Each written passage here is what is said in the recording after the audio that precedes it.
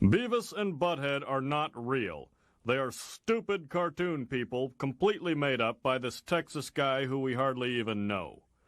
Beavis and Butthead are dumb, crude, thoughtless, ugly, sexist, self-destructive fools. But for some reason, the little wiener heads make us laugh.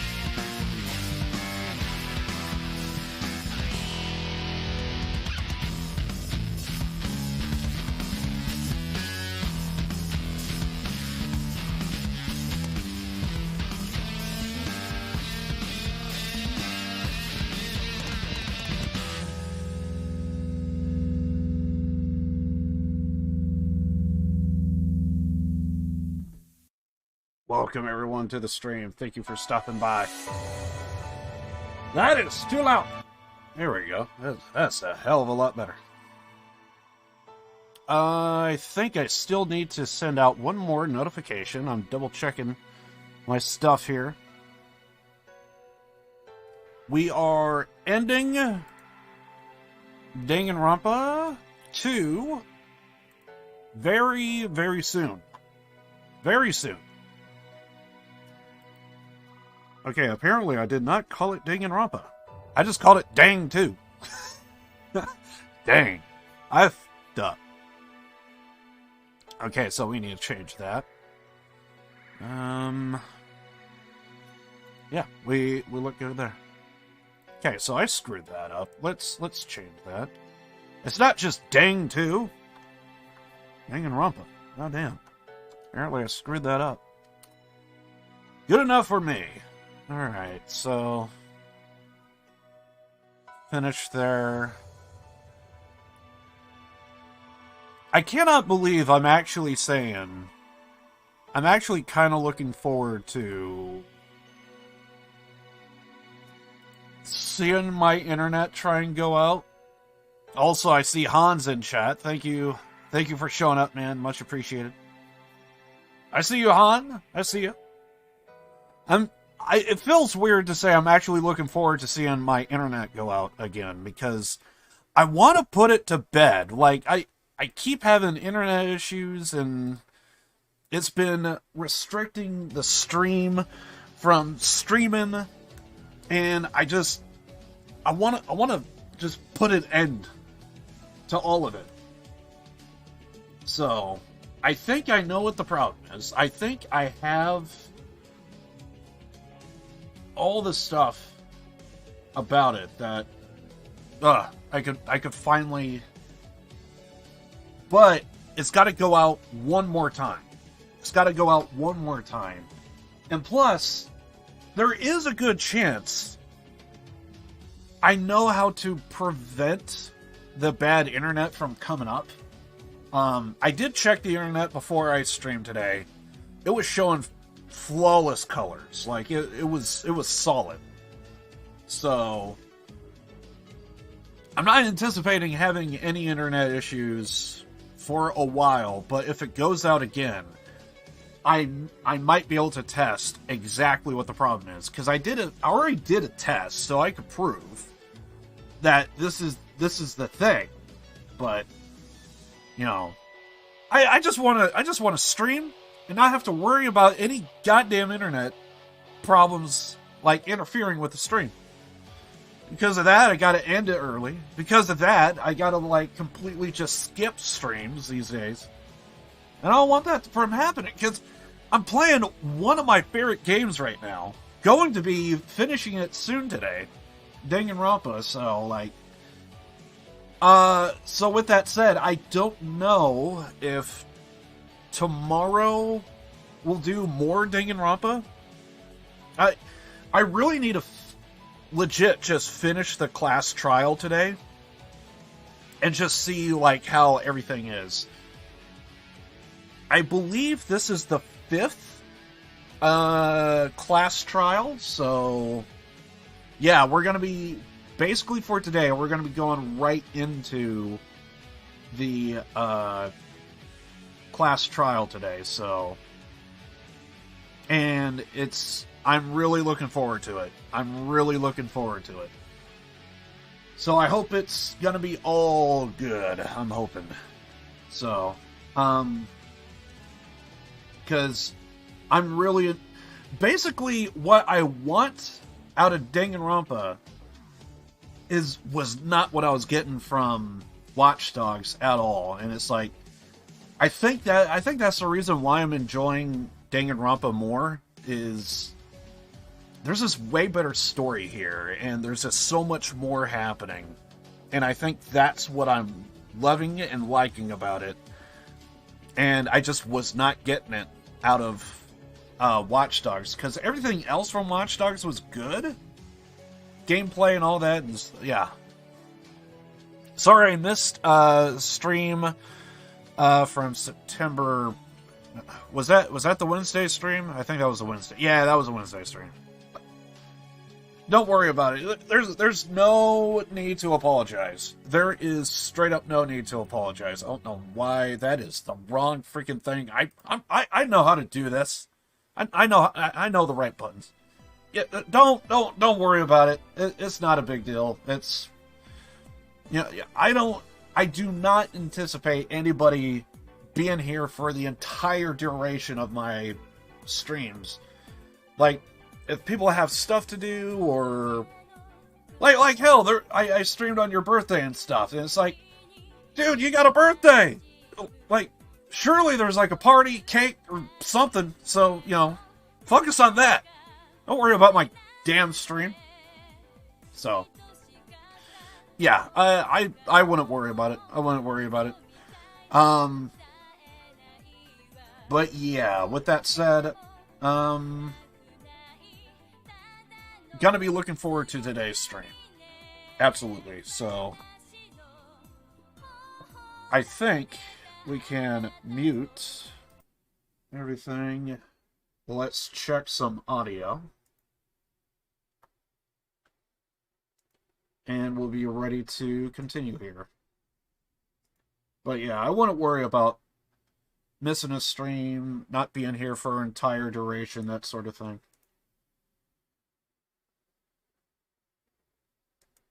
I'm just glad people show up at all. Like, dude, just give me that. Even if it's like, hey, goodbye, can't be around anymore, gotta go. Like, dude, I'll even take that. Goddamn. I don't even know who likes my streams anymore, to be honest. I just go based on who, like, even if I see anyone's face in chat. That's the way it is.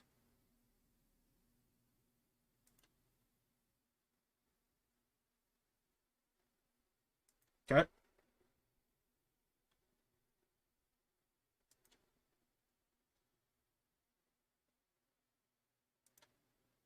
Okay, okay, that was okay. Yeah, audio's good, so we can let me just get rid of everything that I don't need right now. And let's get started. It's gonna be great. Yeah, I probably need to turn back on the audio, lower the audio, because we're gonna be launching the game. Yes! The finale! I'm down!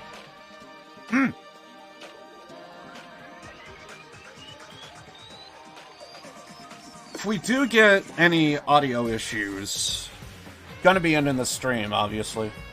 So that way I could take a look at everything.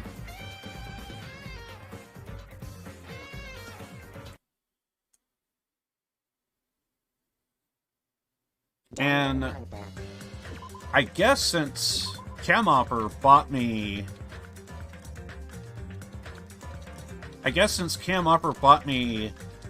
Devil May Cry, we're going to be playing Devil May Cry.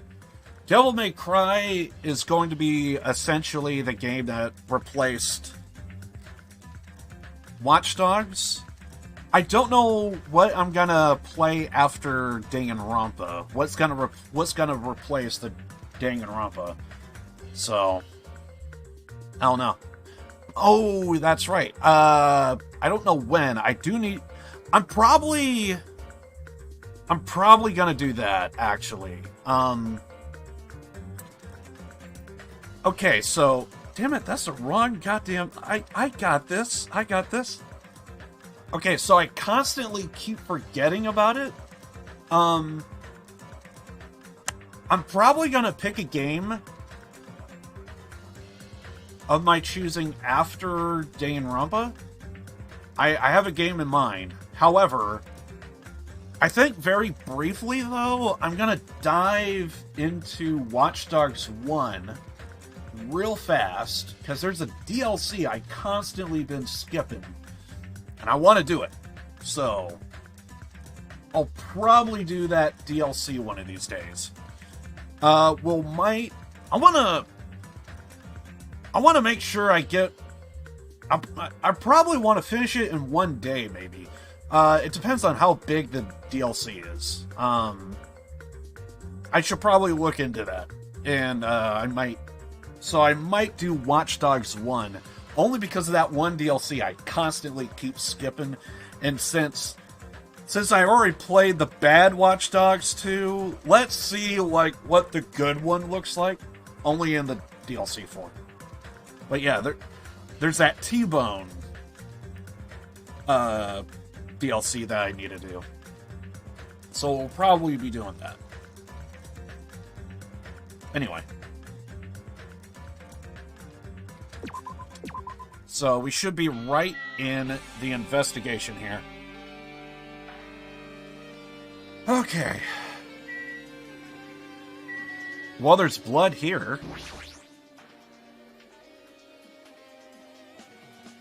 Looks like a bunch of plastic bottles. Remnants of plastic are scattered all over the place.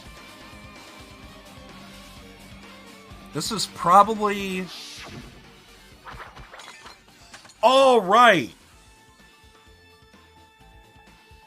Okay, yeah, so there was like a giant fire that took place, and basically so I don't think I checked this area when I first went in, but apparently there may have been, according to some of the dialogue, there may have been a fire extinguisher in this one particular, like, office building, this office room in this warehouse that is making Monokuma plushies.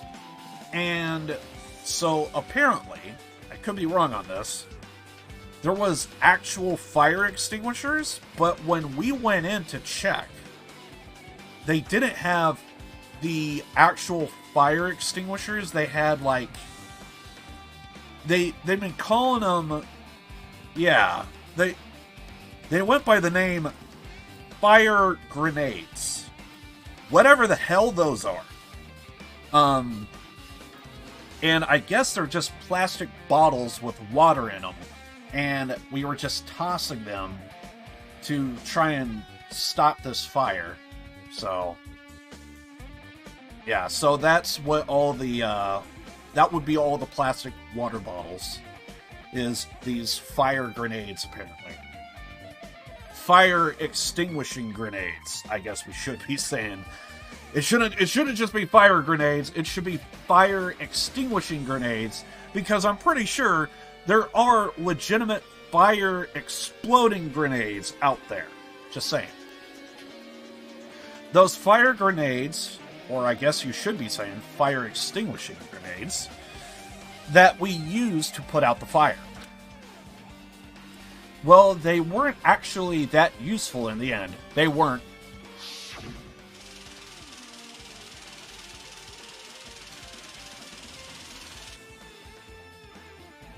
So yeah, there was a sprinkler system that finally went off. So kind of odd that it took a moment. It did. The sprinkler system didn't go off, and yeah, so that was weird. The fire was only extinguished thanks to the sprinklers. Well, nevertheless, this evidence really isn't all that strange. But still worth noting. I wanted to check out the Monokuma plushie. Monokuma's dead. There's blood coming out of his stomach. Hey. No response. He's dead, Jim. Nice.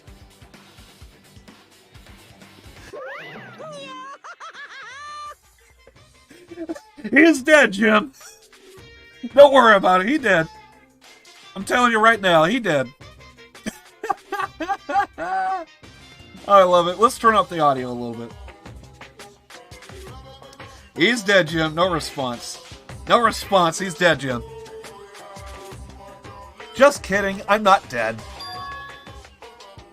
Is this one of the life-size plushies that were being produced at this factory? Oh, it probably was. And I love it. If you are mistaking a plushie for me, then there's something wrong with you.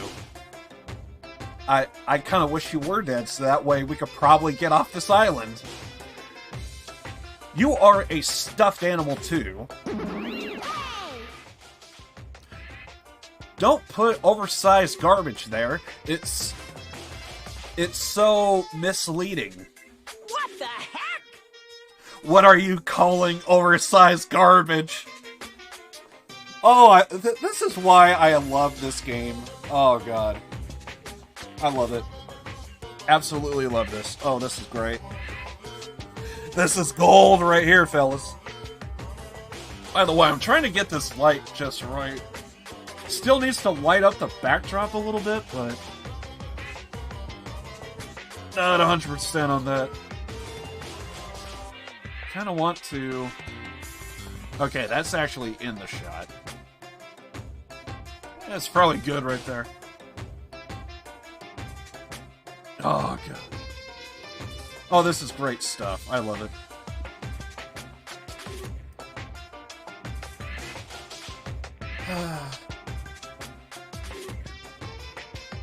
This could be one of Monokuma's tricks. It's kind of hard to say that when he's standing right here in front of us. Then why did he do it? Making a hole like it got stabbed, and going to the trouble of dirtying the hole with blood. Yeah, kind of like a gunshot or something, right? There's just a straight hole in it, and blood around it. Why? Now that's got me kind of thinking. Like, why, though? Whatever. Whatever! Moving on. Did he try to Imitate Nagito's body or something? Well, he was stabbed in the torso, so just like the Monokuma plushie. So there's that. What are you saying?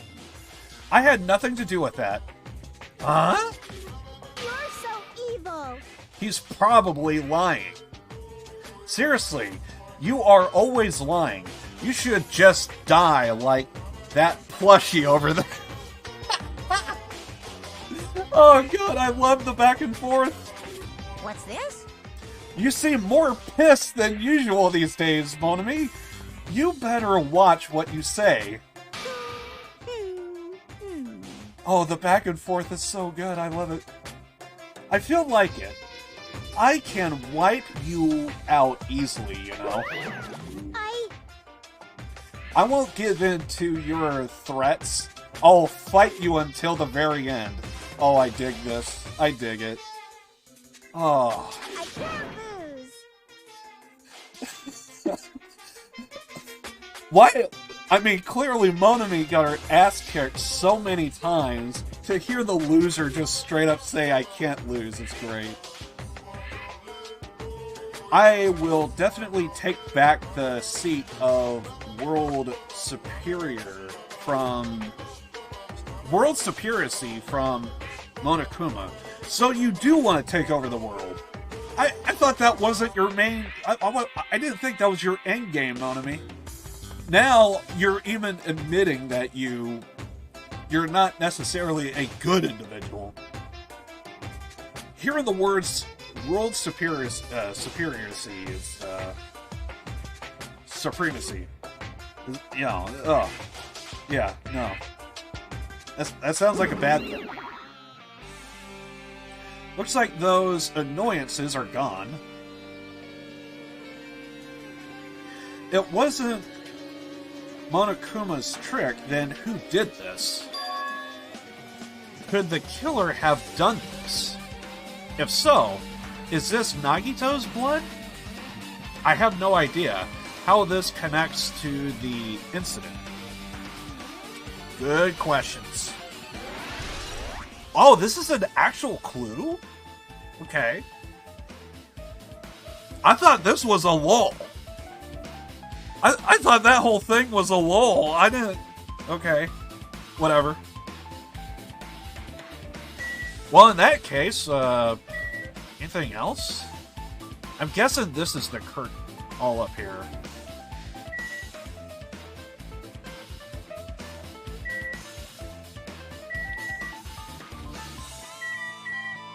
Lighter? This is, it looks like an oil lighter. Is this where the curtains would have been hanging? It also looks like the fire did extensive damage here. If the oil lighter was placed here... Just kidding.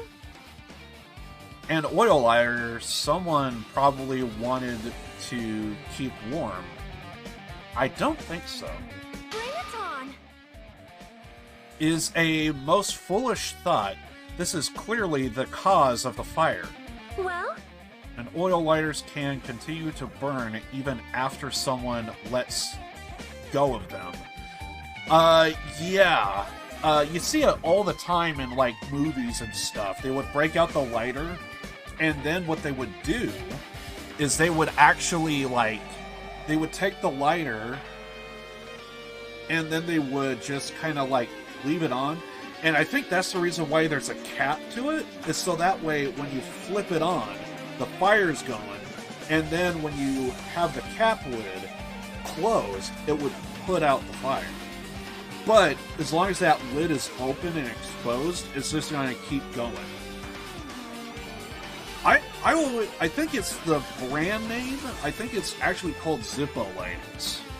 But they probably can't call it a Zippo lighter because, you know, it'll be the equivalent of like Band-Aids. It will be the equivalent of, you know, Kleenex with tissues, etc. So, in this case, they're calling it oil lighter, which, I mean, is basically it. Oil lighters can continue to burn even after someone lets go of them. Which means?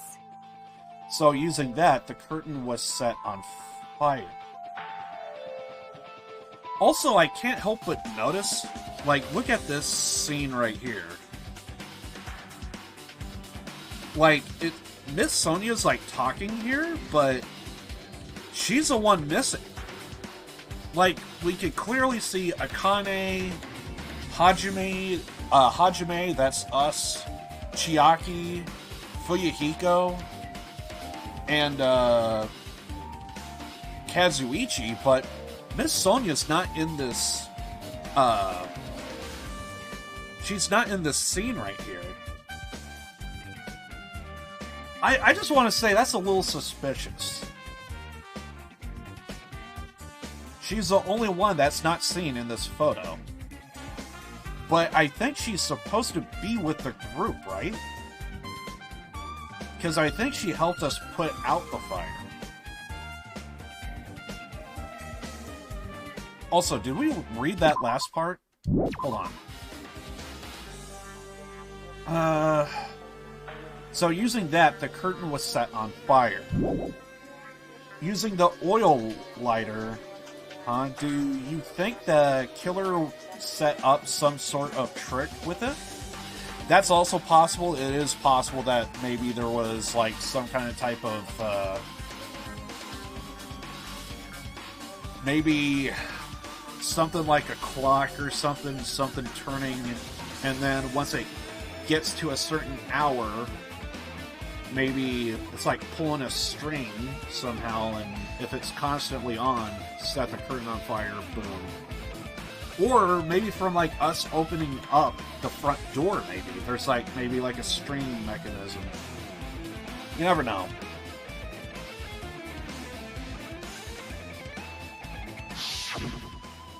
You are right. The killer probably planned to destroy evidence by setting this warehouse on fire. That is also possible. They caused a fire to destroy evidence. That's the only reason I can think of why a killer would set fire to the crime scene. Also, I just bumped into my mic there for a second, so I don't know if that came up. I could try that again. Maybe. Yeah, sorry about that. I just kind of brushed up against the mic there. By accident.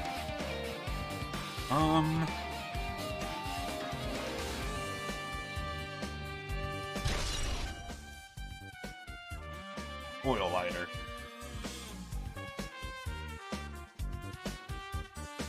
Okay, a lot of good information. I don't think there's anything left.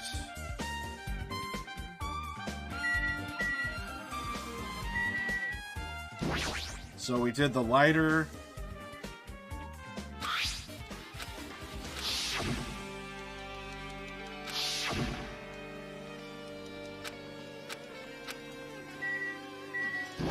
Fire grenades.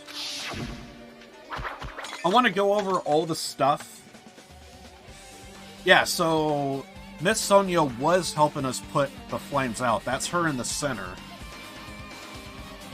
So she was there.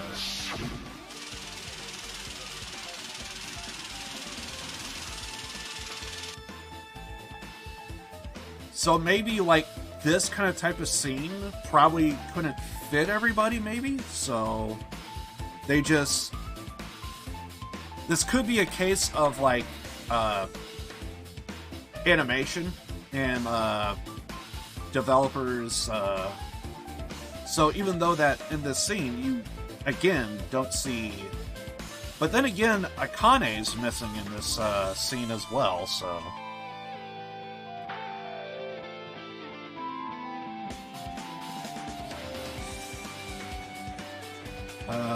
So yeah, we already seen all of this. And the plushie. Lighter. Flush.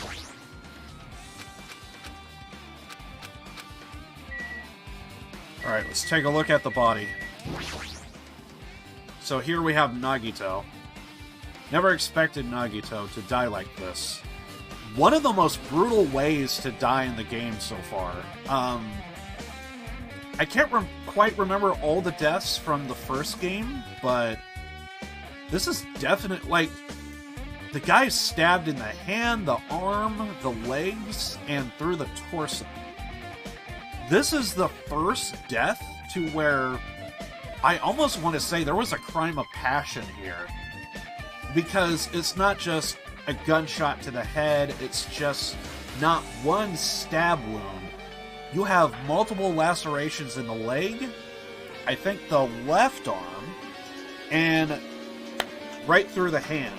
And then again, right in the torso, so... I want to say this was the first death to where there was a bit of passion with this death, so... I'm really curious what the story is going to be told here.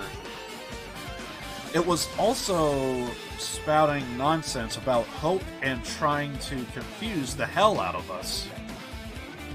And he said he may have knowledge of the traitor, and that never came to fruition. So I'm guessing the end of this game we're also going to hear about the traitor and all that stuff. I don't know, so spoilers. But even so, trying like this is just too cruel. Also, he wasn't completely useless. There were times we were only able to reach the truth because of him. Hate to admit it, but it's kind of true. But everything good and bad about him is gone.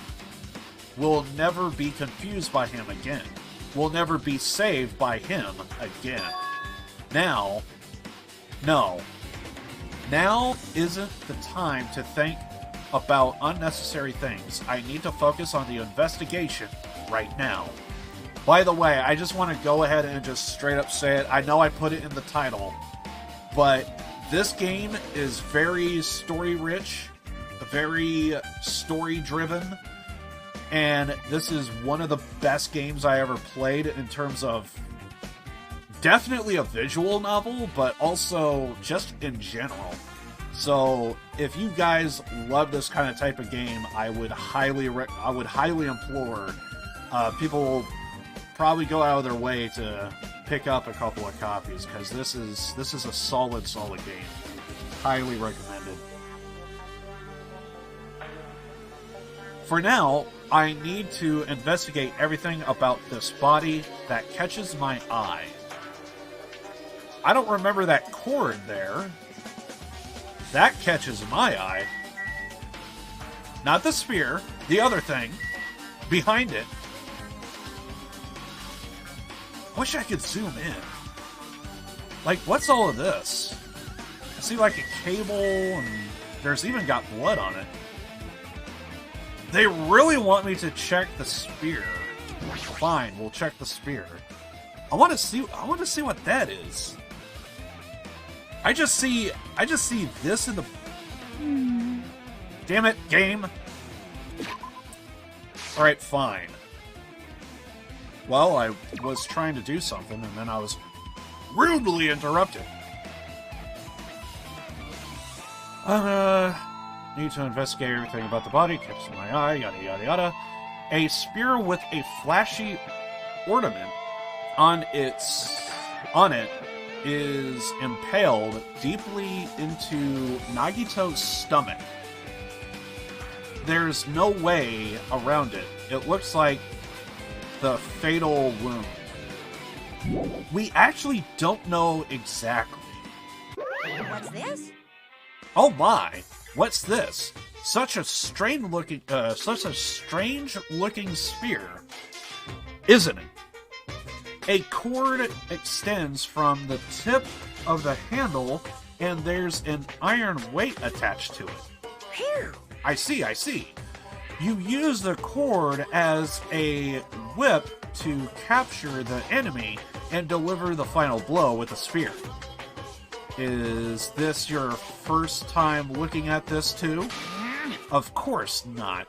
This is the spear of...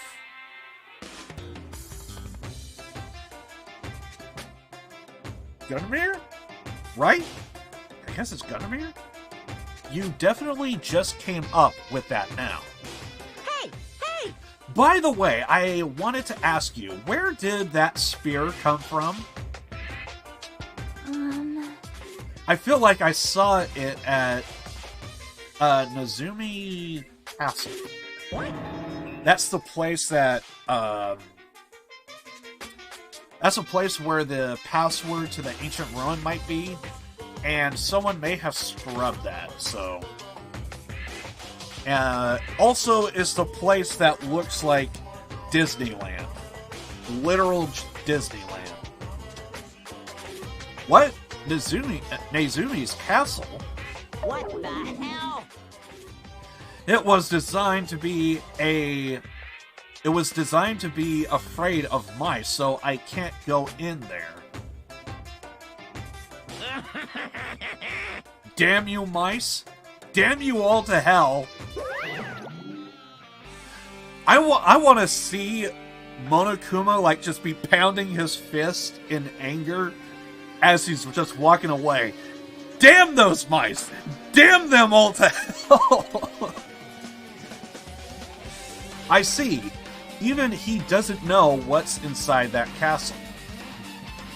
Oh, that's right. So he's actually never been in there before.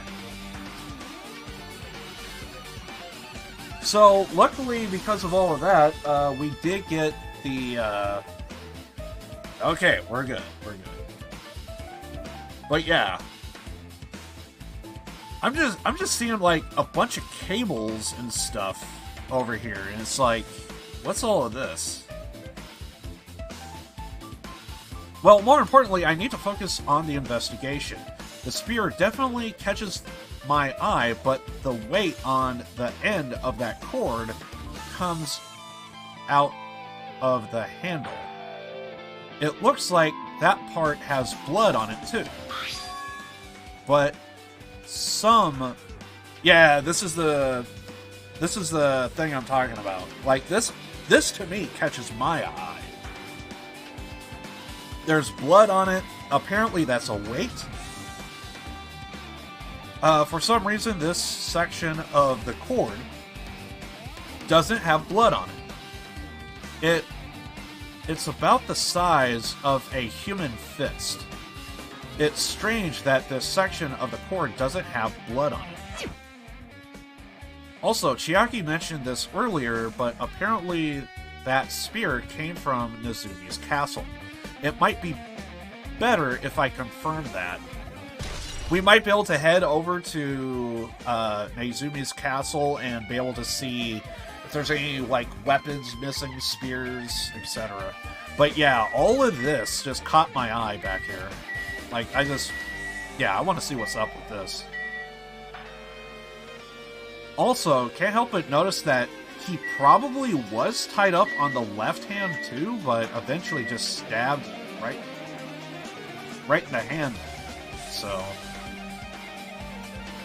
Also, we have a left arm with a bunch of lacerations, so let's take a look at that. There's a cut on his upper left arm. His legs and right hand have stab wounds, but this wound looks like a slice. That's probably the reason that the wound on his left arm doesn't look that deep compared to his other wounds. Well, regardless, it doesn't change the fact that it's a hideous wound and there's blood everywhere. Super difficult. There's something strange. And that's another thing. We don't know if these stab wounds, these multiple stab wounds came first, then the spear, or was it the spear, then the stab wounds?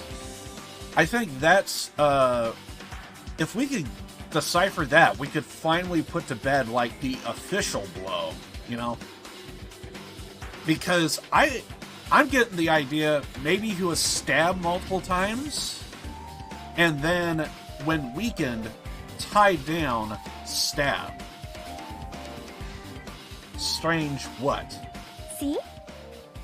Look at the palm of his left hand. I think that blood is from when his left arm was sliced, but doesn't the blood splatter look strange? It cuts off in the middle part of his hand. Almost kind of like as if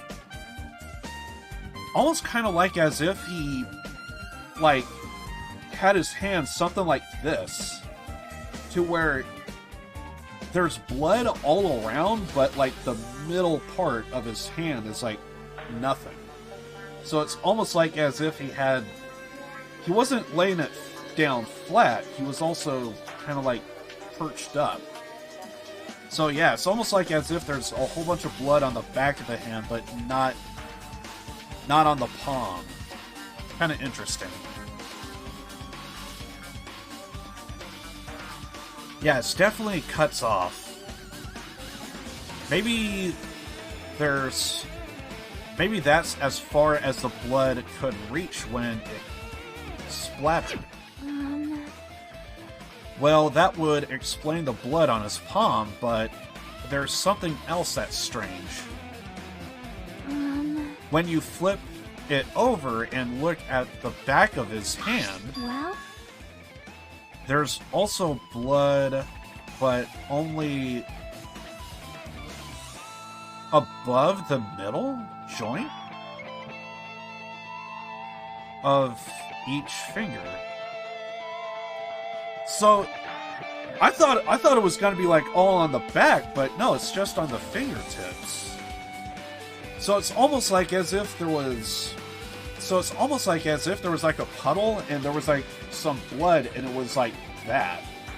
So that's why there would be blood here and along the fingertips. But how would you get it like that though? If there was like, you know, a bloodline or so. Because if it's like that, then you would all of these. But no. What? Oh no, this is confusing. You're right. Why is it only on this part? See? Yeah, a lot of this is strange. See, it's just as I said, right? It's strange, right? I win. I will give you that. For sure, you win. Okay, so that blood splatter is irregular. It's not consistent. But it's definitely strange. Why did the killer do to make the blood splatter like that? And that's on the left hand. So we should go on ahead and take a look at the right.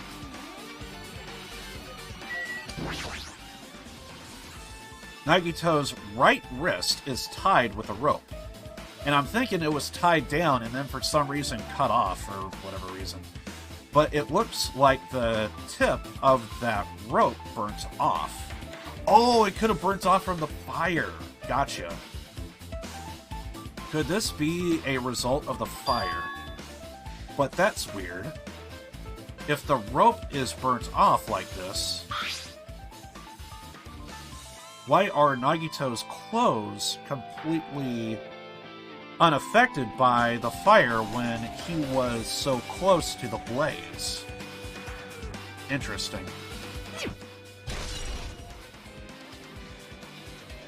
I thought we were going to talk about the knife.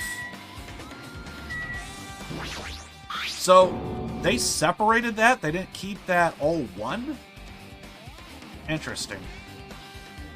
The knife is stabbed through Nagito's right hand. Did the killer do this? How could they do something so cruel? This knife, it must be from the military base. Military base? Now that you mention it, you're right. It looks like a survival knife. Well, Sometimes, I think they call it a Bowie knife, I think, if I remember right.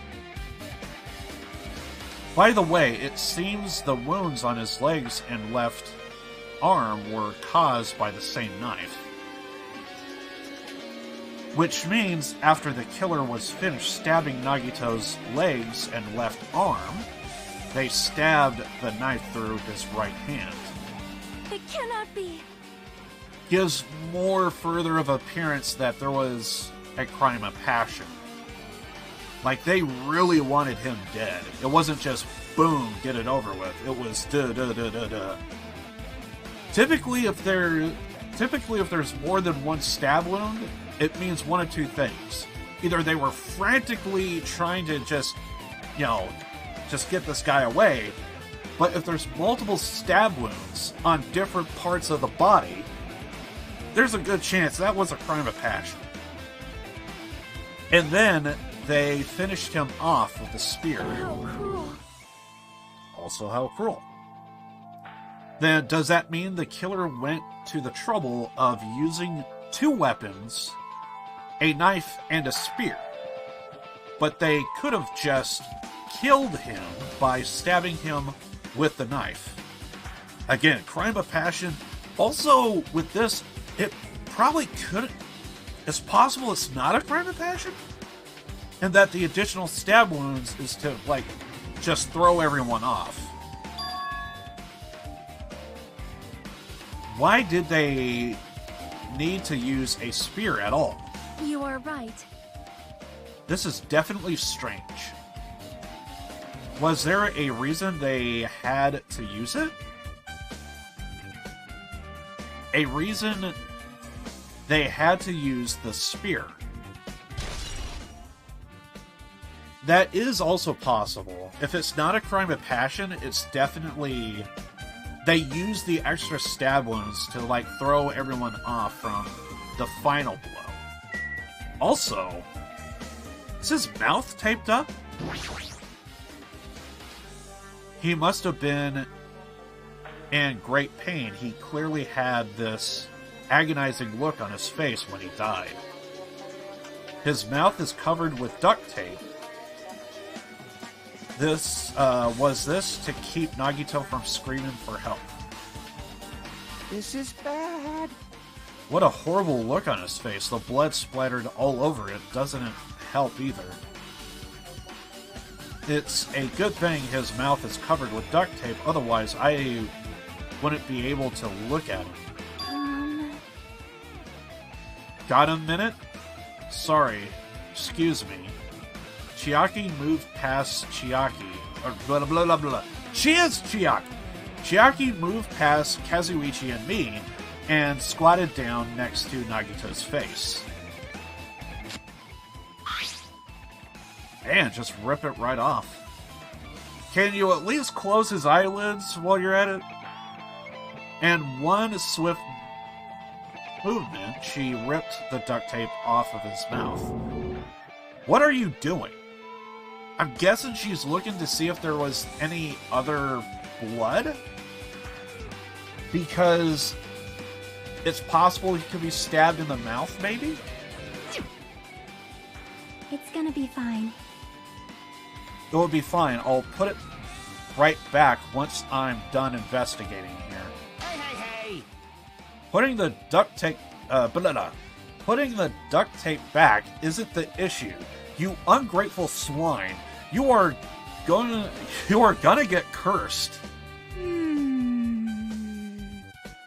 I hate to be the one of to point out morals here, but I understand you kind of want to, be respectful with the dead, but also at the same time, there's certain things you gotta do in order to, discover, how someone died, so... Knowing if there's, additional stab wounds would help, so... Yeah, they were kind of disturbing the body here, but also at the same time, it might help us. The blood on Nagito's face, it looks like it mostly came from the slices on his left arm. If that's the case, Man. it's no use, she's not listening. Hey, hey. About the blood splatter on his face, there's no blood under the duct tape, which is what I thought she was trying to do. Huh? What's wrong with that? Well, It shows that basically he was gagged and then it happened. Otherwise, maybe he was cut up and there will be blood everywhere and then they put the duct tape on. The duct tape has crinkles like it was sticking toward the inside of his mouth, right? Nagito was probably desperately moving his mouth under the duct tape. Seriously, what's wrong with that? She means Nagito's mouth was covered with duct tape before he got those wounds all over his body. So he tried to shout, which caused the duct tape to get sucked into his mouth a bit. But what's wrong with that? Is that something we really need to worry about? I really don't get it, but just put the duct tape back on his mouth already. yep. I love how it just takes her a second to respond. Yeah, you're right.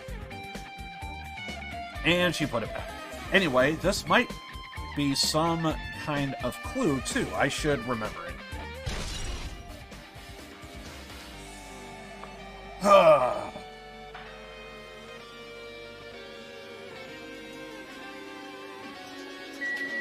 See, we already did the left arm, the face.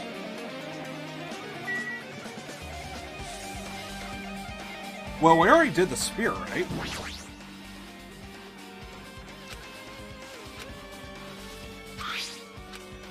Yeah, we already did the spear. So let's do, Oh, but they put the feet as one category. Not the blood around here. No. Not the lacerations around his feet. But they... Okay, so I find it odd. Burnt rope. How did... I'm sorry, that's not his feet. That's his hand. Okay, so there might be a graphical glitch. Nope, that is not a graphical glitch. Okay, so apparently his left hand is his arm. Or, his feet. How are you? Man, this case. Yeah, first time playing, and we're basically nearing the end of the game. So, Firewall, thank you for showing up. Yeah, this case is something. Yeah, so, apparently that's a kind of a glitch there, it looks like. His hand is his foot, apparently. Or feet, I guess. Both Nagito's legs are tied up. Each rope is tied to the pillars nearby. He wouldn't have been able to move at all. According to the Monokuma file, the wounds on his legs are all stab wounds. Does that mean the killer didn't just tie up Nagito? They also stabbed his legs. Why would the killer do something like that? I could only think crime of passion, or they're just trying to throw us off. At any rate, it's pretty sadistic. The killer must have been holding a huge grudge towards him. And technically, we all kind of wanted to kill him a little. Except for two of the women. There was a time where I was like, well, it seems like all the women are fine with them. But the men... Wait, no. Akane is like the first one to jump in on the fight. Or they must have been torturing him. Torture? Huh? I mean, if they just wanted to kill him, they could have just stabbed him once in the chest, right? which would just be one and done, but there was a lot more there. If you disregard the spear in his chest, the other wounds were inflicted for reasons other than killing.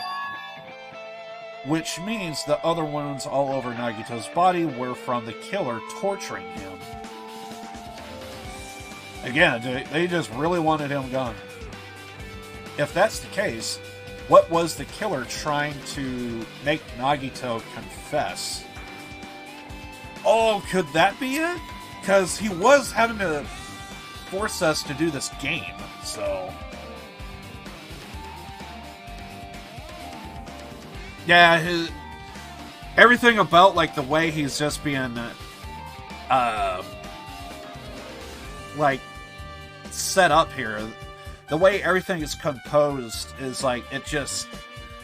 There's so many stab wounds. You got a single stab wound, you got duct tape, he's tied down. There's, like, so much more here than just, like, one single stab wound and done. There's, like, all these different lacerations. So yeah, it's what makes it very strange.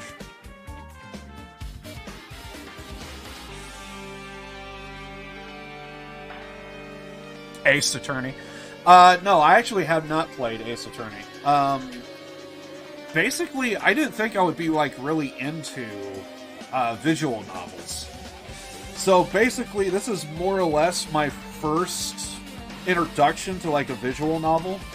And this is kind of more my style, I would say, because you got, like, murder mystery, but it can also be wacky and corny at times, and it's also pretty much they made an anime out of all of this, so there's also that. So there's a lot here that is very appealing to me, and it's not really something I really see kind of elsewhere. At least in my opinion. If that's the case, what was the killer trying to make Nagito confess? Was it something that would have led to the traitor?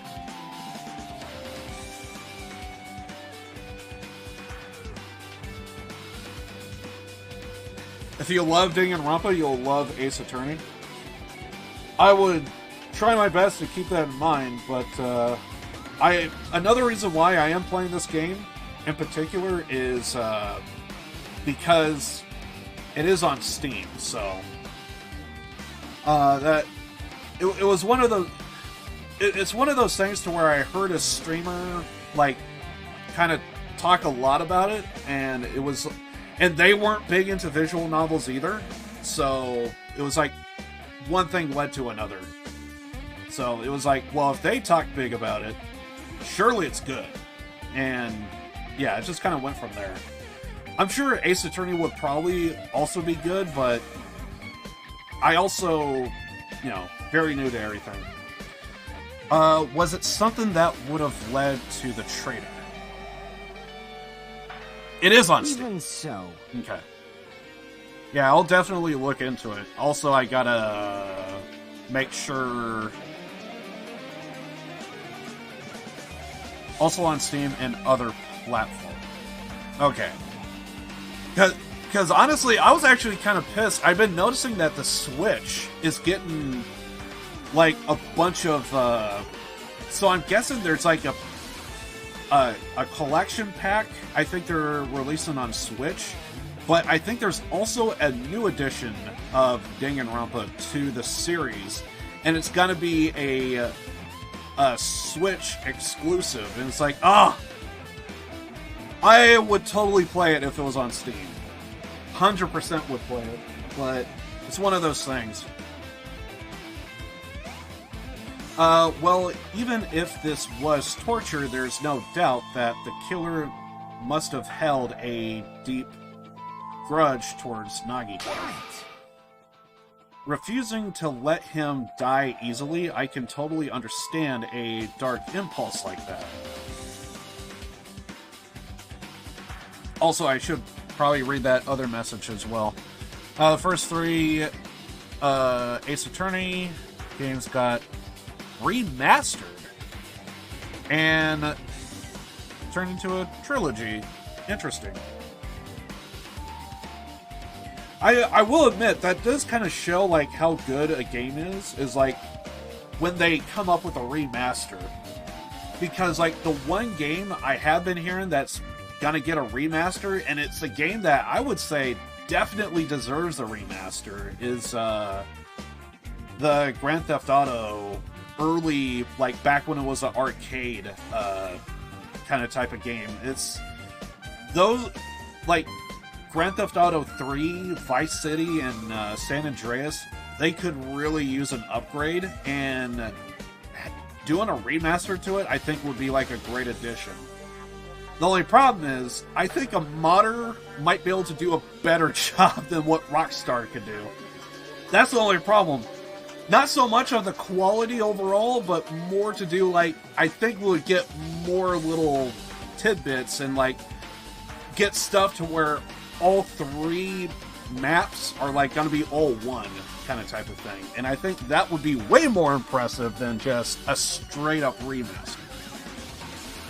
The kind of type of stuff that you would get from a modder, but not what you would get from Rockstar. Anyway, I digress. But even if they held a grudge against him, they really have gone this far.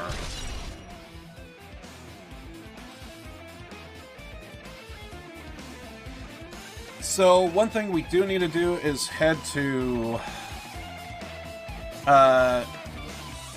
Meizumi's castle. I guess I'm done with the area surrounding Nagito's body. I can't believe I actually investigated such a grisly-looking body. Even I'm surprised at myself. Does this mean I'm used to it? My classmate's dead body is right in front of me, and one of my peers is the killer's responsibility. And I have to investigate his body so I can find his killer. I am used to something as abnormal as this. Also, do you prefer Trigger Happy Havoc or this game? From what I'm seeing, now of course we're coming up on the finale, so I still want to see, like, the entire game before I say officially, but up until this point in the game, from what I played from Trigger Happy Havoc, I will say, if you like Trigger Happy Havoc, you're gonna love Danganronpa 2. If one is better than the other, basically, in the end, you're saying what group of students is more intriguing than the other. And from what I see, it's more or less the same to me. To me, it's more or less the same. And I would anticipate that from the series, from the 2 that I played, Trigger Happy Havoc and this one. I'm still looking forward to the other ones. Haven't played them yet. Gonna get to them. But somewhere on down the road, near future, short list. But from what I played so far, if you like one, you're gonna like the other. I don't think one's better than the other. I think they're relatively the same. And to me, that's not necessarily a bad thing. However, I'm terrible with the sword minigame. I think I understand it, and then I don't get it. So, there is also that. I'm terrible with the sword thing. I think I'm getting used to it, but I say that, and it's like, no, I'm still struggling with it. So when we do get down to that portion, I'm just going to be like complete and total trash. However, Trigger Happy Havoc was a little bit better to just like pick up and play. This one, there's like a little bit of a learning curve, a little bit. But that's just with me anyway. That would mean I'm becoming abnormal too. And I think we're done here, right? Still more to investigate? Oh yeah, we should probably talk to everybody. Like,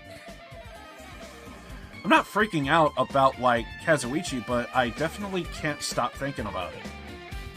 Then, when the Monokuma timer reaches 0, 2 days from now, what's going to happen? Huh? Also, I'm sweating like crazy over here. What's gonna happen? That's obviously wrong. This rotten school trip is gonna end, right? We can finally go home. You can finally go back home, carefree until the end. Does that mean you don't like that will happen? Well, yeah. Monokuma might be planning to make us do something after the countdown ends. Hey, hey! What do you mean, something? Shut up! Shut up! He's making us kill each other, you know? What could be worse than that? Damn it! Huge explosion? That would be my guess. Yeah, stay positive, Kazuichi. You can only hope. You can only hope. Also, appreciate you for the follow as well. Much appreciated. Thank you, thank you. I've been getting a lot of follow bots, so it's been a pain in the ass. But thanks, fan. Appreciate it. But this is Monokuma we're talking about, you know. There's no way this will end smoothly with a countdown. Anyway, like you said before, if we screw up here, it's the end for us. Also, I should probably point out just real fast, if it looks like I'm talking to someone that's not in chat, it's probably because I'm on both Twitch and YouTube at the same time, so if you see, like, comments, there's a good chance it's probably on the other platform, so just wanted to point that out. Just in case if anyone's new and confused. So yeah, I'm on both Twitch and YouTube at the same time.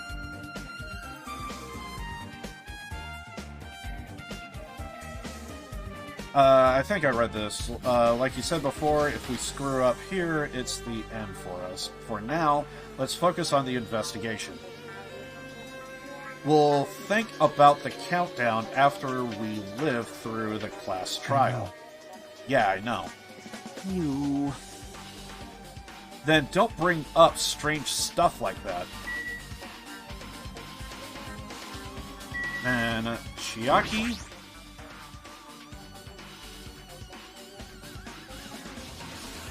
Well, that's kind of odd. Oh, there we go. Favorite case from Trigger Happy Havoc? God.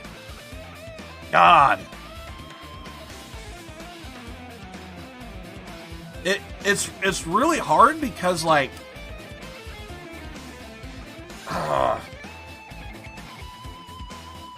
there's one in particular that it wasn't the case, it was her story arc that was so good. I'm drawing a blank on the martial artist. I thought she was awesome because she really went to that. She was the traitor, and she really didn't want anyone to know, and she was willing to do what she did because she didn't want to kill anybody. And I thought that was so awesome of her, but it, like, oh. So, like, I really want to say her, but I also thought Sakura, thank you. Yeah, that's right. Sakura, that's right. So I want to say Sakura, but at the same time, but then I think to, like, Celeste, and, like, her case was, like, very elaborate, because there was, like, multiple killings at once. It was taking place on multiple floors. So, like, in terms of, like, a case, definitely Celeste kind of, like, took the cake because it was just so elaborate. But if we were to go based on just, like, someone's story arc, I gotta go with Sakura, if that makes sense. In terms of, like, a case to, like, investigate, gotta go with Celeste, but to hear someone's story arc, I think I I think I gotta go with Sakura because it was just way more intriguing to me. So I don't know if that answers your question, but like, that's what I would say. Yeah, Case 4 was great. And I forget the lineup to him too. It was, I think I played that sometime last year, I think, if I remember right. I forget when I played it. Because I did a Yakuza run. I played Cyberpunk 2077, which was also good in my opinion. I played the PC version. For those that did play the grotesque console version, I feel for you, and I am just... I'm sorry. I don't know how to make words there. That is like, oh. And then I'm hearing of like the PlayStation 5 and Xbox Series X release, and I'm thinking it's still not gonna work because it's on console. It's just,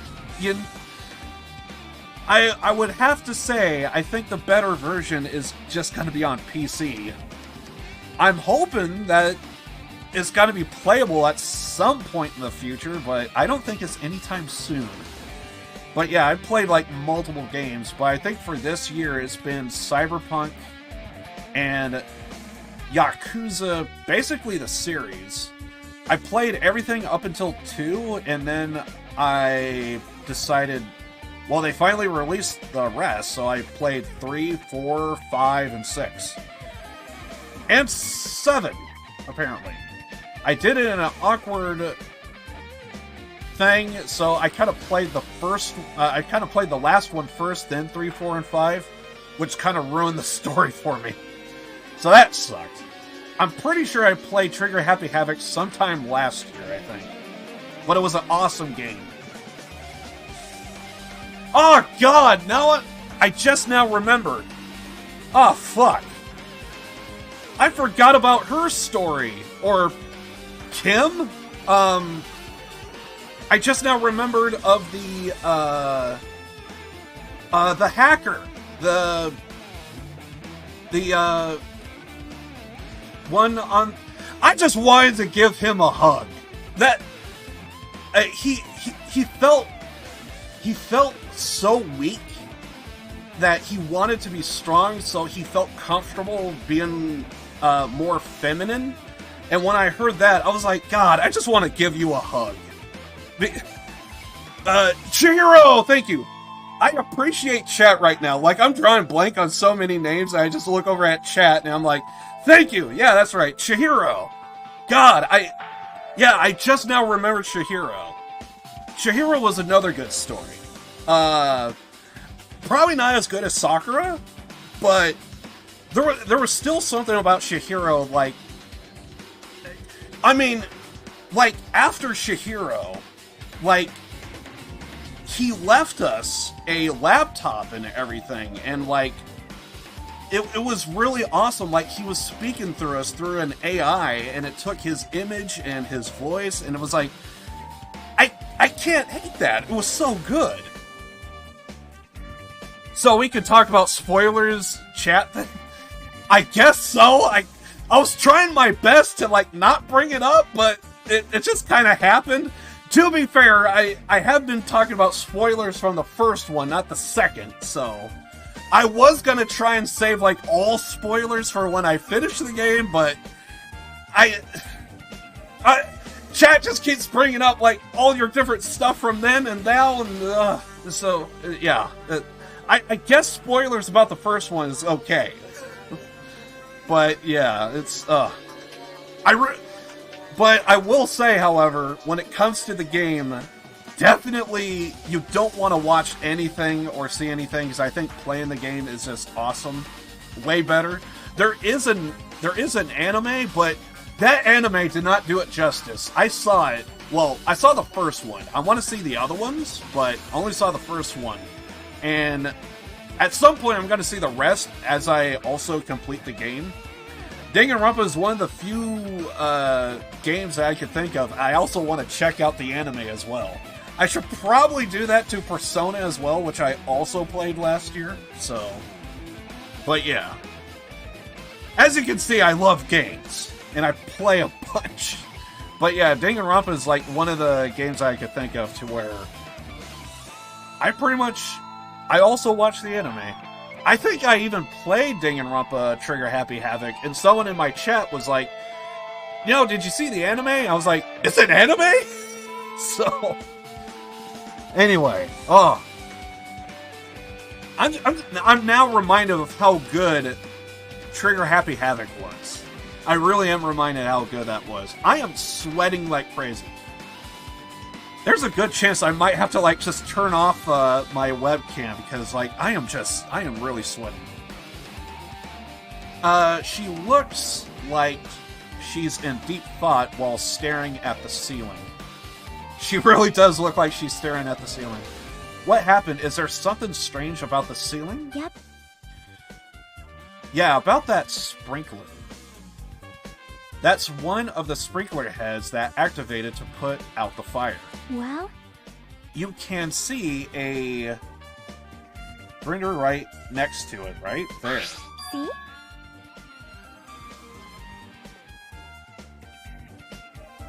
Is that blood? Can you see that red streak? Huh?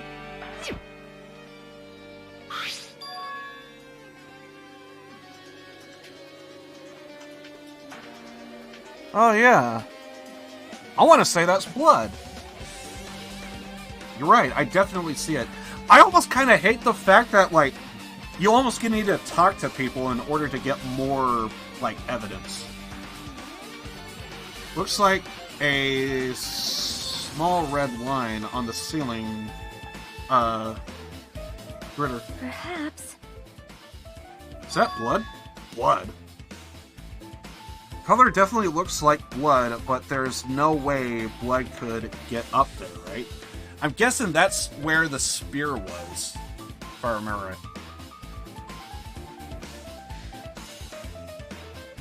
God damn it. Sometimes silly Chiaki ain't pink, right? I do remember when I first started playing this game, and when it was basically when I first saw Sayaka in Trigger Happy Havoc. When I came across Sayaka, I just remember thinking, did she just have a breakfast sandwich or something and just went crazy on the goddamn, and she just went crazy on the jam or something, because it's just it looks like she had a food mishap or something. I always found that funny in the series, and I think I know why they did that, is so that way they could kind of make it for teens, rather than if they went red, it would probably get because it's definitely. I will say this about Danganronpa. I do get the feeling this is one of the few games I could think of, because I always hear if there's a manga, a novel, a anime, you always hear about how more graphic things are in the novels and stuff. I want to say Danganronpa is the first game to where we actually almost get a glimpse of when an actual novel or manga turns into something really graphic, and they just end up putting that in the game or anime. Yeah, that's basically what I was pointing out. Yeah, exactly. The blood is essentially censorship. Yeah, I'm sure that's the reason why, but it still doesn't stop me from thinking from time to time, it just looks like it's a mishap with peanut butter and jam or something. You messed up with the cap and it just got everywhere. By the way, you might see me flip over to this scene, so that way, just an extra reminder of what comments I'm reading. Plus, it's in a straight line. That has to be before the spear. That's why I've been staring at it. I think it's strange. It's definitely strange. I should remember this. we definitely need to remember.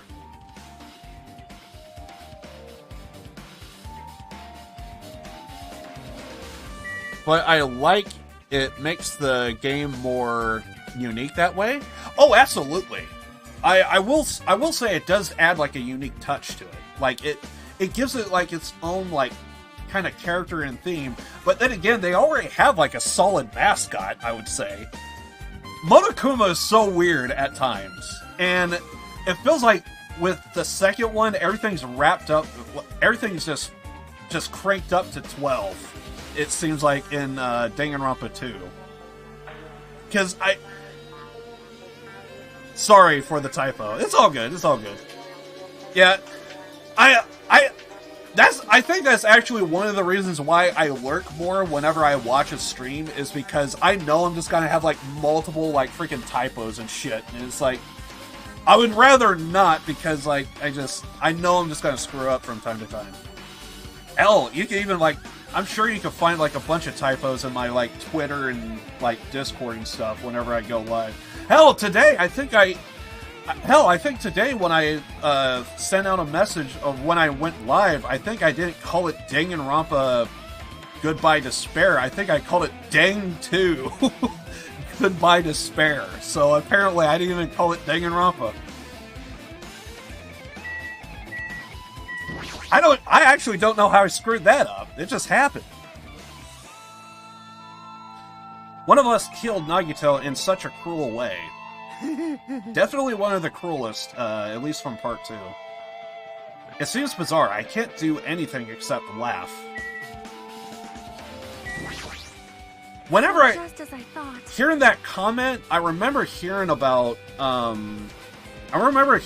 like a story that took place. I think the guy got like a Medal of Honor or something in a war, and I remember hearing like basically they were surrounded by enemy targets, and they said that the guy just laughed uncontrollably, and I'm guessing that.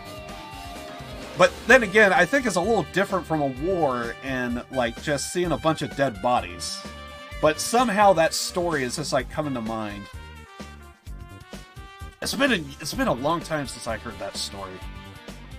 I just remember hearing a story of like someone was fighting off enemy targets. It was kind of like more recently, and I think it took place in Afghanistan, and like they were just completely surrounded, and only like a couple of people survived. And they said when they tried to call for backup, they were essentially denied, and the gunner was basically just laughing uncontrollably once he heard that. Somehow, just there's just times where I just read something, or like I come across something, and like little tidbits just come to mind from stories I heard, and it makes me think. If only everyone could go home, nothing would make me happier. No, we should finish the trial, then we can think about what will happen after. Dang 2? That's funny. I know, right? Dang 2! Yeah, I really like that Dang 2. It's pretty good. Somehow, I just forgot to put in Rampa at the end of that. I just put Dang 2 and just called it. Apparently just going and Rampa is just too much. Just Dang 2. There we go.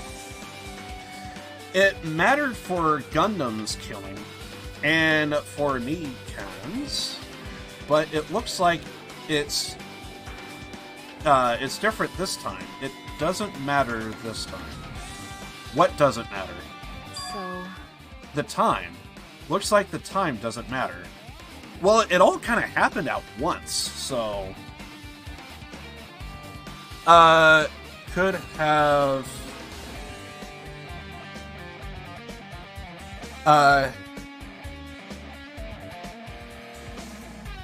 Chiaki, have you played this game? It's called Dang 2 Goodbye Despair. It's really good. I do love... One of my favorite characters right now in part 2 is Chiaki. I just love I think it's because, like, I just see myself, and it's like, I have, like, so many, like, zero people skills, and, like, I have, like, my own, like, social problems, and it's like seeing her, and she's, like, quintessential, like, just a bunch of social issues, and it's like, I could understand it. It was clearly written in the Monokuma file. The time of death was noon sharp. If it was at noon, what were we doing at that time? What were you doing? Well, right now, it's time. Oh! Gotta love freaking Minimaru. Absolutely love him. She has all of the pro gamer moves. Exactly. Yeah, Chiaki is one of my favorites. Minimaru has one hell of a story arc. I'm just saying. Like, he went from a person. I actually do want to, at some point, I don't know when, but I do want to see, like, the rest of that guy's story arc. I think when I finish the series, maybe even today if I remember, I do want to see, like, the rest of, like, the free time that you could have with him. I thought the story was kind of interesting. Like, there was a kid dying from a terminal illness, and, like, because of that, he decided to become a manager. So I kind of want to see the end of that story arc. I don't know how it finishes, but I know how it happened, and I thought that was kind of interesting. And now that we have a clock with personality, I love it. Again, another unique and interesting case from part 2. It's 12:30 p.m. So it also has a clock function. It completely makes sense that Akane has Minimaru with her. Then that means Nagito died 30 minutes ago. Huh? It happened that recent? He's totally a fresh kill. Very fresh, apparently. So are you going to play the spin-off, the series? Yeah, so... I heard it's bad. But I'm gonna play that one last, I think. I think I'm going to play that one last. I think I want to do version 3 first, and then do the Ultimate Despair girls. So, like, I want to play it because I want to say I played the series, but also at the same time, but I heard it's bad. Okay, so it's not bad, it's just controversial. Okay, good. Okay. Because someone came in my chat and said, "Oh, are you gonna play the bad one, the Ultimate Despair Girls?" So I just took that guy's word as payment, and I was like, okay. If it's controversial, that's different. That means it's not necessarily bad. It's different. It's different. Okay. By the way, I do not know anything about 3. I don't know anything about Despair Girls. I could probably take a guess on Despair Girls, but. Yeah, okay. That actually makes me feel a little bit better after reading that comment. So I want to thank you for that. So now I can feel a little bit better going into that game. Like, it's not outright bad, it's just different. Okay. With some of the content of the game shows. Okay, yeah. I know some people might see those last 2 comments there as, like, spoiler territory. For me, not so much, because, like, technically, I actually feel relieved, because, like I said, I just had someone come to my chat and say, you're gonna play the bad one too, so... It helps to not jump to a conclusion. I actually feel I'm actually glad you came to my chat today and, like, said that. Because now I can actually, like, get excited about it. Now I can actually get excited about it. Okay, this is going to be different. So, it's... Okay. Yeah, I took it, it was bad. I didn't... Okay. That's good. That's good. Now I could probably get it a little excited. But yeah, I'm going to do that one last, I think.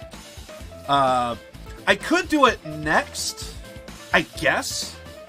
But I don't know. It's one of the... Probably... I don't know. Anyway, I will think about it. But I think I originally was planning on doing it last. But thank you. Where was I?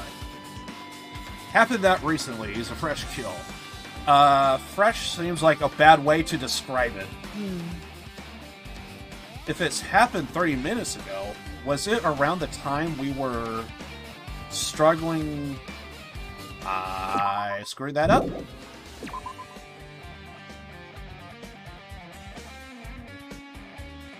$30 minutes ago, was it around the time we were struggling with the bombs?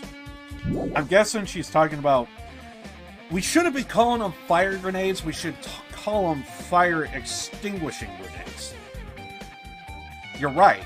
Those fake bombs were originally supposed to explode at noon. All right. Oh, she's talking about the other bombs. Okay, yeah, the rig that for some reason...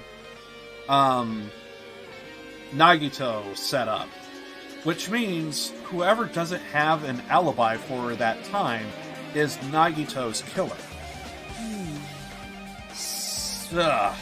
But this could be like when Nekomaru died. The killer could have also used some kind of automatic setup. Also, the crime looks very detailed, so they would have needed time to prepare. Then whoever doesn't have an alibi before we found the bombs is suspicious. Well, if we're going by that, we should be thinking of Miss Sonia. Huh? Wait a minute. None of us have an alibi for that time. That's when we all split up to search for the bombs. Yeah, that's the problem. The only one that wasn't here was probably Miss Sonia, if I remember correctly. But she was also kinda here. She just came in late. Da-da-da-da.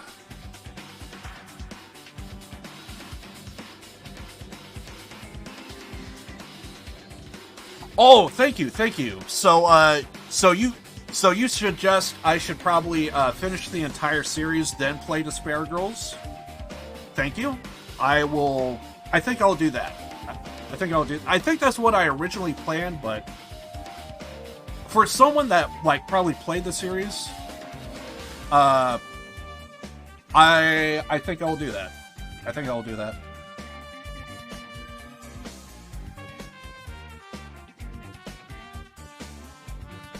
Okay, start with after you finish the series. But you can play it after the second game if you want.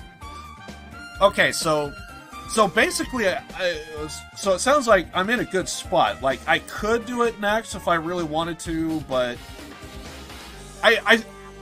the more and more I think about it, I think probably finishing the series and then Despair Girls, I think, is probably the way. But the only reason why I kind of like paused and hesitated is I'm trying to remember when each game was released, and I kind of want to...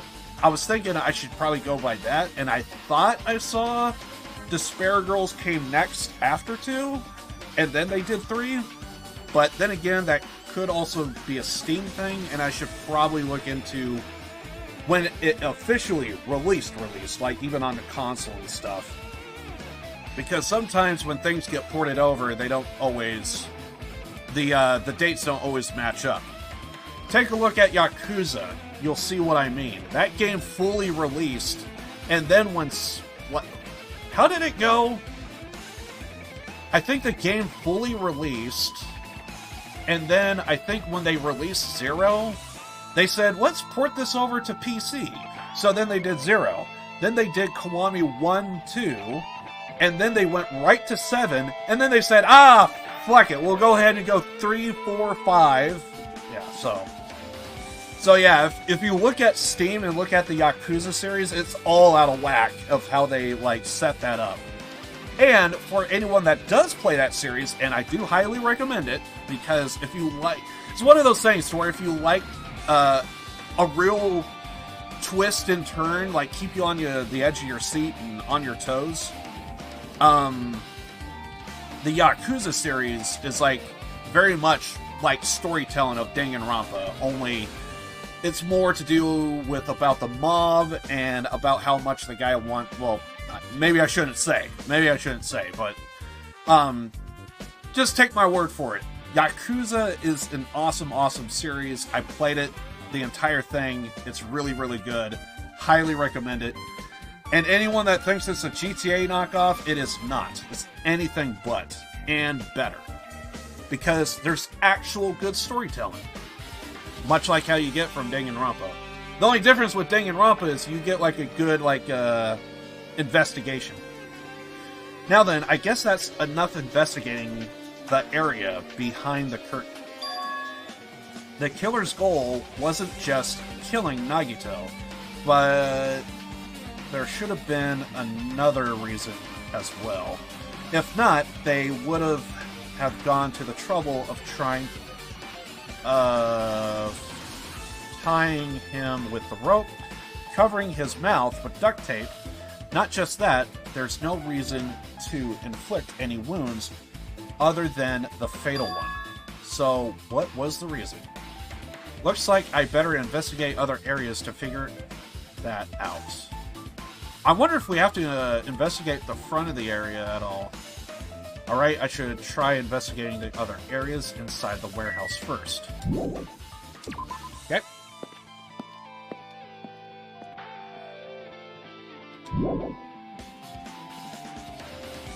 Still need to finish. MP3 player? Okay, that just feels like random as hell. Is this an MP3 player? There's even a speaker plugged into it. But why is this here?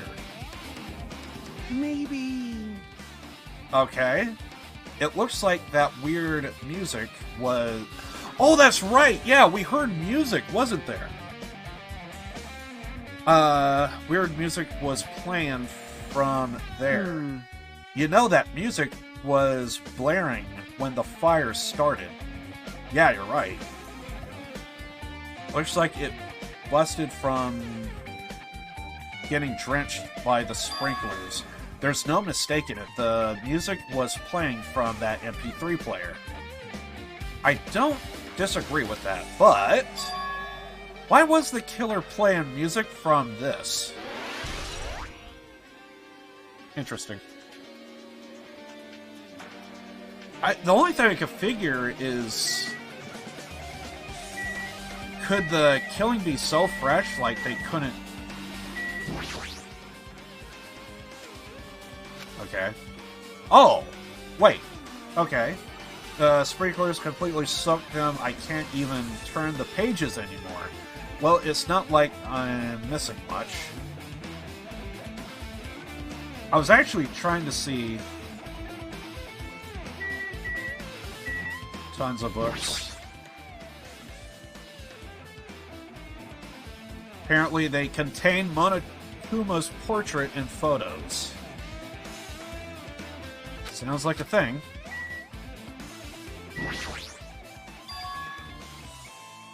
There are a lot of tipped-over Monokuma panels. The panel near the curtain in the back is tipped over and burnt. Did the fire do that? Oh yeah, I see what they're talking about. So the ones in the far back, you can kind of see they're a little bit burnt, but the ones over here are almost pristine.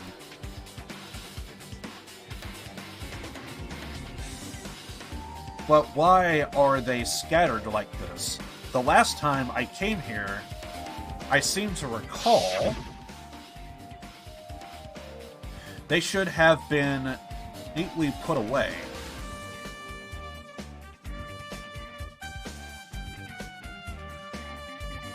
If they were tipped over, could that be how the fire started?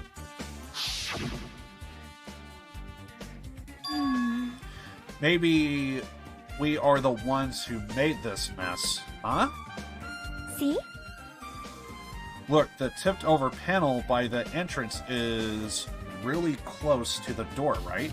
So maybe the reason the panels are tipped over is interesting. Oh yeah, that's right. So Akane was really wanting to get in there and she like forced her way in. I forgot about that. It's fine, I'll open it slowly. No, that's not the problem. Seriously, it'll be fine. With those words, Akane brushed off everyone's warnings and slowly opened the door to the warehouse. She tried doing it slowly and then she just forced her way in. I both hate and love you for that. Love the enthusiasm. Hate the fact that you could have destroyed evidence in the process. It's not opening. Is there something blocking the door? I can barely open it. I knew it. It's a trap. Seriously. Just stop it already. Just stop it, okay? Didn't I tell you it will be fine? I just gotta use a little more force. What happened to opening it slowly? Akane ignored their protests, and with a mighty kick, the door flew open. Could it be, was that it? Well? And there's something else I've been wondering. Hey. These Monokuma panels are tipped over starting from the entrance to the back of the warehouse, right? They seem to be lying on top of each other in a straight line. Yeah, compared to the other tipped over panels, that line is the only one that's neat and orderly. So... Isn't this clearly strange? Strange, that means we can speculate this was done intentionally.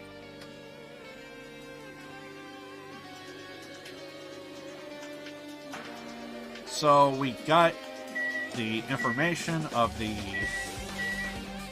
Okay, can't look at the cameras, I guess. Are you guys gonna have different dialogue? Hey. Okay, so it's the same stuff. Like, Okay, same stuff, so we don't need to talk to them. CDs. Monokuma's music? He should have been burnt, too. I mean, it's kind of all on that curtain, so I don't think a lot of this should be burnt. We discovered the panels, apparently the MP3 player.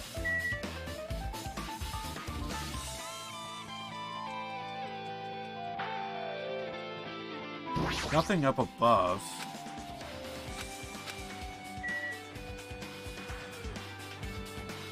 What do you think happened to Nagito? Well, there's a lot of moving parts. I do find it odd that something about Miss Sonia and her... The way Miss Sonia was when because she really wanted to go to the military base. And and we even told her, hey, we gotta go to the plushie factory because we've discovered the bomb. Because that was the whole point. We gotta find the bomb. And Nagito moved the bombs to a new location, and before it was the one place we never checked. And so it was a ruin. We never been in there. So he took it out of the ruin into this plushie factory, and he said we all been there at least once. So, yeah, and so we found the plushie factory, and even after telling Miss Sonia, hey, we need to go to the plushie factory, she still was wanting to be at the military base. Those actions just seem odd to me. I'm not saying she did it, but it is sus. And then she was the last one to show up. So it's everything is just odd. So we can confirm Akane, Chiaki, Kazuichi ourselves, and Fuyuhiko that us five are accounted for, but not really Miss Sonia. So it is still possible, like, the killing could have happened by one of us five, but it just feels highly unlikely because we were always watched by one another. So I'm sure during the investigation we might come up as a name because we did have to go to tell Miss Sonia to come over to the plushie factory, so our name might come up, maybe. But I want to ask Miss Sonia and see what's up when the trial happens. I will say that. But it does appear there could be a timing situation to where we could be falsely, like... So choose one person to survive, and not only one.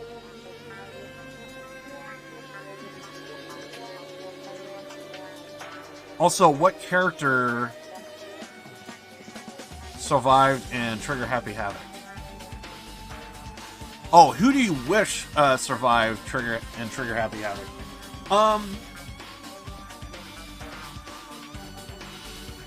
Well, the one character that I did feel really bad for was Shihiro.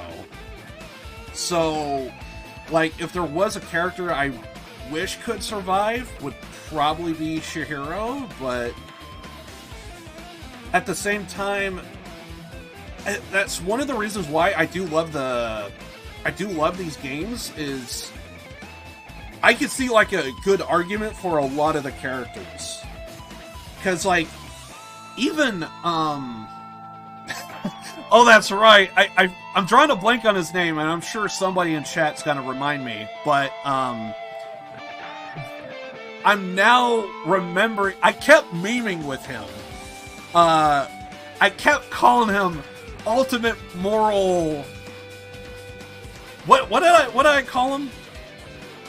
Ultimate Moral Compass is what I kept calling him. And I said that before and after he said a line. Ultimate Moral Compass. I think... Taka! That's right. Thank you. Yeah, Taka.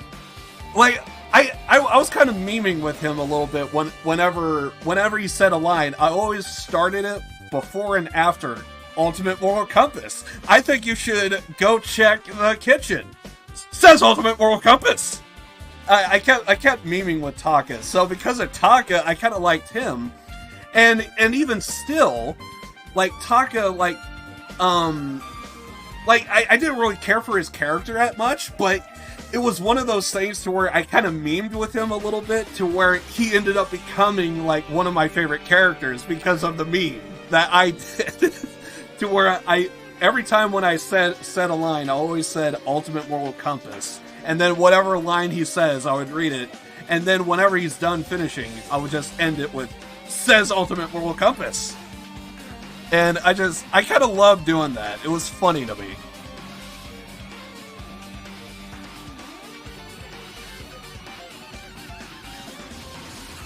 Oh yeah, 100%. 100%. Yeah.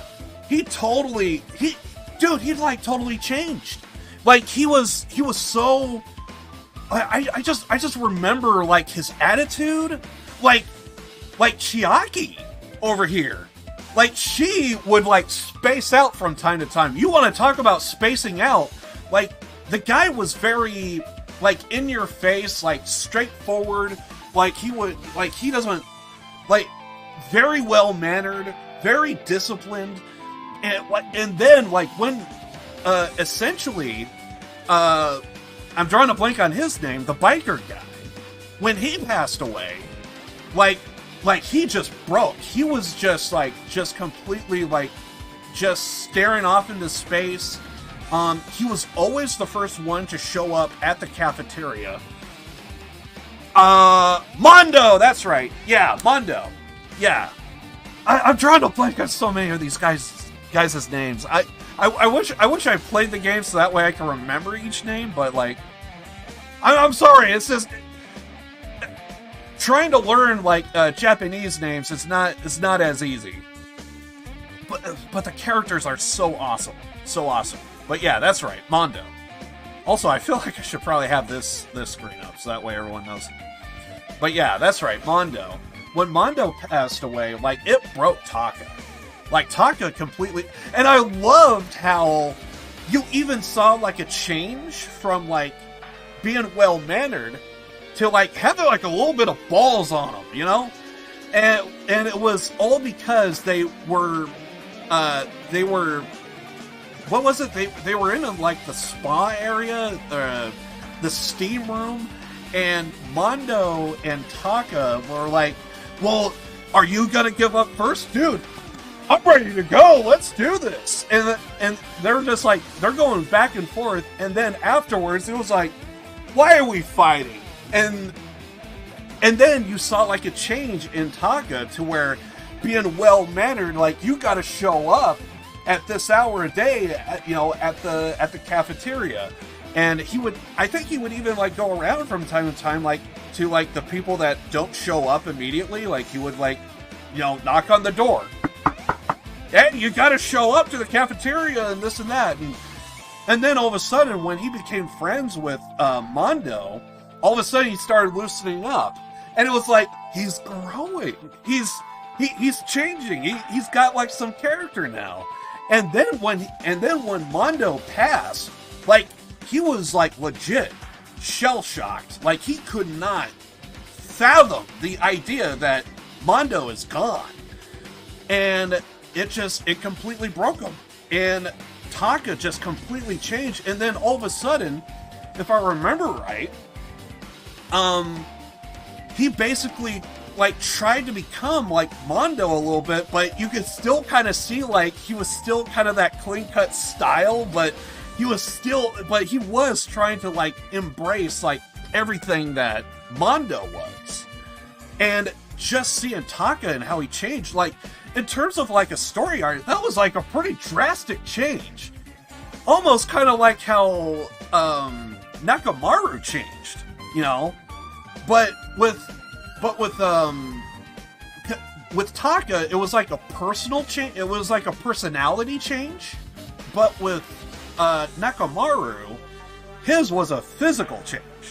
So if you want, you could also probably make parallels with that. Like, Nakamaru, he had a physical change. And then with Taka, in the first game, he had a complete personality shift. Like he had like 3 different personalities. The very strict, just completely, the ultimate moral compass, and then he changes into like being a little bit more relaxed, and he's friends with Mondo, and then from those 2 characters changed into his broken self of trying to become what Mondo was. And I thought in terms of like character and personality change, like I thought that was like a unique story arc. And it's awesome. And I like it. But if I had to answer the question, who would you wish would survive? The first one, I would probably... There's something about Chihiro. Like, something about Chihiro. I just want to give that person a hug and, like, almost kind of be like, letting them know, like, dude, you don't have to be, like, afraid or scared. If I have to, I would kick in doors and, like, help someone out, you know, if I have to. Because that's kind of like my personality. I want to bring out the best in everyone, if I can. Don't know if I always do that, but I would try. There would be an attempt. Although, given my past record, I'm sure I'll fuck up at some point or another. But yeah. I think that... Wait. Still areas we haven't finished? We don't gotta talk to everybody again, do we?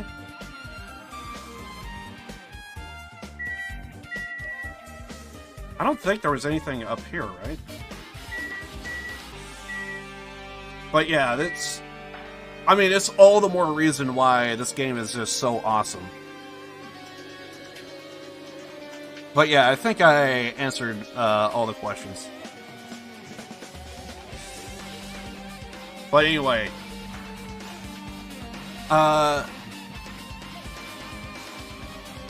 most unexpected death in Danganronpa so far. Unexpected.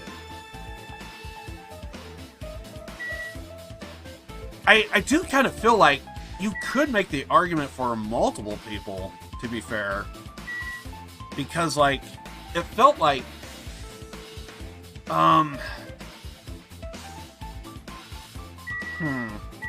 I always kind of suspected Chihiro. And I remember one of my moderators, I haven't seen him in a while, but one of my moderators was, like, hanging out, and they were saying the exact same thing that I thought. And they were saying, like, Chihiro just kind of comes off like someone that's, like, too good for the world kind of type of thing. Like the world could be so cruel, and, like, someone so sensitive and someone so kind of, like, cares about people, like, oh god, they're just gonna get eaten up and spit out. And it's like, I kind of felt for that, you know? And so it wasn't just me. I can say that one of my moderators was kind of, like, picking up on that as well. I feel like one of these panels is probably something we gotta click on. But pretty sure we already checked on it. I'm really trying to think. It seemed like there was a character that felt like it came out of left field, and I'm trying to think. I do remember... I'm trying... Oh, God. It feels like there was a couple that seemed unexpected, and for some reason I'm just drawing a blank. I want to say it came from the first one, though. Wait.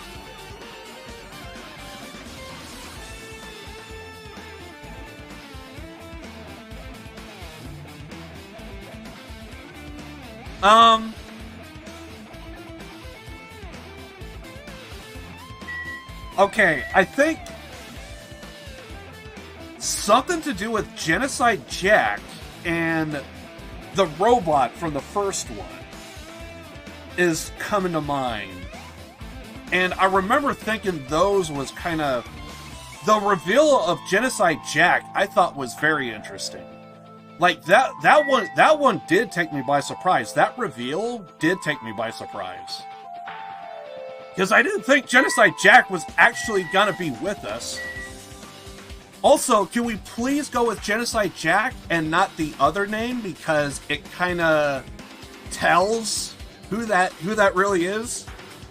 This is the one time we can stick to not a spoiler on this. We could go with Genocide Jack and, like, yeah, exactly, Genocide Jack. Because we all know the story, right? If we don't want to talk about spoilers, we can stick with Genocide Jack. I do remember the Genocide Jack thing was big to me. Like I do remember thinking I did not think that because it came off so odd. Like we discovered it like in a library. I guess I gotta talk to somebody. Hey! Wait, is this new? I was just upset. Maybe we need to talk to people. Jeez, you're pathetic. But it still seems kind of generic, though. Also, focused on the investigation. Which reminds me, there's something I need to ask her about. Oh, this is probably it. Now that we've pretty much finished investigating Nagito's body, I think it's time to talk to her. Hey, Miss Sonia, do you have a minute? Yes, what is it? I want to talk to you about when that fake bomb Nagito set in the warehouse exploded. Huh? Right before it exploded, you said something like this, right? Okay, so it wasn't something we had to search. It was, we gotta talk to somebody. Is that alright? It's not a bomb. Why did you know the bombs were a fake? Well, it's not all either. When we were looking for the bombs, why were you at the military base? I thought you were supposed to be searching the central island. Plus, and I thought this was going to come up in the... And plus, I thought this was going to come up in the trial, but I guess we're doing it here in the freaking what's it? Oh, yeah, okay. Yeah, talk to Miss Sonia. Appreciate the heads up there. Also, what's the most heartbreaking moment in Danganronpa so far? God, I feel like there's been a few. I think Sakura and Chihiro is probably going to be like a couple of names I'm probably going to bring up a lot. But if I were to escape from that and talk about part 2 a little bit, two of my favorite characters was just swooped in one motion. Freaking, I loved in part 2. I loved freaking Ibuki and what's her name? Hiyako. In one fell swoop, both of them are gone in one trial, and it's like not one but two of my favorite characters. No! You gotta be kidding! Oh, God.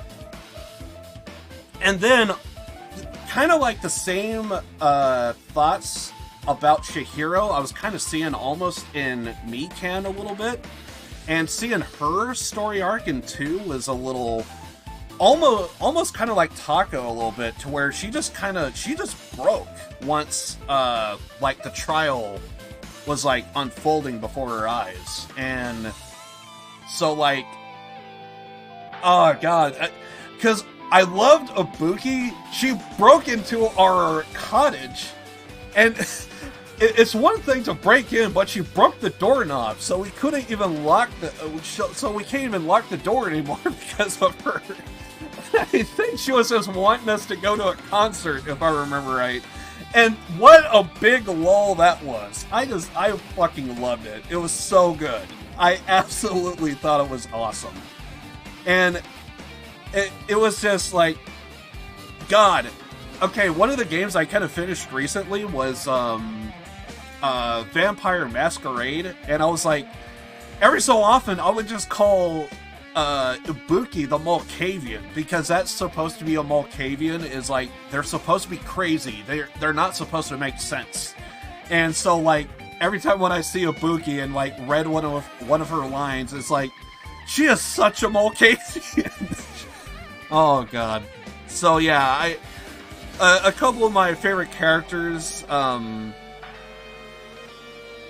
so like, So basically seeing their deaths, it really kind of like, oh, it hurts so much.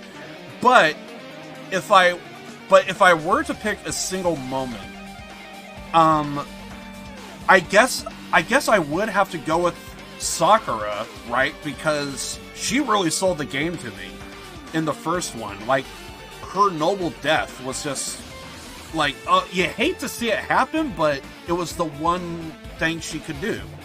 And she was told she had to kill somebody, and she just, I'm not going to do it. So, you know what? I am going to kill somebody. And I'm going to take my own life. And when that happened, it was like... And she was one of those characters to where, like, I liked her, but at the same time, like, nothing stood out to her. It's for me, anyway. And then when she did what she did, it was like, she sold me the fucking game. She is the whole reason... Sakura is the whole reason why I think I'm continuing the entire series, because seeing that story arc was amazing to me. Plus, but anyway, plus when I called for you, you didn't come to the factory right away. Were you in what you were doing during that time? Oh my! Oh It my! cannot be. Do you suspect me? It is a misunderstanding. I'm not the killer. Jeez, shit! You son of a bitch! Miss Sonia! I am sorry. I am terribly sorry. I was panicking. I shall calm down and explain to you why I was at the military base. I really thought we were going to get this in the trial. When I first explored the final island, I discovered a vast amount of bombs there. Huh? Well? Well, it is true, there was a lot of bombs there. At first I worried that someone might use them for nefarious reasons if I announce it to everyone, so I kept silent the whole time. Does that mean when you heard Nagito planted bombs, you got suspicious and went to investigate That them? is... And as I suspected, the bombs had disappeared. So you're saying that you went to the military base, discovered the bombs, and even after, I guess, discovering it, you still kept looking? Because I would think if you found the bombs... Maybe I'm overthinking. I thoroughly searched, well, it was a thorough search, I could say that, for them inside the military base, but the bombs were nowhere to be found, and because you were searching for them, you were late when we all gathered. Please listen. I would think she would be able to see, like, right away. What's up? Your favorite, so what's your favorite game that you played this year? Oh, God! If I had to pick a single game, I gotta turn the music off for this. I gotta turn the music off. If I had to pick a single game that I played this year, single game, not a series, not... So basically that I played this year, I played Cyberpunk. I finished my last and final playthrough of it, because I wanted to do, like, I wanted to do, like, multiple endings. And because I didn't think, because the game was so new at the time, this was like at the start of the year. So like, I finished it within 24 hours, but then I was like, well, I want to complete everything. So I went back to a previous save, completed everything, got the best possible ending I could possibly ever ask for.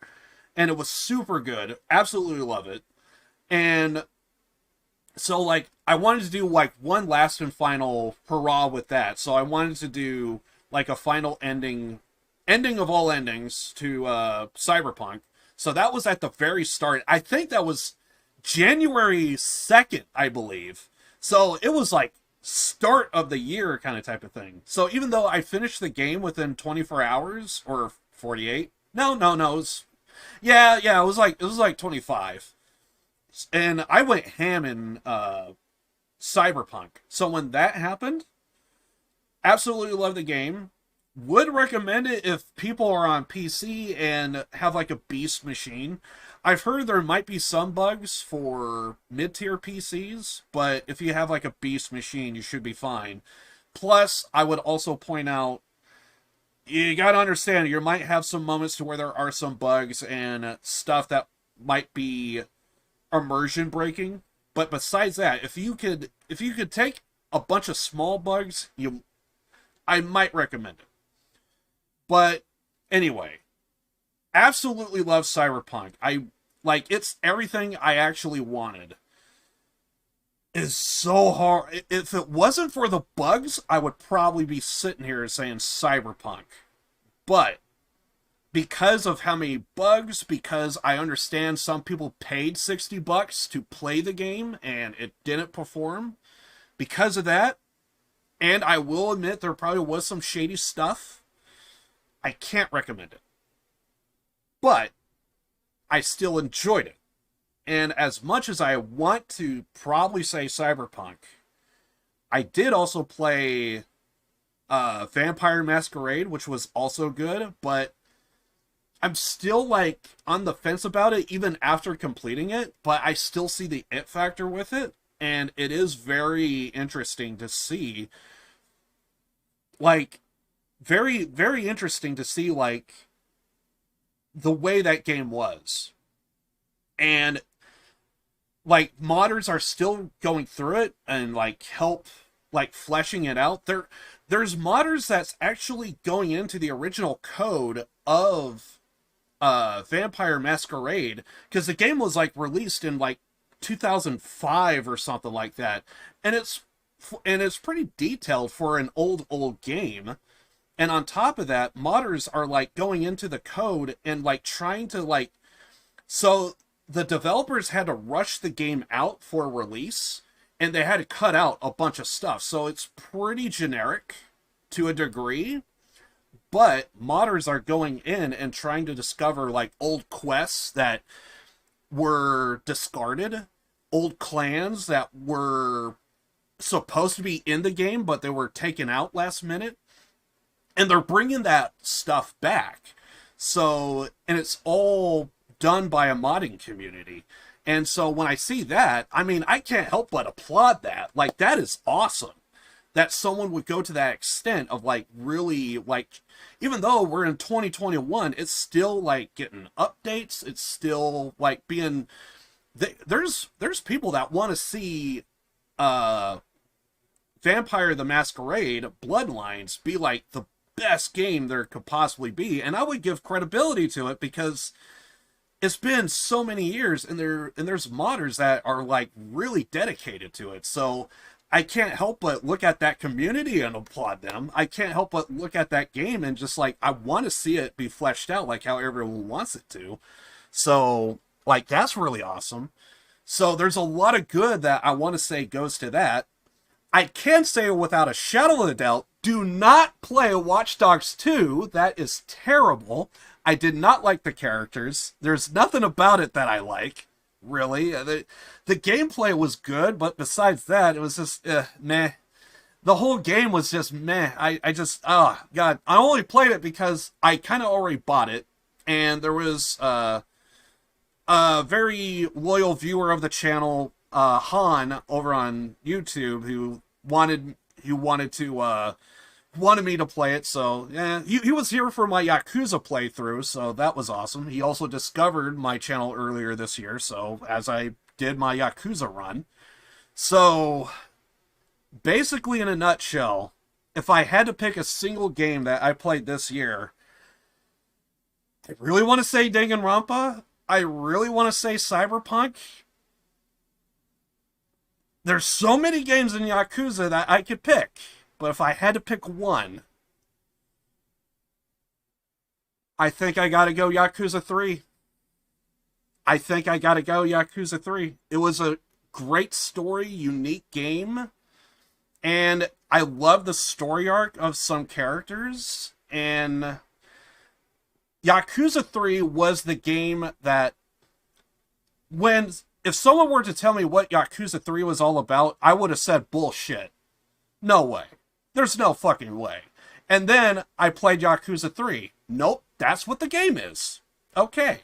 So, even though it's about the Yakuza, it's not all about the Yakuza. Play 3, you'll see what I mean. And it's like, yeah. But, if you do play 3, you're going to be left out of some stuff that took place in Yakuza 1 and 2, so you kind of need to play Yakuza 1 and 2 before you even play 3, and there you go. So, and if you really want to enjoy the series, Zero.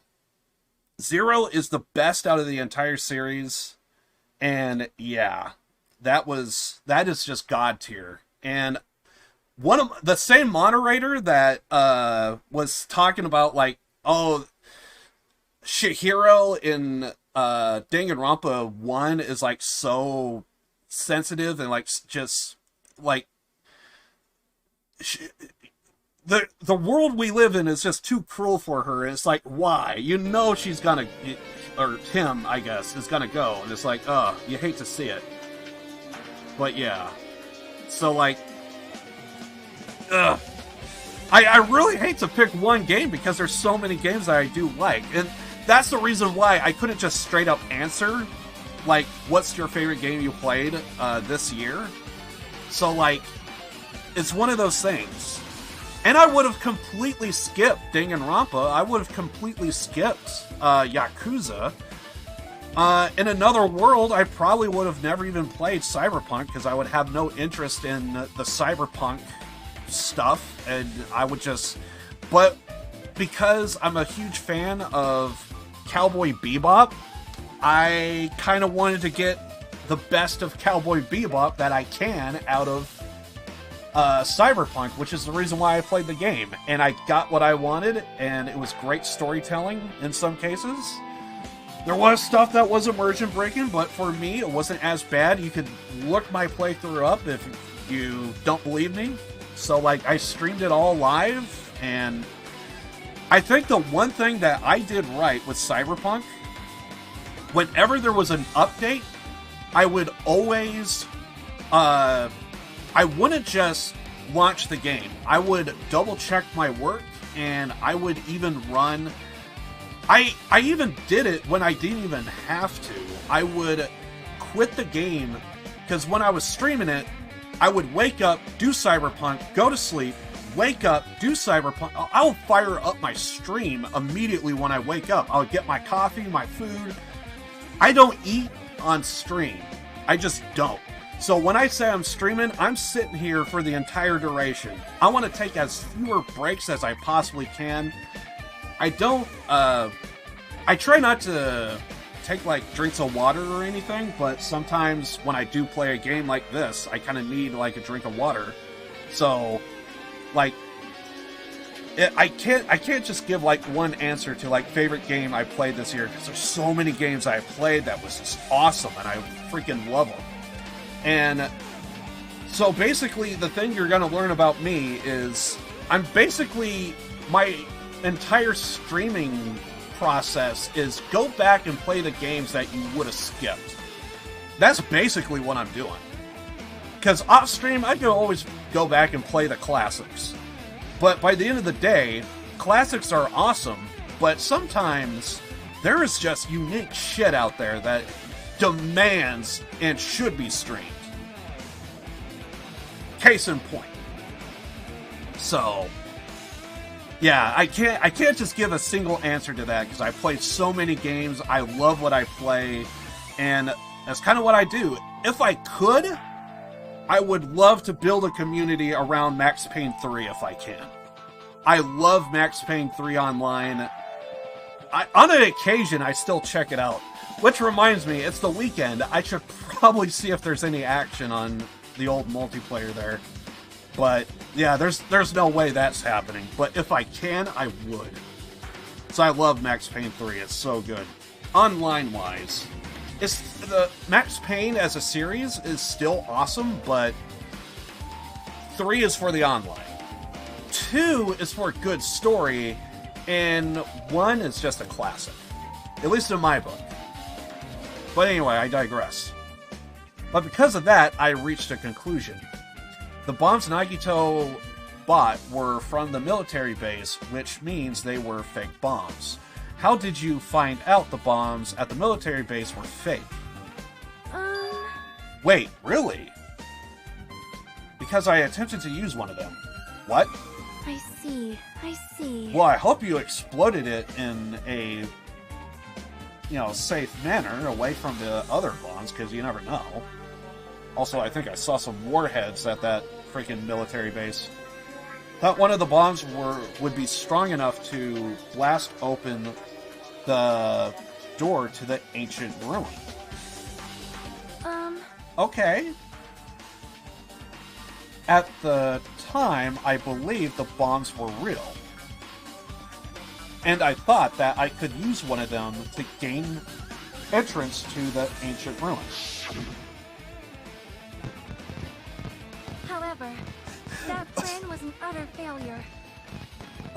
Oh god! Please tell me that's Mona Me!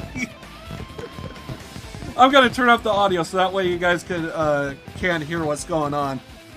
But I love... Oh god. I will get this. I just see Mona Me over here, like, what the fuck? Oh, I love that. She's just watching on like, oh god, what's about to happen? Sorry for talking over their dialogue. I'll read it, though. However, the plan was an utter failure.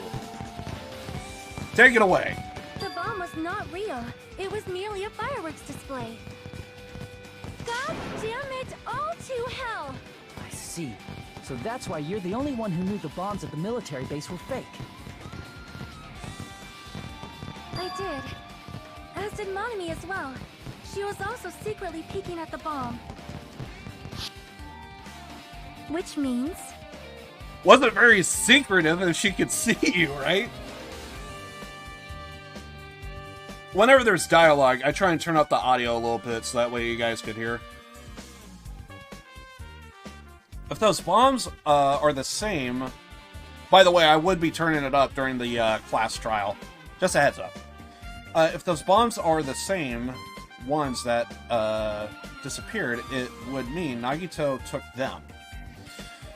That is why I knew it was fake. However, I did think it was strange when Nagito blew up the hotel, which is why we always thought they were real, right?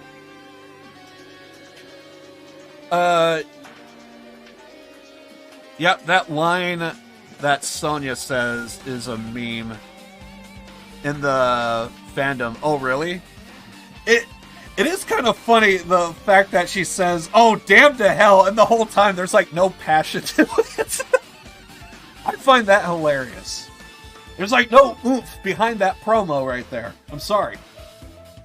But also, that's another, that also brings up another good point. That's another thing I do like about the Danganronpa series. There is pretty damn good voice acting. Really, a lot of the games I played, there was a lot of good voice acting. Yakuza series, Persona 4 that I played, that was awesome. A lot of good voice acting there. In Vampire Masquerade, there was a lot of good voice actors because I kind of know who they were. If you're a big fan of Futurama, they had Bender Bending Rodriguez. That was awesome. They had the guy that did... He's in Payday 2, but there also was a... Well, he was in Mafia a lot. He did quite a few voices there. But I best remember him being Scarface, Tony Montana, in the video game Scarface the Video Game. And Scarface the Video Game, The World Is Yours, I think is what they called it. Scarface, The World Is Yours. I played that. Got the PC version, and because I use a controller a lot because basically I got carpal tunnel. So, also, games like this, if I have carpal tunnel, like, God, they really help me out a lot. So, I would do mouse and keyboard, but my fingers were kind of sore when I did Vampire Masquerade. I actually did use mouse and keyboard for that. But I always try and use a controller whenever I can, just because. Carpal tunnel. Those who don't have carpal tunnel, I envy you. Anyway. However, I did think it was strange when Nagito blew up the hotel. Right, I already said that. Favorite Danganronpa voice so far?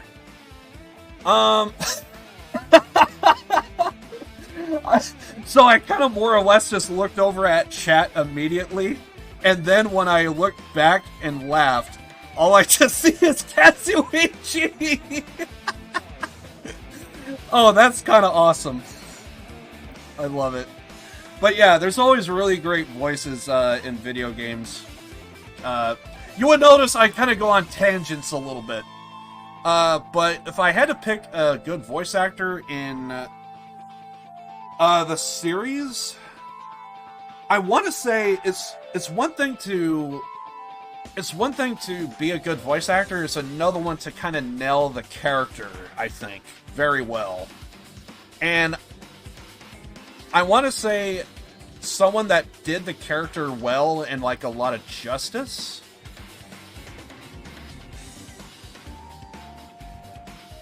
I could think of two right off the bat. And honestly, you can make an argument for a lot of them, but there's two that jump out at me.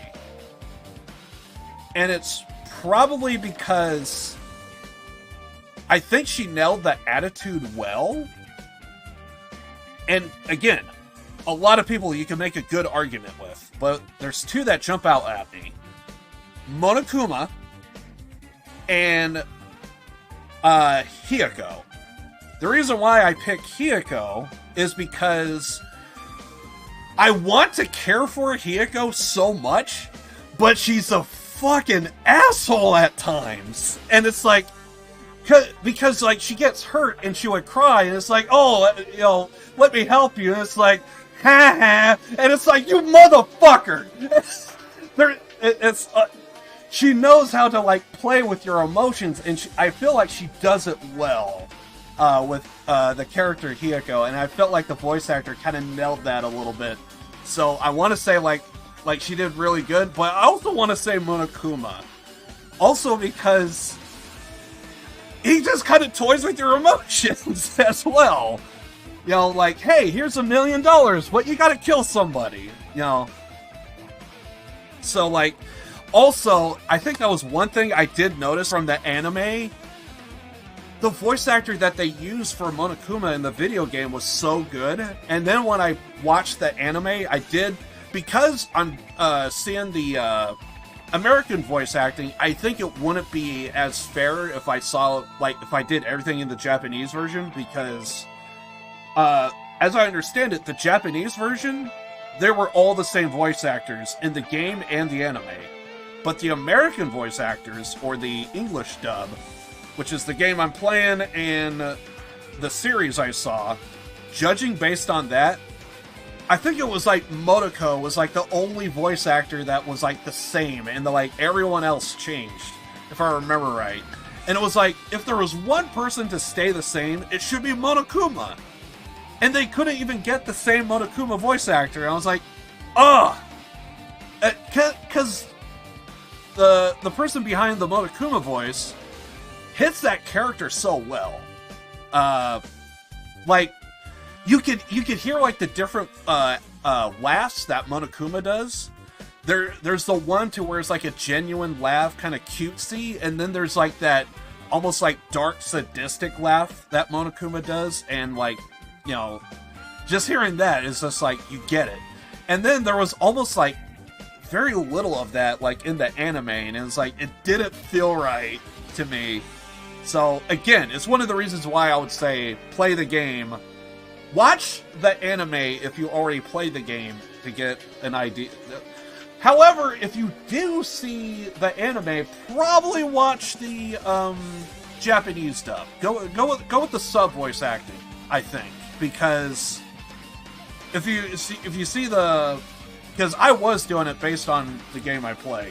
And I kind of do it with the English voice acting, just because I could read less. It could give me a little bit of a break, because sometimes when doing my streams, get into tangents like this, or if I read a lot of the dialogue, it's kind of hell on my voice at times. I can kind of feel it even now. I feel it like slowly building, but if I pace myself, I should be good. But yeah, I kind of do that from time to time. Anyway, sorry for going off on a tangent. That bomb was real, and I could not stop thinking about it. But upon further reflection, that might have been Nagito's plan all along. He showed us a real bomb to make us believe that the bombs he set off were real as well. It is funny to just see Kazuichi just fly through the air like that. I don't think anyone was hurt from that explosion, though. That's the thing. If so, Nagito's actions were extremely calculated. But the problem is his reason for doing it. With this, I have explained everything. Do you have a minute? I'm sorry? There should be no more reasons for you to doubt me. You're right, I got it. Well, she did give, like, a solid reason. Well, so I guess that would take her a while to go test the bomb and see about exploding that, freaking... I almost feel like I need to grab a towel or something and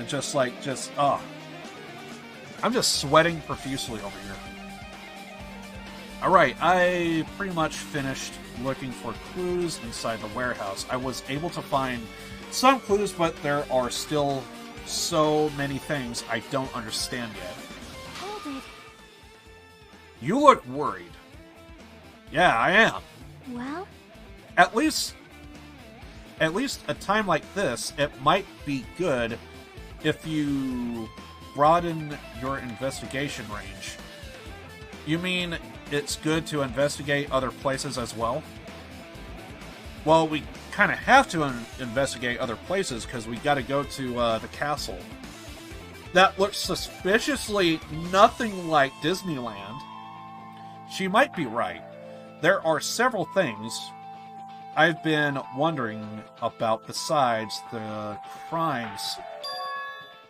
The military base that Miss Sonia mentioned, the plushie factory next door, Nezumi Castle, where the spear originally came from, and Nagito's room too. Did not think about Nagito's cottage. If I'm going to understand the reason for his actions, I need to know more about him. I'm pretty sure the others have already finished investigating. Can you hear me? Hey, you guys, isn't it about time we leave this place and try exploring other areas too? In response to Chiaki, the others gathered around her. I see. I see. I agree. I was just thinking about proceeding to another area. It seems we had the same idea. But is it safe? There won't be anyone to guard the crime scene. Yep. We don't have a choice. There just aren't enough of us. Besides, we've investigated all we can here. I guess you're right. See?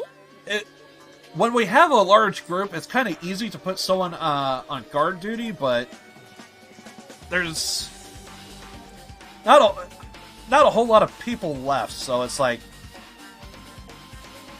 I almost kind of feel like you can almost look over and it's like, I know what you're doing. Also, it looks like the clues we found aren't enough to piece this incident together, so we need to search for them in other areas, probably.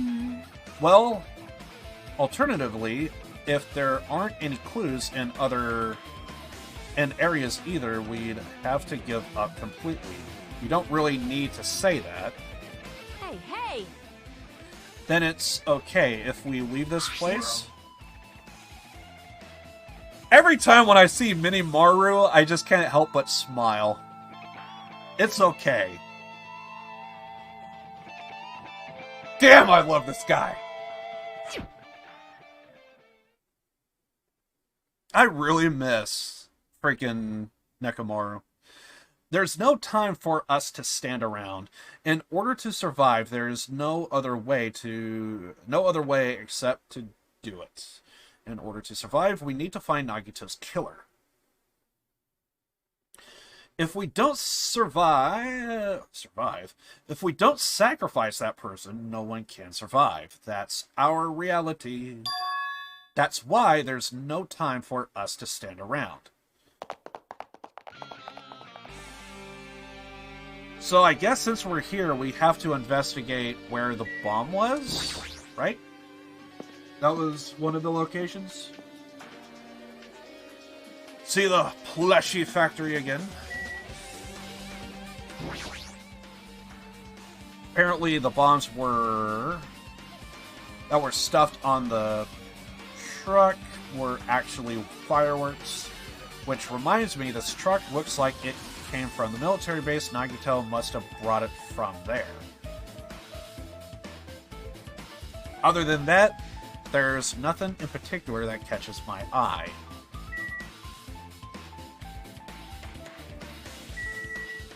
Ah, it's Sonia. My. I have never seen so many Monokumas in my life. Did she ever come here before? Before the what's it? Well, Monokuma isn't exactly someone you would normally run into. However, When I was staring at all of these Monokumas, a thought occurred to me. well, How many times do we need to see this shot? Oh, God. Every time I see this shot, my eyes just go immediately to Kazuichi. Look at him over there. The bomb that went off at the lobby might have been set up here. Huh? do you have a minute? If you hide the bomb inside a Monokuma plushie, it would make a frightening weapon. Do you think... If you think the group that is forcing us to kill each other would devise something like that? Amazing! A plushie bomb is an act of terrorism. Now I can't get that out of my head. What would a bomb with Monokuma's image look like? Like, I'm thinking more of like a C4 brick. And it's like just black and white. There's probably going to be a paw somewhere on it. All right. His shit-eating grin face. Let us rip these apart right away so we can confirm it. Hold on! If there was a bomb inside these, wouldn't it explode if we carelessly mess with it? Easy as pie. Easy as pie, huh? Either way, it is all gravy. All gravy? What the hell does that mean? I hear that expression all the time. Enough already! Alright, she's the foreigner, right? Stop! There's no bomb! You'll know if you just pick me up, see? All you'll feel is soft weight of cotton. I see. I see. You're right. I don't think he's all cotton, though. Excuse me. So Kazuichi understands that cool guys don't look at explosives. Good point. Good point. I shall take that as payment. That's a good point right there. Oh, God.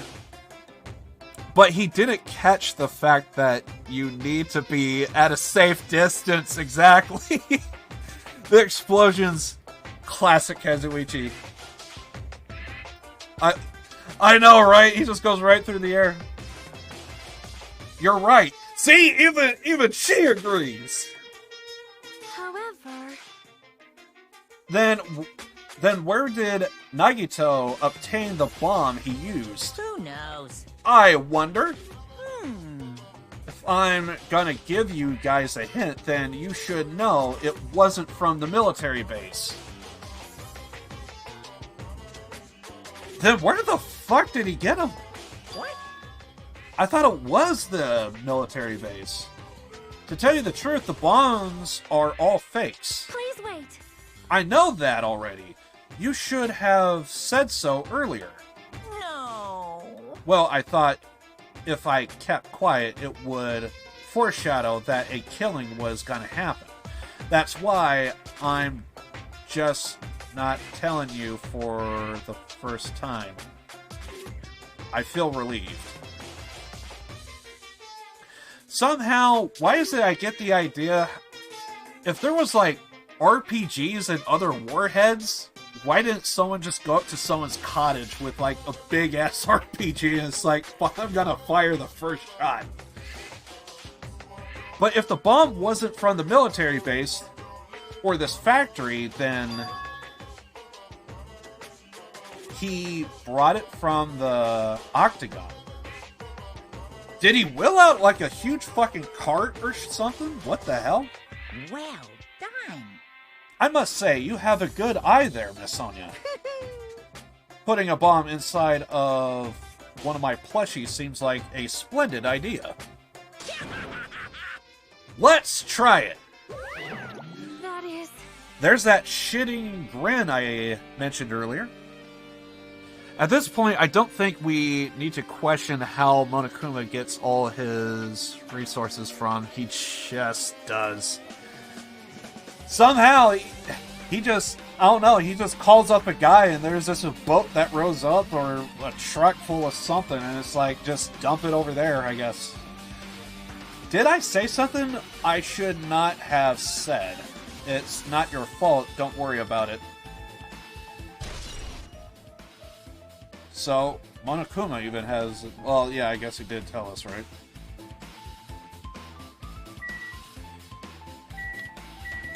Somehow, some way, I'm now envisioning, like... Monokuma's like a fucking gangster or something. Like, he just has, like, a shipment of something coming in. You know, most gangsters would probably go with, like, drugs or something, but this guy just has, like, explosives and, I guess, plushies and shit. So... And probably, like, everything has his image on it. That's a Norris machine, but it's stopped for now. Looks like there's nothing related to the incident here. Oh, yeah, we should probably check the office, right? Or no? Break room is the other side of this door. It's where they contain the fire grenades. I don't think I think when we first came here, I don't think I ever checked that door. I just naturally assumed, like, this was a door to the outside. I didn't think it was an office. Maybe I did check it and forgot, but I don't think I went in here the first time. It wasn't until we had to get the grenades that I finally noticed. Anything inside? There's nothing on the floor that looks like a clue, not even trash. Wow, so that is so pointless. We just skip it. Got it.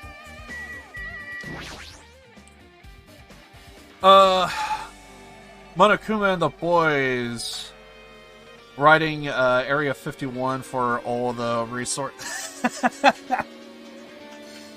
Pretty much, right?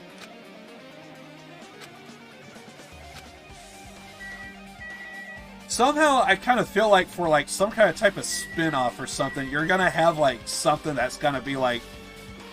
They're probably gonna have, They're probably gonna do something to where, like, there's, like... Oh, God, now I'm drawing a blank on his name. I was gonna say, shouldn't we have, like, alien abductions? And then I thought, wait a second. Trigger Happy Havoc. Wasn't there a character that said that he got abducted or something? I'm trying to blank on his name.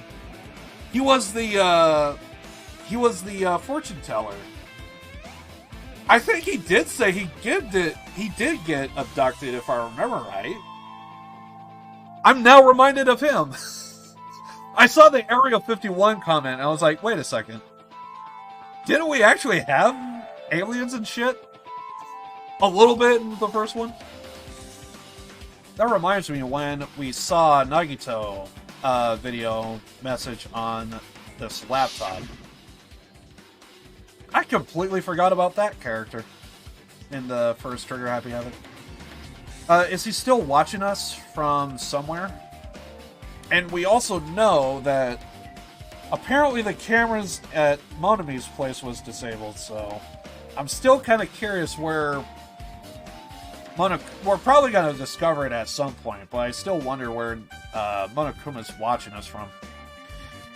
If he's not, then how did he time his message so perfectly? Now, it's like the video was set to play after the explosion by a wireless signal from the detonator. But why did he leave us a video message? That's the one thing I don't get.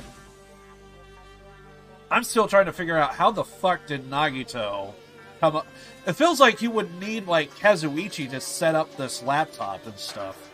So it almost kind of makes you think, did Nagito trick Kazuichi into, like, putting together this laptop and everything?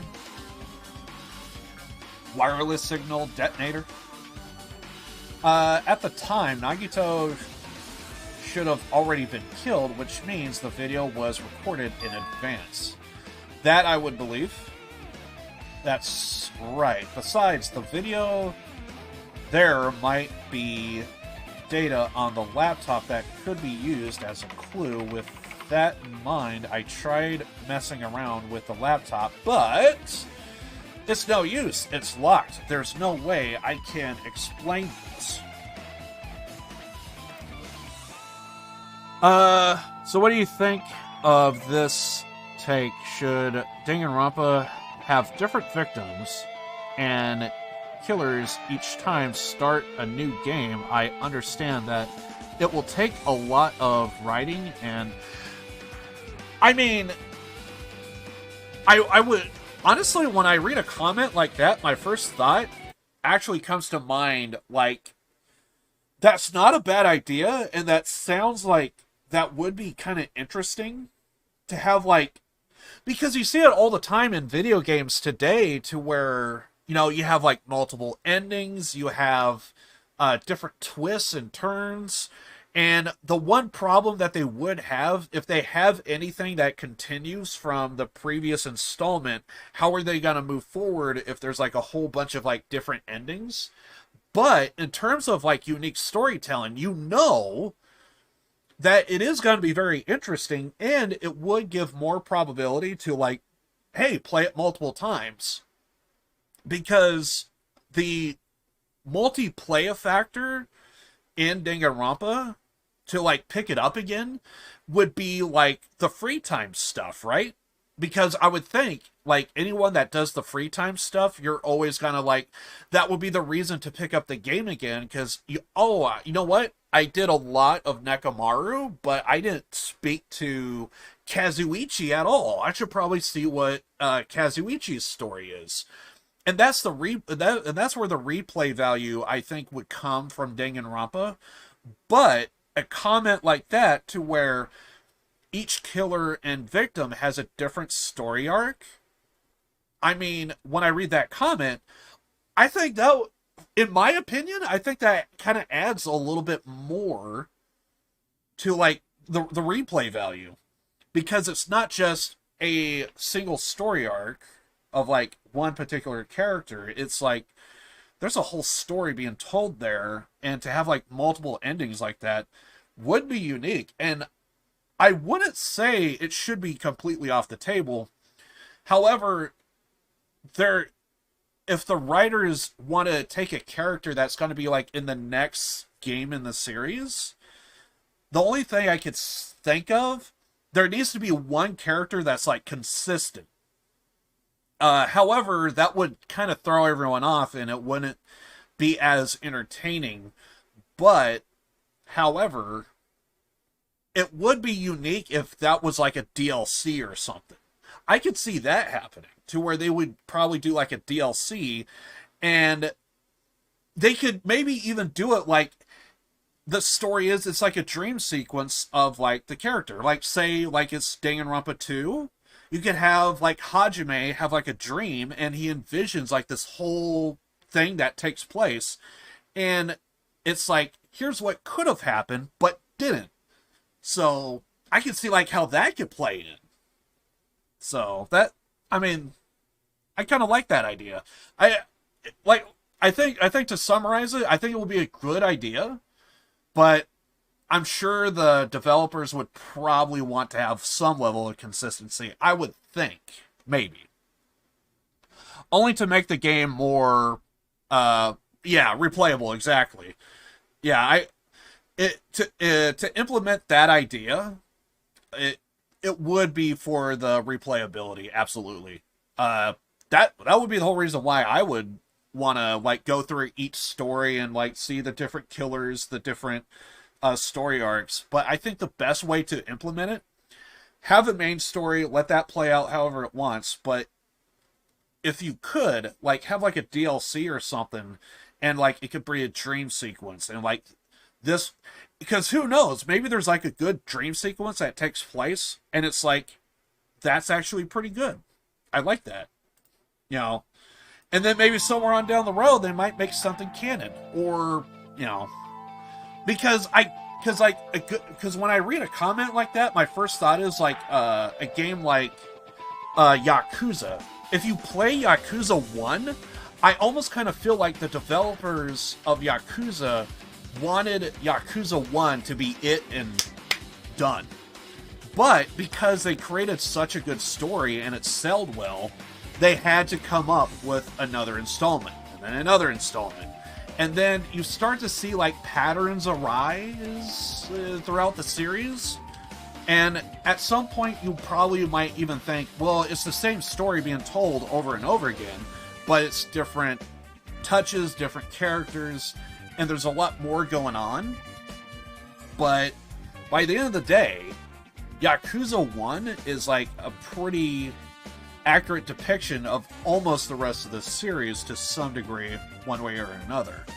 But you know, the game kept continuing on, and I played the series. It is still solid. It is really good. Love the work of, I think the studio that does Yakuza, I think is Ria Gotoku, I think is what they're called. It basically means like a dragon. So essentially I could also say like a Dragon Studios. Okay, so we got audio, picture, we're good. Sometimes I make changes in my OBS and I don't always continue on. So anyway, we're going to be continuing on with the story, and oh my god, what the fuck? Yeah. Oh, okay. Sometimes I do that from time to time, you know.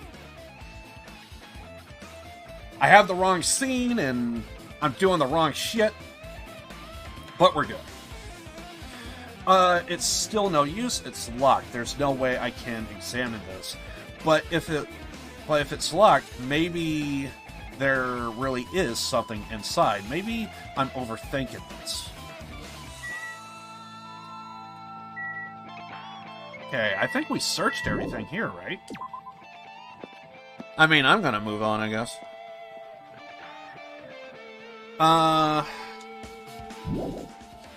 We're in the last island, right? So...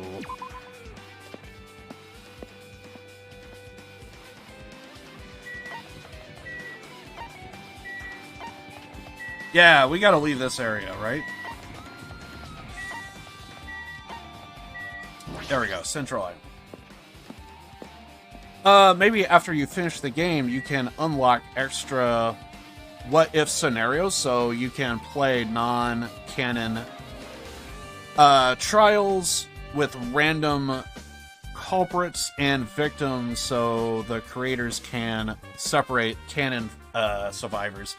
That's what I'm thinking, is like they need to come up with a way, if they do that, they need to come up with a way that would be like, here's the one that's canon, here's the one that is gonna maybe be mentioned or retold, because I have seen like some callbacks from the series in like Danganronpa 2, from what I played, just from playing 1 and 2, I'm seeing some callbacks. So, also, this is Long Island. And, yeah. So, and that's what I'm thinking is, like, what would be the best way to go about some level of, like, spin-off, or I completely forget what island I'm supposed to go to for the castle.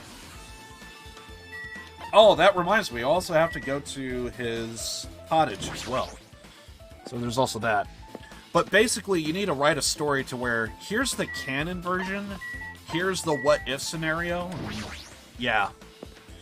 I think it's a good idea, and I think it's something that the developers should consider, but it's sometimes there's ideas that could come from the community that is, like, really solid and very sound, but they don't always do that. And I do see a spear missing. And I'm guessing those are the spears that would have been.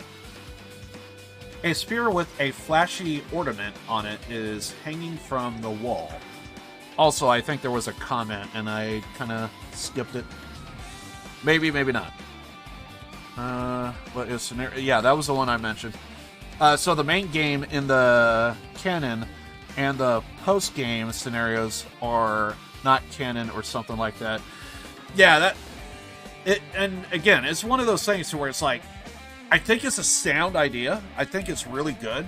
I think it should be implemented because there can be so much replay value. And I could even see the game, like, continuing onward with, like, multiple different scenarios if they really think it. And they could maybe even come up with like, different ways to, like, change the entire game. Or here's another idea. I just now thought of this. Hold on a second. I just now thought of this. Since we're talking about what-if scenarios, here's a thought.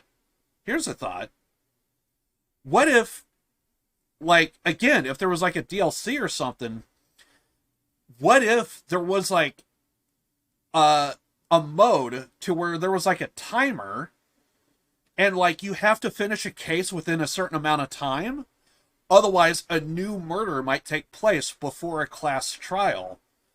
Because it's not the same, you could even have fun with it and have, like, a different setup to where you have to solve the first case before another murder takes place or something like that. And you can even change things up. And it doesn't even follow the same rules of, like, the original story. And it's just so that way it kind of even gives it, like, a different feel. And you could even have, like, what-if scenarios that could maybe even randomly change, maybe, or something or another. And you could even have, and developers could even have, like, fun with that. And I could even see, like, that becoming a thing. So not only could you have, like, a bunch of, like, different people go if you don't finish the class trial in time, but you might even have, like, and it could even be like a survivor kind of type of case to where, like, if you don't finish it in a certain amount of time, you could be the next one that dies, and it's like, that would be the game over. And I think you could even have fun with even stuff like that.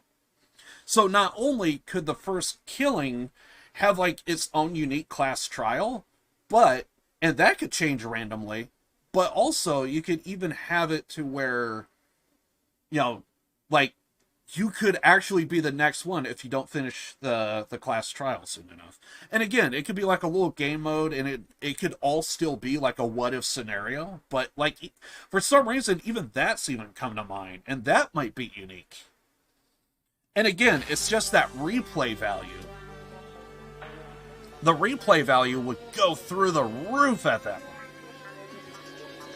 And I think you could just have, like, fun with stuff like that. But again, there's that, here's the canon scenario that actually took place, but here's also the what-if scenarios. But it's kind of interesting if they were to implement something like that or another. Also, what if you could actually pick your own class?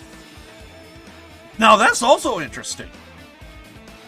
What if they had something to where you could actually pick like, your favorite characters throughout the entire series, because I only played 1 and 2, and I'm gonna play the third one, and, you know, the Ultimate Despair girls, or whatever. You know what I mean. But I'm positive that each series has, like, its own lineup of characters. What if you could pick and choose your own characters, your own lineup? You could grab people from the first one that's in the, or in the second, the third, and have, like, your own lineup. And you could, that would also be very interesting. Or at least in my opinion, it would be interesting. A spear with a flashy ornament on it is hanging from the wall. The spirit, it's definitely right. I see. Also, I can see right now, I'm going to be in for a long stream today, so get ready. Just as I thought, it looks exactly like the spear that killed Nagito. Same spear whip-like cord is attached to the handle, and there's a weight at the end of it. Also, Plus, it looks like one of the spears on the wall is missing.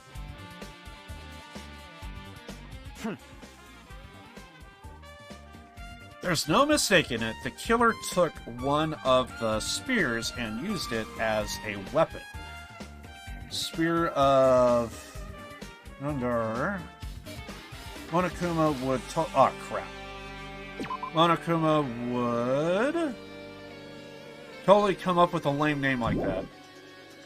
But why did the killer use the spear and knife? well, yeah.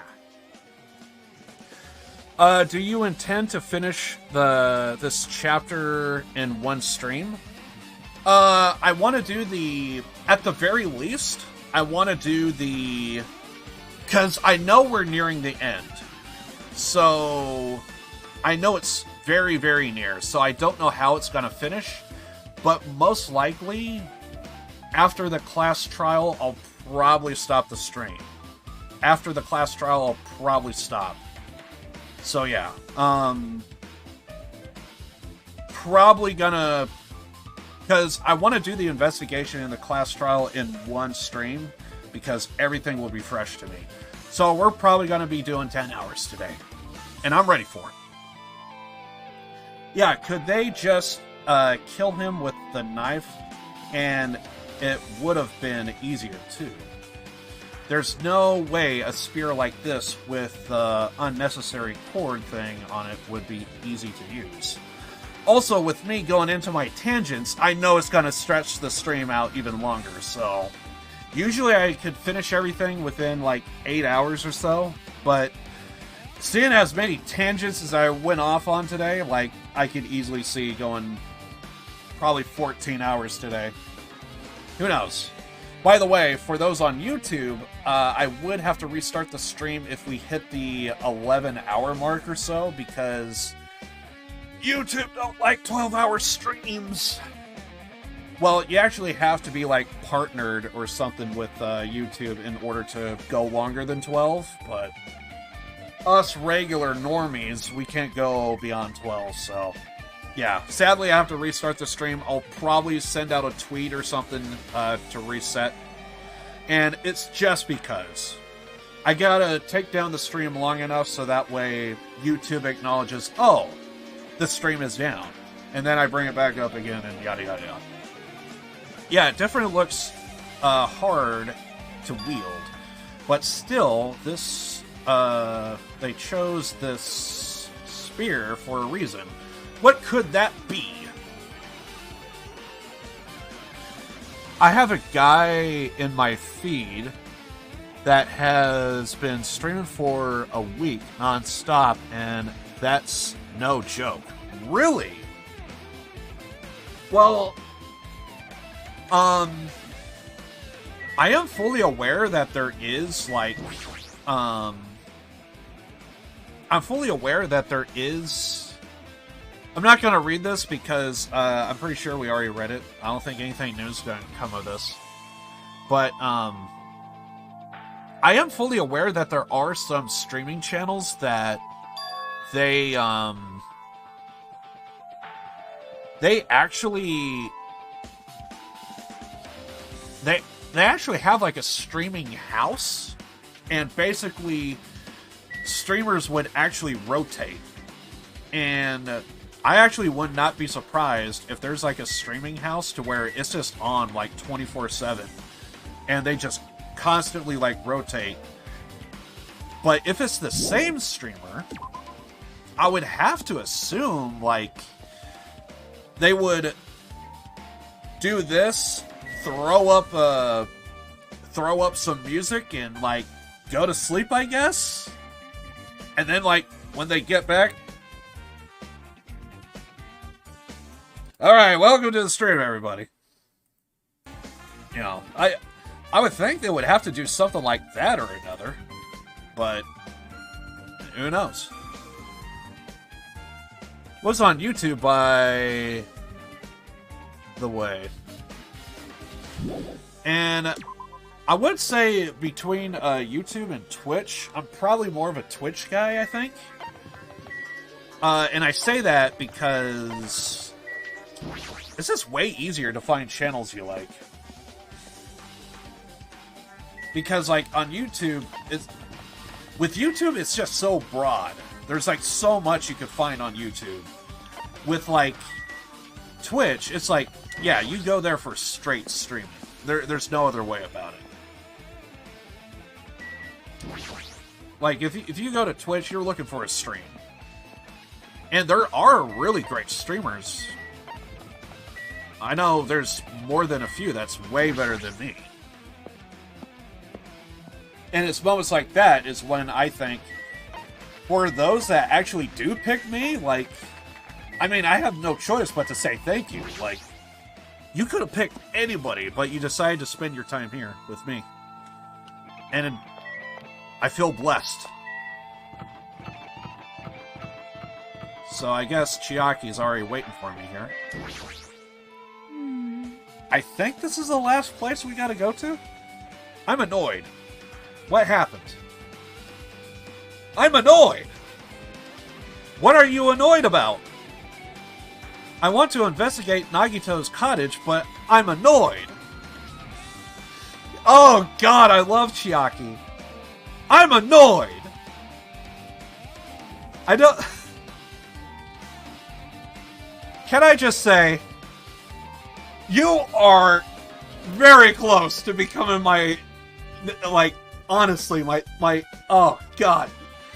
Like, you sound like as if, I'm just saying, if you were a Ibuki or something. Like, cause this feels like an Ibuki move. I love you. Thank God. You really don't understand.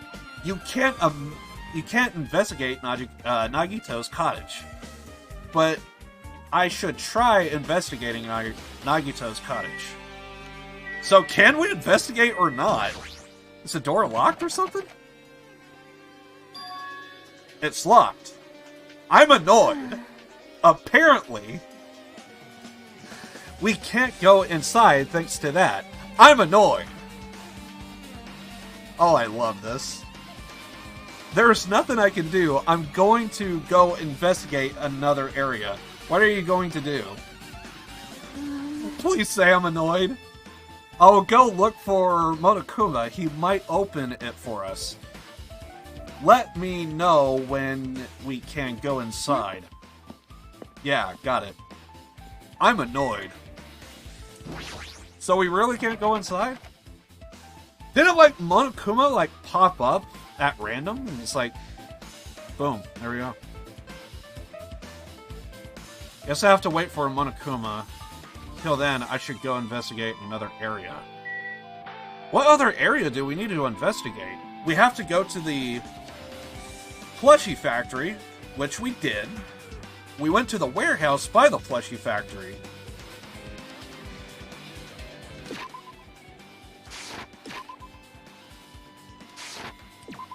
I feel like there's another area, but I forget where.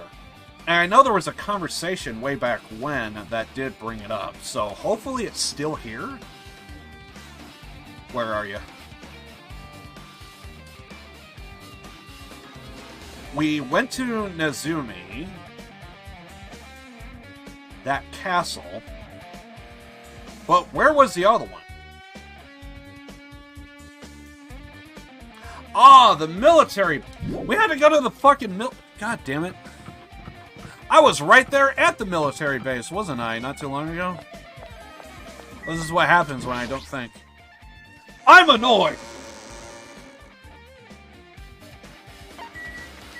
God, I love Chiaki. She was one of my mains that I kind of mained in the game.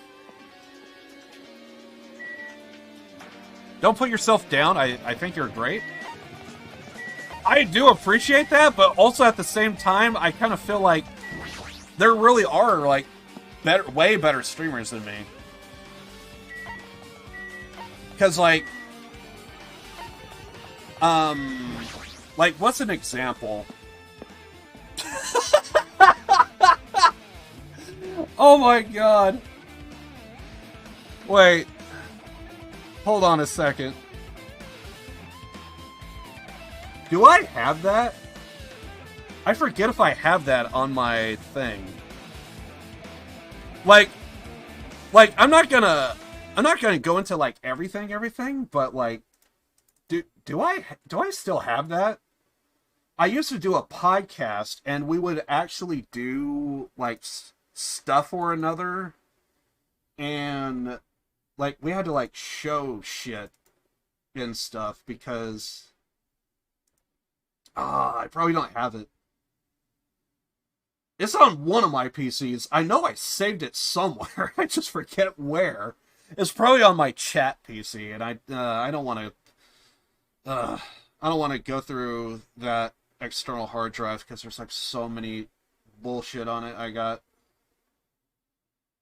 like if I try and search the hard drive that the external drive that's on my chat PC, like it's a needle in a haystack.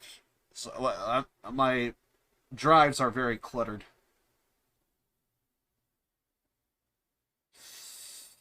I probably... Damn it. I don't think I do. It might... Yeah, it's probably on my chat PC.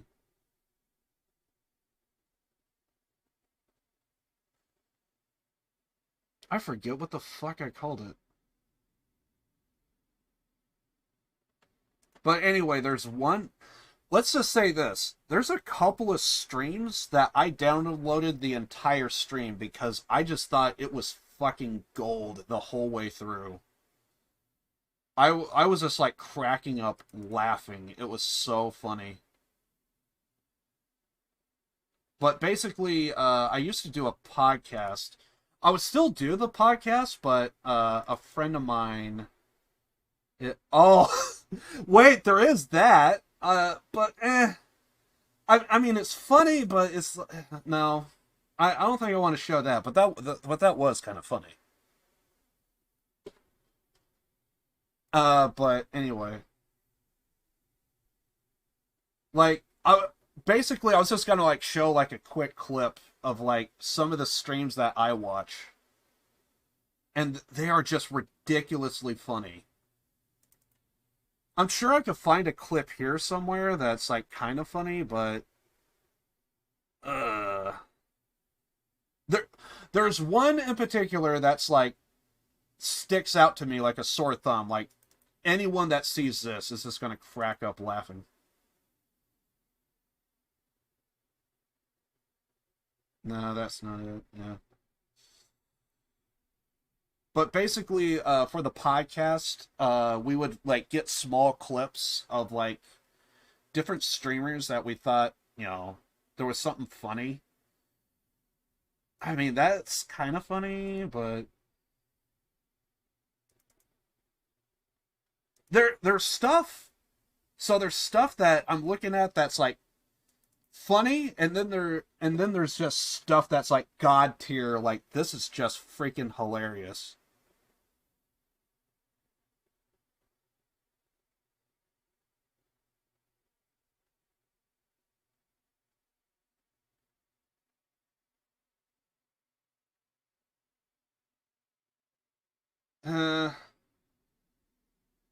there's some that I know is good, but it's like there's also some that there's some that I know that is really good, and then there's like others that's like I've seen it so many times, I don't know if it has that same spice as like when I saw it for the first time. But yeah, there's a few streamers that I know that is like they're like super super good. I could show you like one clip and it's like, yeah, this is the reason why you'll watch. But yeah, I used to do a podcast, but basically the guy I do it with, Dark Fox 47, he's just been kind of like really busy. Like, I mean, basically, like, I can't help but be proud of the guy. Like, he lives up in Canada and like he basically has like, I think he has like a bachelor's degree and stuff. He really wants to do like GTA RP, and he just like really loves RP a lot. And he's kind of sounds like a lot of stuff has been going down, and like he has like his own, he basically has like his own group of friends on RP. And I'm not gonna lie, I kind of want to hang out with them, but also at the same time, I know they're all like into RP and stuff, so like I don't know if it's like, do they really want like a friend of a friend to hang out, if that's cool or not. And it's one of those things I want to ask, but like I'm just so like socially distant with people, like I'm almost afraid to ask because maybe they might take offense. And it's like, you know, because some people, because you know, I respect other people's like opinions and privacy, and you know, if there's something they don't want me to know about, and it's like, because I do know there is like drama going on like his RP server. So, and so like that has like its own stuff going on, and I can understand like there's like certain stuff that happens in GTA RP, or I think he got started in like Wild West RP, which is essentially Red Dead Redemption 2, and a bunch of people are in a modded server and they just play a character and do whatever. But I really feel like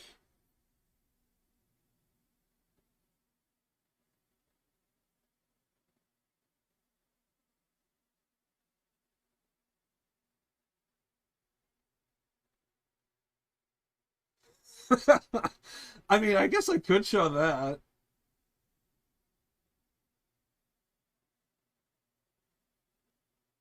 And plus, I don't think I actually, I think I got some stuff in here that's like, it was for the podcast, but since we're kind of taking a hiatus, I haven't showed that one yet.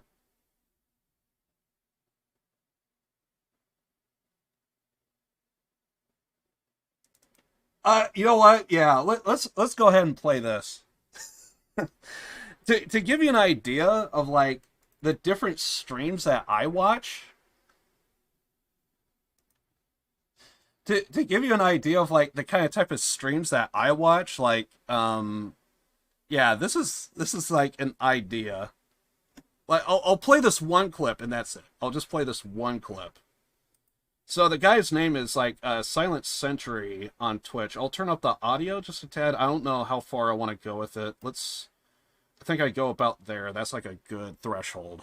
But I'm just gonna play this one clip and that's it. It's like how long is it? It's only like 22 seconds. So it's gonna go by real quick. It's only like 22 seconds, but like this is an idea of like what kind of type of streams I watch. But he's playing Rainbow Six Siege and he's playing Monty, and basically this happens. I've got him trapped in the stall, literally. He's trapped. I got him, just I got it. He's trapped in the bathroom, dude.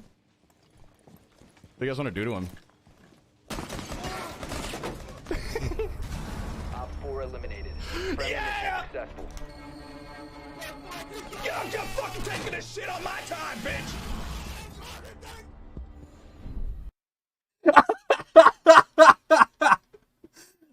just thought that was hilarious. It was the end. It was the finish. You hear like this broke-ass mic. This guy is yelling and screaming off the top of his lungs. You hear Silent Sentry say, "Yeah, you ain't taking a shit on my time, bitch." Oh, God. I thought that was hilarious. But yeah, that's just an idea of like the kind of type of streams that I watch. There's other examples I could give that are probably way better, but you know, a little bit different.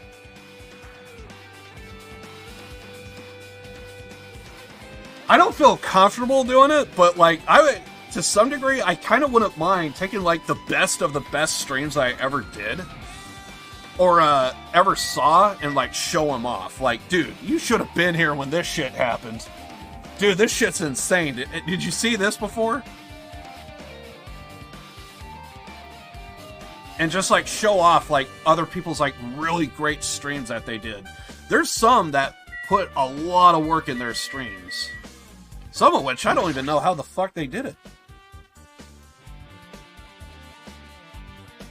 But sometimes it's like, whoa, all depends on like what games you play and all that stuff.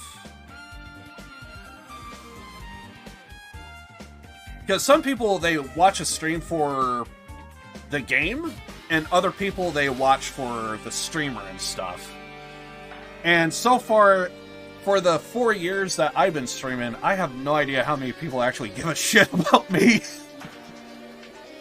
To some degree, I kind of don't care, because, like, we all have our own lives, so, like, if shit goes down, like, my friend DarkFox47, like, it sounds like a lot of stuff has been going on with him, so, like, you know, I wouldn't be surprised if I discover, like, a year or two from now, dude, I have a kid, I got a job, and it's like, damn, what the fuck have I been doing with my life? So, I actually would not be surprised if that comes up, like, in the next 2 years or so. Like, he says that he has, like, a kid, a job, and, like, goddamn, okay, so, like, I did absolutely nothing, and you've been doing everything, it sounds like. I would not be surprised if that happens. So, really, all I just had to do was just look at the truck, and that was it? You found it? I feel like I didn't find shit. What did you find? That truck over there has guns in it, but I also found stuff like survival knife, which is the exact same kind of type of knife that we found with, what's his name? That Nagito was stabbed with. Wait, that's... Isn't that the same type of knife that was stabbed through Nagito's hand, right hand? And that could have been easily the same knife that made all the lacerations and stuff as well. Which means the killer obtained that knife here. So the killer is someone who visited this military base at least once. That's everyone, though. Which, it really creates a huge case on that. Not me. No, this is the first time I've been here. That sounds fishy. I want to say he has been here, right? Or no? There's still other stuff?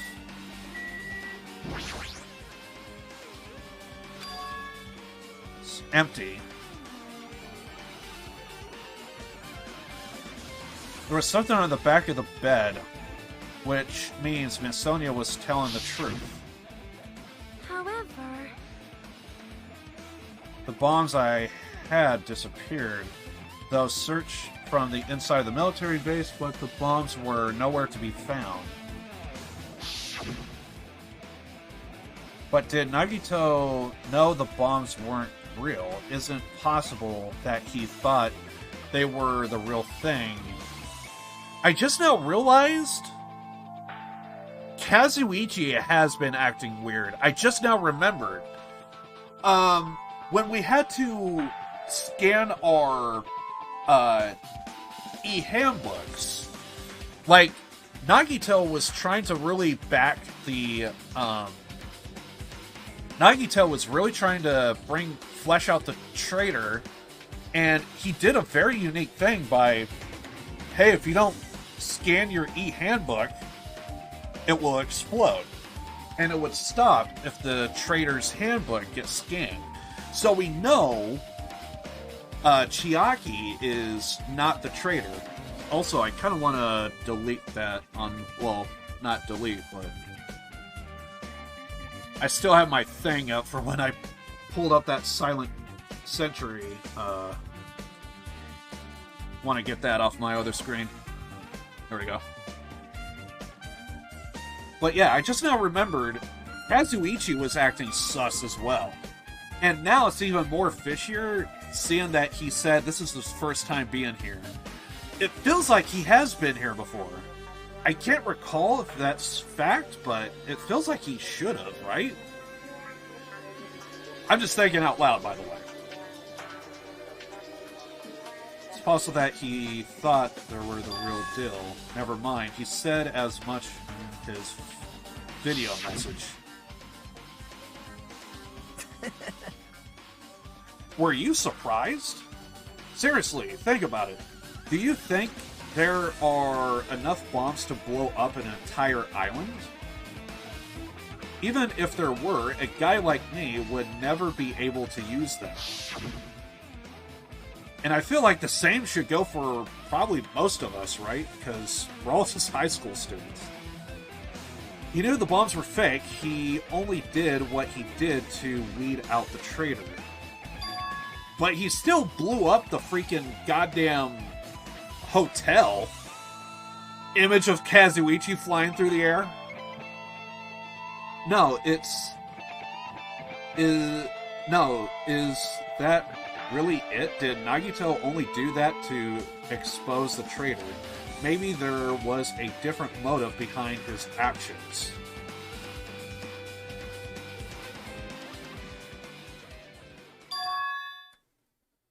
I feel a little tired.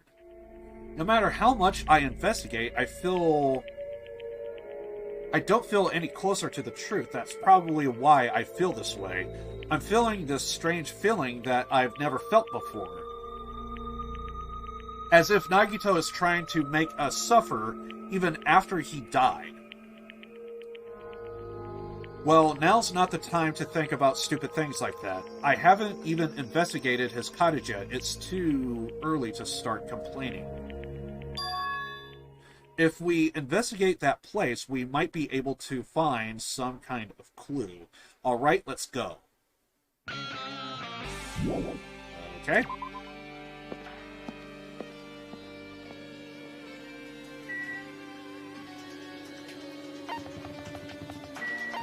But one thing I will say about my own streams, it is very unique to see how much my stream has really changed over the years. There was a time to where I had a bullshit headset mic, and it's nothing like what it used to be.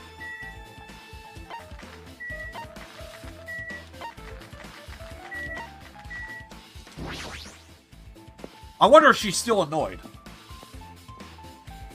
Also, we should probably turn up the audio just a little bit. There might be dialogue, who knows? Think that's good? Oh, hey, Monokuma's here. You're still annoyed? Hajime. What's this? Oh my! You want to go inside Nagito's room too? Investigations? What are you gonna do? I just listened to Chiaki's request. She wants me to unlock the door to Nagito's cottage, but she really needs it for the class trial. She begged me to do while she was licking my black eye. I didn't do that. Oh, I feel like this is a missed opportunity. They should have had a pause, and then she said, I didn't do that. Boy, tough crowd. then do it.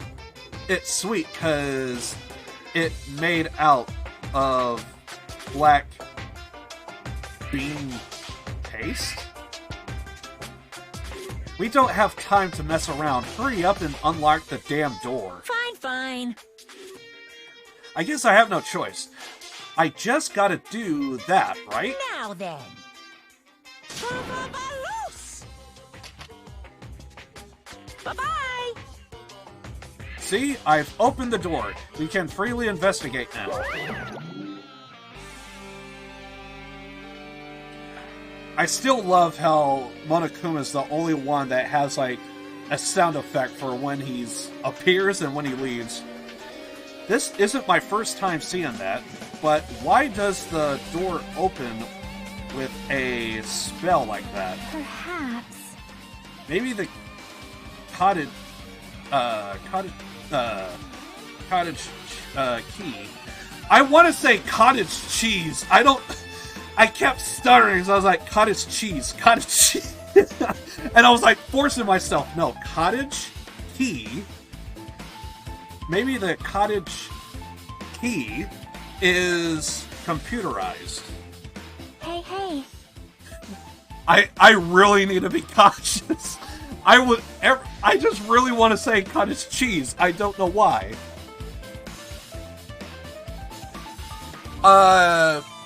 Check the pet real quick. Oh shit! What happened to the pet? I forgot. I did not ignore you. Oh, we're good. Okay, we're good. We're good.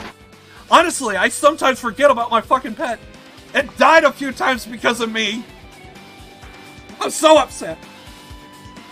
But more importantly, let's go inside for now. That door is open.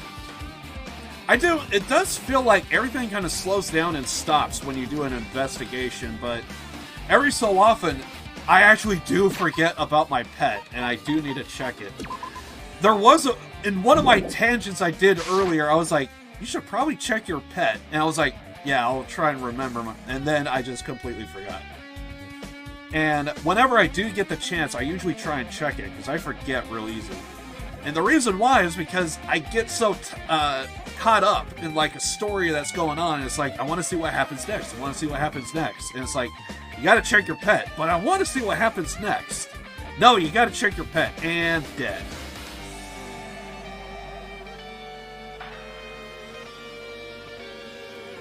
I hate myself. Sometimes. Yeah, you're right. Let's go inside.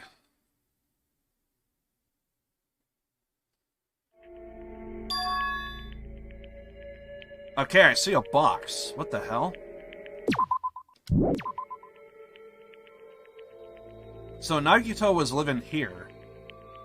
What was he thinking inside this room?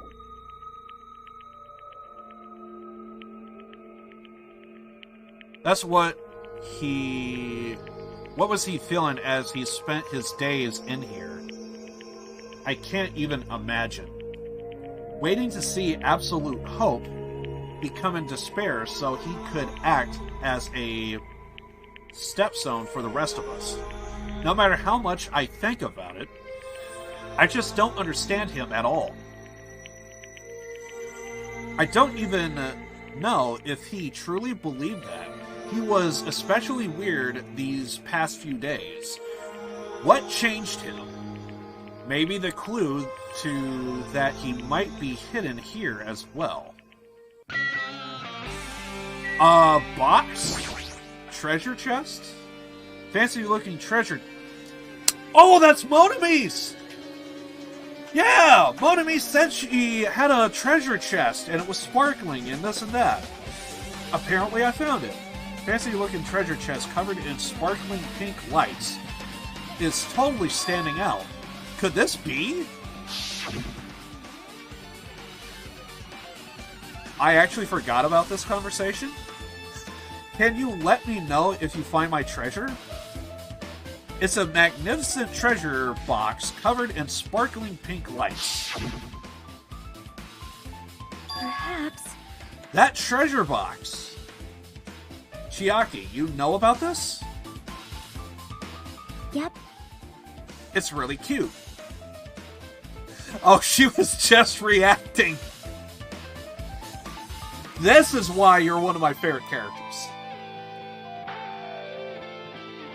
This looks like Monami's stolen treasure box. If this is here, that means the thief Monami was talking about was Nagito. But why would Nagito steal this? In order to find out, it might be good to see what's inside.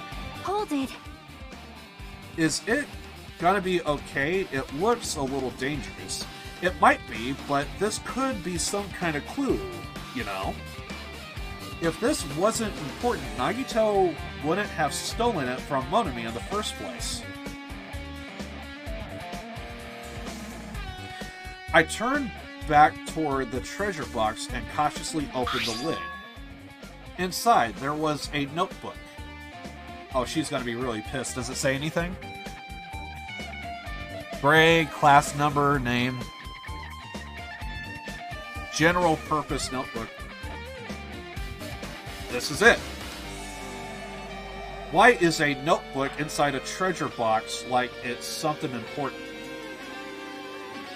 Well, I do know some people, not everybody, but some people, they would have a diary, and if they have a diary, some of them do kind of lock and close with a key, so if you can't get a notebook that has a locking key, technically you can put it in a treasure box and locking key.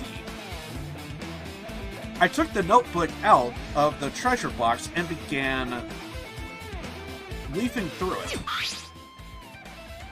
It contained sloppy drawings as if they were drawn by children and entries that looked like chicken scratch. But I'm still curious what it says.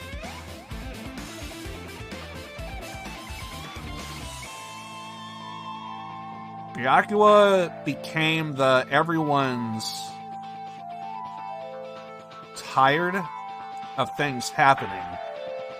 I was able to talk to everyone for the first time today.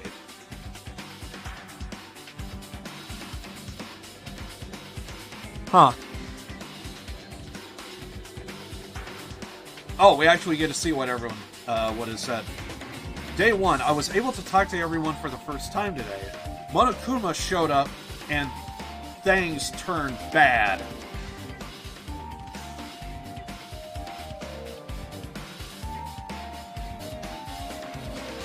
Byakuya is the leader.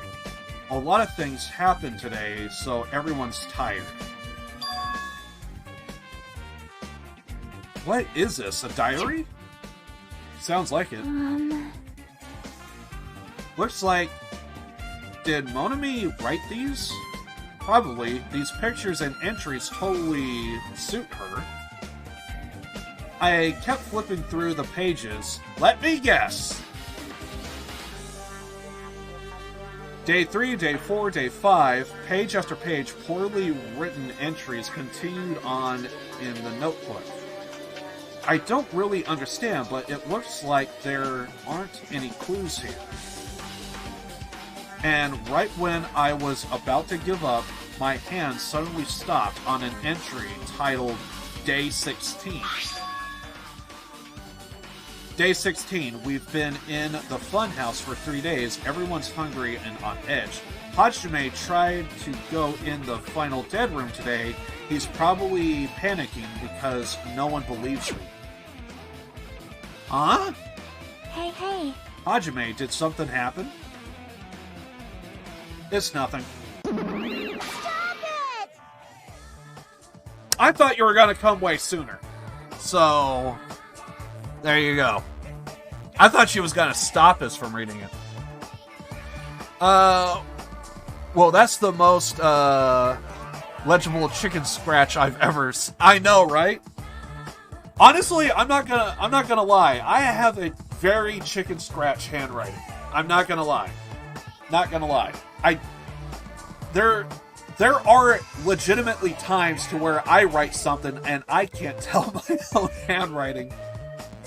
So, I wouldn't be surprised if Well, actually, I do know on some occasions if I'm like at school and stuff, and I'm like having to listen to a lecture and jot down notes and stuff. There are times to where I'm trying to write really fast, and if I get crippling carpal tunnel in my hand, it's like, oh. And it's like a combination of like, I gotta get this last note in, but my freaking hand hurts, so. But if I could slow down, take my time, that's when I could kind of, write a little bit more cleaner.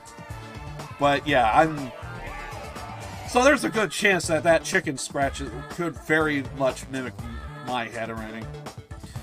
Yeah, stop. Don't look at my notebook. Whoa. From out of nowhere, Monomi suddenly appeared and took the notebook out of my hand. I won't forgive you. I didn't ask you to look for my treasure box, but I never said you were allowed to peek inside. Jeez, that was close. If I had come any later, he would have seen the inside of the notebook. Unfortunately, you were too late. Huh? I thought she was going to throw her hands up. Huh? But if this notebook is here, then Nagito was the thief. No. Betrayal! I was betrayed by my beloved student. Hey. That notebook is pretty much your diary, right? Diary? She wants to say no so bad, I bet. It seems that way. Ta-da! That's right. This is my important diary where all my maiden secrets are written. Hey! Hey, you're a liar! There's the reaction I was looking for. Throw our hands up, sweating like crazy. You always show up out of nowhere. You both show up out of nowhere. Monomi is not good to lie, you know. Why? There's no way you wrote in that notebook. After all, Monomi can't even write. Huh? What are you saying? Jeez, I can write letters easily. I can finally write the letter B. That's wrong. Wow! No, you can't, because you have no fingers. I didn't even think about that. Canon content, I love it. She don't have thumbs. Phew. See, bullseye. I caught. I know, because I'm the same way too. What? Oh, this is great. Are you mad? Are you angry that I exposed your weakling like you? Hey. So that's what this is about. You are seriously trying to crush me. What are you saying? I want to talk. I want to continue on, but I can't help but notice that we're having dramatic music being played right now. So I want to laugh so hard, but at the same time, like, we're getting super serious now. Like, shit's hitting the fan, I think. What are you saying? There's no way a big brother would even crush his little sister. Looks like the time to settle things between us is getting closer every second. I don't know why you are getting so serious, but is what Monokuma said true? He said you didn't write in that notebook. Is that true? If so, who wrote in it? Well, you know, it's, how should I put it? Bye-bye. Excuse me. I want to care for Monomi, but at the same time, I have high suspicions that she's working a different angle and a different approach to Monokuma, which is adding to this whole entire game, which is kind of interesting. You don't just have one Monokuma, you got two, essentially. It's just one is more approachable, and kind of innocent, while the other one is just completely mischievous and all that stuff. So, but I do love the Monami and Monokuma dynamic in 2. I will say that. But that was gold. I love it. I love it. Hold on! Damn it, she totally ran away again. Yep. Please tell me she has the slowest run in all imaginable force. Like, a turtle is gonna move faster than she is. She's slowly getting away, and she's not answering me.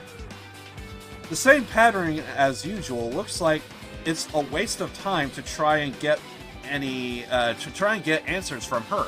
But still, I really want to ask her about that notebook. Did she take it? Well, actually, it might be better that I don't ask her. Okay, so we got a clue out of a notebook. Someone's diary.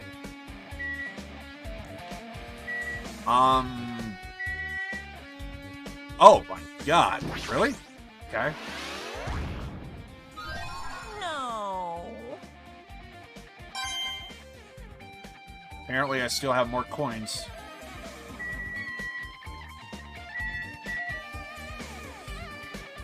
I guess talk to Chiaki and that's it? Our time for the investigation is winding down. So, The bookshelf might be some time to investigate, so we should try examining other areas first.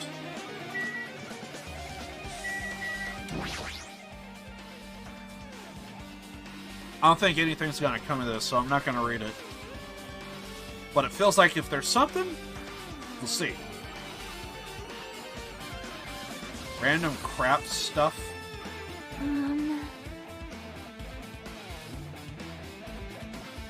Go thoroughly through that stuff. hey. Just leave it for later. Yeah, I agree. So... we're good, right? We talked to Chiaki, we opened up the, we opened up the treasure chest. Hey. Wait, what? Maybe there's something hidden under his bed. It's a usual place for hiding things.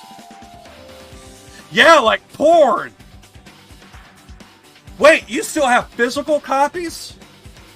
You don't have a computer like everyone else? Okay. I mean, don't we all just have hard drives these days? And we don't actually have, like, the physical... Oh, okay, well, unless you have an external drive. You know, there's also that. But... is it... Does he still have magazines? Honestly, I applaud that.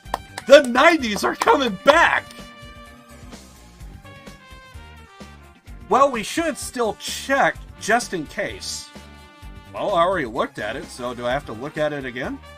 With no expectations, without thinking, I peeked under the bed, and there's something here.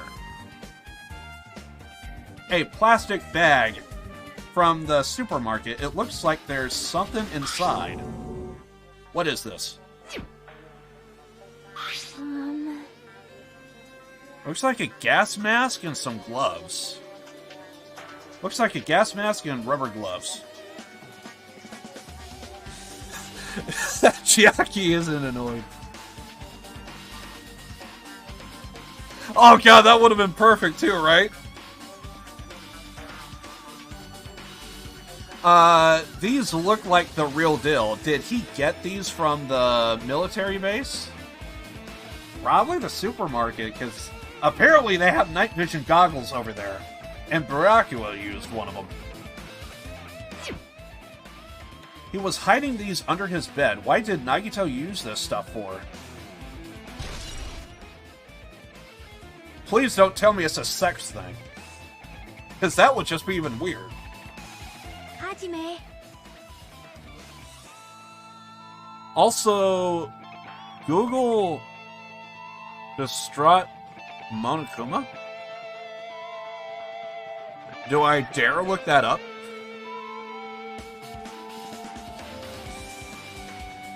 You know what I'll do? I will probably look this up.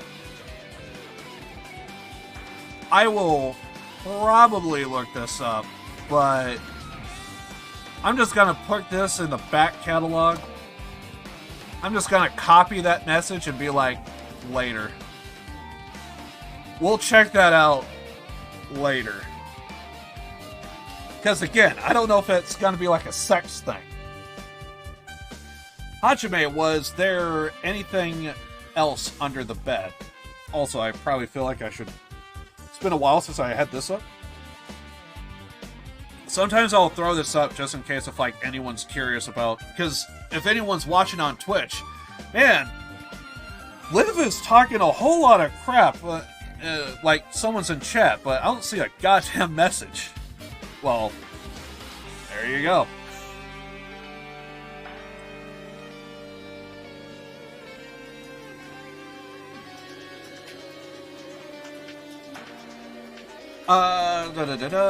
Hajime, was there anything else under the bed? Let's see. I peeked under the bed once again and started looking under the area where I found the supermarket bag, and there's a small piece of paper on the floor. A piece of paper made of blue aluminum. So is it paper or aluminum? Or aluminum paper? A round, thin piece of aluminum, huh? It's similar to those seals that go over jars from unopened mayonnaise. Huh, okay. I get what you are saying, but does that mean this is a piece of trash? Wait. Time out. Who knows? It might be too soon to decide that. So we have essentially a potential lid to a mason jar.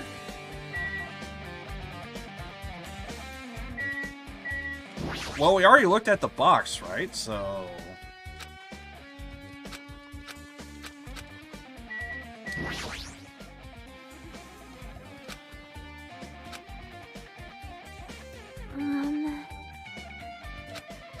Hey. do it for later. So... Other areas first. Fridge? There's a refrigerator! Huh? Nice, my cottage doesn't even have a refrigerator. I don't think ours does either. It's designed for Monokuma from Distrust. The game was scrapped and never released because it was too gruesome. But many elements of the project were redeveloped into Danganronpa Trigger Happy Havoc. Interesting. It's nothing dirty. It's just weird and unsettling design. Okay, now you got me intrigued. What the fuck is this? You're telling me there was a game that was scrapped because it was too gruesome, and now you're telling me, like, it was essentially the makeup of the first game. Okay, now that's intriguing. Like, when I hear that, my first thought is like, dude, that kind of sounds like what happened with, whatchamacallit? That's like what happened with, Vampire Masquerade. It was scrapped and you had, like, modders going in and, like, taking discarded stuff and what have you.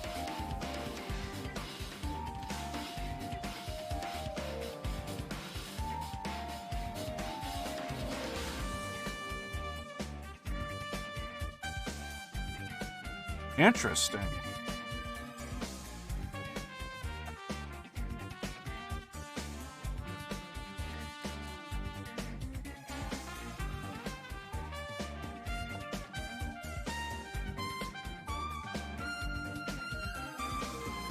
Huh.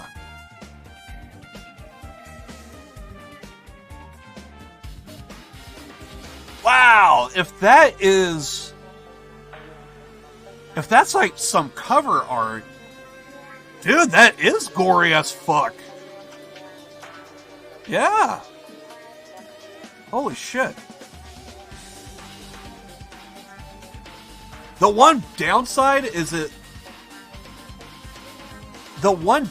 I would say is, at least from what I'm seeing, it looks like it's like the original, and like it's all done in Japanese characters, so I'd have like no idea what's going on in the scene, but like I'm seeing some like snippets of, I assume, what would have been the game, and yeah, it's pretty...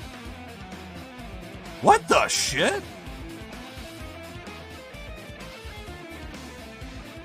So that was the original idea of Monokuma? I think they made a good call. I think they made a good call.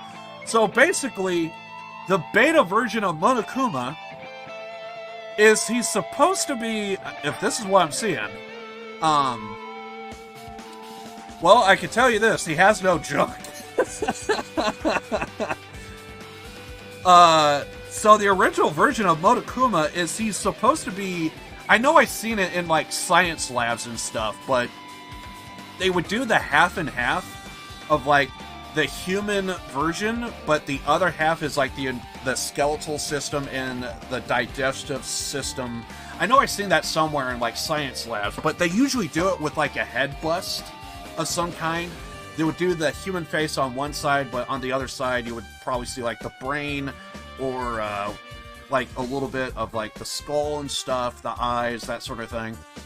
So basically, the original concept of Monokuma is he's supposed to be like that. Half of him is like his internal organs and stuff.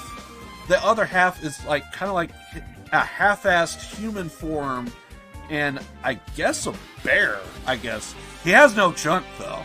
So apparently he's either a woman or he has no junk. So there you go. It's a penis! So yeah, there you go. Interesting. I actually really do dig this concept, actually. Like, it's kind of what the original game is supposed to be. But the call on Monokuma, I think the Monokuma that we did get, I think is a good choice. I will say the Monokuma we did get is a good choice. That original version, yeah, I think I see why it got scrapped. But there could be other stuff in here that could be very unique. And I dig that. I like it. I like it. I don't know if I want to show it on stream, though. But yeah, that's kind of awesome. Is there like more images and stuff that I could find of... Oh! And then, I guess there was another version of Monokuma to where he's just a head.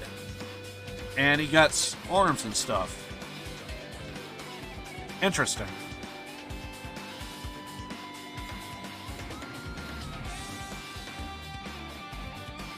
Huh.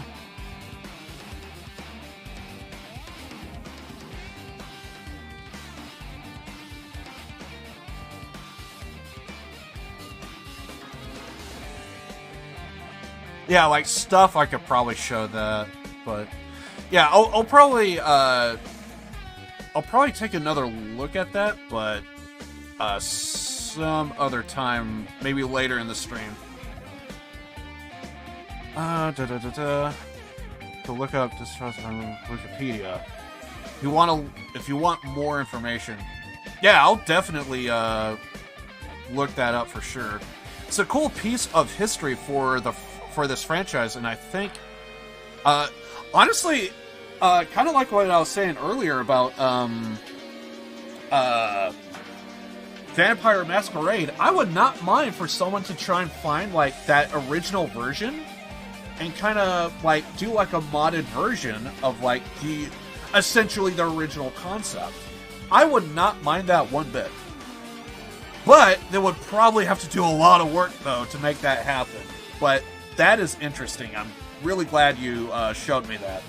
So... And plus, to be fair, I went immediately to the sex thing because technically I'm looking through a kid's bedroom right now, and we already brought up porn at one point, so the idea was fresh. So that's why my mind went to that area. Maybe if I wasn't in a kid's room right now, a boy's room, probably wouldn't have not been the first thing I thought of. But there you go. Nice, my cottage doesn't even have a refrigerator. I wonder where he got it from. Nagito probably supplied it himself. Wasn't you also supposed to get like a prize or something if you went through the final dead room? If I remember right? Could this be the trophy or what have you? Why would he go to the trouble of putting a refrigerator in his room? Does he really enjoy cold drinks? As I talked to Chiaki, I opened the refrigerator out of curiosity. What the? There isn't much inside. The only thing inside the refrigerator was a brown bottle. Someone who likes cold drinks, it doesn't look like he's stocked very much. But clearly a bottle isn't a drink, right? Really, it looks like some kind of dietary supplement to me. Protein powder, maybe. I took the brown bottle out of the fridge and started reading the label. Exclusively made for poisoning someone to death. This is... Could it be? Looks like it's poison. Poison? Looks like there's a warning label on the back. Let's examine it in a little more detail. But be curious with that bottle. Don't drop it. Stop it. Like you worry like that, I'm going to get nervous. I grabbed the bottle with my trembling hand and began reading the warning label on the back of the bottle. Poison made especially for killing someone is Monokuma's special poison. By the way, I do see a message in chat, gonna get to it, but I want to get through this first, if you don't mind. This enchanted liquid is highly potent and takes effect immediately. Please handle with care. Though its fire level is low, the liquid is very dangerous when vaporized. Okay. Its gaseous state is heavier than air. It breaks down in minutes, and it is useful to hydrosis. So it is possible for you to poison someone to death with... What? So you could poison somebody with this, and it could evaporate, and you would not be able to identify the cause of death? So essentially, if you poison somebody with this, you would be able to essentially get away with murder, is what they're saying, right? I want to read this again because I think that's what I read. So it's possible to poison someone to death without any complications. Yeah. Keep this liquid secure by storing it in a cold place in a glass or plastic container away from sunlight. Damn! What the shit? Okay, so that's something. Anyway. Distrust was actually scrapped and never released, so the fans would need to build the game from ground up. That's another thing. Because, like, I'm sure you would probably have to take, like, a modded version of the first game and kind of, like, reskin it, but also there would probably need to be moments to where you need to, like, redo a concept or, you know... Because you can't necessarily, like, redo, like, everything from scratch, or, because... I need to slow down. Okay, so, like... This is why I always, like, stutter and fumble with my words, because sometimes I get excited and it comes out stumbling and everything else. Because, like, some scenes you could reskin, right? But... because, like, different characters are going to look slightly different or more or less the same, just altered, and then other characters are going to be, like, completely different head to toe. So there's a good chance you might be able to take an existing character and be able to change a few shirts, this and that, but also might need to, like... But basically, you could probably take the original first game, Trigger Happy Havoc, do like a little bit of a reskin, but have like other added scenes, other scenes taken away, and then like remod those from scratch is, I think, essentially more or less probably be the way to do it. So you're not necessarily re-engineering the entire game from scratch unless there's entire... plus, I haven't really looked into it, so I don't even know what the theme and the setting is, because for all we know, maybe... And again, I could look into it more, but, like, I'm just saying, as, like, right now, from what I just saw, it's possible the setting is probably not a school, but maybe, I don't know, a restaurant or something. And so, like, you're probably going to have scenes at a bar, or, or what have you. So, obviously, there's going to be, like, that difference. It may not actually be a school that Distrust took place in. So, there you go. But yeah, but still, in the end, it's like very interesting to like take a look at and like everything else. So there's also the possibility that you probably would have to build it up from scratch if the setting is not the same. Because obviously, Danganronpa 1 takes place in a school, so. Could be an apartment complex, who knows? But, of course, I'm just thinking out loud because, I only just saw a few snippets and did not see, like, the full thing there or another. Apparently, the creators wanted the game to appeal to a larger audience, so this is why they changed it. Don't quote me on it, not sure if it's true. So take this with a grain of salt. Well, absolutely. Like, and believe me, I'm also the same way in a lot of ways, to where like I hear information and it's like I'm pretty sure this is what was said, so don't quote me. So, but from what I've seen so far, they could have probably, as like an example, they probably could have had like the first case. The first trial, like, completely set, and then it's like, wait a second, we gotta put this on the shelf for a little bit. We do have the first case, yes, but we want to build an entire game, so they had to switch things up. One thing I did hear, and again, just like you said, don't quote me, but I thought I heard, and this is interesting, this also adds to, like, how different the game that we got compared to the game that could have been. I heard that Sayaka was not the first person that was supposed to go on the first one. As a matter of fact, one of the survivors in the first one was actually supposed to be the first one gone. Take a guess who it is. You probably already know, but I thought I heard this. I could be wrong, but yeah. I'll let that sink in if you want to take a guess on who the first one is, but what I heard, it was actually one of the survivors from the first one.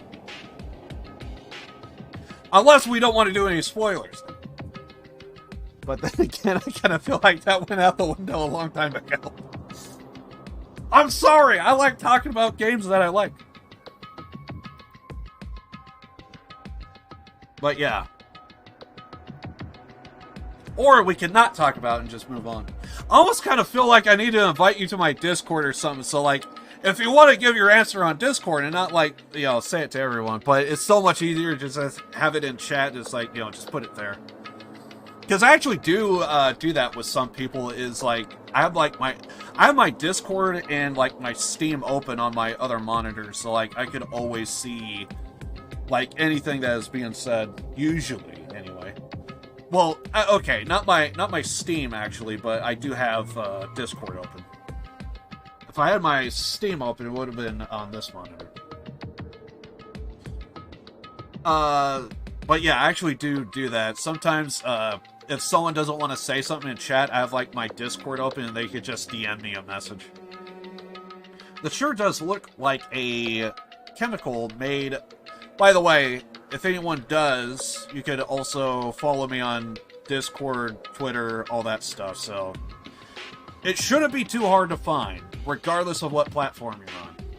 It all depends if you're on mobile. Then it becomes hard, because some people don't know how to copy and paste on mobile. This sure does... Trick is hold down your finger when you tab something. Just saying. I actually had someone in my chat actually say that. They didn't know how to copy and paste.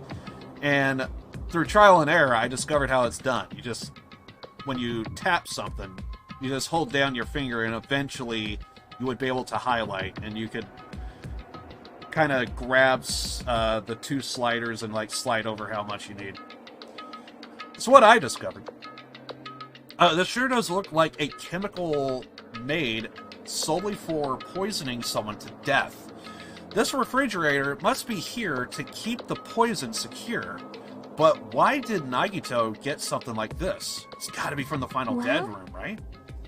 The question could apply to the bomb he used at the hotel, too. Apply to the bomb. See?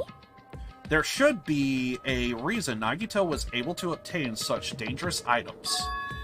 The octagon inside the funhouse.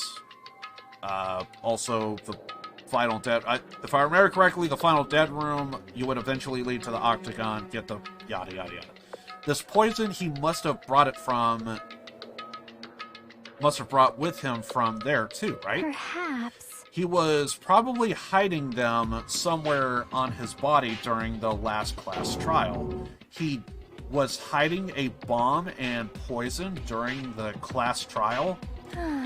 And you remember when games, when you have, like, a bunch of weapons, and it's like, where is he hiding it?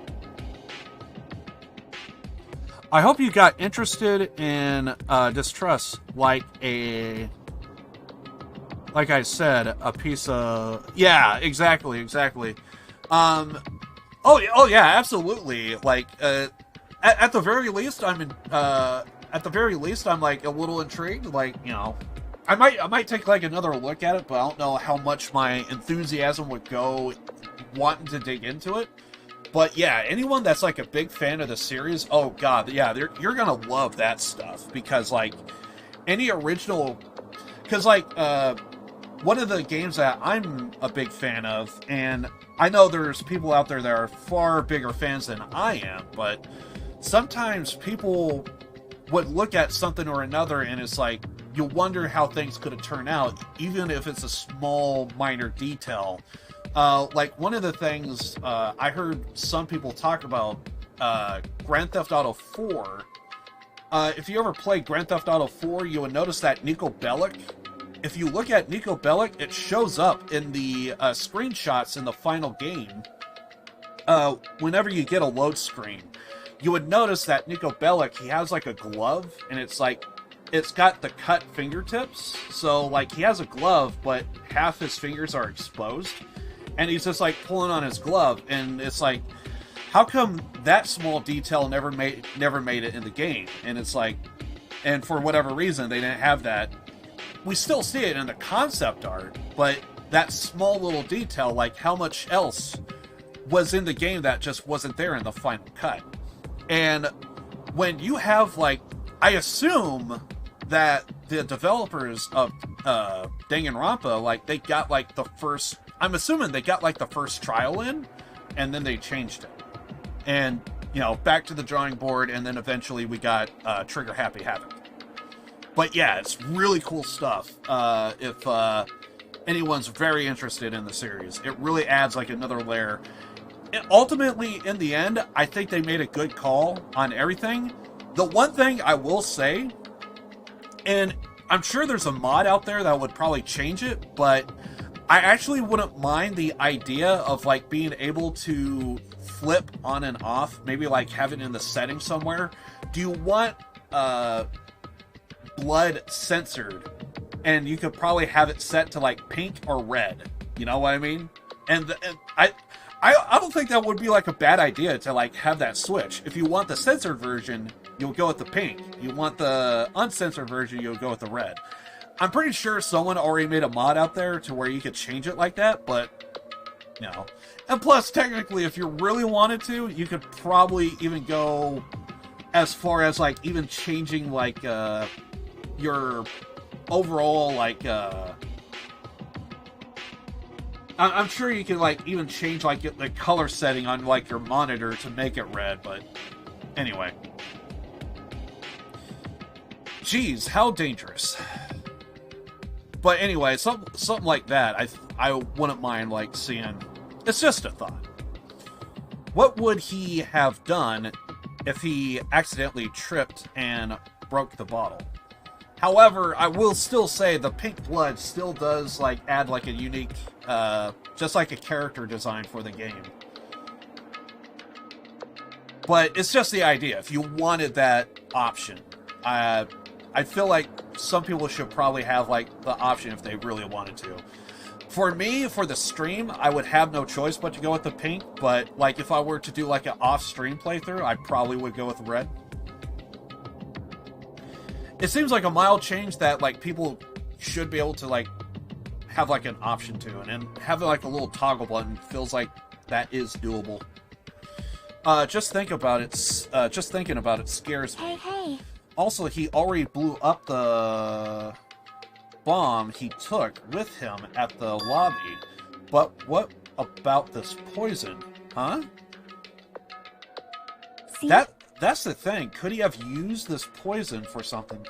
It looks like the bottle is less than half empty. So he already used it? Was it like this from the beginning? Or did Nagito use it? If so, where did he use it? I wonder, is there still a trap somewhere that hasn't been sprung yet? Okay, now that's concerning. Another trap. Another trap. For example, maybe he was making some kind of trap using this poison before he died. If that actually exists, it'd be real bad. It could potentially kill everyone on this island. Everyone on this island. What the hell? Nagito, are you still trying to make us suffer? That's Nagito for you. Are you still trying to make us suffer after you've died? Apparently, so apparently there you go. He's got poison out there for us.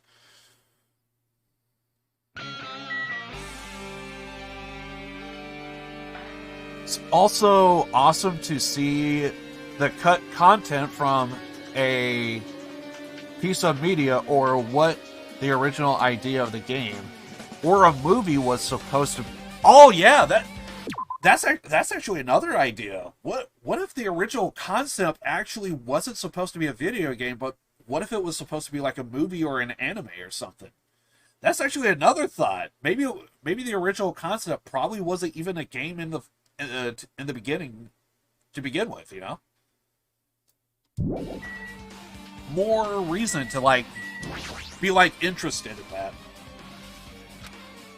I really feel like we need to look at the bookshelf. Oh, now we finally talk about the bookshelf? Okay, whatever. They say a shelf is a mirror that reflects a person's heart. Do they now? I definitely don't know much about Nagito just by looking at this.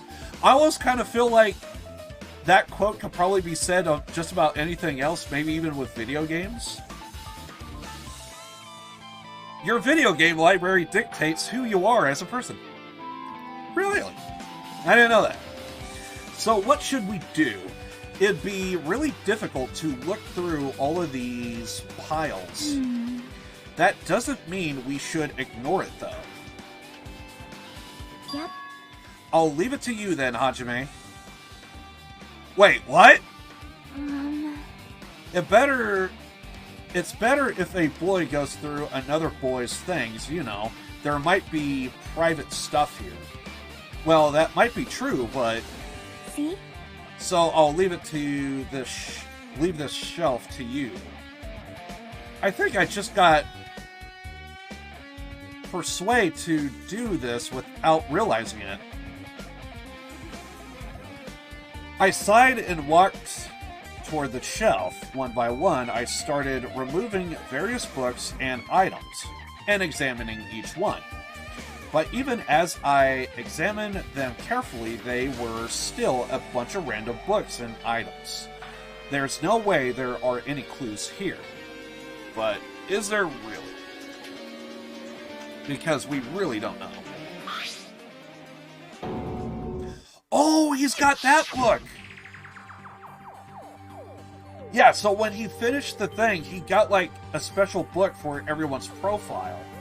And I think we only heard it from him, and we never actually got to see it for ourselves, so this would be interesting. Well, that file wasn't the only thing I received from Monokuma. This is another one. That seal. Indeed, it's the school badge of Hope's Peak Academy. Also kind of interesting that Chiaki was also there when that happened. Does that have information about our stolen memories? Unfortunately, I couldn't find any clues about that. The file doesn't contain information, just Hajime's information. And I'm guessing now we're going to discover the truth. Like, he said it was just us, but I'm guessing we're going to see otherwise, right? Nagito said this only contained information about me, but is that really true? If I look at this, it should be obvious, right? And he said I was from the reserve department and had no talent whatsoever. That might be another one of his lives, too. So I'm guessing here it comes. We're going to have another kind of big reveal on this deal or another. I opened the file I held in my hand to confirm that. Instantly, I realized something was strange. If this really has only my information, then why? Why is this so thick? As soon as I opened it, it was clear to me. Just the thought, Nagito had lied to me. Inside, from my information, there was information about others. Kazuichi, Fuyuhiko, Akane, Misonya, and everyone who died has pages of information about them too. The file contained information on all 16 of us. Only my information, my ass. I can't believe he'd make up such a strange lie. So that means the rest of it might be a lie too. I turned the page containing my information and began reading through the content. The profile contained basic information such as date of birth, my height, my weight, and so forth. But there was only one thing that especially caught my eye. The words reserve course student. There was no denying it. It is confirmed that I truly was a reserve course student from the reserve department. Why? Why is this the only thing that isn't a lie? Why? Why am I the only one here who's from the reserve department? Why? Why am I here with all the other Ultimates? Hey. I feel like if I was a reserve student or not, I somehow, or if I was one of the Ultimates, I somehow want to say to Hajime, like, I feel like you're overthinking it, dude. I mean, yeah, it sucks that you're going to a school that's supposed to be, like, full of Ultimates, but I feel like it's just, it feels like it shouldn't be that big of a deal to me. It's one of the, sometimes whenever I come across stuff like that, it's kind of like Chihiro, and like he felt so weak. I felt like saying to Chihiro, don't take it so personal. Like, you know, you can get strong. All else fails, just let me know. I'll beat the crap out of whoever you want. You know, and similar thing with Hajime. Not being an ultimate is not the end of the world. Hajime, did something happen? Well, I found a strange file. Now she's going to be curious. Isn't that the special prize Nagito received when he cleared the final dead room? As I recall, your student profile should be in there. It's not just my profile. The profiles of everyone on this island are in here too. Nagito was lying. Huh? When you say everyone, do you mean everyone? Yeah, it's just basic information, but there should be profiles for all 16 of us. Can I look at that file? Something tells me she's going to be able to find the traitor or find a tidbit about the traitor, right? For some reason, Chiaki just has that ability. Chiaki leaned against me and peered through the file. You're right. My profile is really in here. But unfortunately, there doesn't seem to be any details. Details? Details about our missing memories. Information about the time we spent at Hope's Peak Academy. I just decided to turn up the audio just a little bit more. If it's not written in there, these profiles might have been written before we entered the academy. Then it's impossible to obtain new clues from them. Yeah, seems like it. Hold on. Huh? Always try and turn up the audio just a tad whenever a cutscene happens and all that stuff. What happened? I just noticed it right now, but... The file. His name isn't in there, right? There's supposed to be 16 names worth of profiles, but his name is the only one missing, right? Who are you talking about? Byakuya. I'm talking about Byakuya Togami. Look carefully. No matter where I look, I don't see his name anywhere.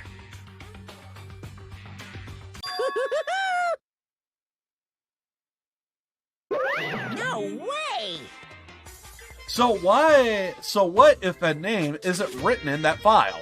Perhaps, based on that, you think he might be the traitor. No, it's not because his name isn't written in here. It's not the only reason I think he's suspicious. He participated in the killing school life at Hope's Peak Academy, right? For someone like him to be a similar situation on this island, no matter what, it's definitely suspicious. The stuff that happens is interesting. Also, did I miss any more information? Comments? Sorry if I missed comments. I hope I got you interested in distrust. Oh yeah, I think I read that. Yeah, it's definitely interesting for sure.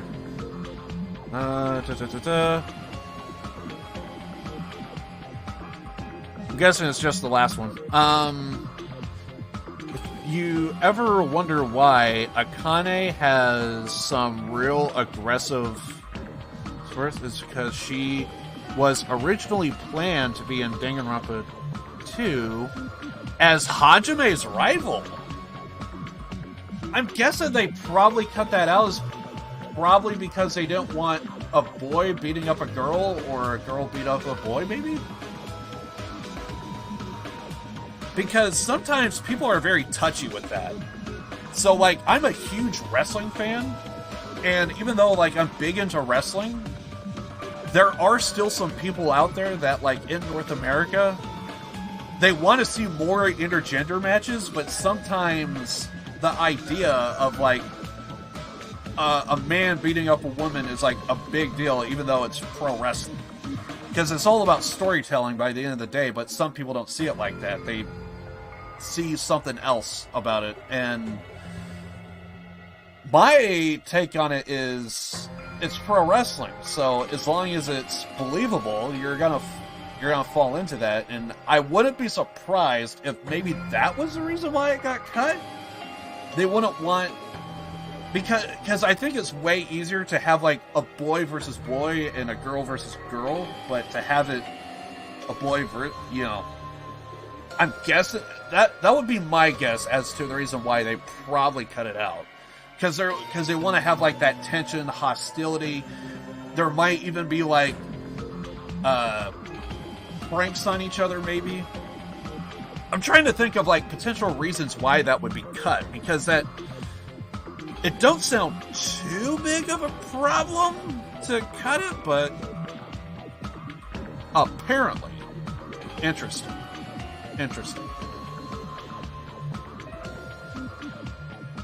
The idea was scrapped for reverse showdowns to get more characters involved in the class trials. Interesting. Anyway, there you go. Do appreciate the idea that you kind of have, like, you're, like, a big fan of it, and, like, you're kind of giving... Because I am playing this for the first time, so I will admit, you know, I am kind of coming into this whole game with a whole series with, like, essentially my head cut off over here, so I will admit, I don't know everything, but you love to see fans, like, just talk about, like, your favorite games and stuff. So no matter what, it's definitely suspicious. Well, it pains me to say this, but what are you saying about the missing name and about the killing school life? Too bad. It's totally wrong. There's a completely different reason. I'm guessing he has another profile book that's just not tied to this one? A different reason. You're getting all riled up. How should I put this? You guys have been getting all worked up about that Baracula for no reason. Which means the great mystery to that you think surrounds that Baracula doesn't exist. You are basing it on one person's cheap speculation. What do you mean? What the heck? What do you have to ask me that? You know the answer just by looking through those profiles, right? Guessing there's more to it. Huh?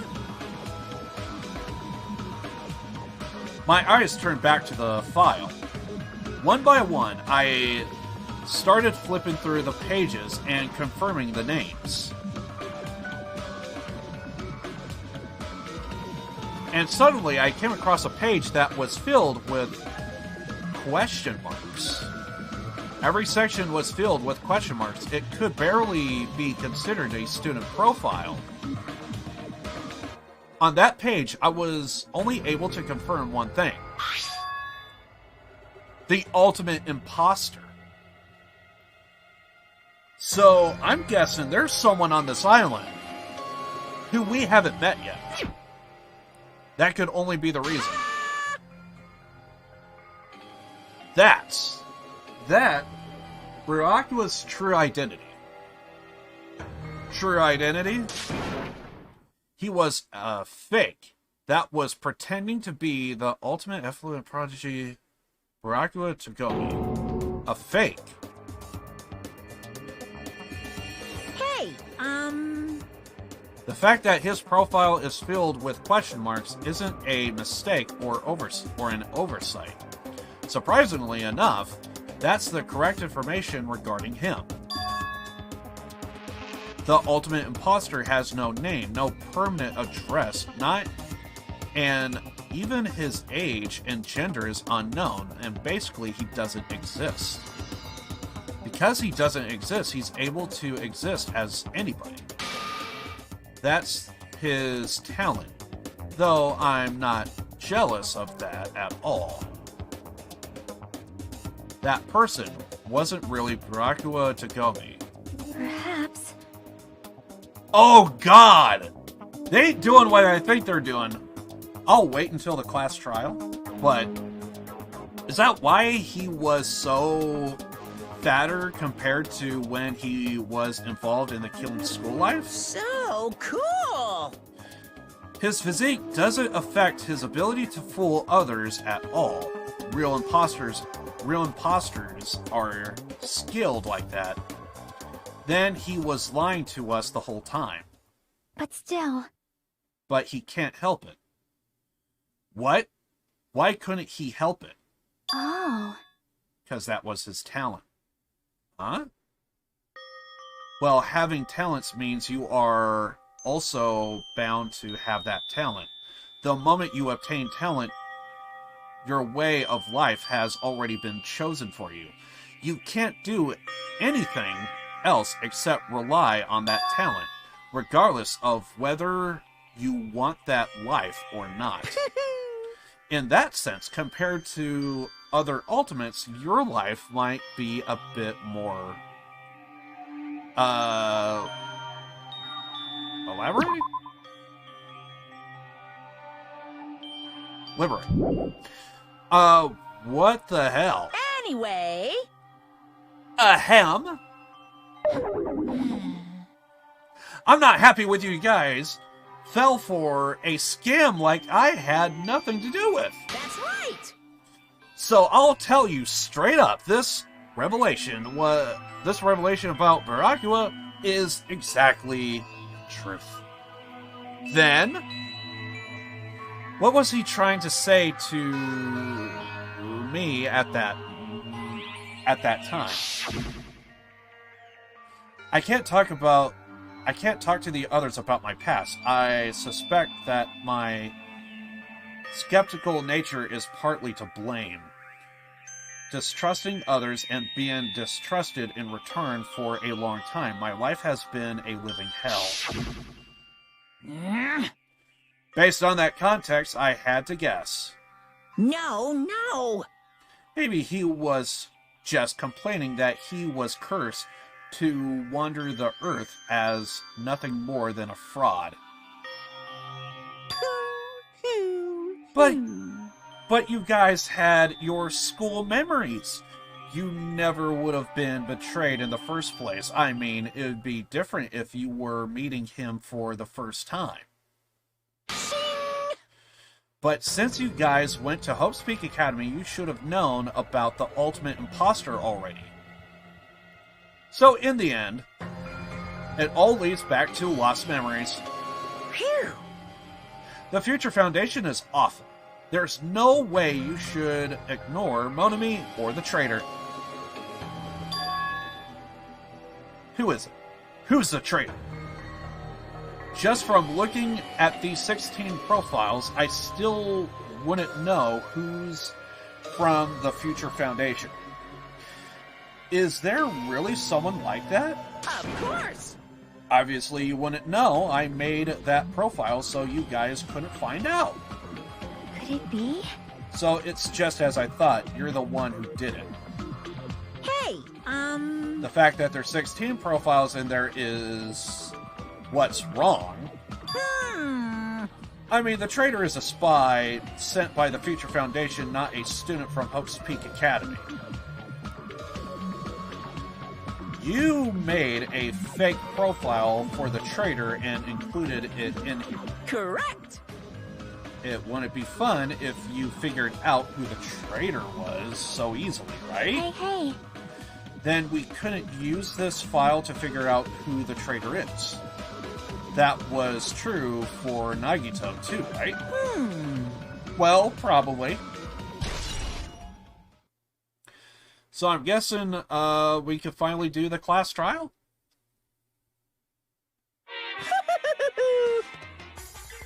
It's dripping with despair, isn't it? You wasted your precious time on something that isn't a truth. Are you sure about this? Something that isn't a clue.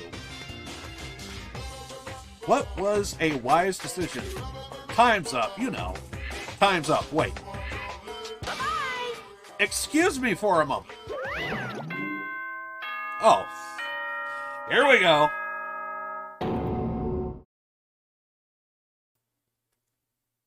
That chime just now.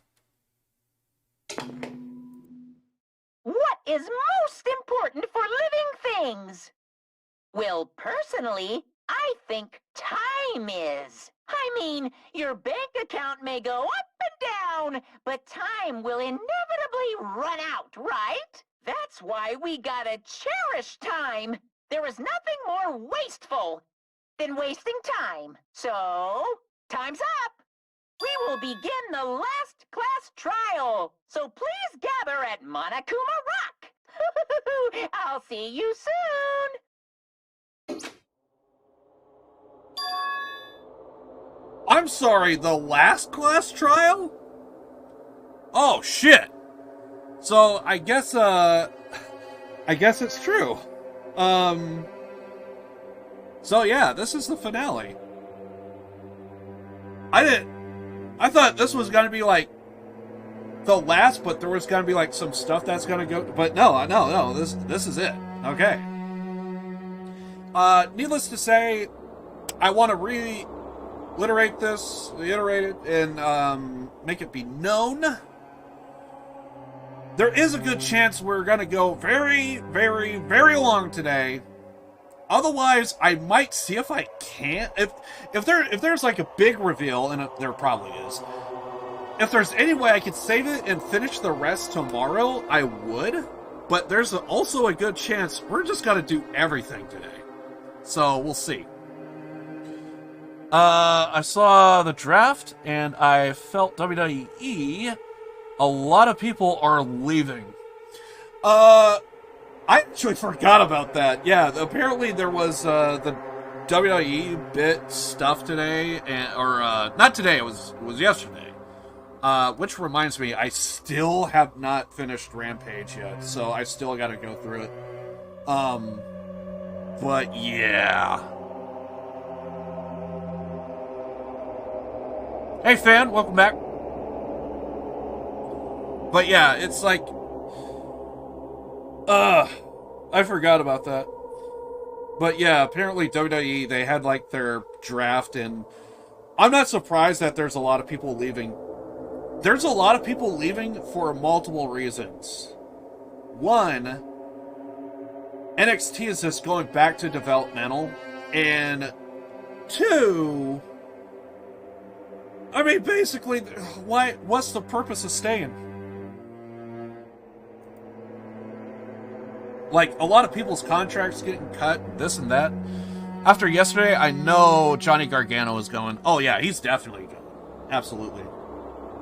The last class trial. He said that, right? He said last class trial. And that was a different message than what we got before. Yep. Yeah, I heard it too. He really did say it was the last class trial. What do you think? Should we believe him? Probably not. Monokuma seemed anxious about the Monokuma timer earlier, right? 2 more days. And he said something about the killing school trip ending, right? Based on the time limit, this time, But still. Damn it, I forgot to do the thing. This might definitely be the last one. But I can't imagine that it's the real end. I feel like there's a little bit more, but we'll see. Huh? I think Monokuma's real plan might be just beyond that. His real plan. Is Monokuma still planning to make us do something? What could it be? After putting us through all of this, he's planning to kill the remaining survivors all at once.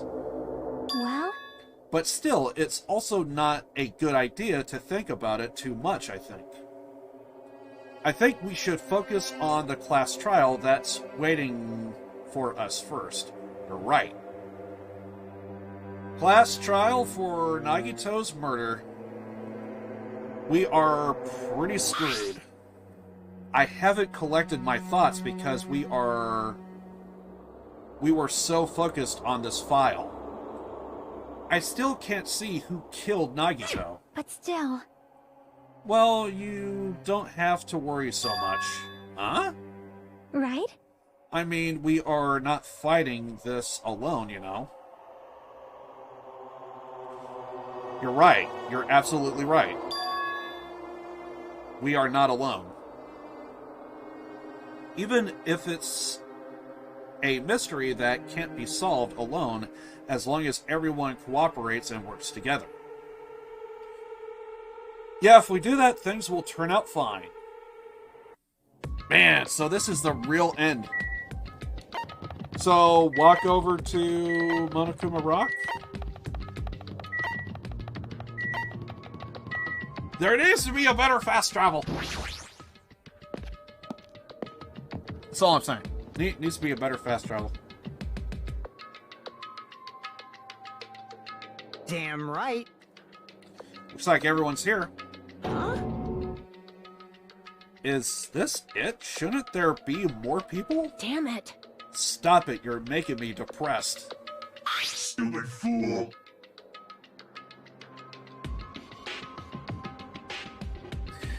You're making me depressed! So it's going to be happening again. The cruel conflict, where we must doubt our friends. But once we are through with this, we can go back, right? I thought he's, releasing from after yesterday theory, has been drafted to Raw. Not him. Definitely he looks... I actually did thought I hear that there was actually going to be like a lot of people getting called up to the main roster. So, by the way, if anyone's not into pro wrestling, basically, yeah, I'm sorry, I'm just a big pro wrestling fan. I don't always get to talk about it, so I know it's not everyone's thing, and I do apologize. So I need to kind of do like the best I can to like kind of like go through the game, but also at the same time. I'm sorry, like, I wouldn't be surprised in the future, like, I'm just gonna be, like, having, like, a bunch of people that are wrestling fans slowly find my channel, and it's like, there might just be, like, a full stream one of these days to where it's just like, you know what, we're not even gonna do, like, a game, we're just gonna talk about pro wrestling for, like, the longest of time, so I apologize if it's not your thing, but it's probably gonna come up a few times. But yeah, basically, from what I see, I thought I heard like a bunch of people are gonna get called up. I've been hearing Hip Row's been probably gonna get called up to the main roster. I don't know why Braun Breaker is even like messing around in NXT 2.0. Like that guy is like destined to like main roster like now. So yeah. Well, once we're through with this, we can go back, right? That Monokuma bastard said so, didn't he? He said this is the last class trial. But we've been tricked every step of the way. Also need to double check and make sure I got picture, audio. Alright. But we've been tricked every step of the way. There's no way I can believe that so easily. Of course not.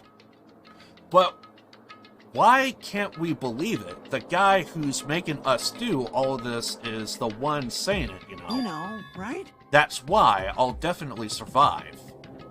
If we can really go home after we deal with this class trial.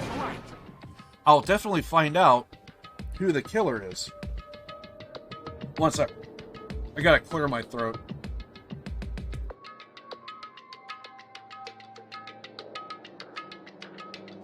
Might need to consider getting some water here in a second. Definitely find out who the killer is, no matter what. Even if I have to pull out all the stops. You... What the fuck? Why are you here? You haven't realized it yet? That feeling of wanting to leave this island thinking like that is Monokuma's trap, you know. Huh? What are you saying? Got it? There's no way Monokuma will end things here. He's planning something far worse. Stop trying to jinx us. I'll pick you up. Damn right, stupid rabbit should just shut up. And tricks are for kids. Everyone must not run away from despair. Huh?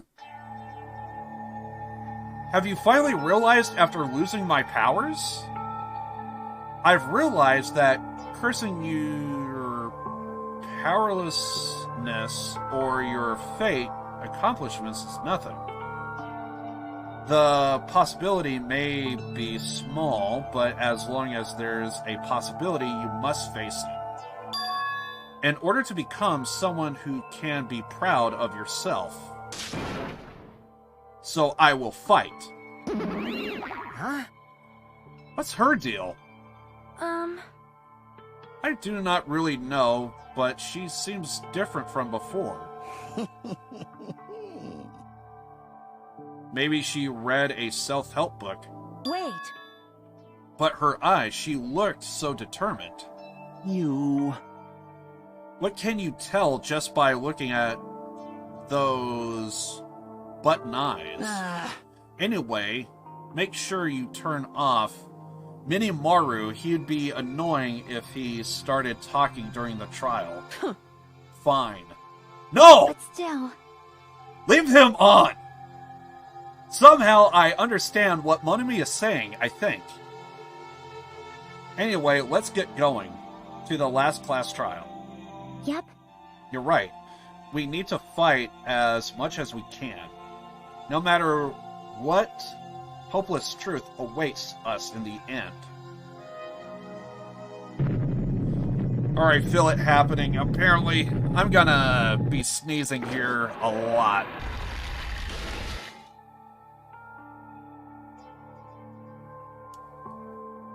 This is the end.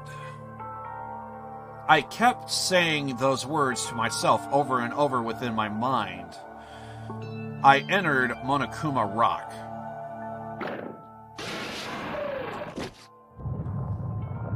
He's definitely leaving because Theory has been drafted to Raw, not him. He's definitely leaving because his contract...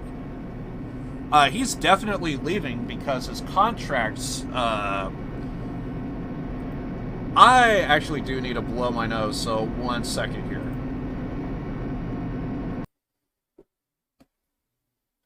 And I had muted the wrong thing, but I guess I can mute that too.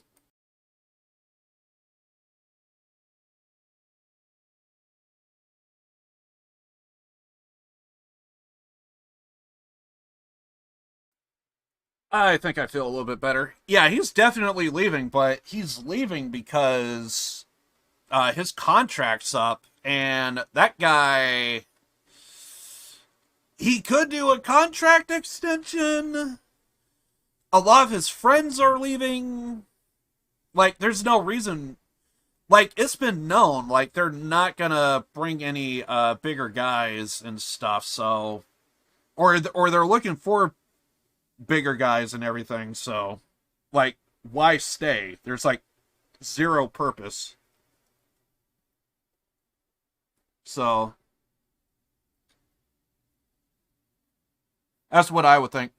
Poor Nekomaru, he just got killed, rebuild as a robot, killed again, turned into Minimaru. That guy's story arc's insane. And I can't hate Minimaru. I love the guy. And we gotta turn him off for the last class trial.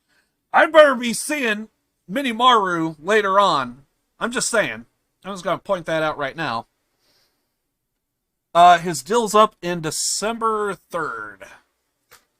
And I thought I heard, I could be wrong, I thought I heard, if you don't have a contract extension or if your contract just runs out, there may not be a non-compete. So, because, like, Adam Cole, he was able to go, like, immediately after he left, so... Yeah, so I don't... But then again, I wouldn't be surprised if there would be... I think things are going to probably change with some people's contracts. They're probably going to have it to where, yeah, everyone's just going to have a non-compete. But it's WWE. What are you going to do? One of the things that just pisses me off, this elevator ride, this will be the last time for this too, right? I hope so. Well? Let's worry about things after we finish. You are right.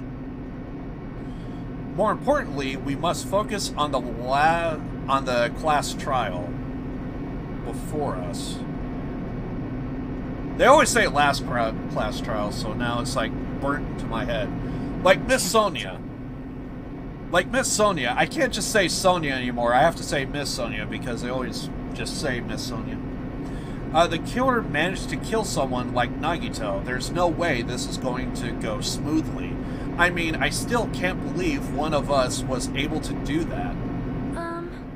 Nagito was problematic in many ways, but he was also a valuable asset during the trials. He did help out a lot. Yeah, you're right.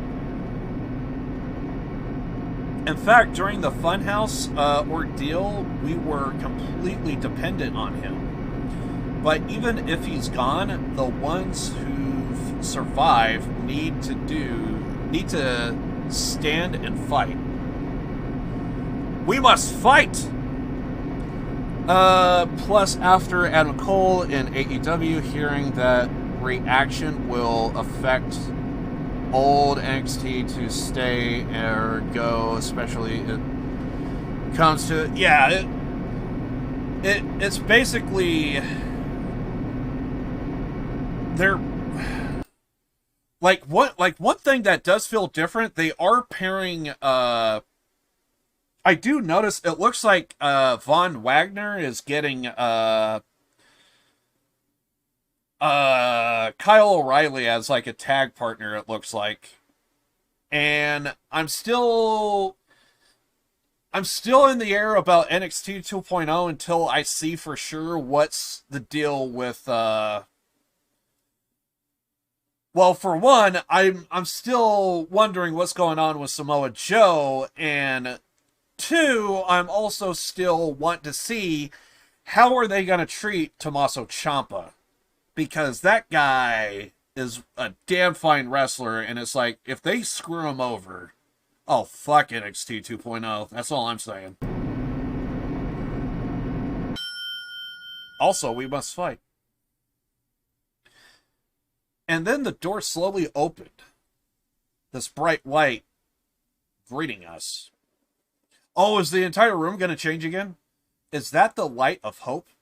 Or is it the light of despair? I think it did change. Well, now. Well then, now that the Chatterbox Nagito is gone, there are only 6 of you left. Shut the hell up! Very quick on that. Enough, just fucking start this already. Hey! This is right. This is really the last class trial, right? Yep. Yep, sure is. So you got to show someone. So you got to show some enthusiasm and make sure you give it your all. All right. Didn't I tell you? He said it. This is the end. Now then. Also, Monami's not tied up.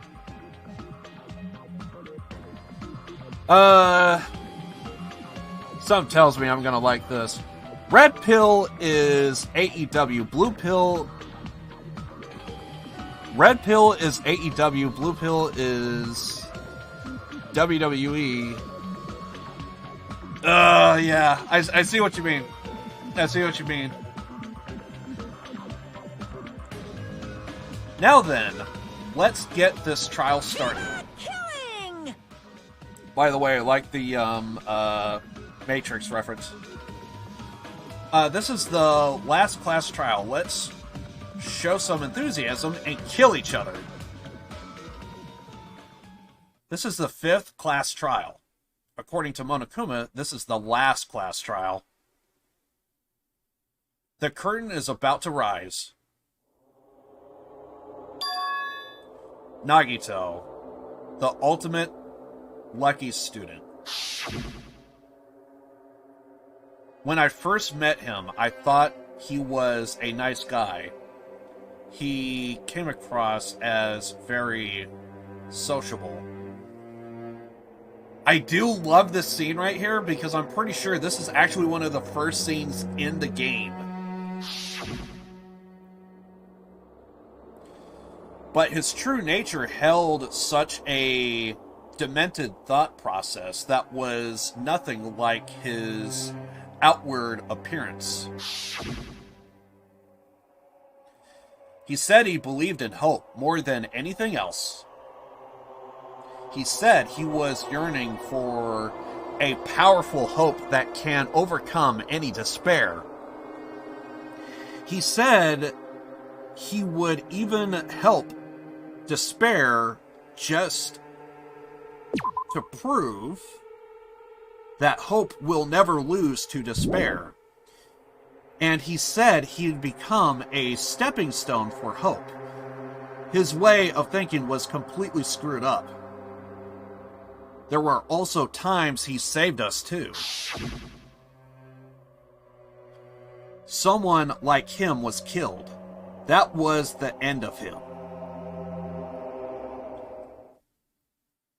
I have no idea at all who did it, but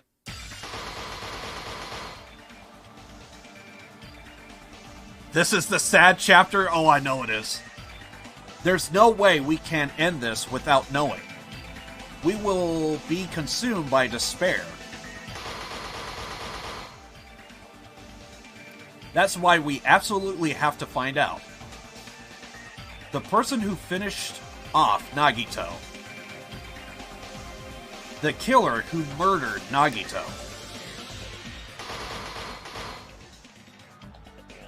In order to return from this despair alive, we need to reach the truth. And if Monokuma says this is really the last class trial, that's all the more reason we need to do this. And so, this life-threatening trial, billowing with hope and despair, the last one has begun. This is Persona-like game. Basically. In terms of storytelling, yeah, you can make some parallels with Persona because both Persona and Danganronpa, like, they both have like an anime character graphic design. Both of them have deep storytelling, and the overall theme of it, because one's a visual novel and another one's turn-based, so yeah, it is what it is. Yeah, I was gonna save, I just was holding off for that, so that way I could... I actually am gonna grab I actually am going to get some water here, so I hope you guys don't mind. I just going to take a quick small break, if I can.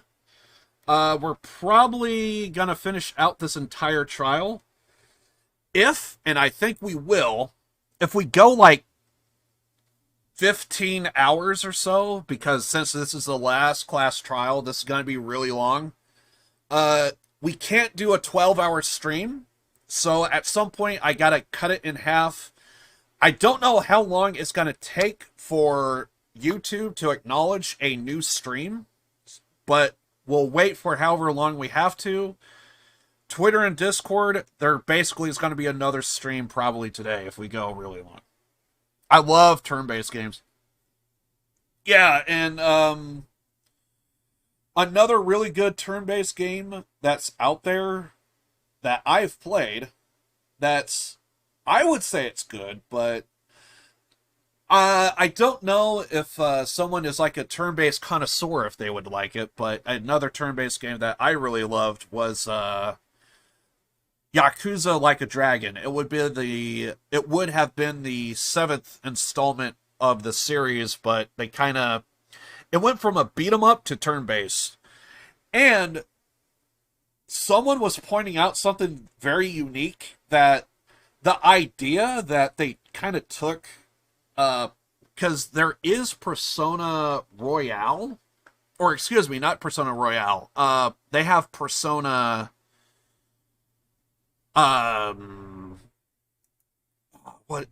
what was that game? Persona Striker, yeah.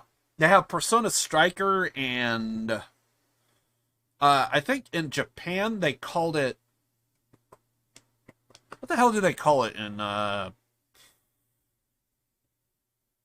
damn, I forgot what they called it in Japan. They called it by a different name. But basically it's Persona Strikers, and it's kind of, I heard it's a hack and slash, so it's kind of funny the idea that they basically switch roles with, because they're both essentially a Sega game, and it's almost like, let's give Persona a hack and slash, kind of like a beat 'em up a little bit, and then let's take Yakuza, a beat 'em up, and turn it into a turn-based. So anyway, there you go. Yeah, I'm here, so at this point, who do you think did it? Oh, Pathos, welcome. Well, for one, I can say Miss Sonia was not really there at all. So she's a little sus. But also, Kazuichi had some lines that was... But Kazuichi also had, like, some lines that was a little, odd. He said he never been to the... Kazuichi said he never been to the military base. I want to call bullshit on that. I'm pretty sure he has. I just don't remember. And at the very least, it seems odd. And, because at the very least, it was brought up, right? Like, hey, there was a military base. And he never once thought, oh, there's a military base. So, anyway, Kazuichi, he had, like, some unique stuff that he said, so it's possible. By the way, I'm basically wiping my nose here. My allergy is kicking up. Sometimes I could go an entire stream and, like, not sneeze once. And then other times, like today, it's like my nose runs a little bit. I start sneezing a little bit. There's probably a whole bunch of dust and dander and what have you, and just getting in my nose. But anyway, so right now I want to hear more from Miss Sonia and Kazuichi, because also Kazuichi was acting a little sus with the, but then again, he's also very cautious when it comes to bombs and stuff, so it could have been him just naturally overreacting to something. And because I'm thinking about the cards, or not the card swipe, although it was a card reader. We had to swipe the handbook, and all of a sudden, It was like, if we find the traitor, their handbook is going to come up, you know, it's going to say if they're a traitor or not. And I guess that detail is in their individual handbooks, so, like, Nagito, like, planned this whole thing, and so it's very possible that, Miss Sonia is a little sus, so I want to hear more for her, but also Kazuichi as well. But those are my beginning thoughts. Anything beyond that, I really don't know who the hell did it, because it's very sus in some areas, so I kind of want to hear more, but, like, beginning thoughts, that's basically what I have. Anyway, guys, I am going to be taking a break here. I'm going to go grab some water, and I should be back in a jiff. But, yeah. Anyway, I'll find some music for you guys. I'll be back in a second. So, hope you guys don't mind. Got a decent song here, so... Gotta be listening to Yakuza and some of their karaoke. Anyway, back in a minute.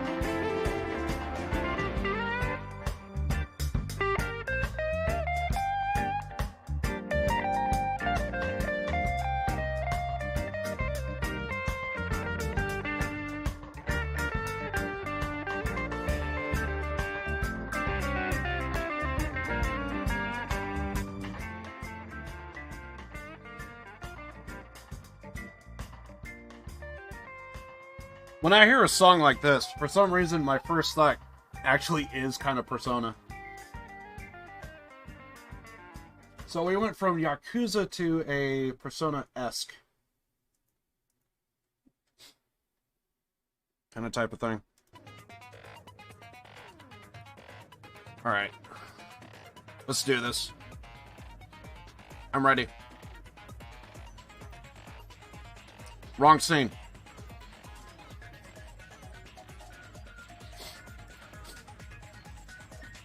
Oh, I can feel it now. I'm gonna be sneezing like crazy. Matter of time. Okay, handbook. Might as well use up any rest of our points, if we have any. Looks like we got 6, so... don't have enough for that.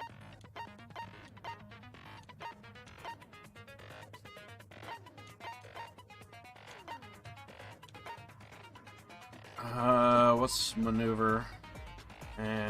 Don't really care.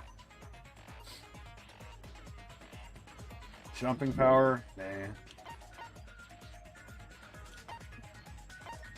Excuse me.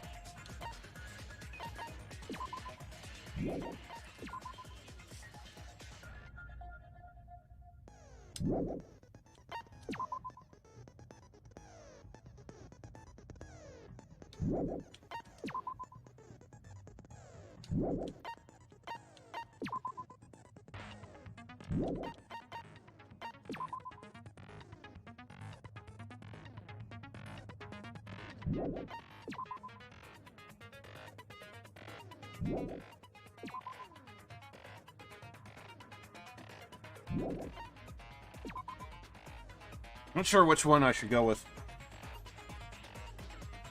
Many stuff here. Okay. Reduce aiming speed.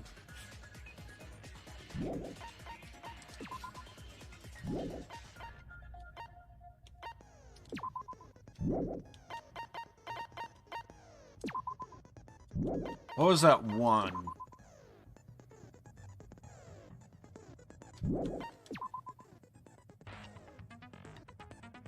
Probably that? I guess we'll go with that.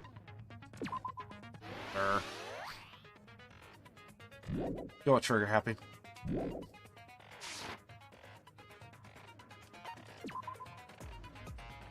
And then we gotta find it and enable it, right? Or...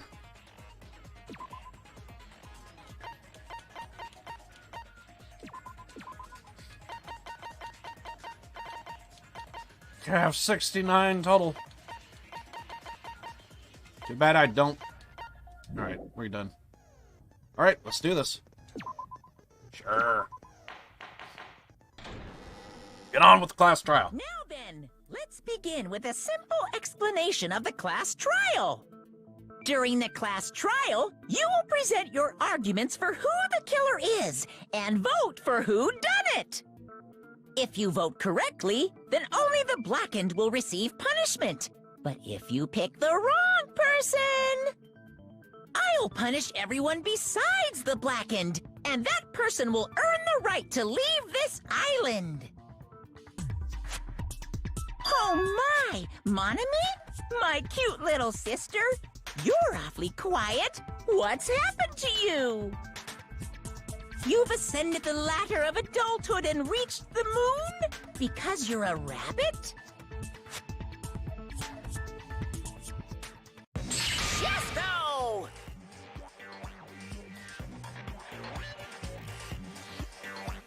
One more time! Jeez! How about this one? This will be my final blow! It's useless. Please stop! I feel bad for Monomi. You're right. Now's not the time for me to horse around with Monami. The class trial has started, after all. The victim this time is Nagito, who is attempting to reveal the traitor for everyone's sake. Who in the world killed him? I'm so curious. If he was killed for trying to reveal the traitor, that traitor is obviously the killer. They were trying to shut Nagito up. No, that might not be it. Huh? Are you trying to protect the traitor? They didn't call out when we were in danger. Wait. Don't tell me you're the traitor. Don't say something so stupid. There's no way in hell I'm the traitor. Now that's more like it. Why don't you guys hurry and start arguing already?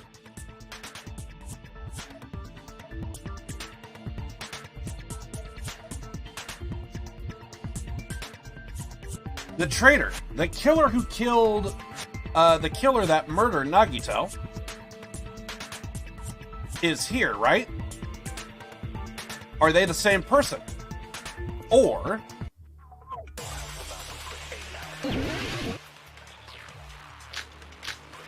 Okay, interesting, interesting.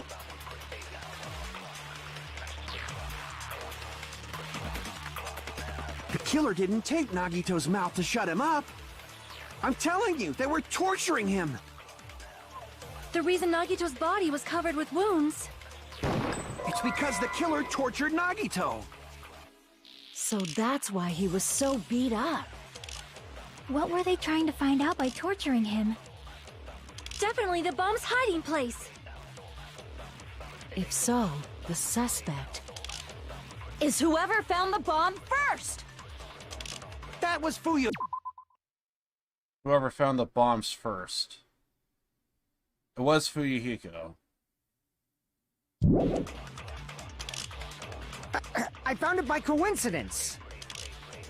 There's no way I'd torture someone.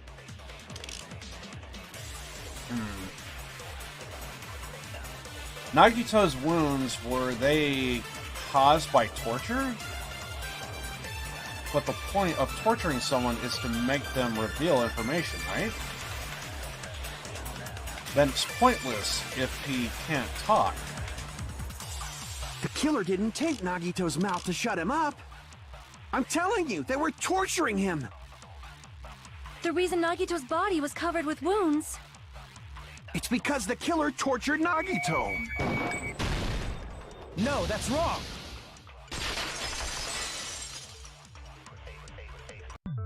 But Nagito's mouth was covered with duct tape, so he wouldn't have been able to confess anything.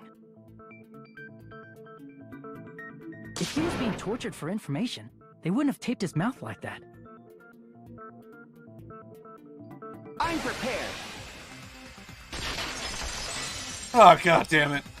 Ah, I just realized it. It's a trap. Trap? Stupid Hajime. You got caught in that trap. Stupid?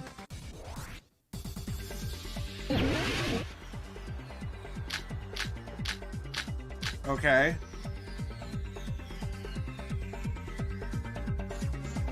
Like you said, if Nagito's mouth was taped shut, you'd obviously assume he couldn't talk, right? But that was the trap. He wanted to hide the fact that he got interrogated. Okay. But if you tape his mouth shut, how is he supposed to answer anything? Pay attention. This is first, the killer tortured and got information. Then, after they killed him... Damn it! I don't know Like which you blade I said, should use. Nagito's mouth was taped shut. You obviously assume he couldn't talk, right? But that was the trap. He wanted to hide the fact that he got interrogated. Okay. But if you tape his mouth shut, how is he supposed to answer anything? Pay attention. This is first, the killer and got information about the bomb's location. Crap! Pay attention. This is how it went down. First, the killer tortured Nagi and got information about the bomb's location. Crap! I think we have two Pay choices. attention. This is how it went down. First, the killer tortured Nagito and got information about the bomb's location. If it's not this, it's the second Crap! one. Pay attention. This is how it first, the killer tortured and got information about the bomb's location. I'm terrible at this. Pay attention. This is how it went. First, the killer tortured Nagi and got information. Then, after they killed him... Crap! Pay attention. This is how it... First, the killer tortured and got information about... Then, after they killed him... Yeah, we're gonna have to go through this a few times. Pay attention. This is how it... First, the killer tortured and got information about the... Then, after they killed him... No? Okay. Crap! Pay attention. This is how it went. First, the killer tortured Nagito and got information about... Then, after they killed him... Allow me to cut through those words! I'm terrible at the blades. No. There's no doubt Nagito's mouth was covered with duct tape before he was beat up. What did you say? Who cares about the duct tape? We might as well settle this with rock, paper, scissors. We don't need to play a game. It's clear the duct tape was on his mouth before the torture even began. Why do you always side with Hajime? Do you have a crush on him or something? Or maybe we have all the right answers sometimes. Are you in elementary school or something? You were with us when I peeled the duct tape off Nagito's mouth, right? And complained about it. The blood on Nagito's face wasn't under the duct tape, remember? The blood on his face came from his arm wounds. Which means the duct tape was on his face before his arms were even wounded. And the duct tape had a lot of crinkles around his mouth. He must have been struggling to open his mouth under the duct tape. Perhaps the duct tape was used so we wouldn't be able to scream. Then it's like I said at the beginning. The tape wasn't for torture. It was to keep his mouth shut. However, if they wanted to seal his mouth, they did not need to hurt him with such ferocity. They probably had a deep grudge against Nagito. Then, are you saying the killer was trying to make him suffer? If so, it's friggin' crazy. Did they go psycho or something? No, they didn't just go crazy. Whoever did this must be one crafty bastard. If not, they wouldn't have taken the time to set fire to the crime scene and destroy all the evidence. Or try to. Hmm? The warehouse fire was for destroying evidence? We can't think of any other reason. But who could have done that?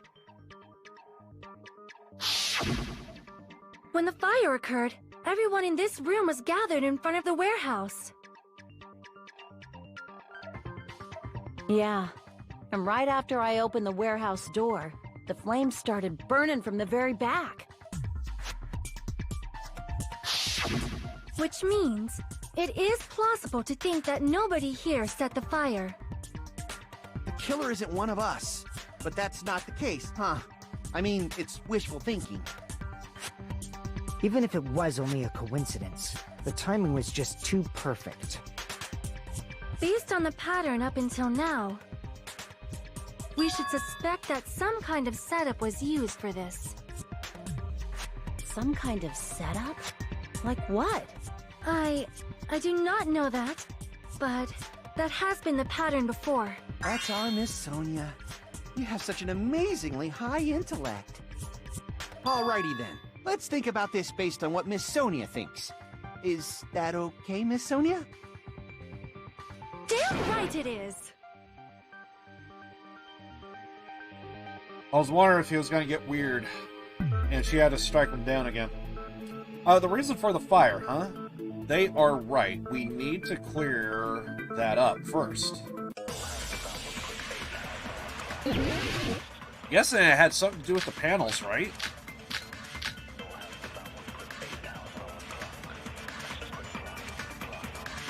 Or maybe the rope. The direct cause of the fire was the oil lighter found at the crime scene, right? The killer used some kind of setup. He lit the curtain on fire with the lighter. Some kind of setup? Did they use the oil as an improvised fuse? Oh. Crap! The direct cause of the fire was... the oil lighter found at the crime scene, right? The killer used some kind of setup and lit the curtain on fire with the lighter. Some kind of setup? Did they use the oil as an improvised fuse? They probably just threw the lighter.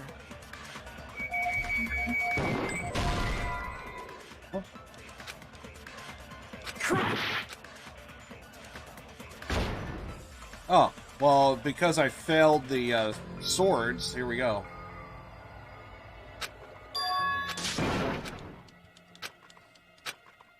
Not surprised that happens. I'm sorry, I'm terrible with the goddamn swords. This is my... I feel like I know, and then I don't. We will never give up! But anyway, try this one.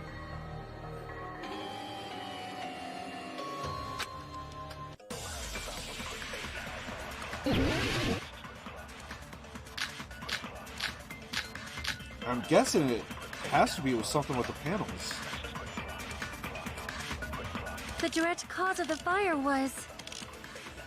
the oil lighter found at the crime scene, right? The killer used some kind of setup and lit the curtain on fire with the lighter. Some kind of setup? Did they use the oil as an improvised fuse? They probably just threw the lighter. Based on the shape of that oil lighter, it can stand upright while the flame is lit. If they tipped over the lighter in some way, it could have ignited the curtain. Some way? Maybe they used invisible thread.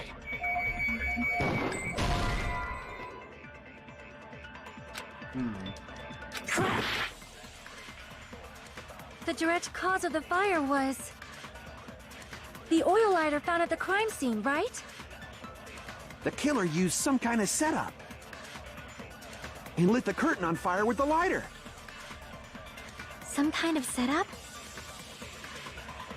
Did they use the oil as an improvised fuse? They probably just threw the lighter. Based on the shape of that oil lighter, it can stand upright while the flame is lit.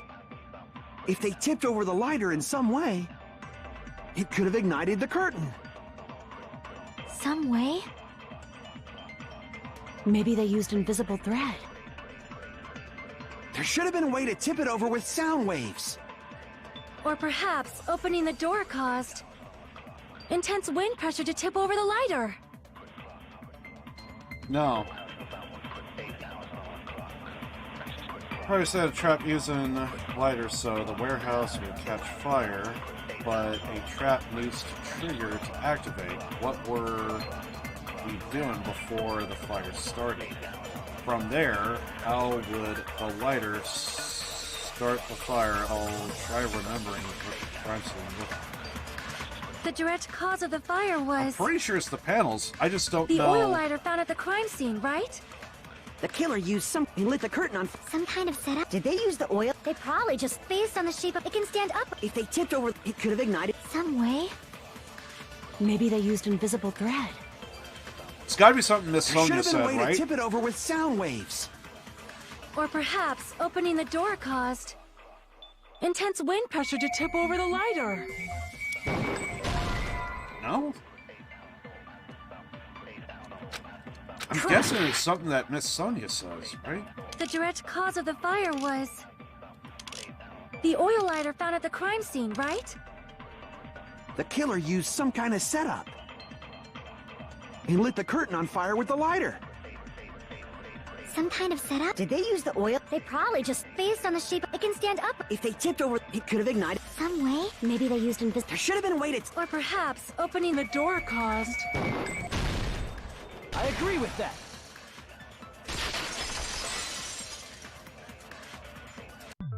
I also agree that opening the door is what started the fire.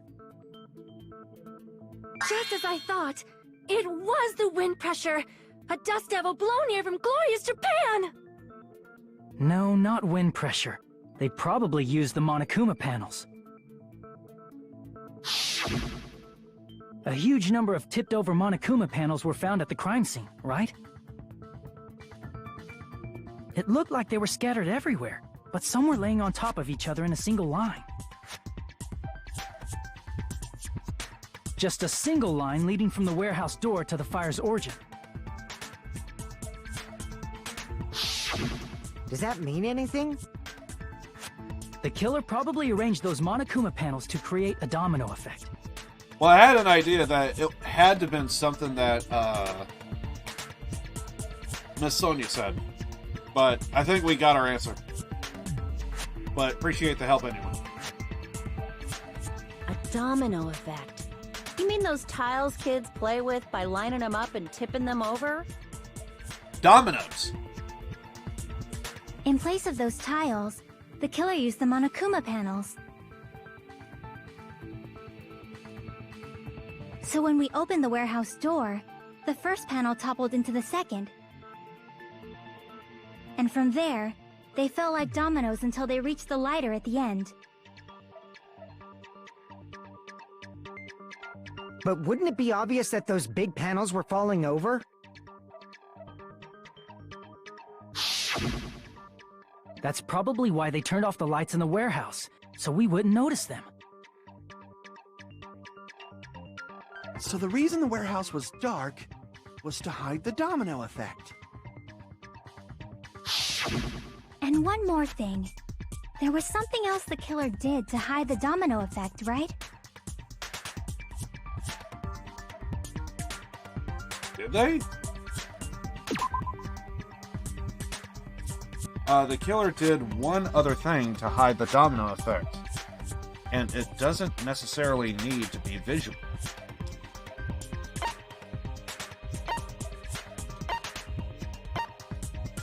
Tried to hide it.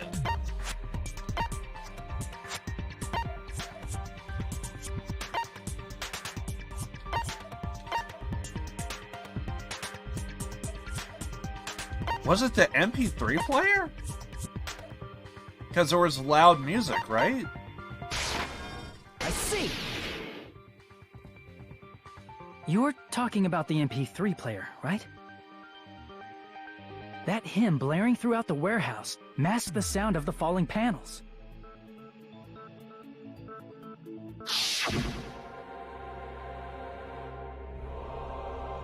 The inside of the warehouse felt even darker because our eyes were still used to the bright sunlight outside. Within the darkness, a loud note blared through the warehouse at full volume. If I remember correctly, I think this was the music. You guys hear something? Yeah, it's really damn loud. Does Nagito like listening to this depressing crap? And not talking about the music. And as if on cue, it suddenly started.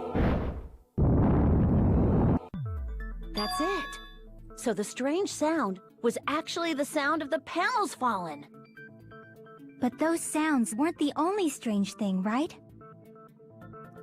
Looking back on it, it was also strange when we opened the door to the warehouse.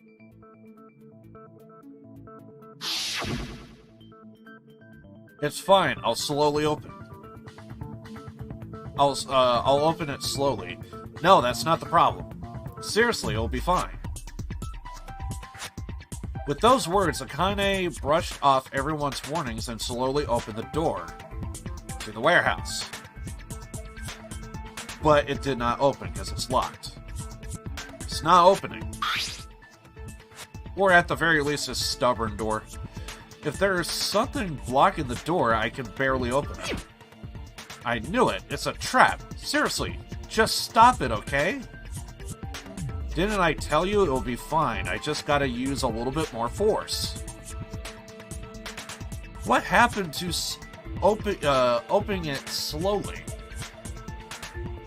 Akane ignored the protest with a mighty kick the door flew open.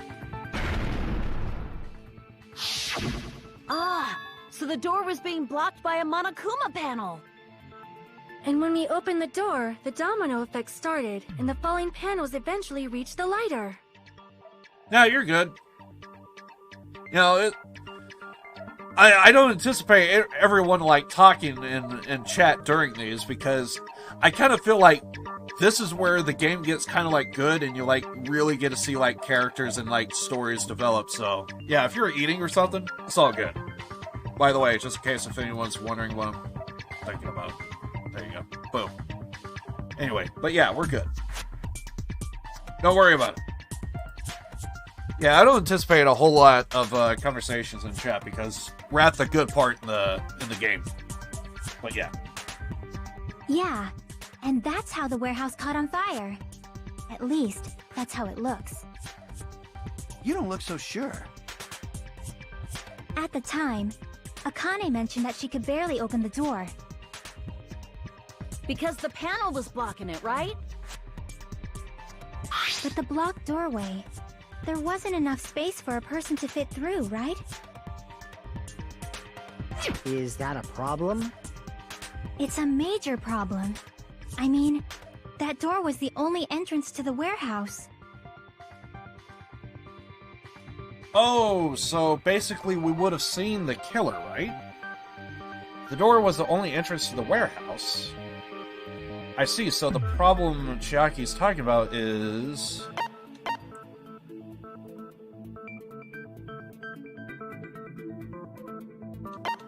Killer could have hidden inside? No?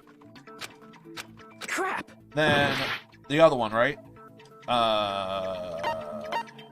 Killer couldn't have left. I see! If the panel was so close to the door that it could barely be opened, the killer inside the warehouse wouldn't be able to leave, right? Now that you mention it. Does that mean they were hiding inside? Who? We were all outside the warehouse, you know.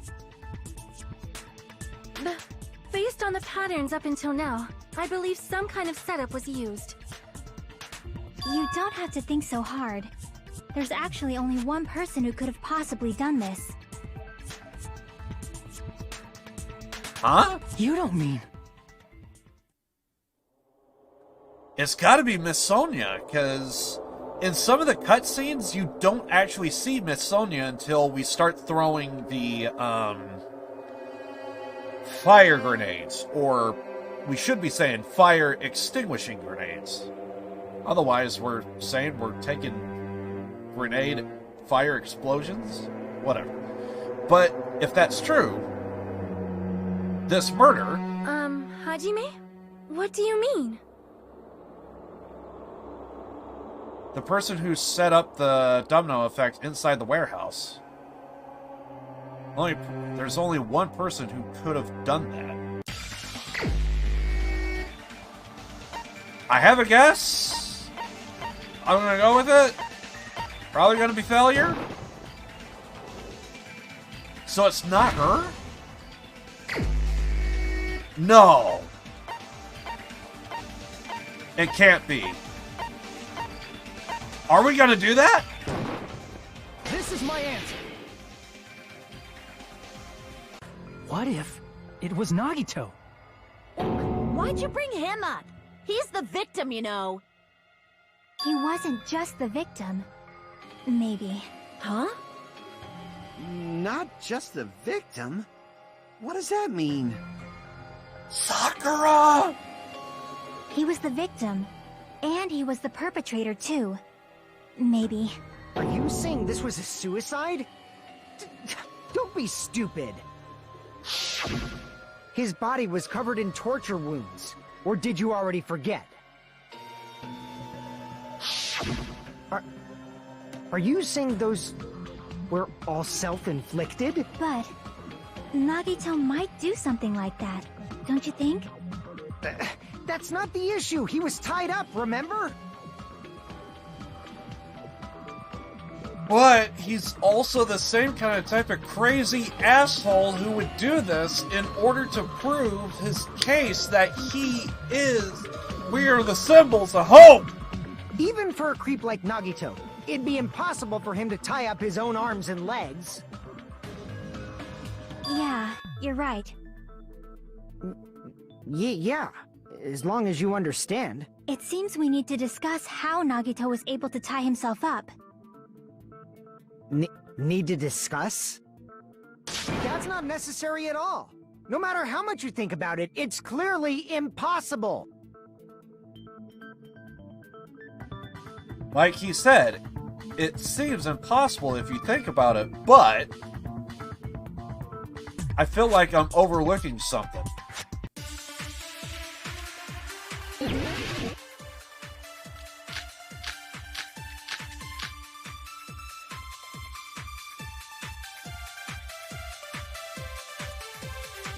To actually tie up your own arms and legs. That's obviously impossible! Tying just the legs is one thing, but tying both arms would be impossible. You couldn't do much with the free arm. It'd be impossible if you were by yourself. How about if you use your teeth? Or if you use your front tail? Dirty joke! Is that a dirty joke? He really wants it to be known. Okay, that's actually pretty quick.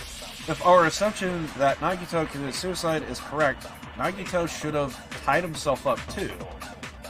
If that's true, that tying your arms and legs by yourself is impossible, but did he really tie up both his arms and legs?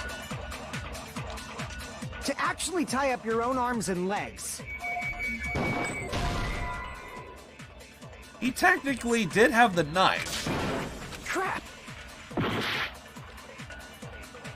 To actually tie up your own arms and legs. That's obviously impossible!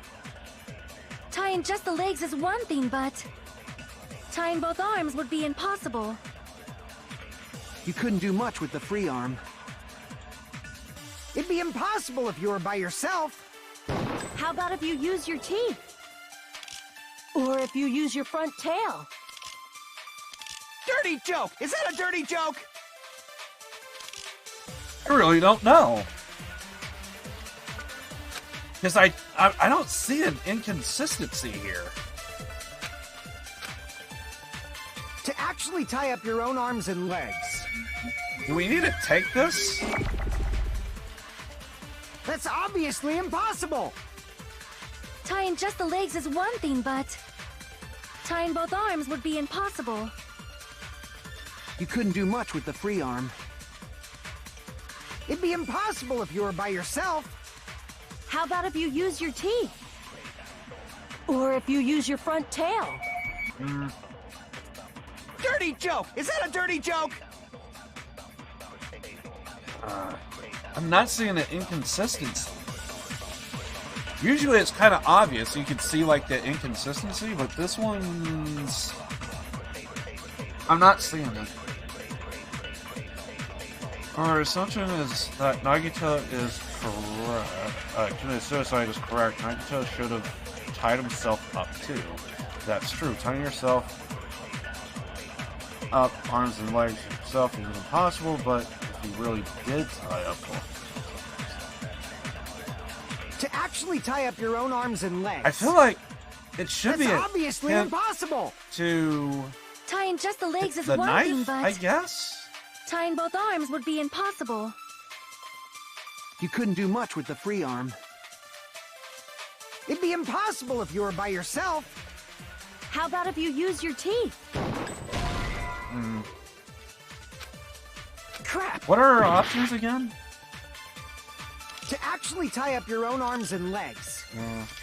That's obviously impossible! Tying just the legs is one thing, but tying both arms would be impossible. You couldn't do much with the free arm. It'd be impossible if you were by yourself. How about if you use your teeth? Oh. Crap! don't To see the actually tie up inconsistency. your own arms and legs. That's obviously impossible! Tying just the legs is one thing, but tying both arms would be impossible. You couldn't do much with the free arm. It'd be impossible if you were by yourself. Don't see the How inconsistency. about if you use your teeth? Or if you use your front tail? Dirty joke! Is that a dirty joke? Wait, is that where you gotta put the knife? To actually tie up your own arms and legs. That's obviously There we go. impossible! Tying just the legs is one thing, but Let me know tying if you both want arms help. would be impossible. You couldn't do much with the free arm. It'd be impossible if you were I by feel yourself. like I can't say no How here about if you because use like your it's teeth? pretty. Or if you use your front tail? I'm thinking it's got to be the knife, and I'm guessing it's something that Akane says, but Crap! To actually tie up your own arms and legs. I'm just not seeing the That's inconsistency. obviously impossible! Tying just the legs is one thing, but Orchard wounds. tying both arms would be impossible. You couldn't do much with the free arm. It'd be impossible if you were by yourself. How about if you use your teeth? Or if you use your front tail? Could it be the Dirty burnt joke! rope? Is that a dirty joke? Can't be the burnt rope, can it?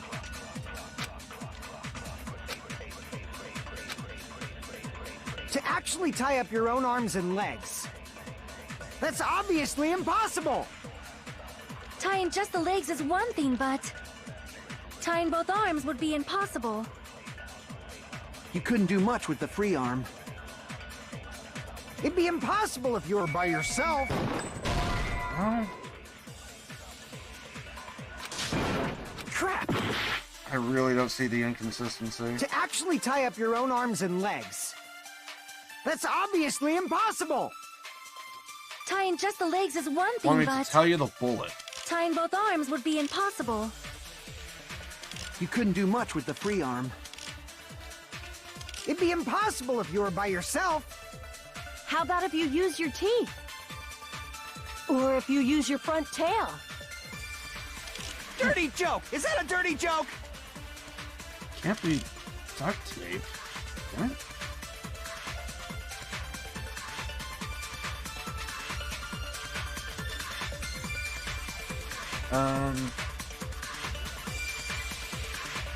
Well, basically, I don't see anything that's off to me.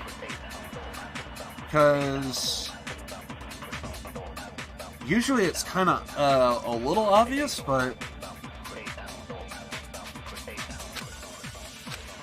I'm definitely going to struggle on this one, I To know it. actually tie up your own arms and legs. That's obviously impossible! Tying just the legs is one thing, but Maybe the tying burnt both rope? arms would be impossible. You couldn't do much with the free arm. It'd be impossible if you were by yourself. Crap! To actually tie up your own arms and...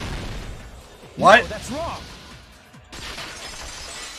That was a straight guess. I don't know how I got that. Hold on a sec. Isn't that premise flawed?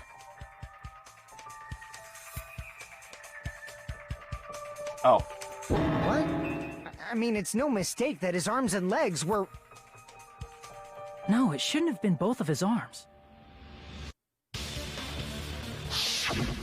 The rope on his right arm was completely burnt up.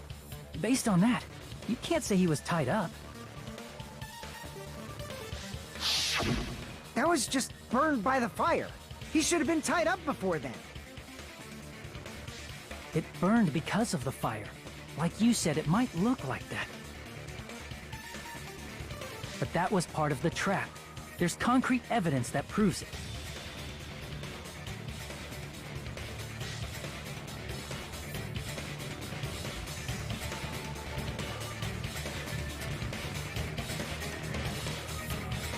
Sorry.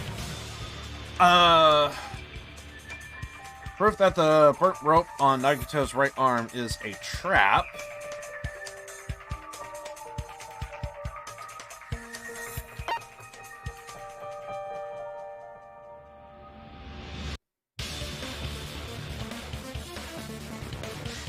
His right sleeve? I see! Take a close look at his right sleeve.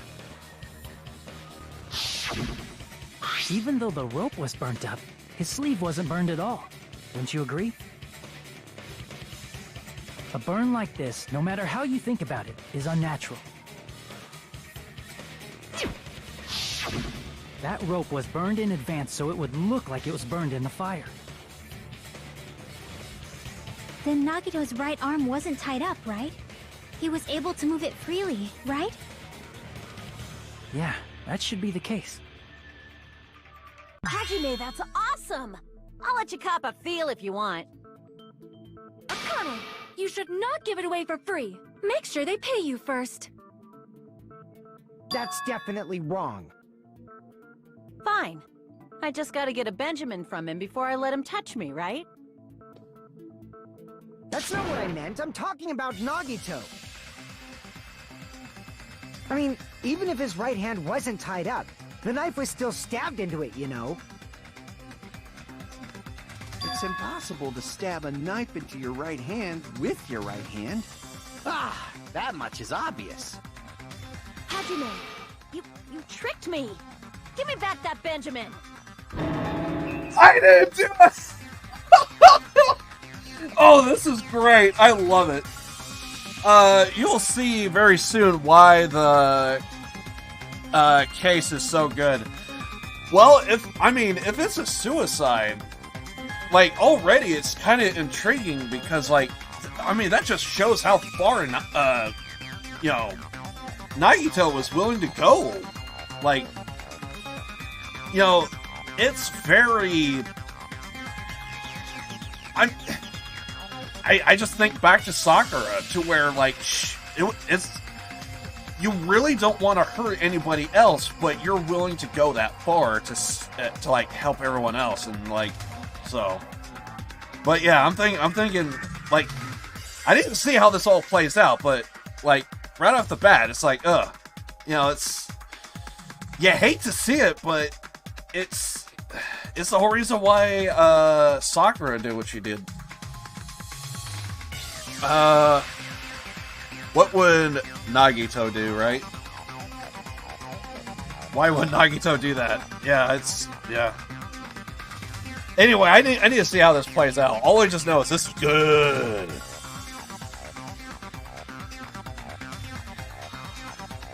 Not only did she try to charge me, we never gave her $1. Now she wants the money back. What the heck? Hold on. There should be a way. Then hurry up and spill it. If it's something lame, I'll make you give back the Benjamin with 10,000% interest. And a black eye? Oh God, we're in the doghouse. Run, just run. A way to stab yourself in the right hand using only your right hand. I'm guessing it's that weight system, right? Could that have helped? It's okay, definitely an answer for this.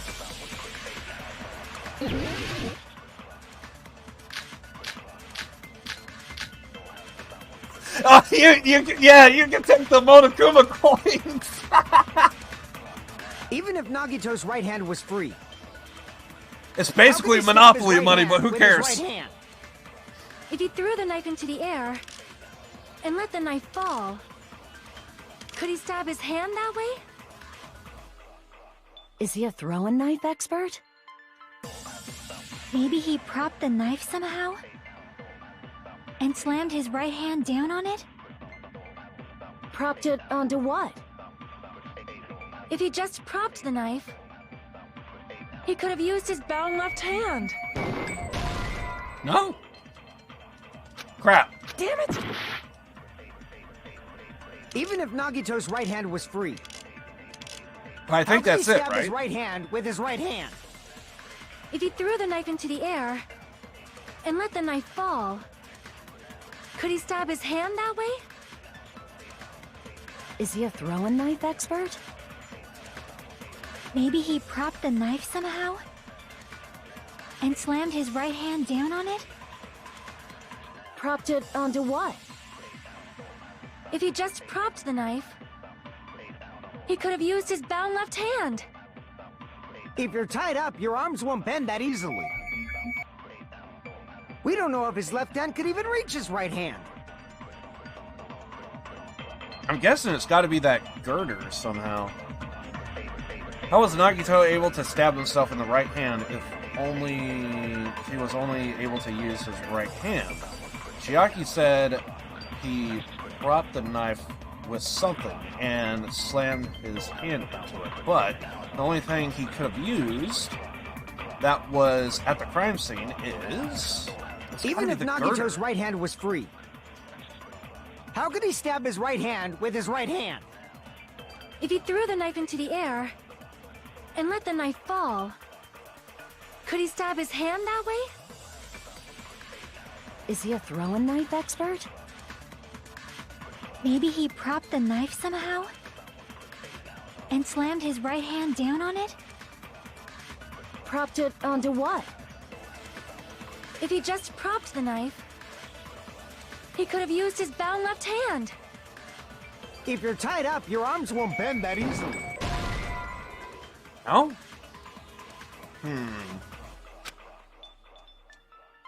Damn it!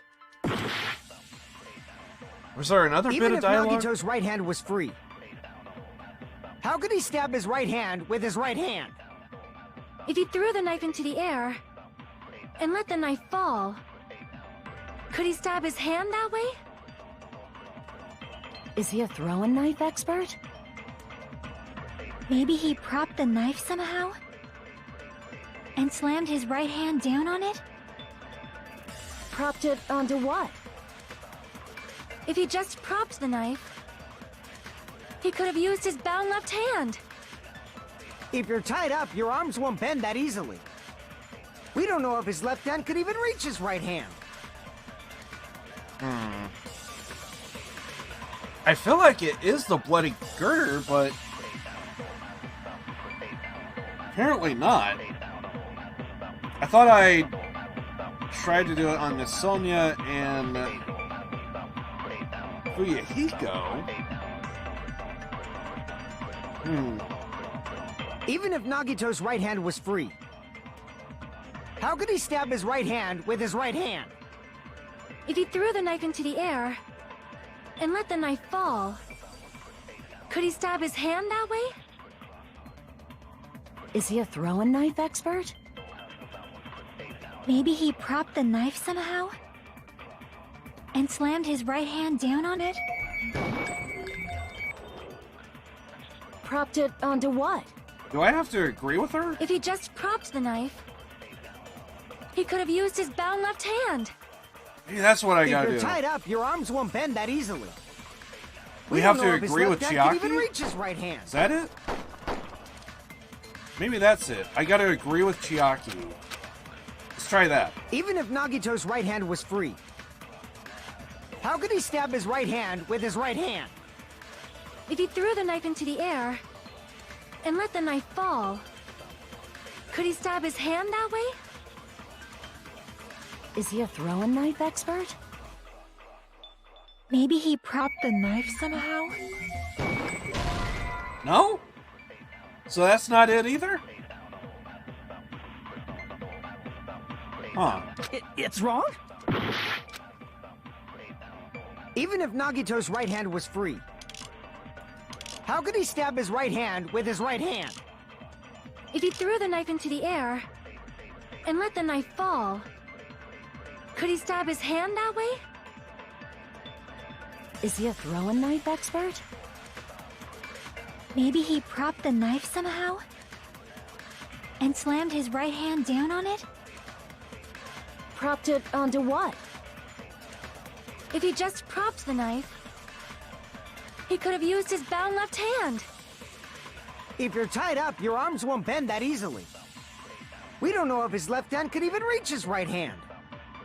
I don't gotta steal a line, do I?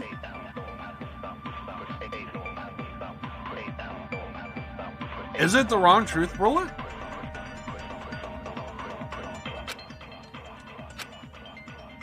Even if Nagito's right hand was free, how could he stab his right hand with his right hand? Torture wounds. If he threw the knife into the air Vital knife. and let the knife fall, could he stab his hand that way? Torture wounds. Is he a throwing knife expert? Maybe he propped the knife somehow? And slammed his right hand down on it? I think I Propped gotta it onto steal, what? right? If he just propped the knife, he could have used his bound left hand. It's the plushie? If you're tied up, your arms won't bend that easily. Really? We don't know if his left hand could even reach his right hand. There was a hole on it. Really? Even if Nagito's right hand was free, Okay, how could he stab his right hand I'll with his see right about hand? this. If he threw the knife into I the air question this. and let the knife fall, I don't see the Can he stab connection. his hand Okay, that way? I'll humor this experiment, but I throwing doubt knife this expert? shit. Maybe he propped the knife somehow? Really? I agree with that. Okay. Oh, what? The life-sized Monokuma plushie. He must have used that to prop the knife. Makes sense. That's why there was a big hole in the plushie's stomach. He inserted the knife handle into that hole to prop it up. Then he slammed his hand onto it. If that's it, he had to place the plushie near him. And it also explains the mysterious blood on the plushie. Wait. So he set it in, and he just... Oh, that hurts! Oh, God! Oh, now I see what you mean. Oh, what the fuck, dude? Oh, that hurts. Oh. The idea, he just said it, and he just wham. Oh. I see what you mean, but holy shit. Jesus Christ. Okay. I thought... But then again, I'm a dumbass. Okay. The weight system was for the spear. That doesn't explain the blood on the plushie, but if you think that... And then he said it... Oh, God. So the blood on the plushie came from Nagito after he stabbed the knife into his own right hand.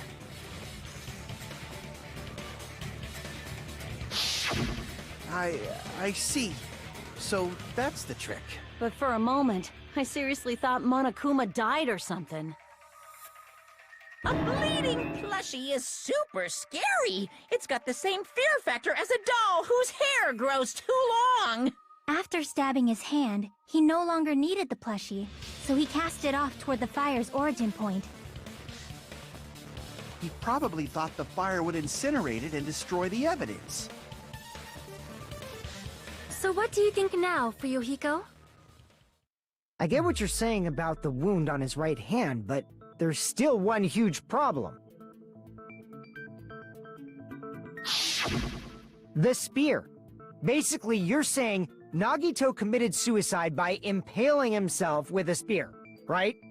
If you think about the order, getting killed by the spear should have been the last thing to happen to Nagito. If that's true, how is that possible? He can't grab a spear with his right hand if a knife is stabbed into it and his left hand was all tied up. Then, he probably took the spear first, and as he endured the pain, he stabbed the knife into his right hand. There is a limit to his constitution. If you got penetrated by something so big and thick, you would die instantly. I'm sorry, I didn't catch all that. Like I said, if you got penetrated by something so big and thick, you would die instantly. Say it one more time. I need you recorded. For No. reasons. Hey, bastard, you better cut it out. Like she said, in that condition, it's very difficult to stab yourself with a spear. It'd be hard to use a spear with a knife stab into your right hand while your left hand is tied up. So you're saying it's impossible? But no matter what I think, I can't believe Nagito's death was caused by someone else. I also agree with that. To think that one of us could kill someone with such cruelty, I could never believe that. You say you can't believe it? You just don't want to believe it, right? But that's why you keep getting betrayed over and over again, right? Same goes for this time, too. You just shut your mouth. It's against the rules to interfere with everyone.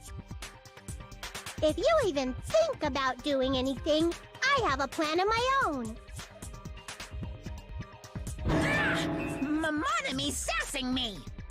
But it's just as Monokuma said. We've been betrayed over and over again so far. So, calling this a suicide takes too much for granted. And it's too convenient. Then are you saying there is a killer among us, Kazuichi? Of course that doesn't include Miss Sonia and me. As Kazuichi said, it's true we've been constantly betrayed. But even if I'm betrayed again, I still want to believe in everyone. No matter how I be betrayed, I still want to believe in everyone. I also want to believe that there's no killer, but suicide is unimaginable. Do you really think so? But you said it too. It'd be impossible for him to stab himself with a spear in his condition. I did say difficult, but I never said impossible. I feel that there's some way he could have stabbed himself with that spear. What kind of way? I don't know. You don't know. It's impossible to figure out by myself. So let's think about it together. That's how we made it this far up till now. Everyone working together. Kind of like Gundam said. I'm sure it's a huge meme with the whole friggin' sex joke. She's right. We made it through several ordeals up until now by doing that. Then even now. Let's do this. I'm guessing his arm wasn't tied up.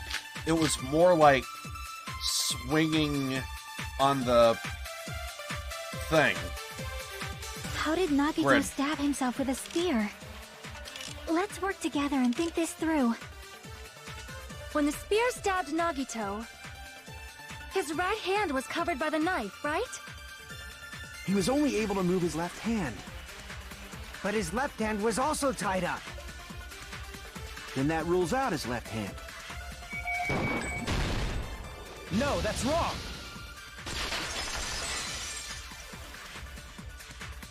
Hold on.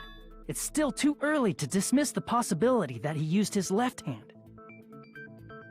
Why? I mean, his left hand was tied up, you know? But there was something off about his left hand. The bloodstain on the palm of his hand. Don't you think it looked somewhat strange? He only had blood on the lower area of his palm. Beyond that point, the bloodstain suddenly cuts off, right? When the blood splattered, that's as far as it reached, right? That settles the description of that bloodstain, but it's not the only unnatural bloodstain. Look, there's blood on the back of his hand, around the middle joints of his fingers. Like you said, it looks like an unnatural bloodstain, but what's wrong with that?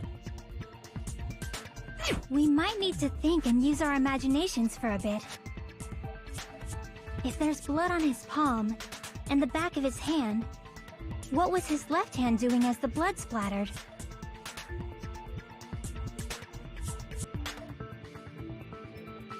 What was Nagito's left hand doing when the blood splattered?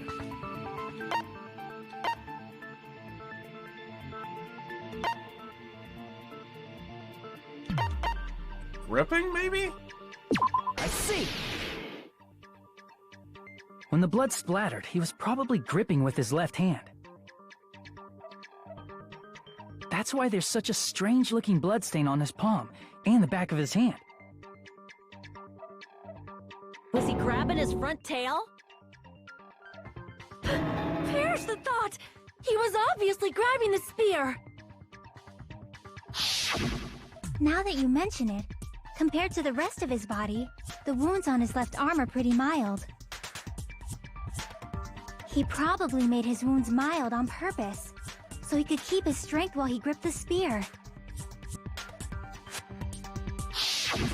But even if he held the spear with his tied-up left hand, it'd be impossible for him to stab himself. That's right. That's the problem. Hey, Chiaki, what do you think?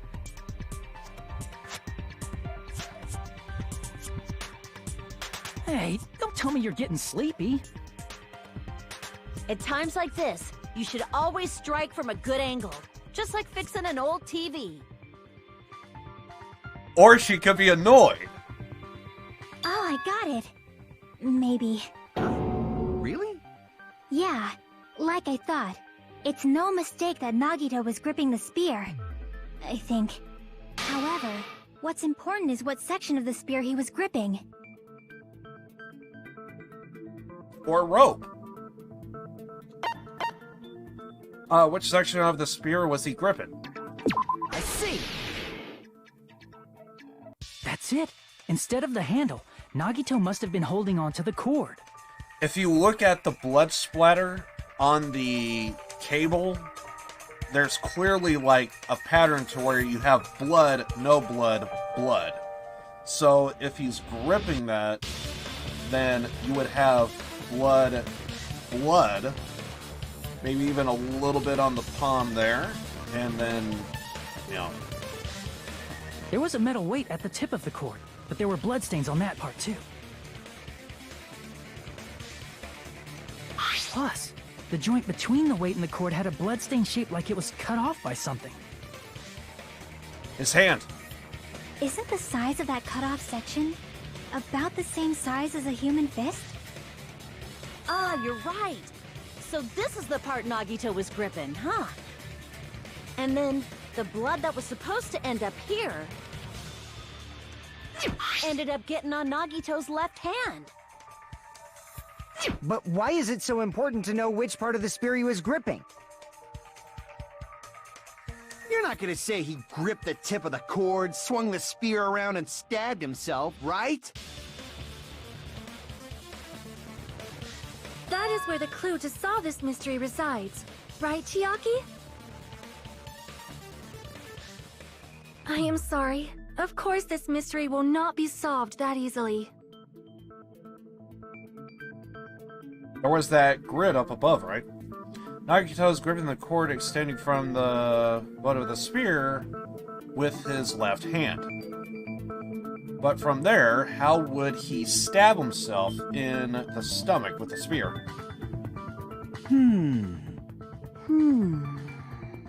It seems we are stuck. Shall we have tea time? At a time like this, how about we stick to the plan to think one step at a time instead of expecting the answers all at once? That's a long plan name. One step at a time? What does that mean? Let's focus on the spear first. Namely, where it was and how it was positioned just before it impaled Nagito. How it was positioned.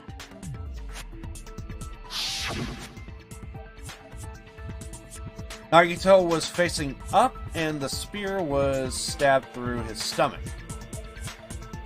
And if so, just before that...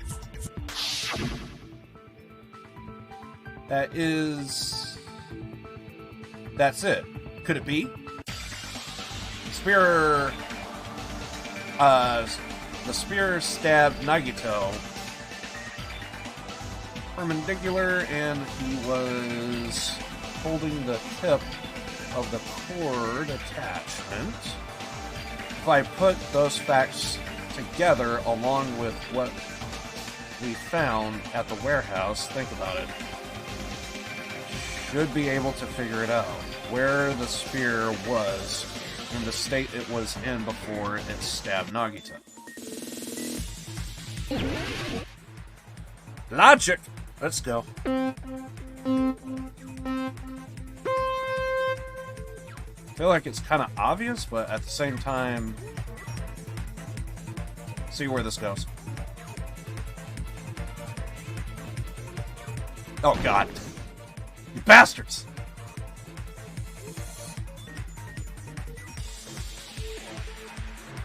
Damn it, I thought I was gonna miss it, actually.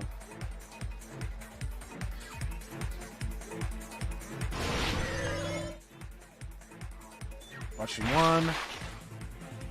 Where was the spear just before it impaled? It was up above, right?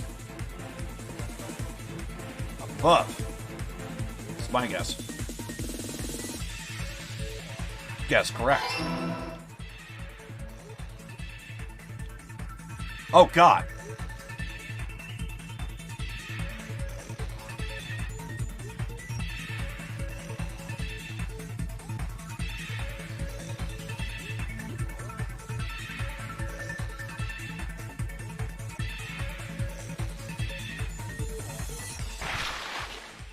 Besides the spear, what else was above Nagito?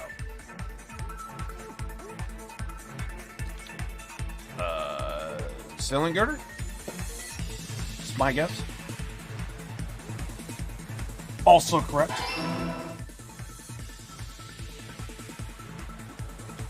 God damn it!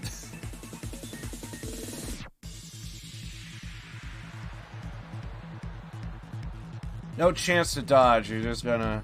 Oh. Oh, oh come on! Okay, those ones suck.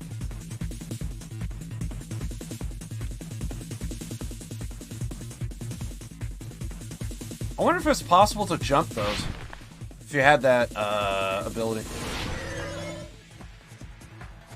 Snowboard of Justice. What item connects both the spear and the ceiling girder? Well, it's the rope, right? Oh!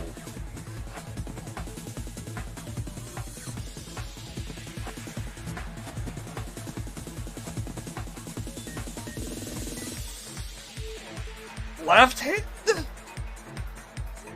I guess I have no choice because I waited too long. No! Okay, it was the spear. That was my second choice. But I was kind of screwed because apparently I waited too long to guess. So I screwed up on that.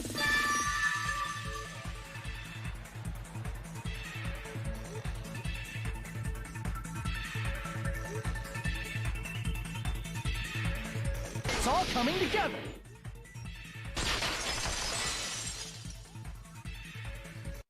The spear impaled Nagito as he was laying face up. It must have been perpendicular to him just before that. Perpendicular? In the middle of the air? If Nagito did that all by himself, did he have some sort of ESP? That'd be awesome, but he probably used the ceiling girder directly above him. Nagito probably slung the cord over the ceiling girder, and using that as a support. And because there was probably blood on the cable as he was trying to throw it over on the other side of the girder, using a weight. There you go. He hoisted the spear directly above him. And that's how we could see the blood on the girder.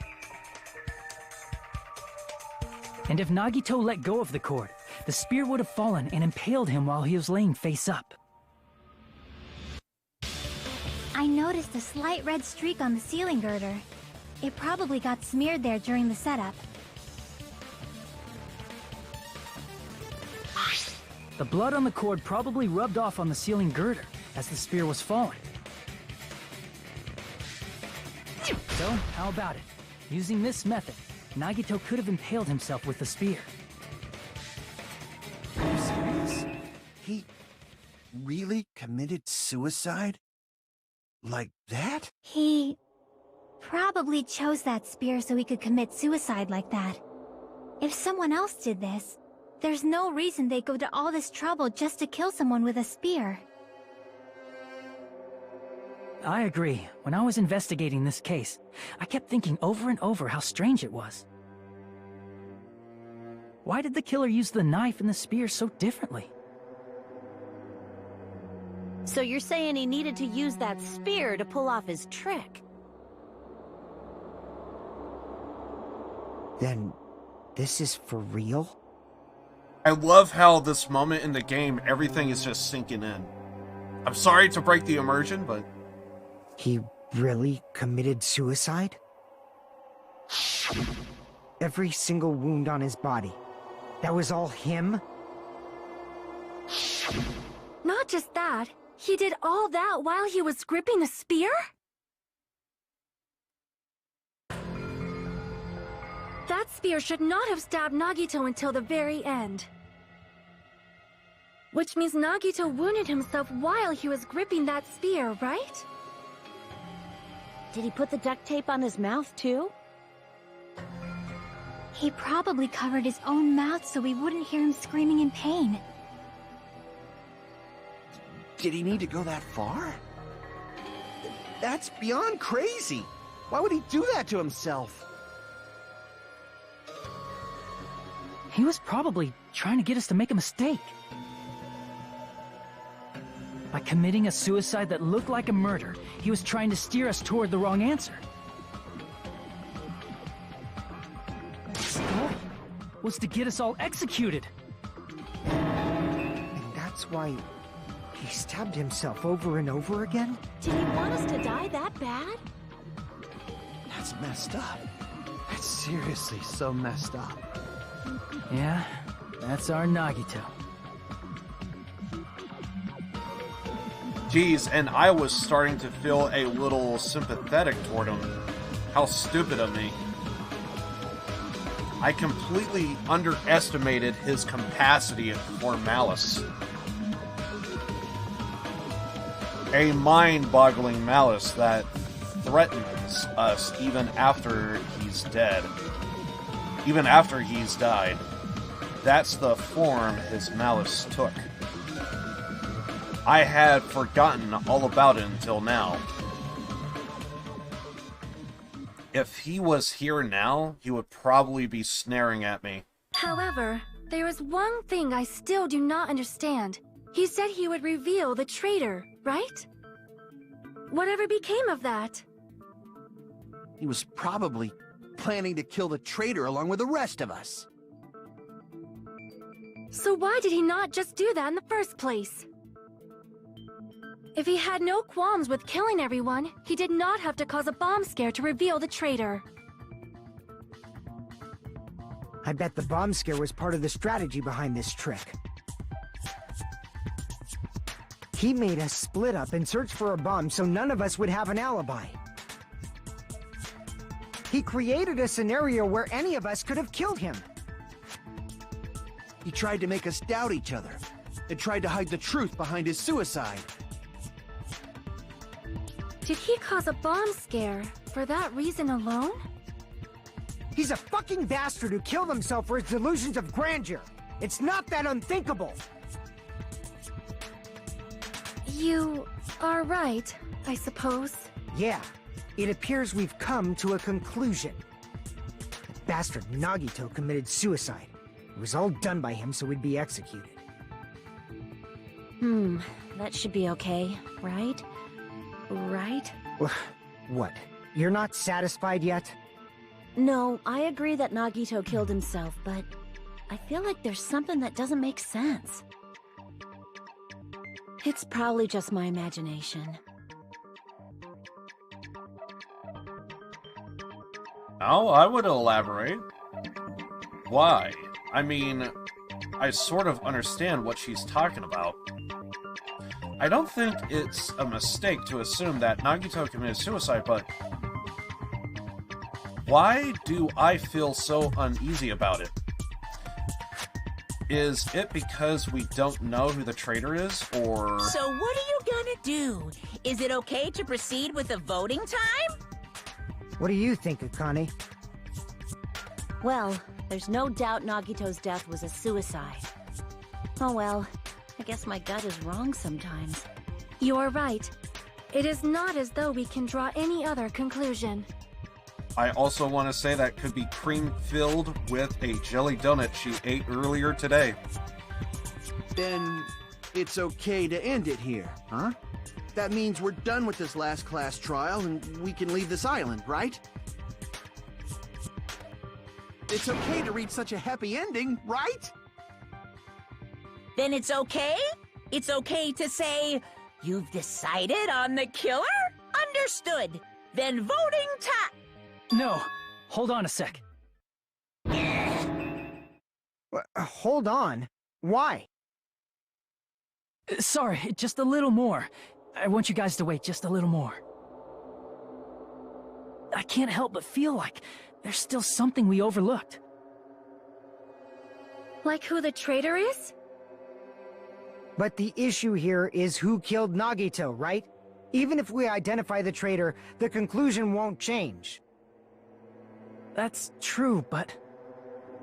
The mystery isn't just about who the traitor is. Huh? No matter how you look at it, Nagito's death is a suicide. But I'm a little worried, you know? I'm worried about starting the voting time while there's still a mystery. Hey, what do you mean it's not about who the traitor is? What kind of mystery is left? There's just one thing that doesn't make sense, and it relates to Nagito's death. Plus, it's something even Nagito couldn't influence. He couldn't even tamper with the evidence for it.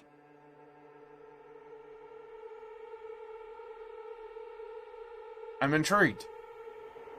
Something related to Nagito's death, but is something that even he couldn't have messed with. You're gonna keep going? Here I thought we were finally finished. Is it the bomb? Something related to Nagito's death. A piece evidence that he couldn't mess with. If it's not the bomb, it's like... Could it be the laptop stuff?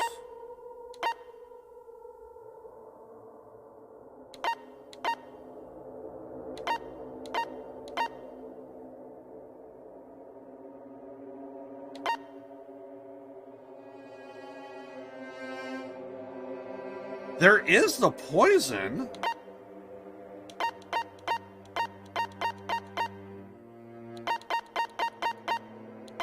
Let's try the poison. Crap! No? Okay. Then could it be...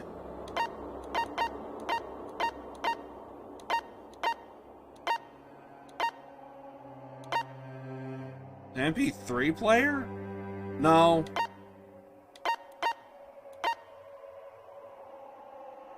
Gas mask and gloves that were found under his bed, so... Crap! No?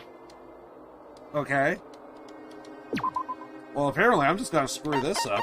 So, is it the... MP3 player? Crap! No? Tied to his death. But...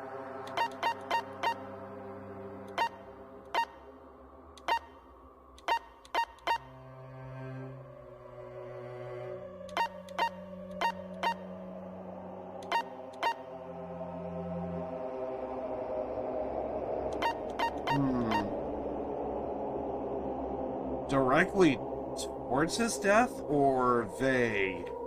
Like the Notebook! Crap! Damn it! Okay, we're gonna be here for a minute.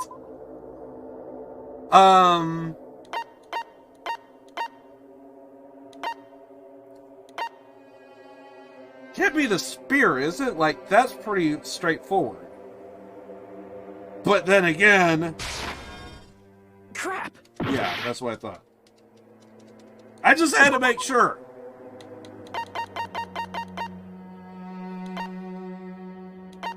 Everything seems pretty straightforward. What's her account?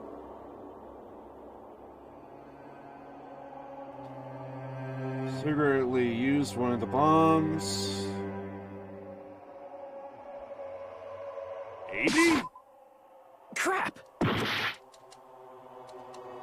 I don't know if it's vague or direct. If it's something like the spear, or if it's something like the...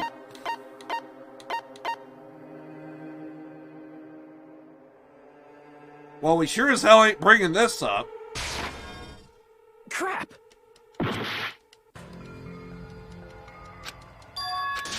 I have no idea.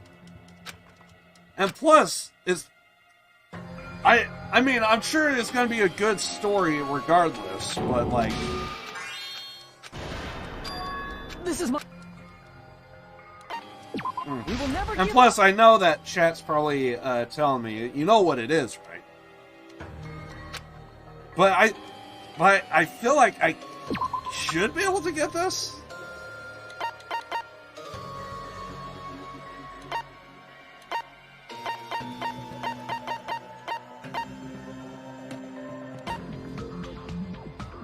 What did Monokuma say?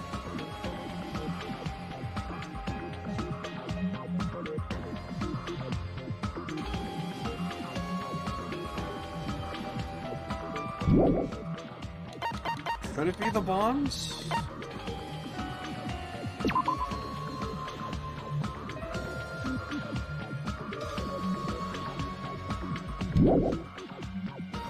Well, is it about the traitor? Because it would be that, right? Crap! Okay. So we're not talking about the traitor. So it is the death itself?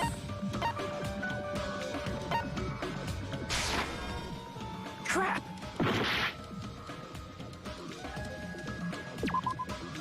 What are we overlooking?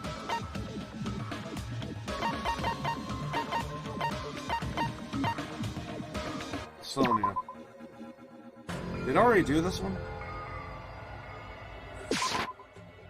Crap! Oh crap, I did not mean to actually pick it. I just was trying to back out. God damn it. Well, that's what just happens when I just go dumb like that.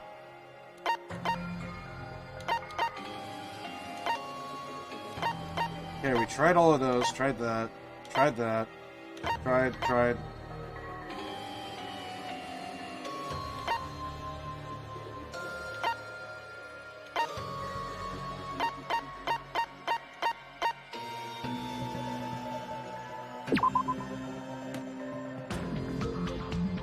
Okay, I give up.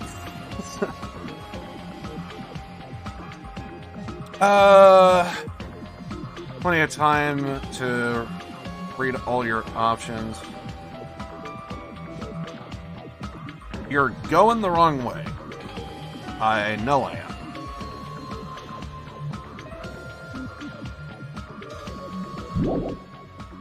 It can't be the Monokuma file.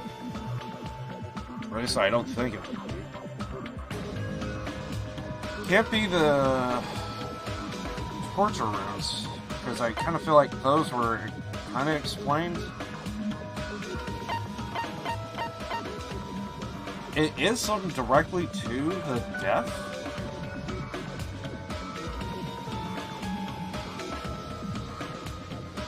Something he couldn't mess with.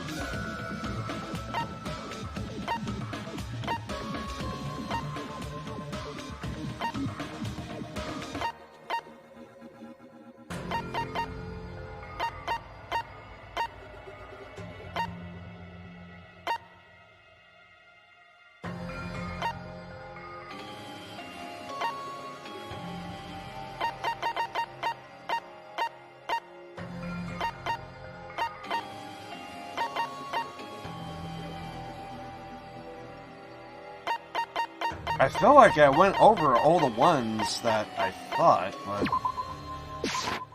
I see. What? Really? Is it about the Monokuma file? I did that out of a wall! Yeah, that's it. Huh? There was something suspicious in the Monokuma file?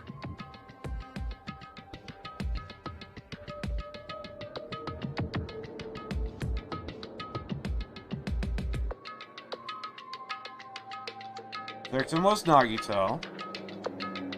Body was discovered inside the warehouse near the Monokuma plushie factory.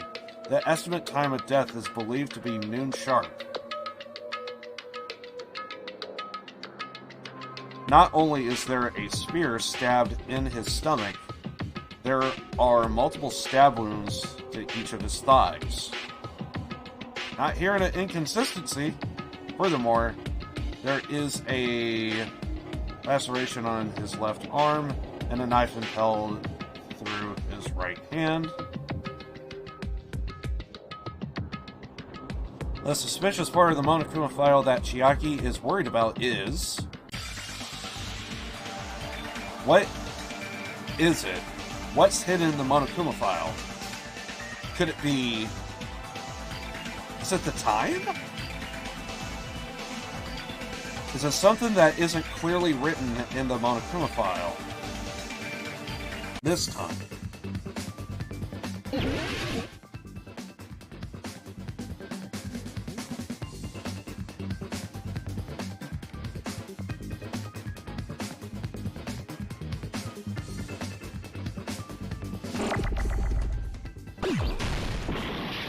Okay.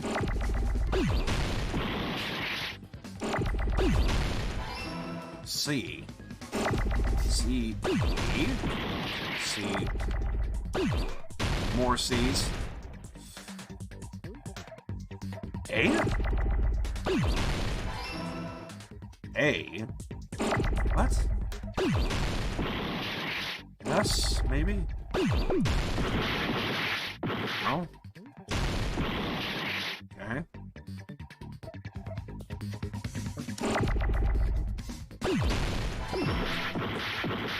Cause? Is it cause? Oh, hell. I think I got screwed over.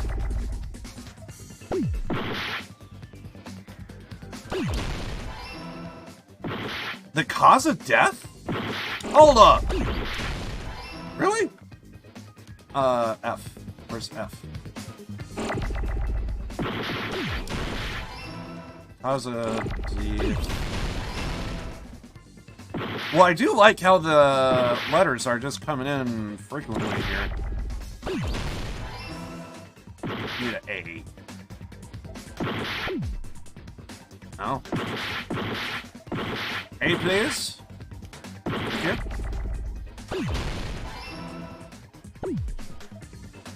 I need a T.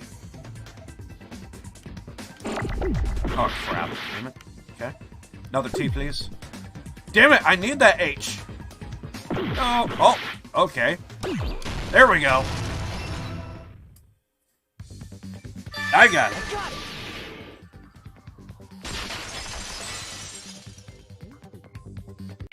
In this particular case's Monokuma file, there's no specific cause of death.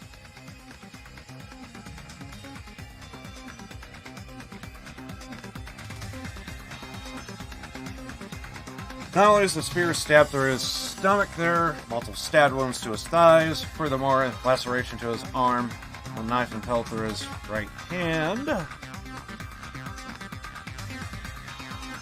Isn't that weird?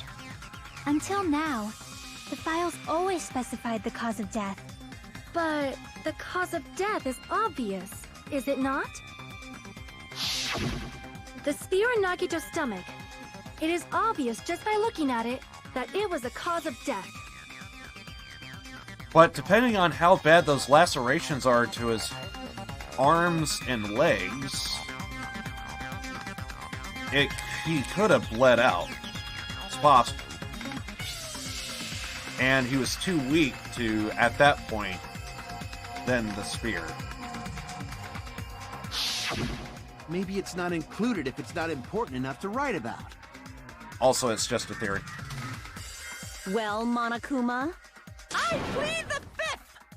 Here he goes again! I'm so appalled that I have nothing to say. But even during Gundam's case, and before during Mikan's case, the thing he purposely omitted from the Monokuma file was always the most important mystery in the case.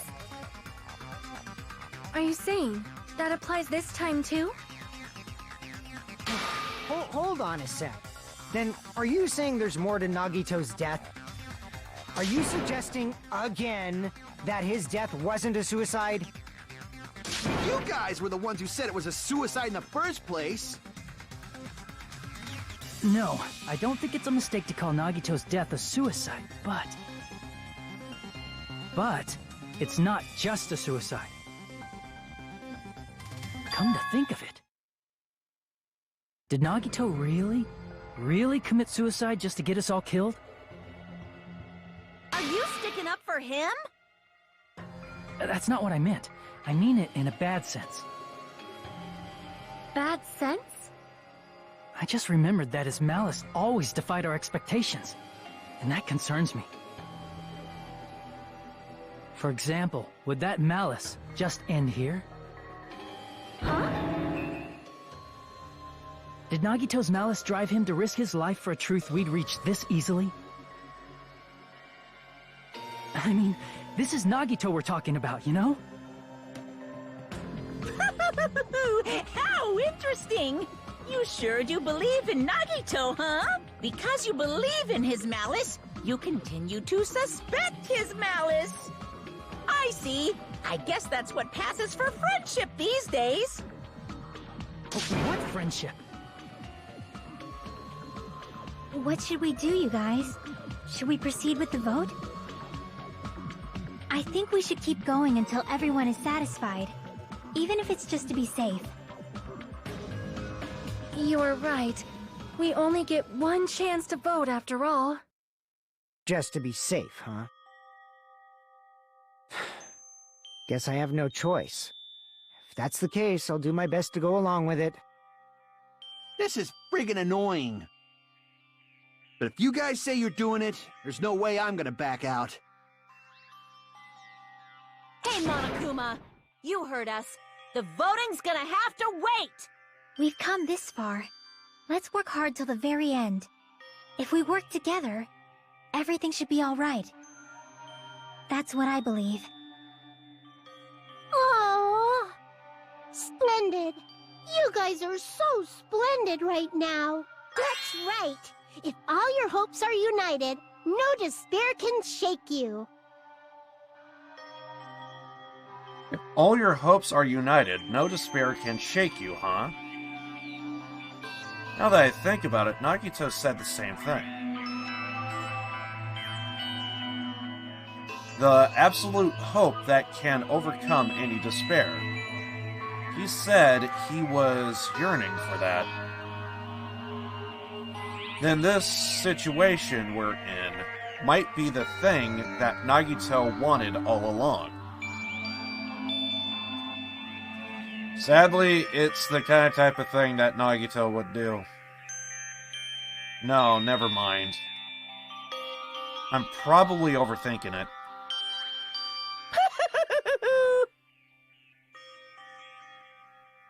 Save point?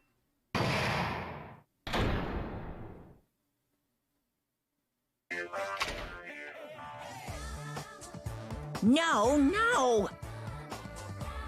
Man, my heart was racing like crazy when I thought the voting time was gonna start, but... Well, if you think about it, rationally, there's no way it's gonna happen. We haven't done this bit yet. Most of the players probably figured out, too.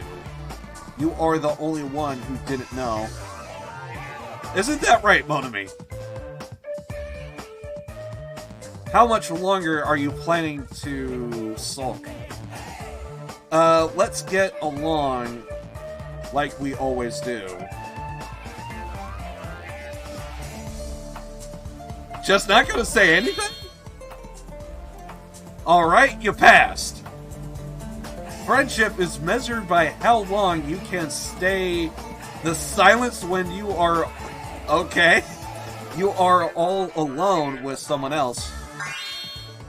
So Monami and I are the bestest of best friends. Don't say such stupid things. I hate you so much right now. Oh, she doesn't want to talk because she's pissed. Enough! Why do I have to be hated that much? Besides the fact that you snapped at me like that, I don't trust you at all. Not even a teensy, tiny, one mini bitty.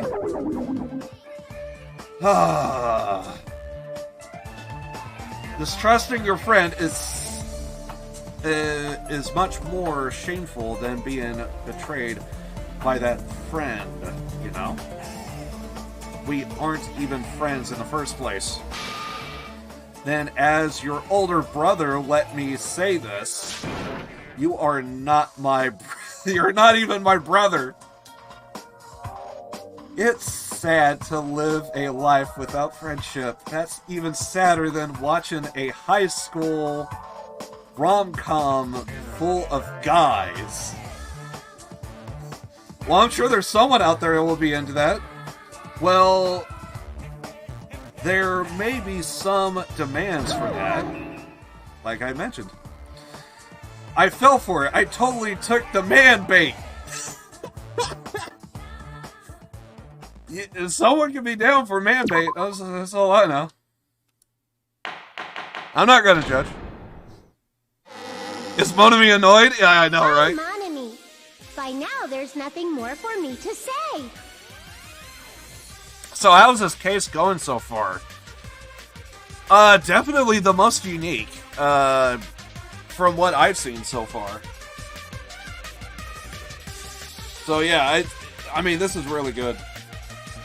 Also, I hate talking over some of the characters.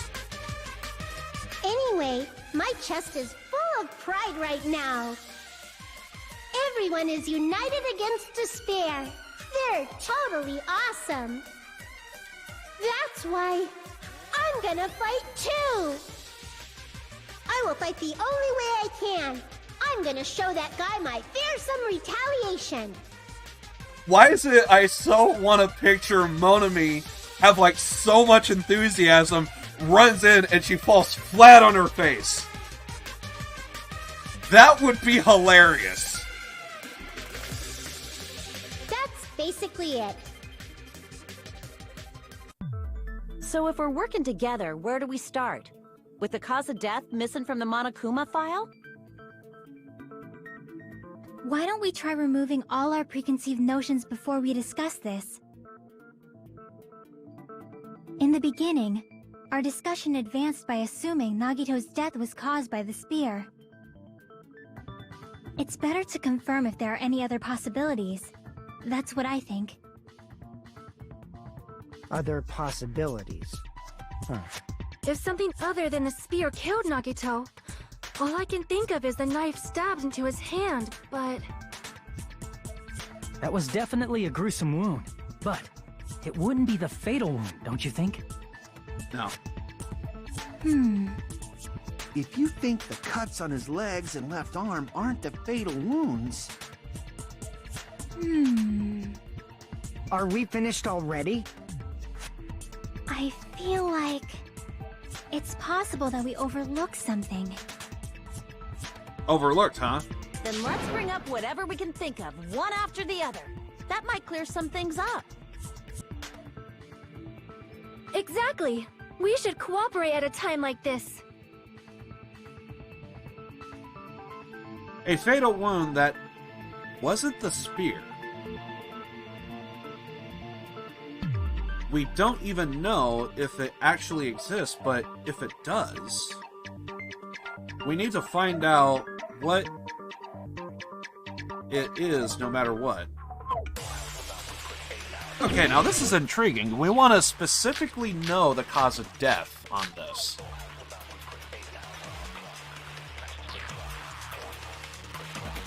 I'm down. Let us consider a different fatal wound. Okay. It's not the knife in his right hand, right? It's not the other wounds, right? With all those wounds, maybe he simply bled to death. That's what I would have thought. There's no way he burned to death. Was the cause of death something that cannot be seen? I agree with that. The poison was half gone. That's it. I totally forgot about that possibility. If the cause of death was something we can't see, then we have to consider poison as a possible method. Poison? It is true that poison is not something we can see, but why did you bring that up all of a sudden? I remember, when I went to investigate Nagito's cottage, I discovered something really strange. Inside the refrigerator, I found a bottle of Monokuma's special poison. Poison? Additionally, that's a poison made specifically for killing. I see. Now that you mention it, there's no way a toxin like that doesn't relate to the case at all. If poison was the cause of death, it would not leave an obvious wound on Nagito's body. However, it's common for blood blotches to appear on a body that's been poisoned. I see. You sure seem to know a lot about medicine. What does that mean? But even if blood blotches appear, if the body was already covered in blood, there's no way we'd notice them easily, right? Did he wound his body just to camouflage them? That's also a possibility. But still, both of Nagito's hands were full. So how would he drink poison? His left hand was tied up and gripping the spear, and his right hand had a knife stuck in it. If it was a slow-acting poison, it is possible he consumed it in advance. No, the warning label on the bottle explicitly states the effect is instant. Then it's impossible. Both his hands were full just before he died. And this is when the hardtail appears. You're totally overvaluing that tail. His mouth was covered with duct tape, you know. If he wanted to drink poison, how'd he get it past his lips? If there's no way he could have drank the poison, it might be impossible. Just kidding. It's not like we're out of possibilities yet. Are there any left? Hell no! No matter how you slice it, he was totally killed by that spear! Since we've already ruled out so many possibilities, it might be easier to think about what really killed him. Operation Elimination Method. The hint should be written on the poison's warning label. Maybe. It's possible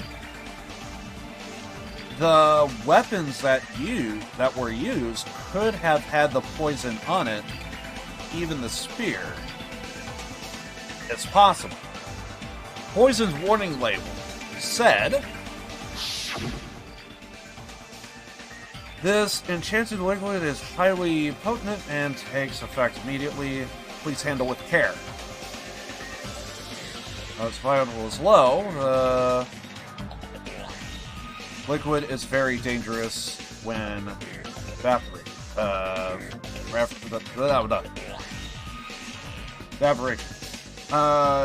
In a gaseous state." God damn it! I forgot to undo the thing. I mean, technically, I kind of already read this, but... And usually sometimes when I just need to just stop reading, I have a snowball effect. If I screw up once, it's just going to keep getting worse. It's best to just kind of reset. So, it is possible for you to poison someone to death without any complications. Keep this liquid secure by storing it in a cold place in a glass or plastic container away from sunlight. The way the poison entered Nagito's body, the answer is written on the label.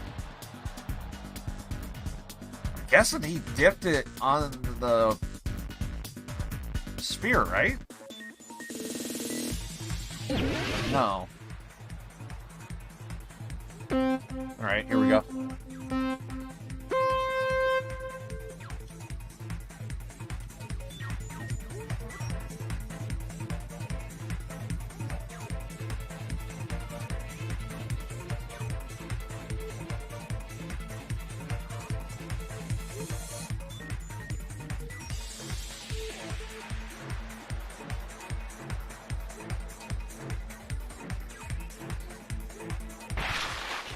What state was the poison in? Ooh, good question. I'm gonna go liquid. My guess is liquid. Could be solid, though. But I think it's liquid. Wait, what? Gas? Was it gas? Or did it say solid? Was it gas or solid? Okay, it was gas.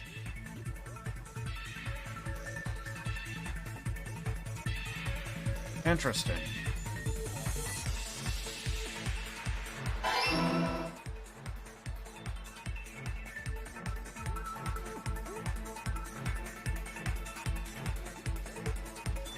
Damn it! Couldn't react quick enough. That's what I get for looking at chat. Take that, streamer.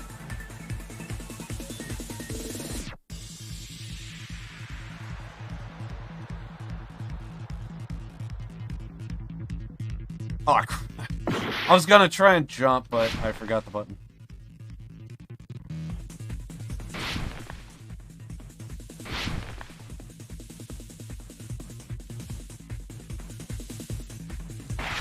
Question 2. How did the poison enter his body? Well, if it's in a gas state, it could be his wounds or his nose, but I'm going to go nose, because I would think you would be able to inhale the gas a lot quicker, but it could be through the wounds. I mean, if it's a really poisonous gas, I mean, I could see it happening through the wounds.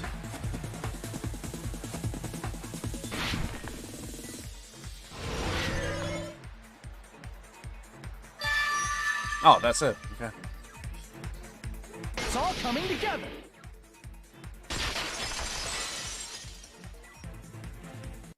What if instead of drinking the poison, we assume he inhaled it?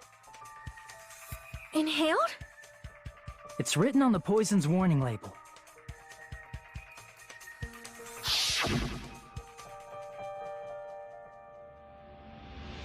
Chanted liquid.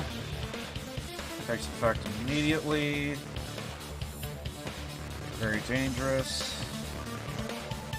When vaporized. Dangerous when vaporized.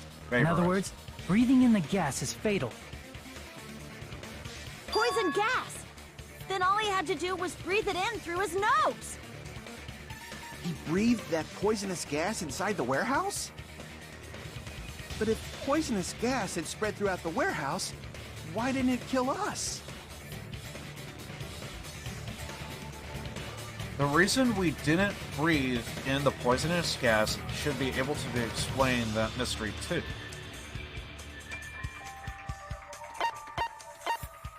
Was it the fire? No.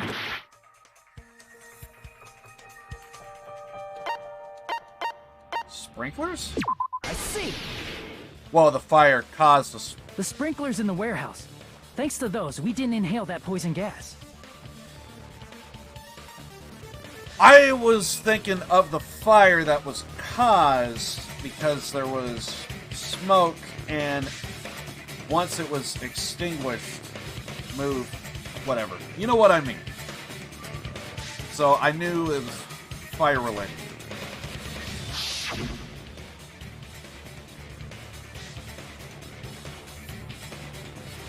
The poison gas disappeared because of the sprinklers? It wasn't the fire? Well, this was also written on the poison's warning label.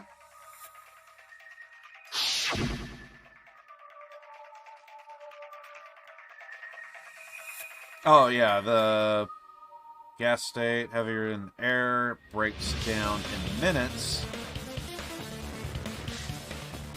So it's possible you poison death without any complications. Of course! Hydrolysis! The chemical bonds that formed the poison were broken down by the water from the sprinklers! Also, the poison is apparently denser than air, so it probably didn't affect us because we were standing. But Nagito was laying down, so he must have breathed in a whole bunch of it, huh? If it meets the requirements that well, maybe it's not just a possibility anymore. Yeah, the true cause of Nagito's death was poisoning. The wounds on his body, the spear in his stomach, it was all to keep us from learning the truth. So what? Huh? We figured out that Nagito died from poison, but so what? In the end, it doesn't change the fact that he committed suicide, right? Then enough already! Nagito inhaled the poison he prepared and died. Yeah, that still sounds like a suicide. Well, with this, we have a clearer picture. We've also determined the true cause of death. All right, all the mysteries should be solved now. We should get on with the voting time, right? Well, but... What? There's still more? I mean, not all the mysteries have been solved yet. This is a little weird. It feels like we should have came to, like, the final conclusion, and yet we're, like, stalling for time almost. In the end, Nagito's motive is still unclear. Did he commit suicide just so he could kill every last one of us? Was that really his motive? Is that really okay? Hey, what happened? There's no reason to wonder about that stuff anymore, you know. Nagito's motive. Nagito's malice.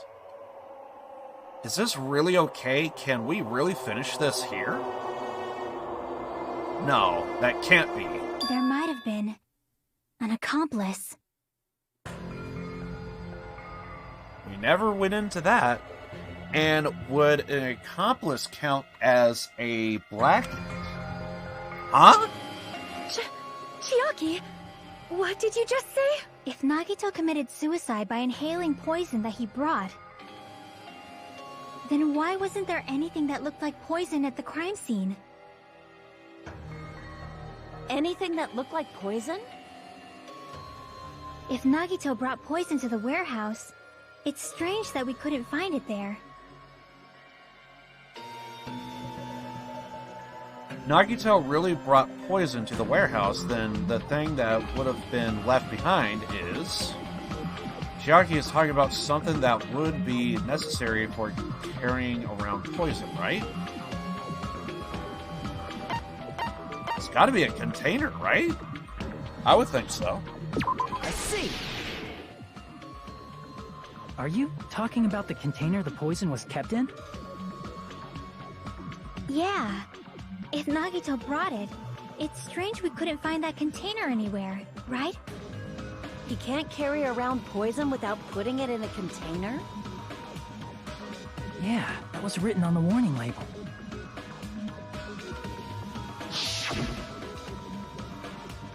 Keep this liquid stored by storing it in a cold place, glass or plastic container away from sunlight. The container probably melted in the fire. It's probably plastic or glass, right? There's no way it'd completely incinerate.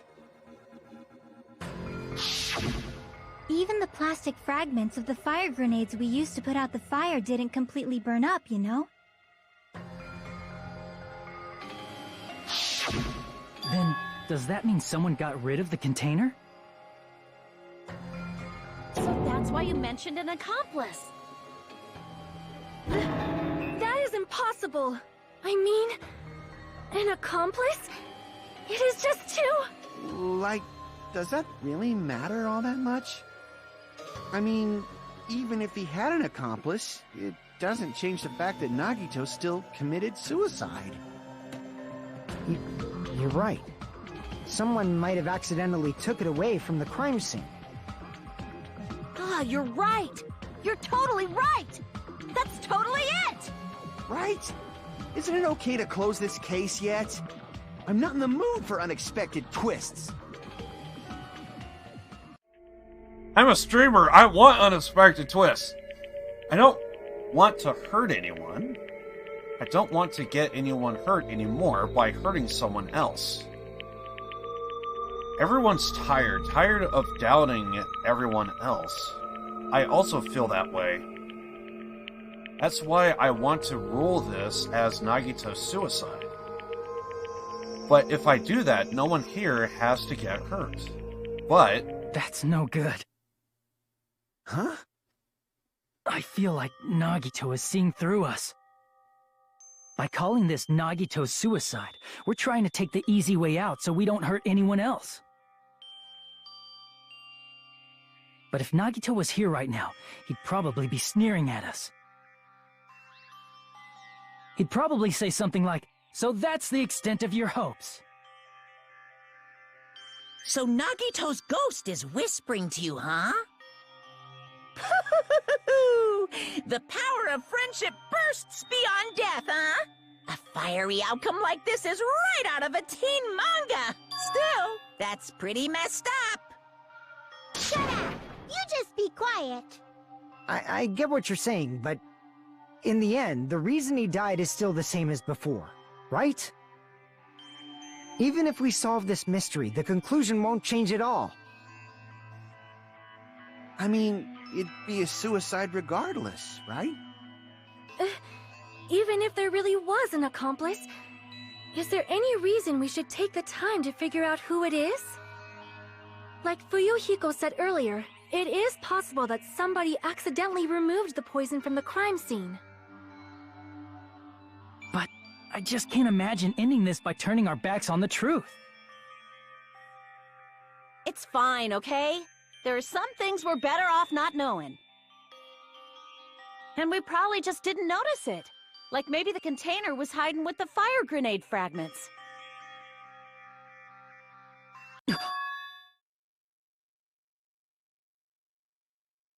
What is this feeling just now? Even though it was brief, it was like a strong flash of light running through the back of my head. Maybe Akane said just now might be a new clue. What she said just now about not noticing the container because it was hiding. If that's true, I might be able to answer the... Might be able to answer using that. The way Nagito brought the poison, which means the thing he used as a container was emergency containers, right? Of the fire grenades. We should be saying fire extinguishing grenades, to be fair. Need an F. Thank you. Yes. No! Ah, crap, I screwed that up. R. E. Need an E here. There we go. G. A. Wait. R, right? R. Oh. There we go.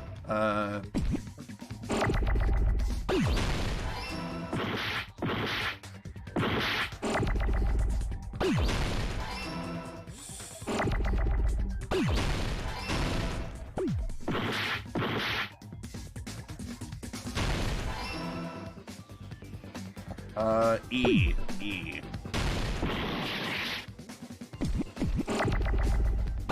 Bam. There we go. I got it! Should be saying fire extinguishing, not fire grenades. I see. I got it. All I'm saying is we're not throwing Molotov cocktails. Huh?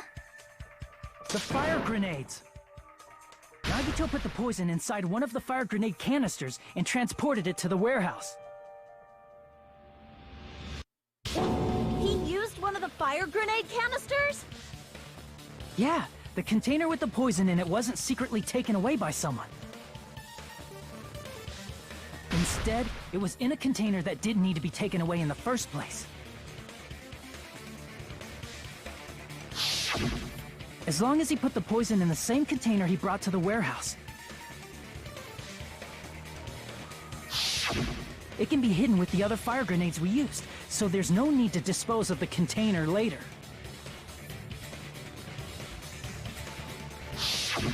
That bastard. He totally knew we were gonna throw those fire grenades. Which means, did Nagito exchange the contents of a fire grenade? Yeah, that has to be it. When I first discovered those fire grenades, I tried to study them a little bit, but... the canister was completely sealed shut by a layer of aluminum underneath the lid. You just have to peel off that seal and swap the insides, right? That is true, but there was no sign he was even at the break room. Hold on. Did you say aluminum? Hajime. Could it be? If so, then there's no mistake. Nagito definitely swapped the contents of one of the fire grenades. Seriously? That's impossible. Miss Sonia just said so right now. Sonia's words are proof that the poison was swapped with the contents of a fire grenade. Huh?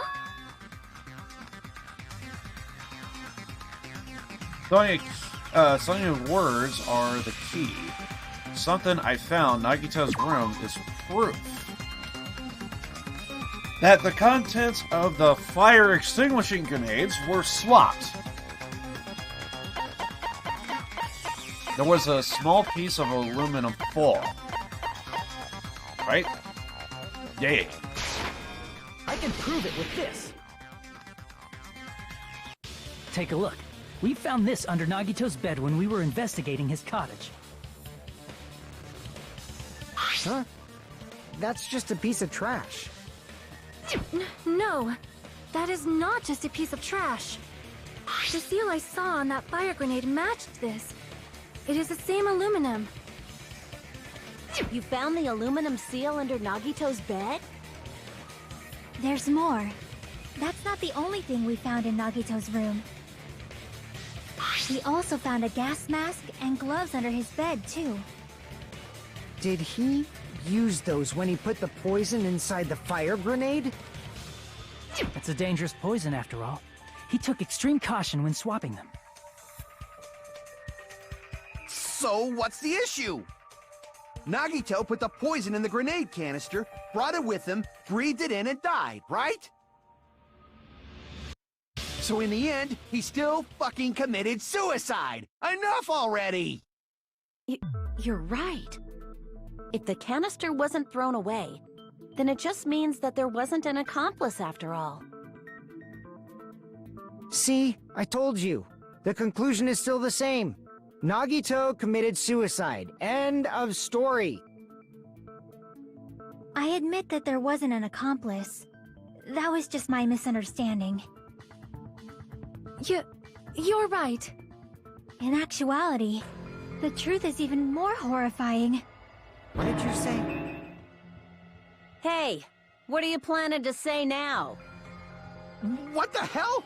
Do you still want to keep going? Is this not settled? There is no denying that Nagito's death was a suicide. No, it's not. Chiaki? I'm sorry, but I just realized it. Realized what? We know Nagito used the grenade canister to store the poison. So when was it deployed in the warehouse? when did Nagito breathe in the poison? When I thought along those lines, that's when I realized it. The horrifying truth? It probably happened at the same time. I'm wondering where she's going with this. The moment the fire extinguishing grenades, were brought and the moment Nagito breathed in the poison were the same. Could that same moment be...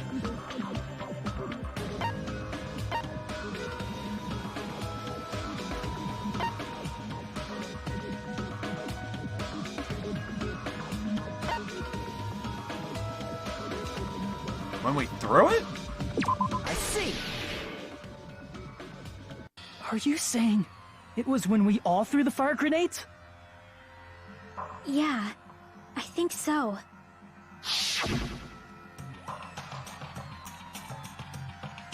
When we all threw the grenades to put out the fire in the warehouse. Could it have been more than one container? The poison was deployed, and it converted to poison gas and killed Nagito. If that is true, then the person who brought the poison and spread it was... one of us. What the heck? One of us threw the poison grenade that killed Nagito? Hold on a sec. The Nagito was... It would mean he didn't kill himself. What the heck? You said so yourself! You said Nagito committed suicide! Kinda! Then who killed Nagito? You mean, who's the actual killer, right? Do you know? Who prepared the poison fire grenade that killed Nagito? Huh? Person who prepared the poison... Well, it was Nagito, right? I see! It was Nagito, obviously. We just discussed this a few minutes ago. Then who set the warehouse fire that caused one of us to throw the poison grenade?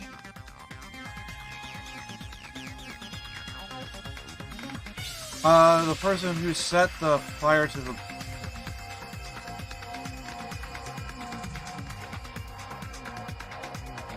person who set the fire to the warehouse, that was also Nagito, right? I see! That was also Nagito. Hey, how many times are you gonna ask the same damn question? The next question will be my last. Considering all the facts up till now, why did Nagito set the warehouse on fire? To hide the suicide, right? Reason Nagito set the fire on the warehouse.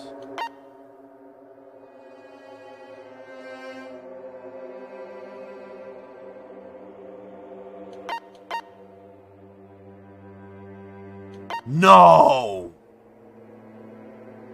I see! Don't tell me. He set the warehouse on fire just so we'd have to throw the fire grenades? He set the fire just so we'd put it out? Why'd he do that? It was a trap. A trap? This crazy-ass motherfucker! Preparing the poison, creating a reason for us to throw the poison. It was all a setup by Nagito. It was all a trap to make one of us throw the poison grenade.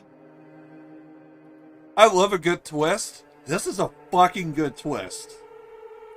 Seriously, I'm asking you who threw it. I don't know. The person who threw it probably didn't know either. Huh? Could it be? Was that Nagito's trap? This wasn't an intentional murder. This was a murder that Nagito forced someone to do. And how do we know it's not just, like, multiple? I don't think it was just one. It could have been multiple, right? Like, maybe two. Well, first of all, I don't know the exact size of that bottle. For all I know, it could either be something like this, or something like fucking this. You know what I mean? You know, there's a difference between this and like a fucking container. You know? This size is probably like that much gone. You know what I mean? Dude, this crazy ass motherfucker. And for that reason, he put the fire grenade that he filled with poison with the other grenades. Setting up a murder nobody can solve. That was Nagito's true goal. What? What the hell?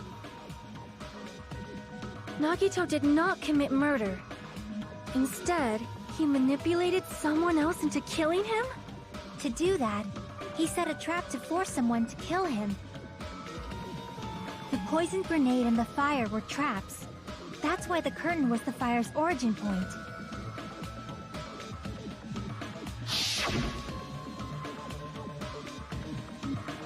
It could have been All any the one fire of grenades us. we threw at the curtain shattered once they fell to the floor. It could have been any one of us. Anyone in this shot right here. Could have been Chiaki. Could have been friggin' Kazuichi. Miss Sonia. Even us. Could have been Hajime. Because of that, Nagito, who was laying face up on the floor, was able to breathe in the dense poison. And then... Hold on. If that's true, you can't say the poison was the cause of death. Why is it do I picture like a full lull on this and it's like he has like music blaring. You know the meme. Imagine what kind of type of other song he could have been playing the whole time, like the song is like playing and like all this shit happens. The fucker could have died to like a soundtrack. We could have been rickrolled. It might be the poison's fault he let go of the spear, but the actual cause of death could be either one. Even so, the poison is what caused him to let go of the spear. That's right! Nagito's killer is the one who made him breathe the poison! Are you fucking serious? That was his trap all along.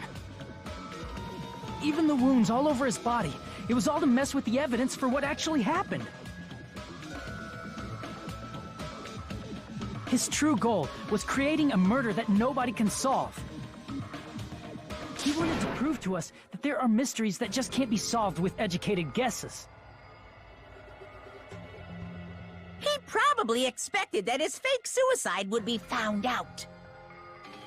And Monokuma is telling us that this is what happened.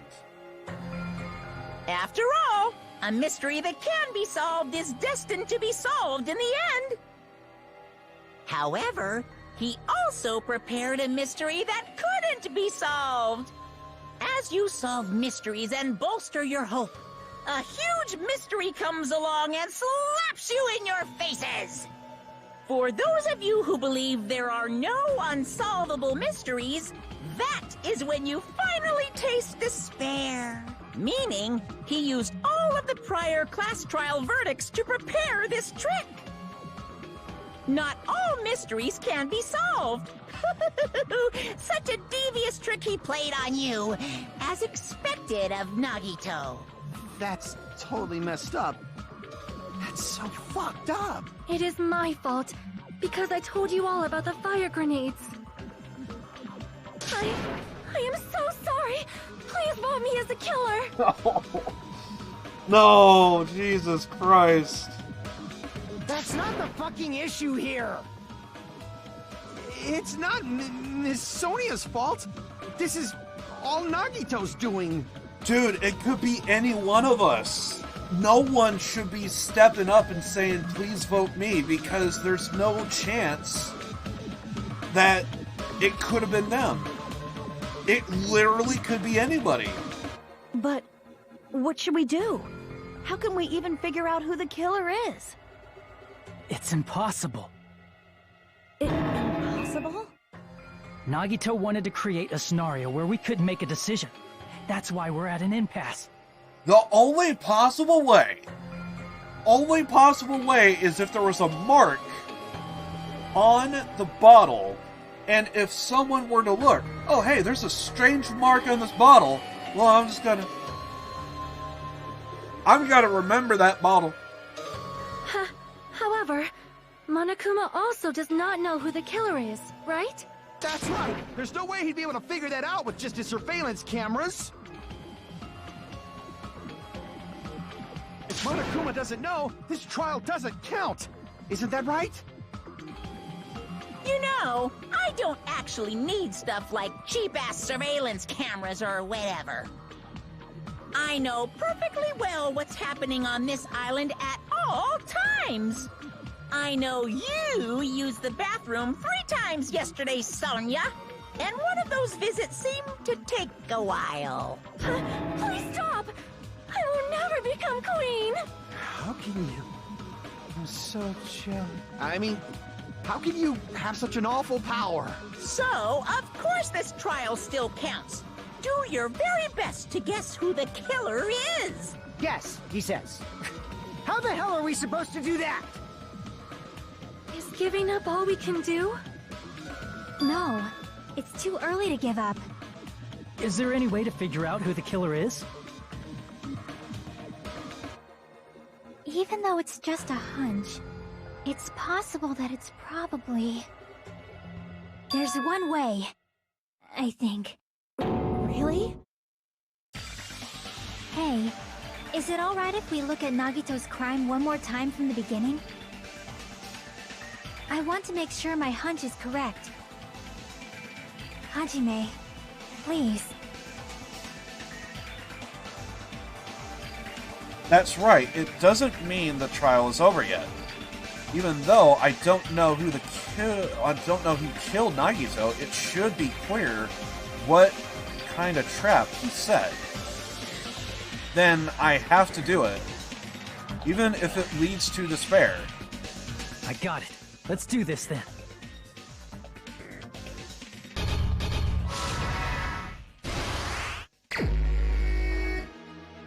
I mean, this feels like the end, but there's no way of knowing. Refrigerator.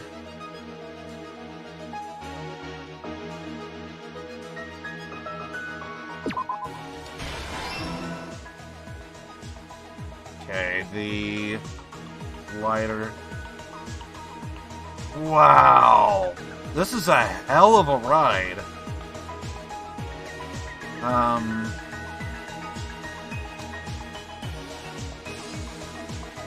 Oh wait, is this it? Yeah, okay. I'm looking for the fire part.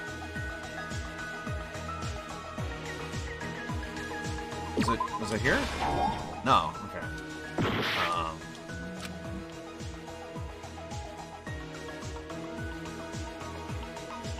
So he had to set up the lighter. There's the lighter, but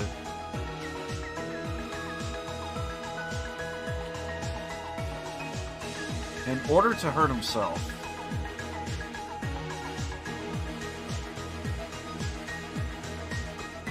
well, he's tied up.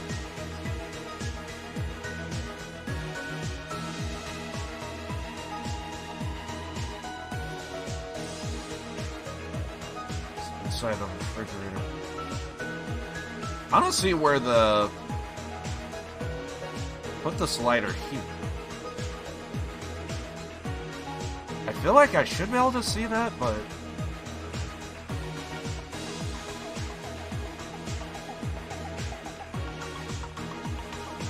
Reason we went to the warehouse.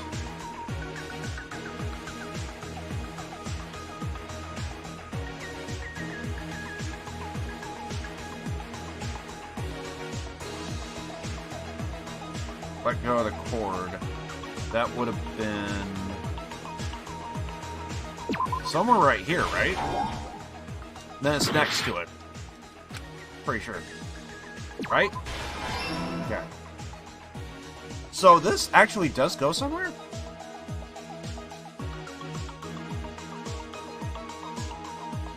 Reason we went to the warehouse. No.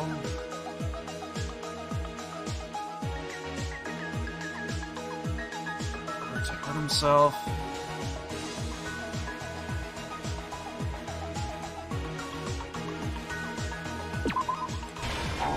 Oh.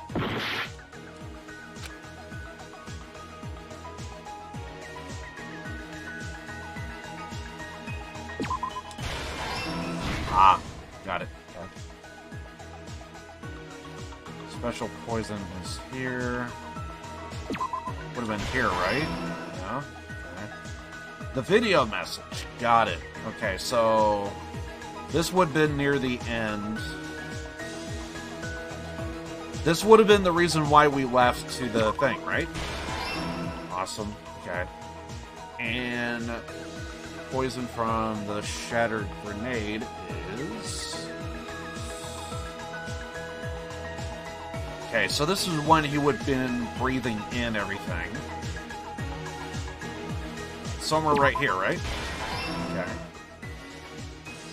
He... tie the burnt rope right hand. Okay, so this would have been when he was still setting up.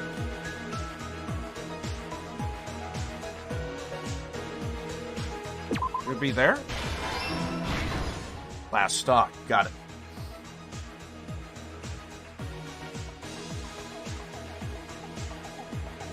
Took a break and now you're back to see good progress. Well, we're here, so yeah. I knew it was going to be long, but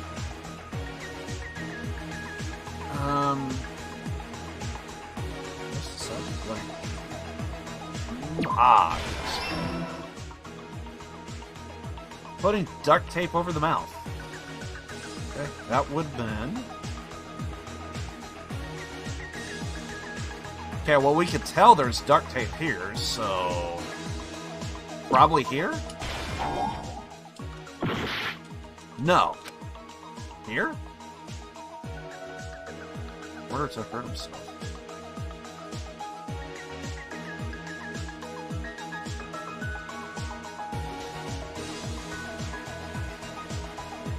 You need to put the duct tape on.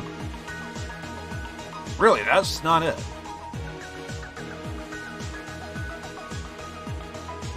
Well, then it's got to be here, right?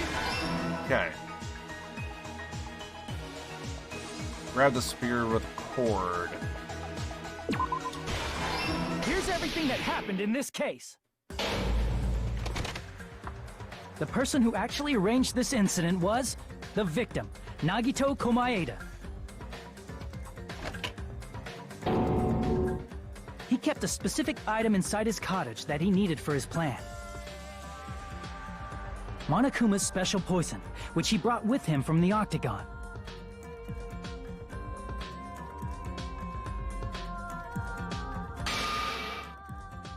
Using the gloves and gas mask that he got from the military base,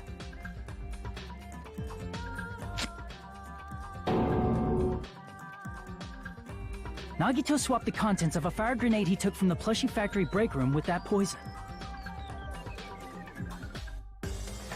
When he did that, a specific item was left as evidence, the blue aluminum seal on the grenade. With that, Nagito finished making the poisoned fire grenade, took it with him to the factory,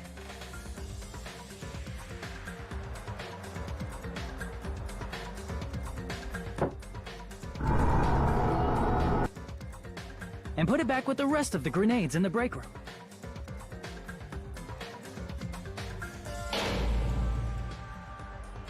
The next morning, Nagito appeared before us and declared that he hid a bomb somewhere.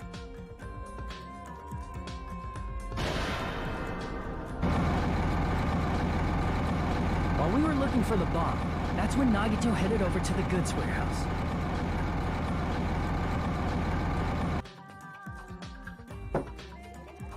In order to set up a fire, Nagito arranged the Monokuma panels in a line going from the door to the curtain and placed an oil lighter in front of it. From there, Nagito set his insane plan in motion.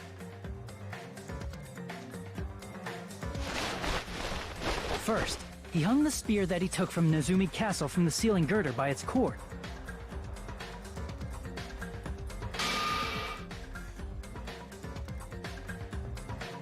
Then he tied his arms and legs at the back of the warehouse with rope.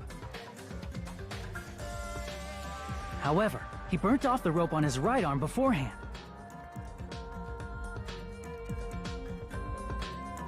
In doing so, he made sure that only his right hand was free, while his remaining arm and legs were tied up.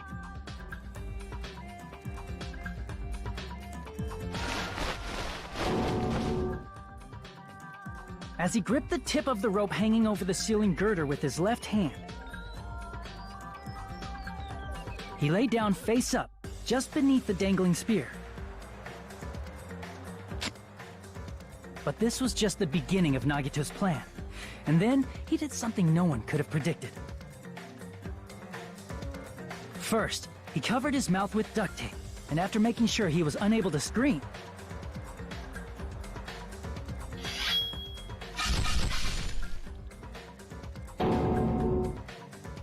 he stabbed himself with the knife multiple times in his left arm and in both of his thighs. Finally,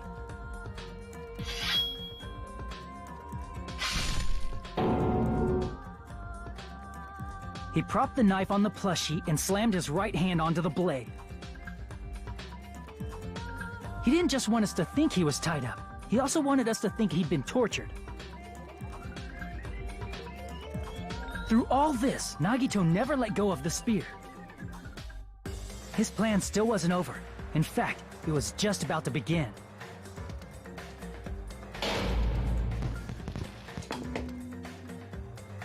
Meanwhile, we finally arrived at the plushie factory and found Nagito's message. After seeing his message, we instantly made our way to the warehouse. But that was part of Nagito's plan.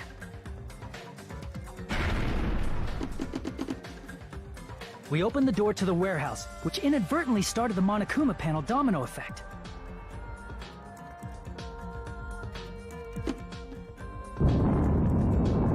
The panels fell one after another until they reached the lighter, tipped it over, and ignited the curtain.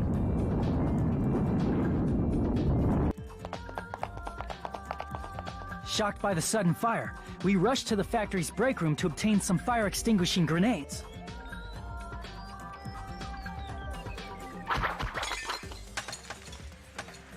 We then aimed for the fire's origin point, which was the curtain, and unloaded the entire supply. It never occurred to us that one of those grenades was the poison grenade that Nagito had prepared.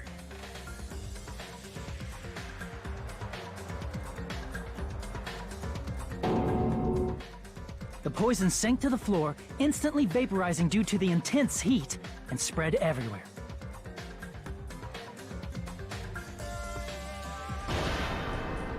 The poison gas quickly drifted to the curtain at the back of the warehouse, where Nagito was.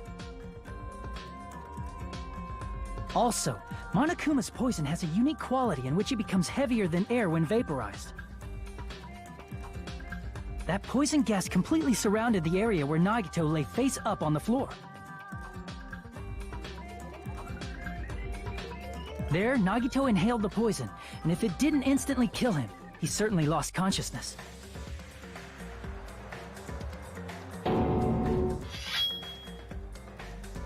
Which caused him to let go of the rope in his left hand, and the falling spear plunged into his stomach.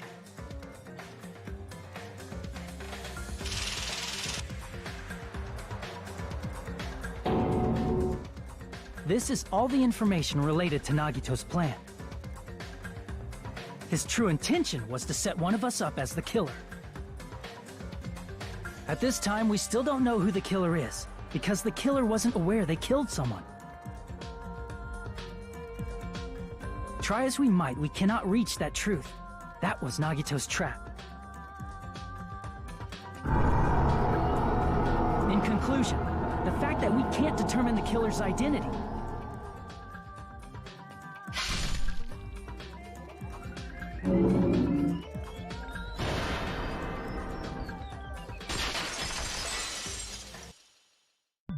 This should be the truth behind Nagito's trap. How about it, Chiaki? Will that help you figure out who the killer is? Chiaki? Just as I thought. It's impossible, isn't it? You say we just have to vote for someone? What Hajime said is probably true. That's part of the reason why I thought it was a little strange. Did Nagito really not care who the killer was? Huh? He said this to us earlier.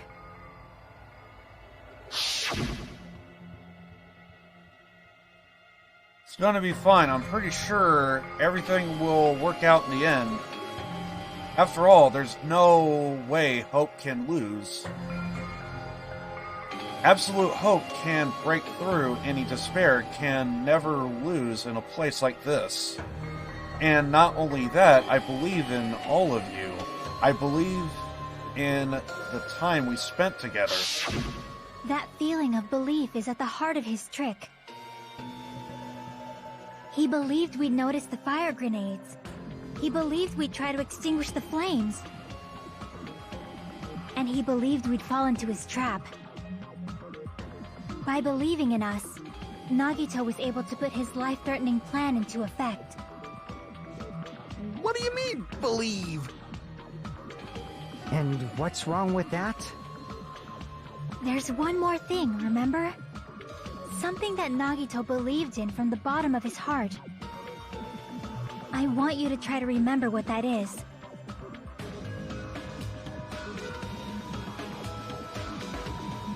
What Nagito believed in.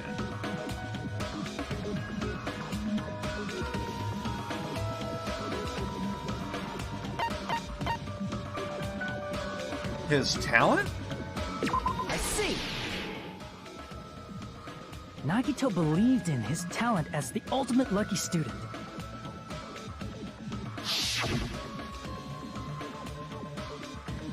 Don't tell me this was also a way to try to prove to everyone I can survive this, because that is just fucking insane. No. After all, I mean, yeah, you did a game of Russian roulette to where you put a bullet in every chamber and it just happened to land on the one that didn't have a chamber in it. After all the time we spent together, I believe in you guys. And the more than anything, I believe in my ultimate luck. So it's definitely going to be alright. Guess the last thing he could believe in was his own talent. That's not so strange, really. Most of us here have been relying on the same thing. But, in his case, it was pretty remarkable, wasn't it? It almost seemed like he had blind faith in it. You're right. The same thing happened when he cleared the final dead room at the funhouse. I can confirm what Pathos just said in chat. Also, I feel like it's been freaking forever since I brought up this screen.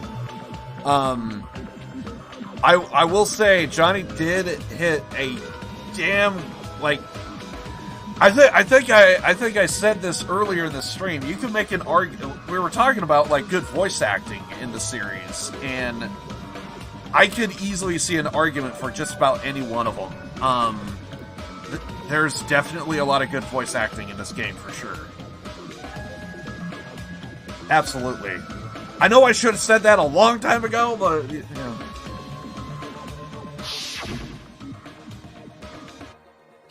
It wasn't life-threatening at all. And it was a little escape game that ended with some Russian roulette. I mentioned this earlier, just a few seconds ago. Yeah. He had to take a bullet out and leave one bullet in the chamber, but he did the opposite and still won. And I guess because he did this, he thought he was God.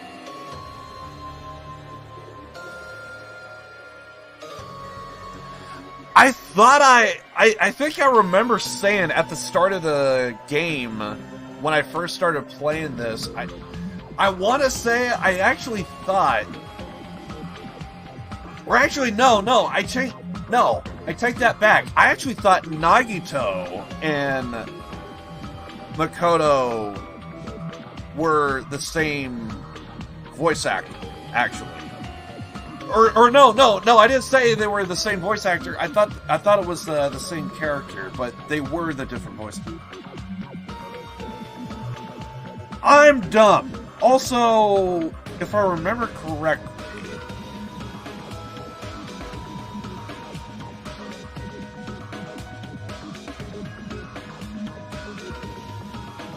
I want to say the guy that does the voice of Hajime, I could be wrong on this, but I'm pretty sure, I want to say was the same voice actor that did Adachi in Persona 4, if I remember right. That was the one thing I did say. But anyway. It's a game where you load one bullet into a gun, spin the cylinder, point it towards you, and pull the trigger. So you really did it. So that's how you're supposed to play it. So I would have been fine if I only used one bullet. I guess it was just as Monami said. Huh? I misunderstood and thought I had to take one bullet out of the cylinder, and that's how I did it. That, you only had 1 in 6 chance of surviving. But I'm still alive. After all, the only good thing about me is how lucky I am. He did Adachi and was also second Black Mighty Orphan Power Ranger. He's been in so many things. It's been a long, long time since I saw the Power Rangers. It's like, for me, that's like almost ancient history there. It's like, I actually used to watch that show when I was a kid, and then all of a sudden I just stopped. It was just one of those things. It was like a very brief, I watched it, and then like I just stopped watching it. I actually had no idea that he was one of the Power Rangers. And plus, I think there was a couple of different forms Power Rangers took. Anyway. But man, that's ancient history there. And he did the same thing when the first killing happened at the old building near the hotel. He depended on his luck and was able to get cleaning duty just as he wanted. That's right. I just trusted my luck. I trusted I'd be picked for cleaning duty. You just relied on your luck? It's not just luck. It's true my talent is trash, but I'm still the ultimate lucky student, you know. I'm left with the red mark. For someone called the lucky student, you don't seem very lucky right now.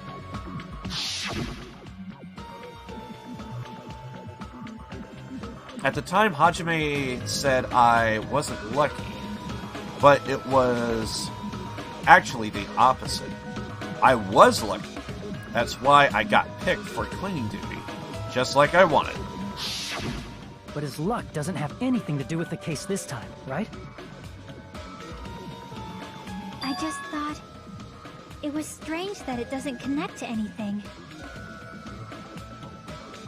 He factored in his belief in us, but for some reason he didn't factor in his own luck.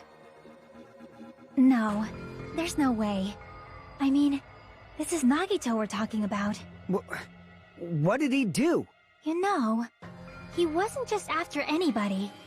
He probably had a target. A target he was aiming for all along. A person to set up as the killer. A target? Who?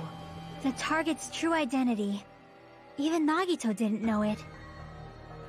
That's why he relied on being the ultimate lucky student, and incorporated that luck into his plan. As long as he had his luck, he believed the target he was after would pick up the fire grenade. You mean he left his plan to luck? He risked his life for that? He probably risked his life just so his ultimate luck could decide this. Who is it? Who's the target Nagito was after?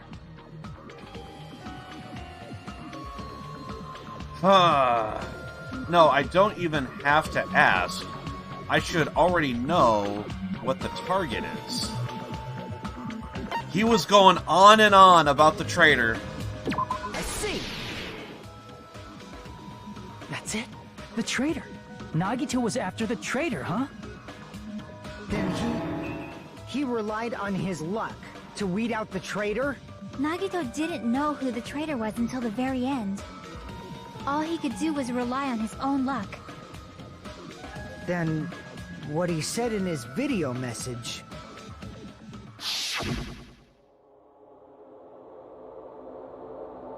Whenever I see something like this, I kind of feel like you kind of need to keep up with the voice acting.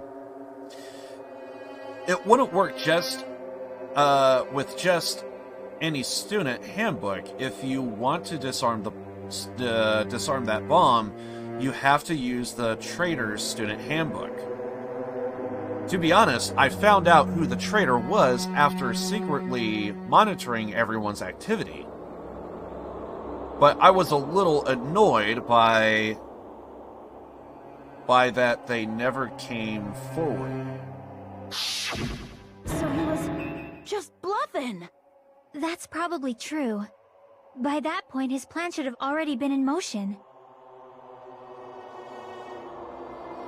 Then it's just as Nagito said at the beginning. His purpose was to weed out the traitor. If we just believe in what Nagito said, we would have reached the answer much quicker. The reason this took so damn long, it was really because we didn't believe in him. But if he just wanted to out the traitor, he didn't have to go this far and make that person the killer.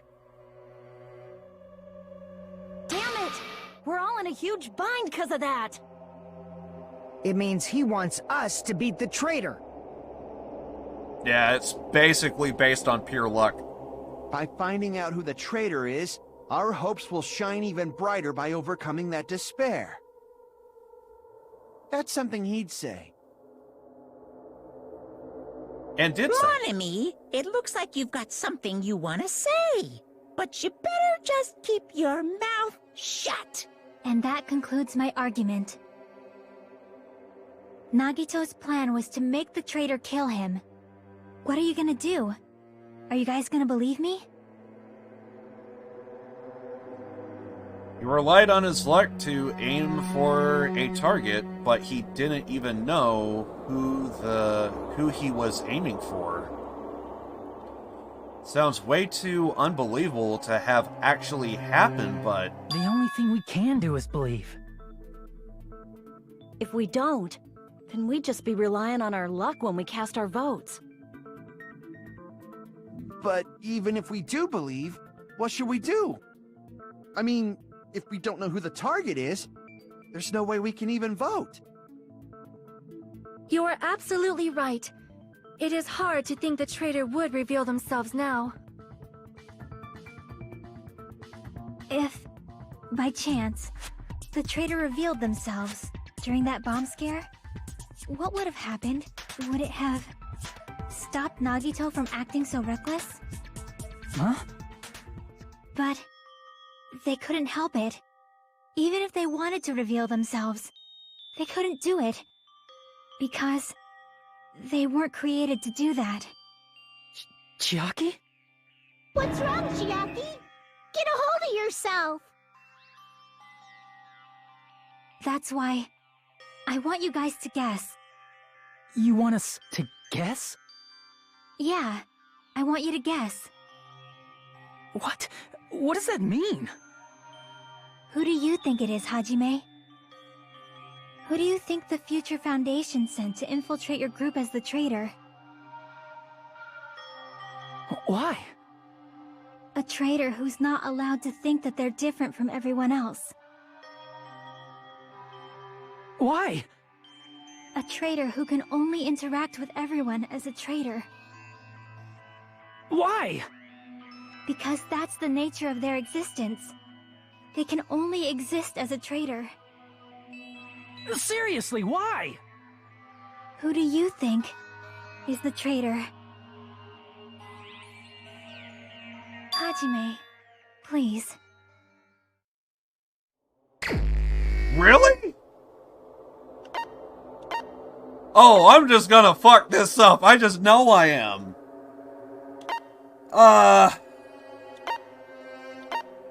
Well, here we go.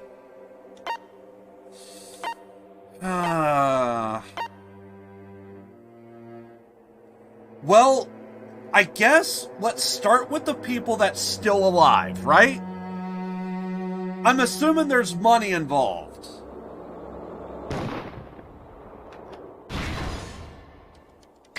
Okay, that was a miss.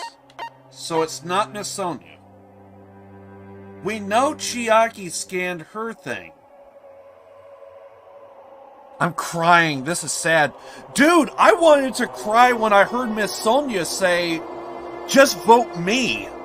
There was like one good tear that was like, "I'm gonna cry." So and then I was like, "Nope, we got a stream to do. Don't cry now." Oh God. When I heard Miss Sonia, that almost broke me, dude.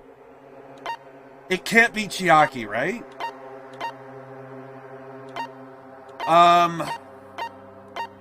We gotta start with the living first.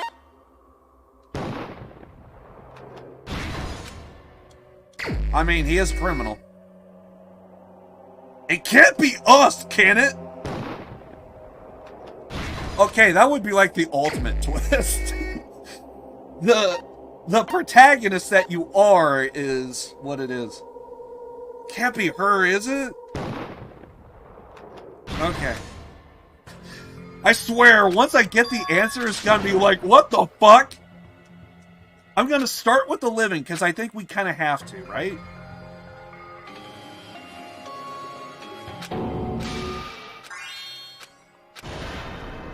I'm actually more curious if it's someone that is dead, because, like... We will never give up. I think it would be, like, even more like, Jesus Christ. I'm actually thinking it's Nagito. I'm legit thinking it is Nagito. But I want to try the living first.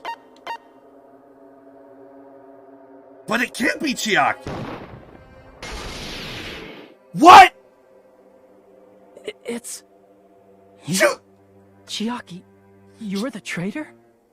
She was the last one! What the fuck? Please, hold on. Aw, you totally guessed right. Just as expected. Yep, you're correct. I'm the traitor. The agent sent by the Future Foundation to hide among you all is me. Yeah! What? Gee! I want to throw this fucking goddamn control! What the fuck? Oh! How? The fuck? This controller's going to the moon! What the shit, though? Jesus Christ!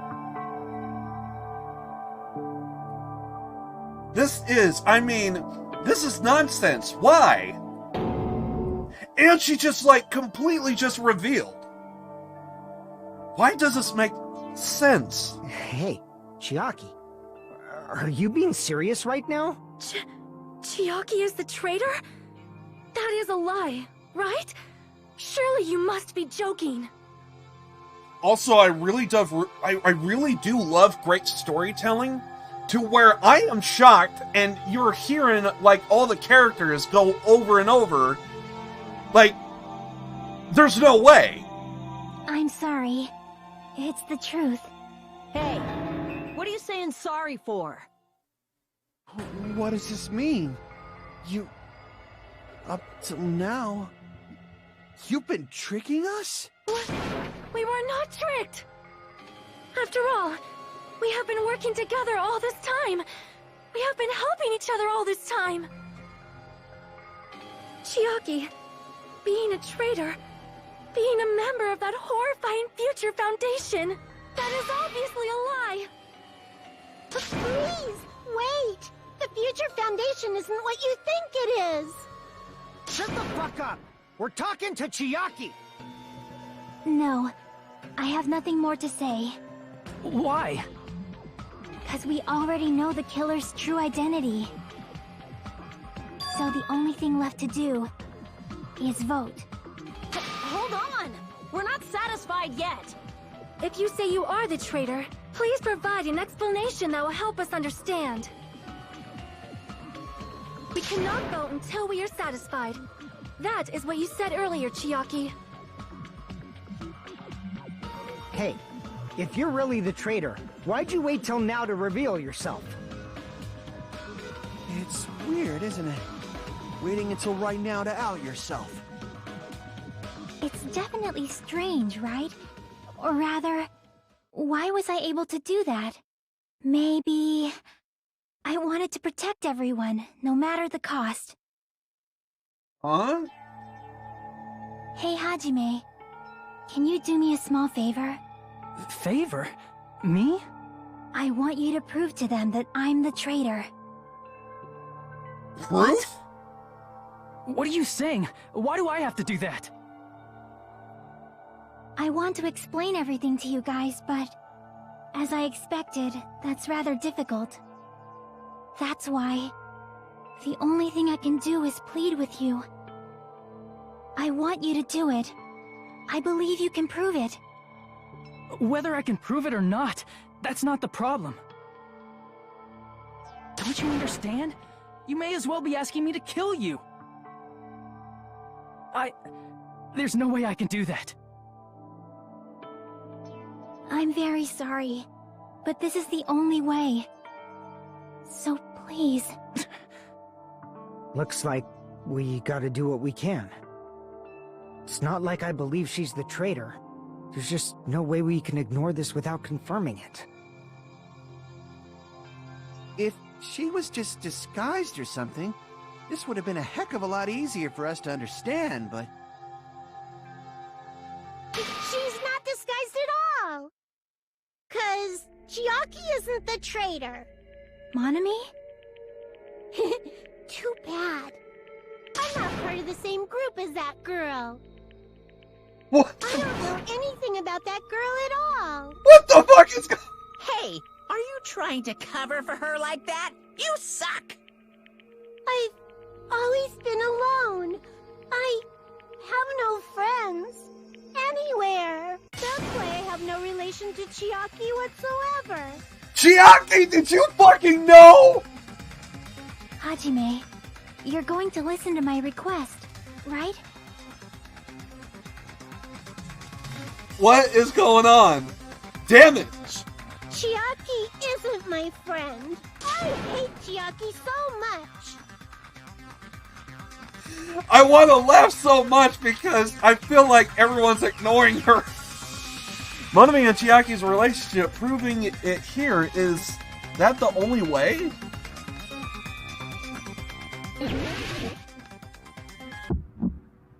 What the fuck is going on? I am confused. Let's all get along. Hajime, you stupid face. I won't let you. I'll lower your grades. Lower my fucking grades. I dare you, bitch. Open and mix. I won't let you. I can't lose. Hajime, you stupid face. Well, you're I on. won't let you. And aren't you in a diaper? First open and mix. Oh, to buy everything. I'll lower your grades. First open and mix. Hajime, you stupid face. Let's all get along. Let's all get along. Jackie and I aren't best friends. This is the end. The fucking notebook? I'm at a loss for words. When we investigated Nagito's cottage, I discovered a notebook with a new Sami logo on it. Something about that. I feel like I gotta. I feel like I gotta go. I feel like I gotta go. What the fuck is this? I feel like I just need to get up and just. Fuck it. Goddamn piece of shit. What the fuck?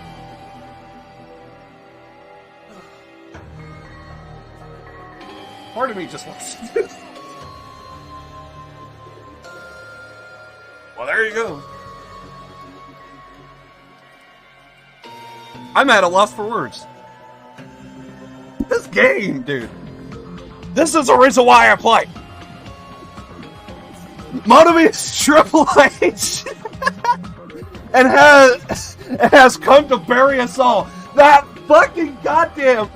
She out here with the golden shovel. She gotta bury the shit out of all of us. She gotta do the fucking. She's gonna hit the pedigree, and she's gonna lay down and do that pin until like 24 seconds later, dude. Oh Jesus Christ! By the way, I love the Triple H reference. That's your notebook, right? The one Nagito stole from you. I don't know. Don't tell me. Is that where the traitor's true identity is written? That's right! Since I knew something like this would happen, I made sure to bring it here today. So sudden? Give me that notebook. Oh my god, does it actually... It didn't like someone snatch it away from us so that way we couldn't? Day one, I was able to talk to everyone the first day. So this is supposed to be Monomi's notebook, and she brings it up. First day, Monokuma showed up and things turned bad. Oh, were you gonna go over every day? Day two, Brockula is the leader. Can we just skip to the important part? Goddamn. Brockula is the leader. A lot of things happened today, so everyone tried. What is this? So everyone's... Is this Monomi's diary? So everyone's tired. Is the traitor's identity written in here? Nagito was probably looking for that too, so that might be why he stole the notebook. I know, right? All of a sudden, we just turned into a wild game of Among Us. But you wouldn't know who the traitor is just by reading this notebook. Of course, Nagito wouldn't know either. However, it's different for me. You know? It took me this long, but I finally understand. Also, why the fuck does all my favorite characters in part 2 all just, like, die off or, like, are part of... Every character I like, they're all in part of something. Chiaki was the last. She was the last, and I was like, Jesus fucking Christ. No, the truth is that I might have already known the moment I found this notebook. It's just as I wanted to turn my eyes from the truth it contained. But now I clearly know. I can't help it. I can't help but know. First of all, this isn't Monomi's diary. Apparently she can't write. And Chiaki has thumbs, dude! Then the one who wrote this is... Someone connected to Monomi. Meaning, it's not a mistake to think that the traitor wrote it. She had thumbs! So, is this like a report that the traitor was sending to Monomi? Is it evidence that they were observing our actions and reporting to Monomi? But how would you know who the traitor is from that? Because there's an entry written in here that only me and one other person would know. Wow! The topic we discussed in that entry, it happened when we were locked inside there.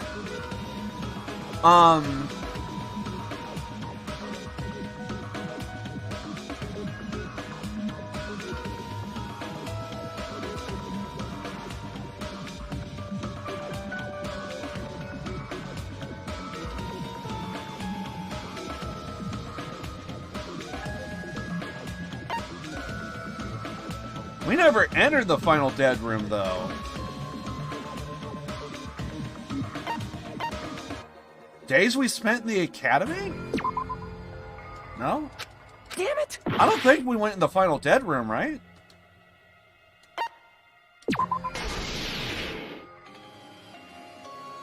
In the notebook, there was a specific entry. We've been in the fun house for 3 days. Everyone's hungry and on edge. Hajime tried to go in the final dead room that day. He's probably panicking because no one believes him. There it is. It's true. I tried to go inside the final dead room.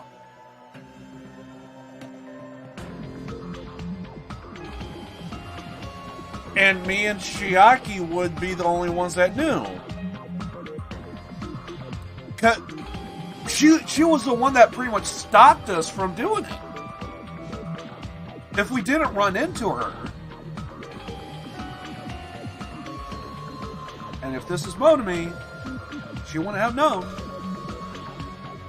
God, it makes sense. But the only one who knew that.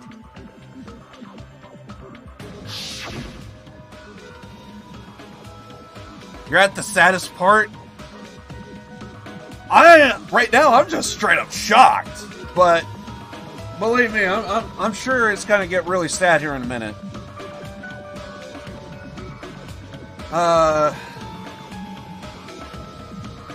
If I win the life-threatening game here, I'll be able to go to the Octagon place, right?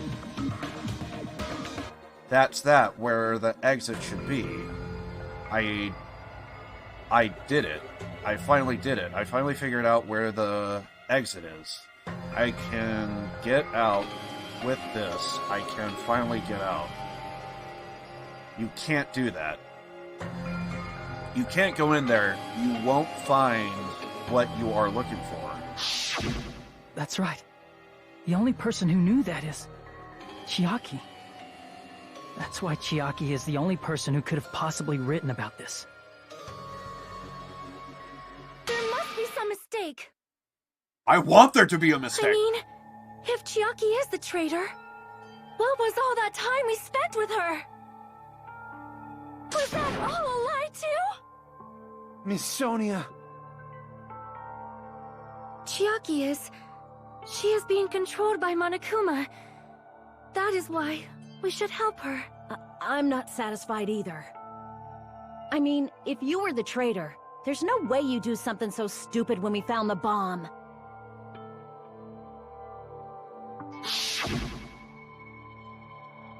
It's really stupid to be fighting over something like this. And so, with an annoyed expression on her face, Chiaki walked over to the bombs without saying a word. Took her handbook out of her pocket. Huh? Without hesitation, wiped the card reader. Looks like it was wrong. Now that you mention it, Chiaki immediately went to the card reader with her handbook. She tested it out right away after being told it would only react to the trader's handbook. That doesn't make any sense. A traitor would be more cautious than that. Chiaki probably knew the bomb was a fake. That's why she also knew Nagito's trap was a bluff. She knew? Did she seriously want to get it done and over with so that way she could immediately call his bluff? Instead of just having, like, a big fuss over it? It's like, right now, this is a big fuss. That is a mistake! That must be a mistake! Why are you saying such things? Do you really want Chiaki to be the traitor? Of course not. I will not believe it! I refuse to believe Chiaki is a traitor! There is just no way! I don't want to believe it either. I don't want to believe it, but then nobody will be saved.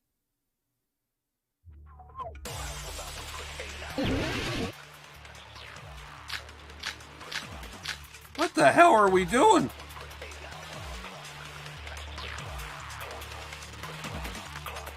Chiaki is not the traitor! When we were trying to turn off the bomb, Monami's account, what was... didn't Chiaki use the card reader right away? Yeah, she did. If she's a traitor, she would have been more cautious. Wait, can we not look at the stuff? There's no way Chiaki would have known if that bomb was fake or not. I feel like... Okay, there it is. Okay, what's Monokuma's account?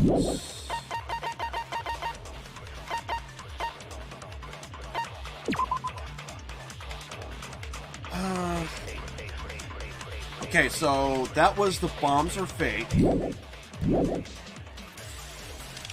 only person who... Monami's notebook.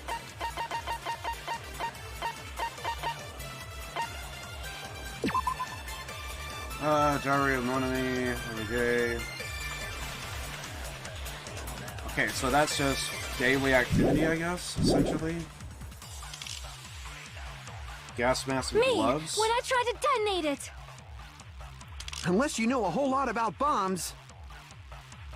The Monokuma file.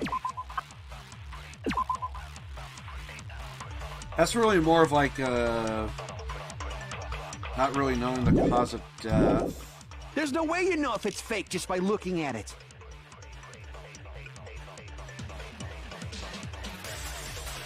I don't want to believe it, but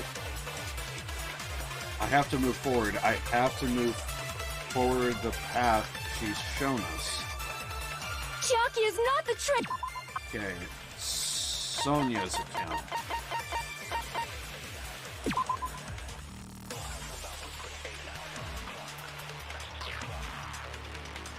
I guess further being able to account that everything's fake. Her firing guns is the truth? When we were trying to turn off the bomb, didn't Chiaki use the card reader right away? Oh, do we have to steal? If she's a traitor, she would have been more cautious.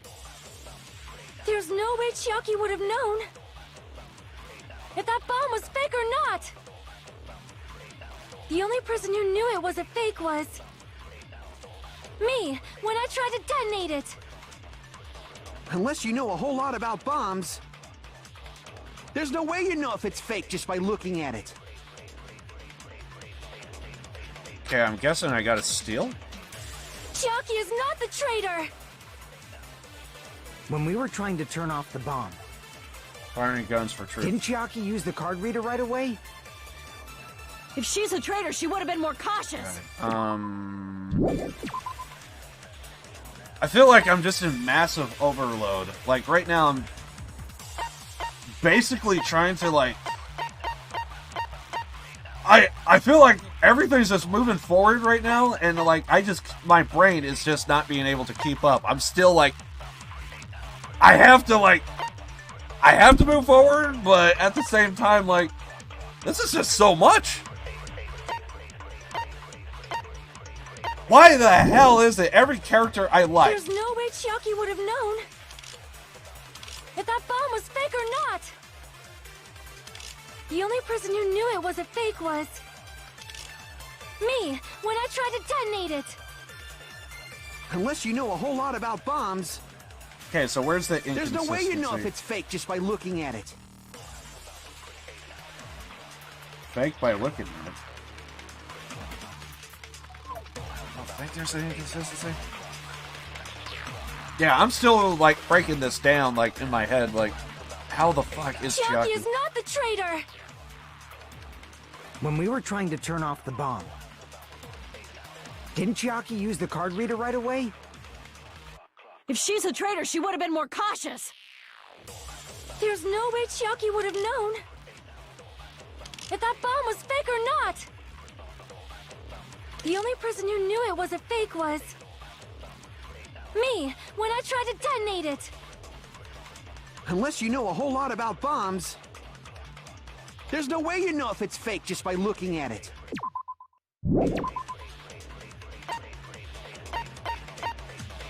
We could either... Sometimes they want you to agree with somebody, and sometimes they want you to counter what someone is saying. I mean, technically, we can agree. Like, Miss Sonia is telling the truth.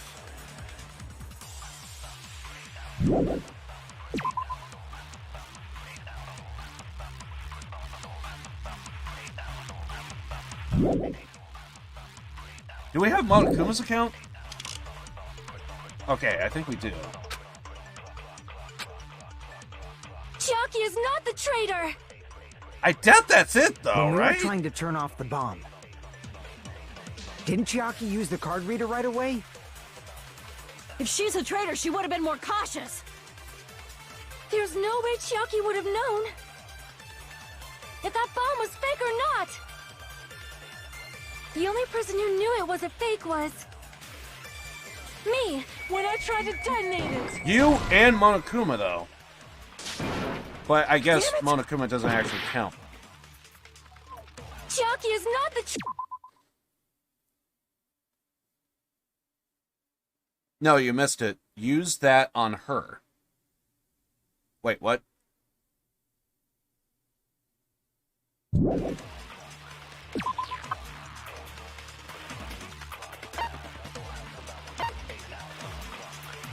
Yeah, I'm not seeing an inconsistency.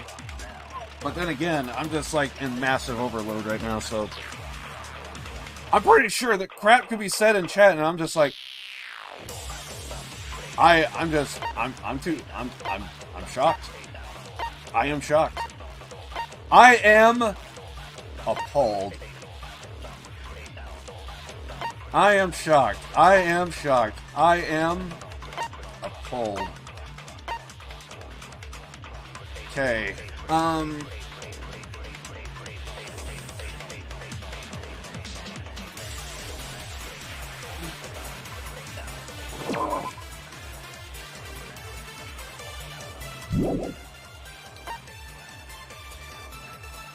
I don't know of the massive breakthrough we have to come across here.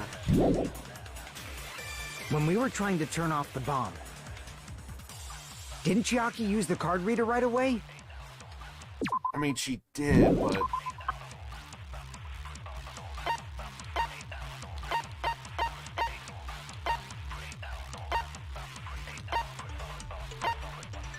I don't think there's anything we could do to disprove anything, right?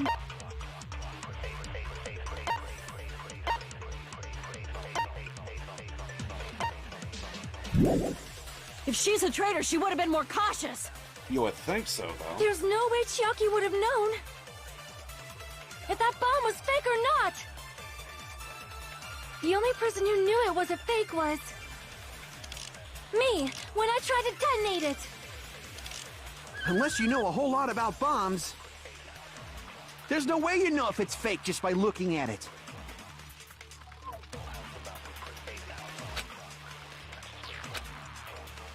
Chiaki is not the traitor! Is it the bombs that we have to When we disprove? were trying to turn off the bomb, didn't Chiaki use the card reader right away? If she's a traitor, she would have been more cautious. There's no way Chiaki would have known if that bomb was fake or not. The only person who knew it was a fake was me, when I tried to detonate. That's not it. She told us, so...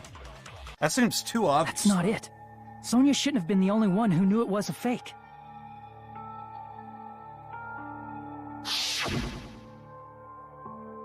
Monami was also there when you found out the bomb at the military base wasn't real.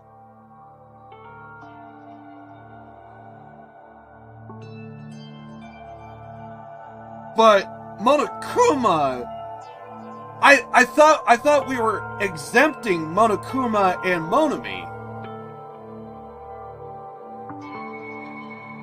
Because I pretty much did that with Okay, whatever. You said so yourself. Is that true, Miss Sonia? Chiaki heard about it from Monami. That's why she knew the bomb was a fake. Since I've been found out, I'll just confess. The reason I couldn't tell anyone I knew the bomb was a fake was because if I had said that, I would have had to explain how I heard about it from Monami. I do not want to hear that! I don't either, but at the same time, I'm very Enough intrigued. already.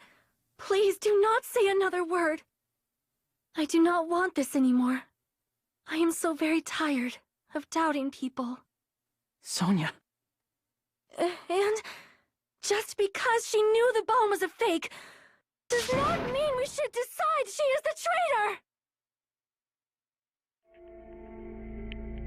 traitor! Oh god, do we really have to do this? Even I want to tap out, dude! Even if she knew the bomb was fake, that does not prove Chiaki is the traitor. If that counts as evidence, I should be doubted too. Doubt me too! I don't even know what's going on! Knowing it was a fake isn't the problem. What matters is who told her. What matters is that she heard about it from Monami. There was someone other than me and Monami who knew that bomb was fake. That someone is Monokuma. Monokuma said so, or he knows everything about this island. I tried... Like, I did that too! There was someone other than me and Monami who knew that bomb was fake. That someone is Monokuma. Monokuma said so, or he knows everything about this island. That's not it. Okay. There was someone other than me and Monami who knew that bomb was fake. I'm terrible at the swords. Monokuma said he knows Monokuma Damn it! told Chiaki that it was fake beforehand. Wait, fake beforehand? There was someone other than me and Monami who knew that bomb was fake. That someone is Monokuma. Monokuma said so earlier. He knows everything about this island. Okay, so it might be the second one. There was someone other than me and Monami who knew that bomb was fake. That someone is Monokuma. It's probably the second. Monokuma said so, or he knows everything about this island.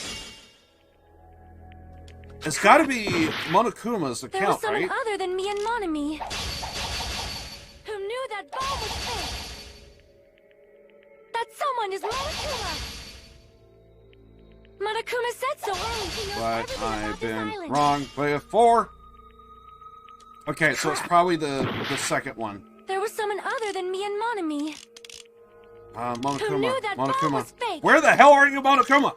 There we go. That someone is Monokuma.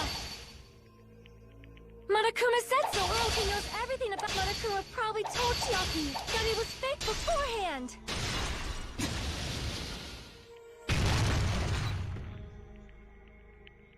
You're right. Monokuma probably knew the bomb was a fake. But Monokuma shouldn't have told anyone either.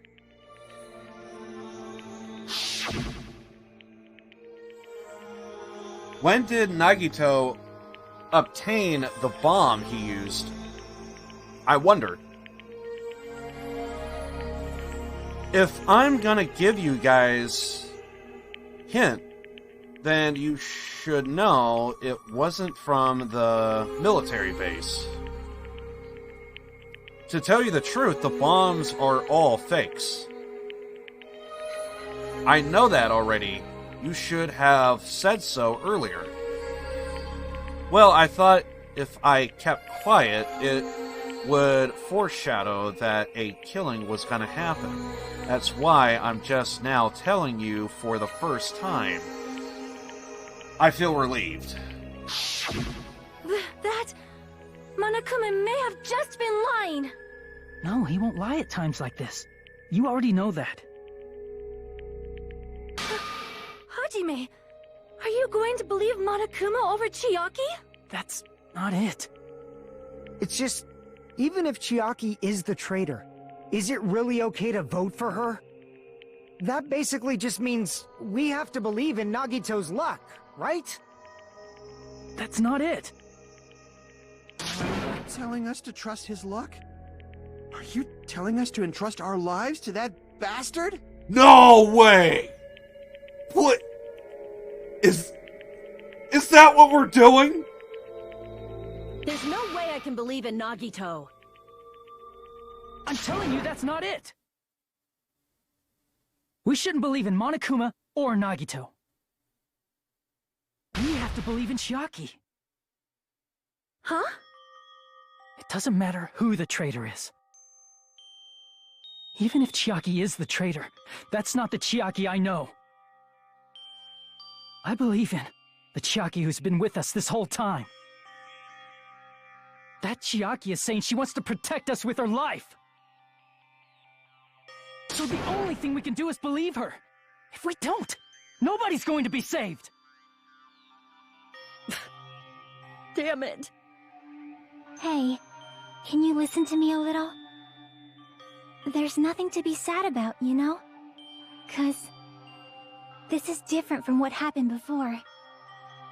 Unlike before, you guys don't have to stay alive by doubting someone. You guys can stay alive by believing in me. Are you telling us to believe in you and sacrifice you? That is just too cruel. I'm sorry. Chiaki! Monami, I'm sorry too. You're probably gonna get scolded by a lot of different people for this. But still, I want to protect everyone by any means. And I'm happy that I'm able to do that. It's not up to me to decide whether that's right or wrong. However, I believe it's truly amazing that you were able to think like that. We could even call this a miracle. Hey, what have you two been talking about? Everyone's jaws are dropping, you know? I know. It's voting time, right? Hey, Chiaki. You don't have to worry. Believe in me, and cast your vote. Damn it! Why did it end up like this?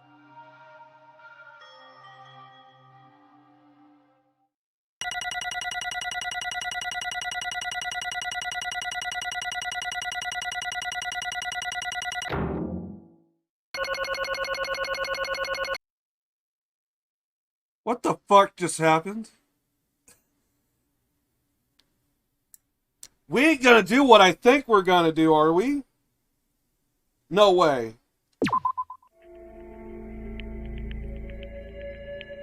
It's not fair. I feel the same as everyone else. There's no way I can agree to this. Emptiness, loneliness, sadness. But most of all, I'm ashamed of my weakness. But even so, I have to move forward. If we believe in the person who's who's urging us forward, then we have to start walking and believe with as much hope as possible in what lies ahead.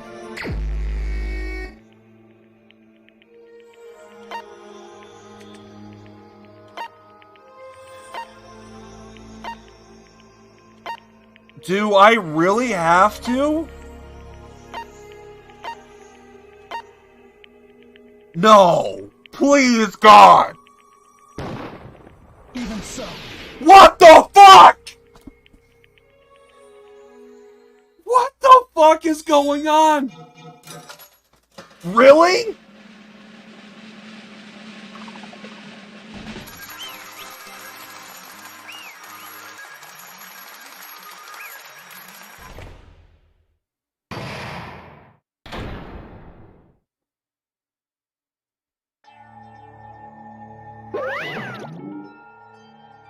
So this is how the lucky student was able to discover who the traitor is.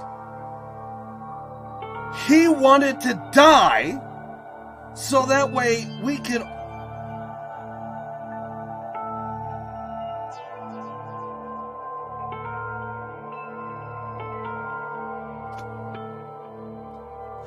You remember when I said earlier, this thing is going to the moon? What the fuck is going on?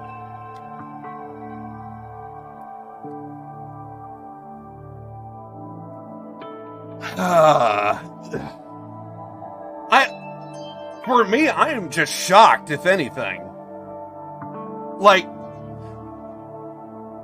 did I mention earlier all of my favorite characters are just like, they're all wiped out. That was... Oh, God.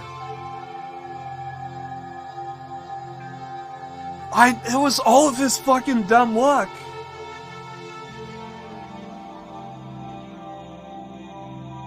I believe this is one of the best cases in the franchise. Oh, 100%.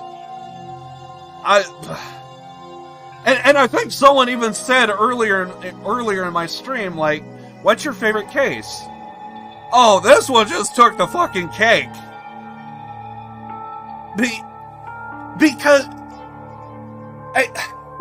it's hard to suspect somebody that is basically, because I'm a gamer, like, I have my own social issues, and every single time when I see Chiaki, my first thought is, like, I'm seeing, like, a girl version of myself, if that makes sense. And it's like, it's kind of hard to not feel, like, a little sympathetic. And how spot on is that for, like, the developers? Hey, let's go right... People who play this game are gonna be fucking gamers, so... Like, this is hitting home right here. This is complete nani for me.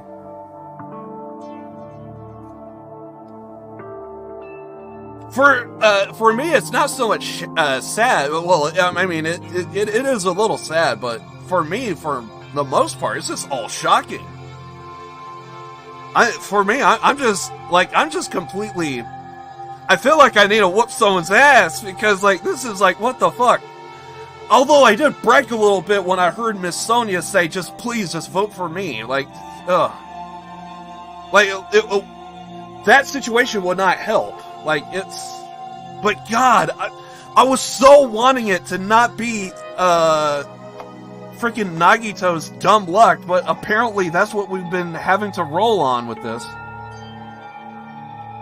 But yeah, this is easily the best out of the franchise. This is like a twist, turn, and like, I did not see this coming.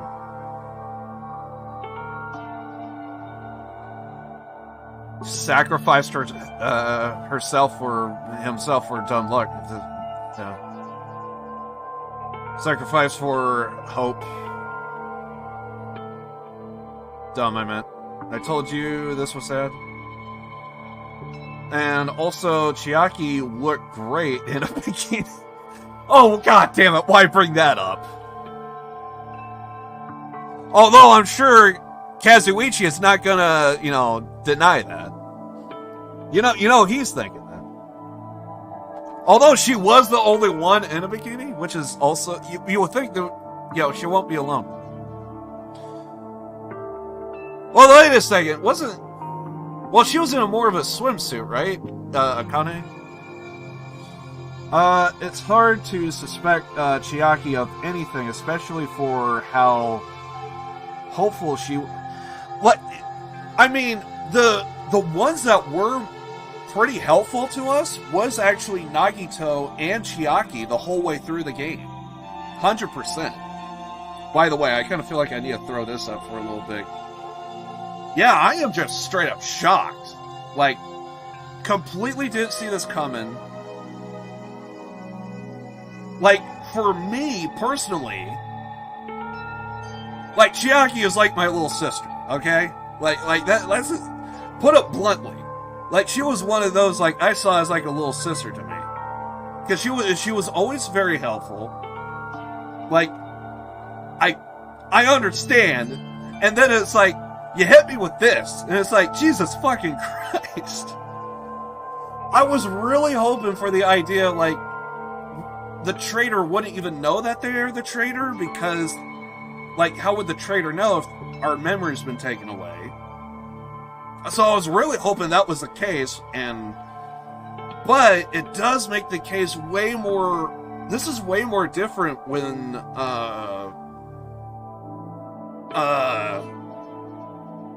freaking Sakura, did what she did.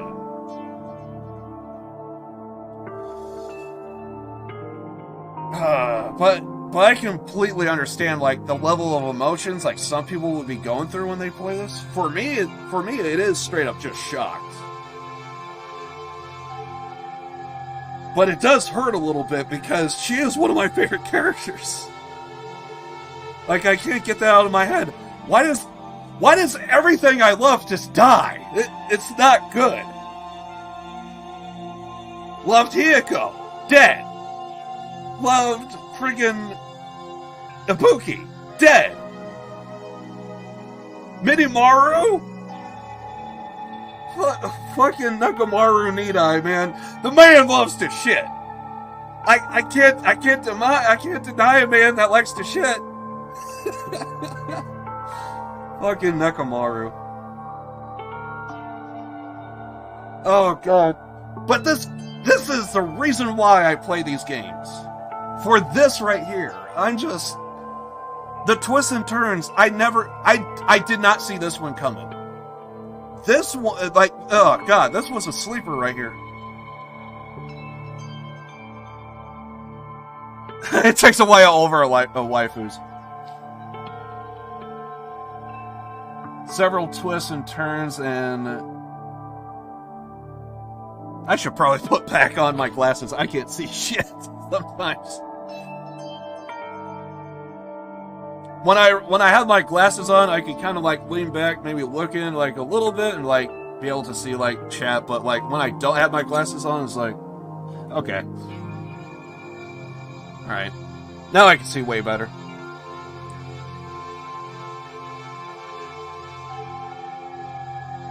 Straight up uppercut to the feels. Oh god, dude, if I could take like everything and like put this into perspective, for me this was not an uppercut. For me, this was a bomb going off and there is just nothing left of me. It's just ashes. Just all ashes. He may shit in peace. I will give the man every bit of toilet paper. I will get him a 12-pack to heaven. And I will gladly sit in the stall next to him. I'm not crying. It's the adrenaline. Nekamaru, man. Shitting in peace. I don't know how I'm gonna do it, but... Buy a lie. Buy a lie? Usually I have something lined up or something or another, but... You know what? This game is shit! There's your fucking lie! Do not buy this game. This game is fucking trash. Do not buy it. There's your fucking lie. Oh, God. All right, you know, let's get going. Let's wrap this up. Let's wrap this up. Let's all shit in peace. Oh, everyone. When we all go home tonight, we are all gonna drop trowel and take a shit for Nakamura. I am pooped. We were just talking about shit. Let's go ahead and announce the result. The traitor from the Future Foundation and Nagito's killer is Chiaki. Damn it! Are you serious? That was correct? Yeah. The fact that Chiaki was a traitor, the fact that Nagito's crime depended entirely on his luck. Everything was true. Damn it. Plus, that means that bastard managed to pull it off. Congratulations, everyone. Why are you happy? Damn it. No! Stupid, we are not celebrating at all. Damn it! Chiaki, let me ask you one more thing. Are you really part of the Future Foundation? I don't even really fucking care at this moment. An agent of the organization that brought us to this island, is that really your true identity? I'm sorry I didn't tell you guys. What? That is... I can't believe it, even though I do not want to believe it. There is no choice to believe, right? I'm sorry. It would have been better if I could have said it sooner, but I couldn't say it no matter what. 'Cause... I can't betray the Future Foundation? I can't betray? Well? Even if you want to fly, you can't, right? Even if you want to swim where you please, you can't, right? It's the same for me. Due to the nature of my existence, I will never be able to betray the Future Foundation. What the heck? But in the end, you did something similar. What you did is no different than sharing your secret yourself. You're right. Why? Now's not the time to be laughing. Well? But strangely enough, I don't have any regrets. In fact, I'm somewhat happy. Why, though? I was able to think. I wanted to protect everyone. That's why I feel proud of my actions. You are still saying things like... You are still saying things I don't get, but... If we ask you anything, are you gonna answer, right? Like, if we ask why you were in the Future Foundation and stuff. I'm sorry. That is... Even if you were the traitor? You will never betray us. Chiaki, will you always be our friend, even now? We don't blame you for this. That's why you don't need to apologize. Yeah. So the traitor was revealed and Chiaki lost. In the end, it all went according to Nagito's plan, huh? Like... About that. Was that really Nagito's goal? It is... Is it really okay to say he was trying to find the killer and eliminate them? If so, isn't it strange? Strange? So... I mean, we nearly lost, right? If Chiaki hadn't said anything, we definitely would have lost. You raise a good point. That's exactly it. Even though Nagito said he would weed out the traitor, he never said he would kill the traitor. Huh? Yes, indeed. Congratulations, you stopped Nagito's plan. I mean, Nagito's plan was to reveal the traitor. And kill everyone besides the traitor. Huh? Kill everyone else besides the traitor? Are you serious? That was Nagito's goal? Huh? Why would he do something like that?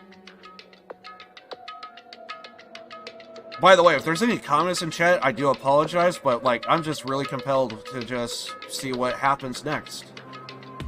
To form a plan that only the traitor would survive. Is that bastard really that twisted? Nope. It's okay. Don't speak, please. I'm gonna cry. Okay, what? Well? I mean, it's not just Nagito's fault. The circumstances have been different. He probably wouldn't have taken things so far. Chiaki! You really are a kind-hearted person. Really are a kind-hearted person. Do you think so? Yeah! Geez, I wonder where you got your personality from. Perhaps. Maybe our dad or our big brother. You ain't talking about me, are you? Don't you think? Hey, come on now. Don't go talking about your family all of a sudden. That's totally ripping off Turuturu. I can't lose! Fourth wall breaking, I love it. Then I cannot lose to Chiaki. Just like Chiaki and everyone else, even if I know it's a fight I cannot win, I will try to retaliate? Huh? Retaliate? I will no longer let you do as you please. Stupid! Stop! What are you doing? As they say, we shall die together.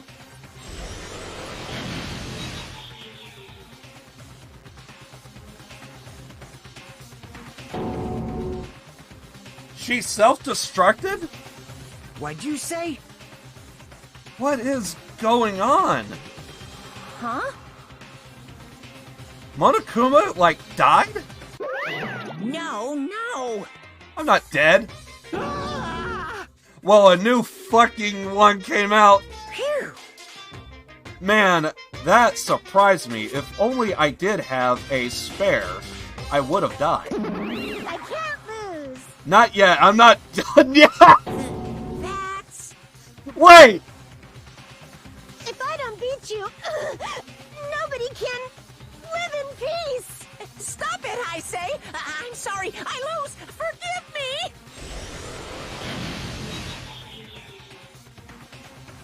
How many more of these are there? Hey. Not yet! Seriously, stop it! If you don't stop right now, it's all going to be destroyed! I won't forgive you.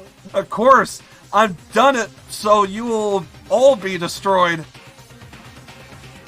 I will be the one to protect my students. I won't let you. I will protect them with my life. Monami, you... Hey. Now then, how many of you are still there? You might as well come out at once. Ooh, how exciting. How many? Not that much. Just around 10 to 60? What did you say? What? 1 million? 1 to 10, 100, 1,000, 10,000, 1 million, 1 billion, 1 trillion, 1 quadrillion? Up ahead.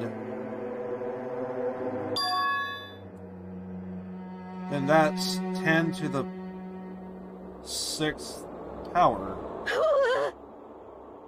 Hey! After all of this, you are still joking around? You sure have quite a daring spirit. Too bad. Except I'm not joking. So how often are these two just gonna keep going at it? What are you even saying anymore? Didn't you see that scene? Well, aren't some of these plushies? While you are doing this, my clones are continuously the endless creating in the Monokuma manufacturing facility. That's wrong. What? Those were just stuffed animals, right?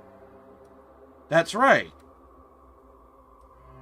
I checked them with my own hands, without thumbs. They are just plushies. Damn it! You are just bluffing, Monami. Finish him off. Hey, Even if it's just a plushie, as long as you give it Monokuma's personality, it becomes a fully developed Monokuma. What did you say? There's no way that's possible. That's not even magic. Magic? Could it be? Have you already obtained that much power? Hey! Hold on, if you bring up magic so suddenly, you are gonna be so confused.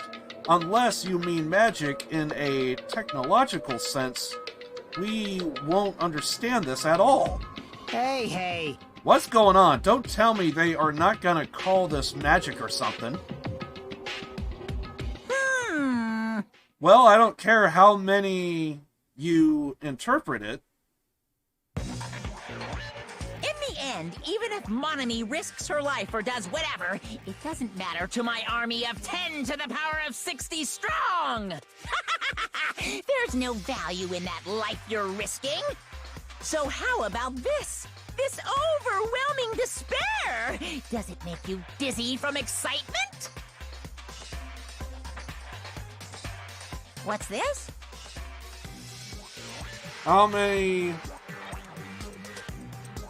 enemies are there left to challenge my army? 10 to the power of 60.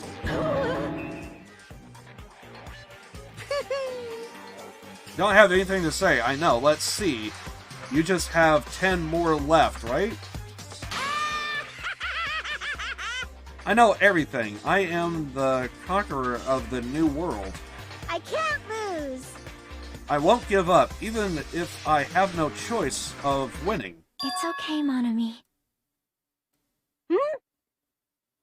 Well, It's not about giving up, you know. let's believe in them. Let's believe in everyone and leave the rest to them. Right? Damn it. What the hell is going on?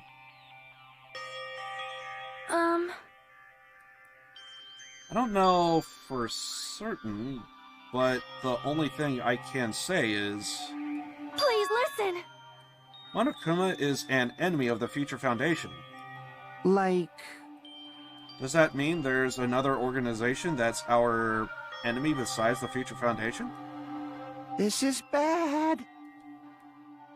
We are in this situation because we are caught up in a dispute between the two organizations. Okay, that's it. Let's just leave that talk for later. Because. Because the punishment time's gonna start. Just hold on, just a little more time. Shing! To wait or not to wait, that is the question. But which will cause more despair, that's the real question. If you think about it, you know, right? There's no way I would wait. But I haven't... I'm sorry. Hajime. Regardless, there's nothing else I can say. I'm not allowed to say anything anymore than I've already have. Not that Now then, I've prepared a very special punishment! For Chiaki. Nanami. The ultimate gamer. Special bleeding service! For Monami, too. Huh? Why even Monami? It's just for 2-for-1 special. I could have killed that thing anytime I wanted since she's not a student. And also, I don't need anybody that will defy me anymore. Uh-huh. Also, I remember now. Sorry. I'm an only child. That is... What is that? It's okay. Even if I'm here, I'd be a burden anyway. And not just that. I've decided to believe in everybody. You guys, I'm sorry about so many things.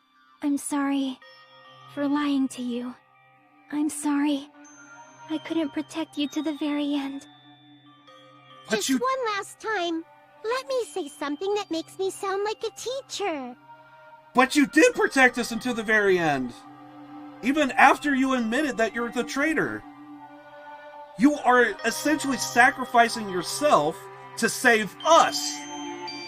That's the whole point of protecting us until the very end!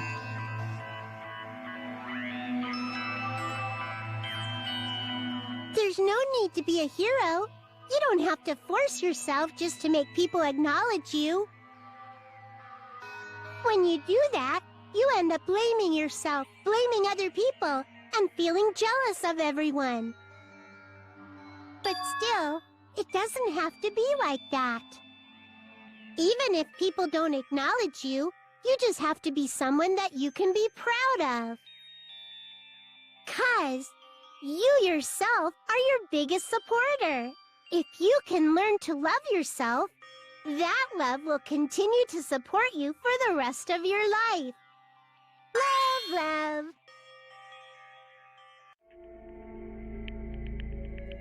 Bye, everyone. It's okay. A shining future will always be waiting for you. It's true. It's absolutely true. 'Cause I know. Bye-bye. Please don't forget about your teacher. Let's give it everything we've got! It's punishment time! Then let's proceed with the highest spirits. This is the very last punishment time.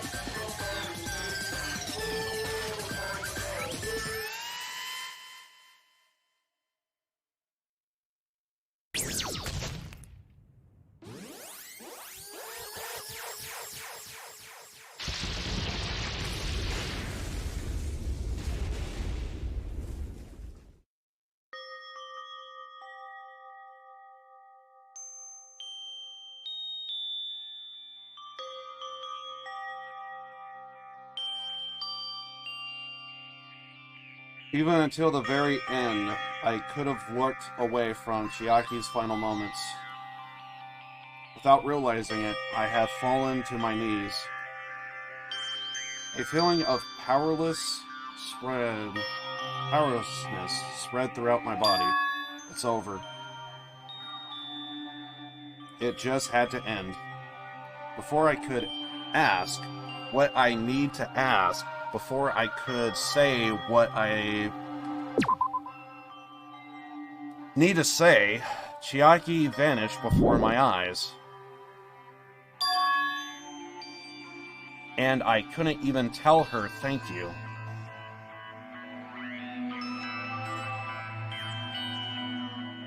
If I had said that, would she have been comforted a little? As she was executed as the traitor, would she have been confronted a little? I don't know. My chest just hurts. I don't believe it! Good gracious, that was such a big surprise. As for Chiaki, she regularly took on the role of point man during the class trials, as did Nagito too. What? And not only that, she was the traitor. She was Nagito's killer too. Phew. Oh well, don't worry about it. There won't be any more situations where you'll need to rely on them. Huh? Wait, does that mean... Now then, the annoying rabbit is gone as well. All of the obstacles have been keeping us stuck on this island are completely gone. Are you serious? We can really leave this island? I shall now present. Yep, congratulations. With this, I shall announce the end of the killing school trip. For you 5, you've survived up until now. I shall give you the right to graduate. Whew. Thank you for all your hard work.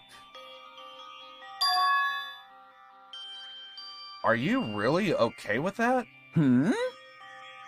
What do you mean? There are still 2 days left.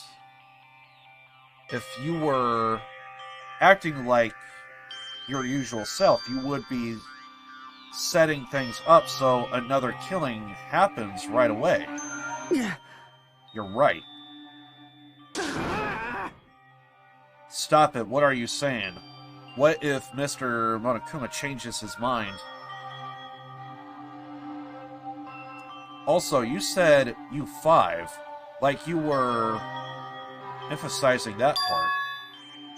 Does the number of people matter more than the remaining time?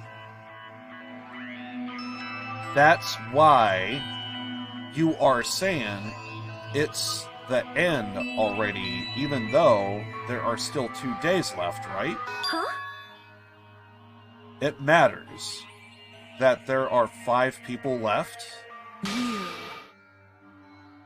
Are you planning to make a volleyball team? Stupid fool! You need 6 people for volleyball.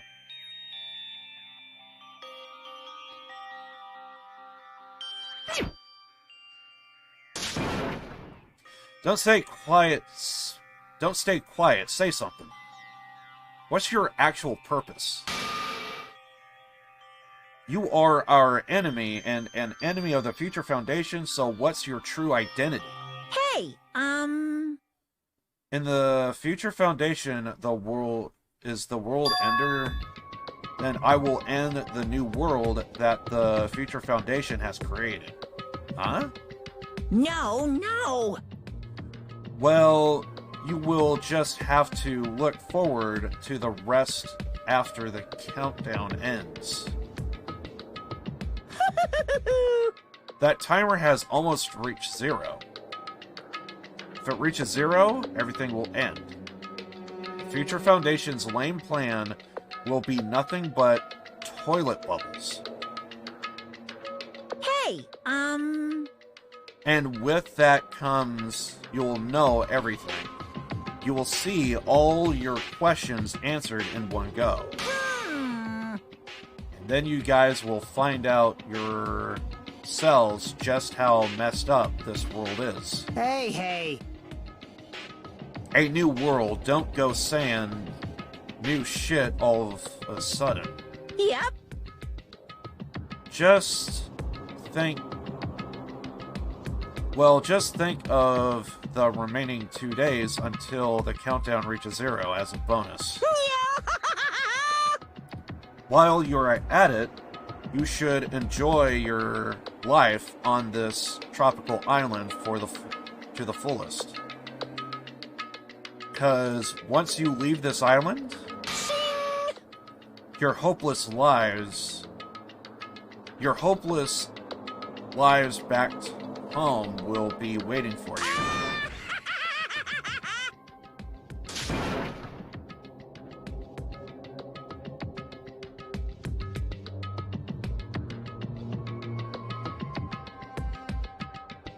Monokuma's boisterous laughter carried on for what felt like forever. Our questions, our worries, our sadness were simply ignored. The laughter just kept going forever. As for what we did afterwards, honestly, it doesn't matter at all.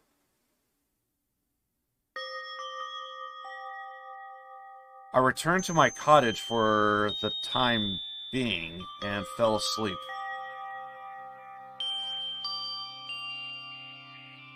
After I woke up, my will to move my body didn't come back. That's why. I didn't look back on everything that happened up until now. I didn't think about what was going to happen. I just kept praying that nothing else would happen.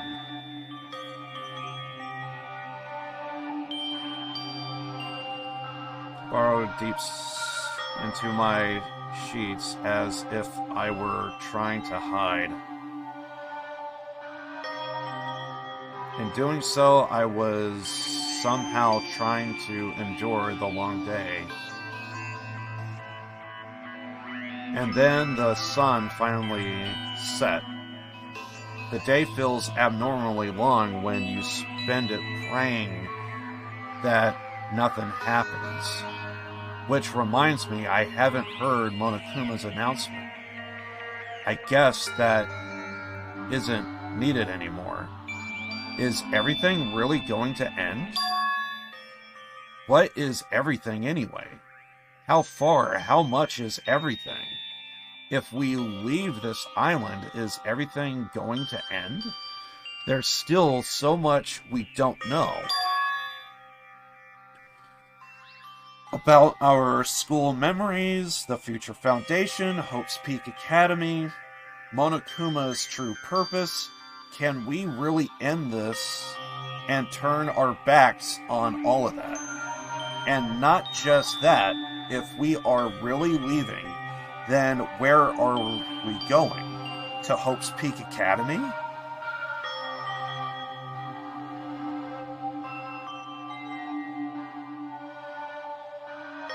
That was my last night at Jabberwock Island. At a place where my worries didn't even matter. Everything was about to end.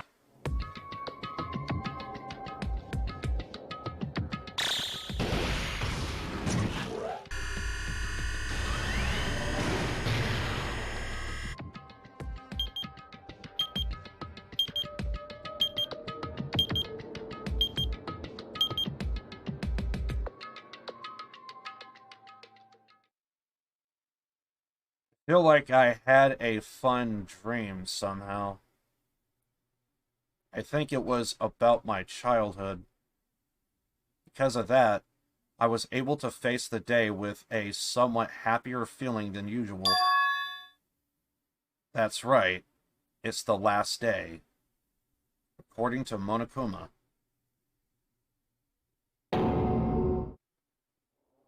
Suddenly, my body shuddered.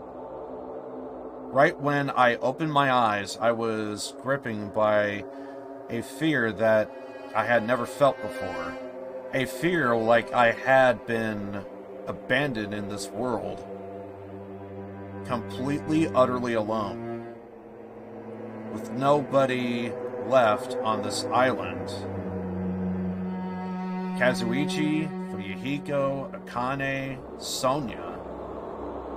Like everyone was gone and I couldn't find them anywhere. I suddenly couldn't believe in anything. Like everything in this world was nothing but lies. I rushed out of my cottage desperately to escape that fear. I rushed out of my cottage, desperate to escape that fear. I rushed out of my cottage to escape that fear. Rushed out of the cottage to escape that fear. Rushed out of the cottage to escape that fear. Rushed out of the cottage to escape that fear.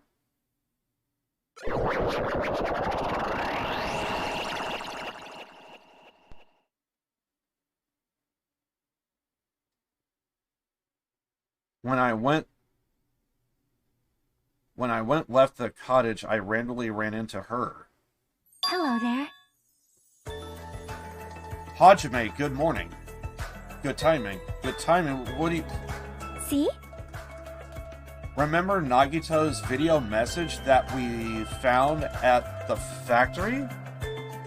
Yeah, when we were dealing with the bomb ruckus. What about it? Well? Apparently there was more to that message inside that laptop. Huh? Yep. We weren't able to see it until a day or so had passed. Apparently it was locked by a timer. Did he set it up so we wouldn't be able to watch it until after the class trial? Why would he do that? Perhaps. Maybe Nagito planned to leave this as a will. Nagito's will? Where is it right now? What the fuck is going on? We were just planning to meet at the restaurant and watch it together. Got it, the restaurant. Is everyone waiting? Can I run? What the fuck is going... Don't tell me that block was a cylinder and it just... What the... What? Oh, don't tell me we're... No, this place is supposed to be blown up. What the hell? No. This is a dream. This is a dream.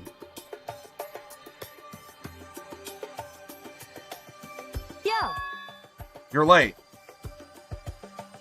Is it true Nagito left another message? Kneel before Miss Sonia and thank her. She was the one who found it.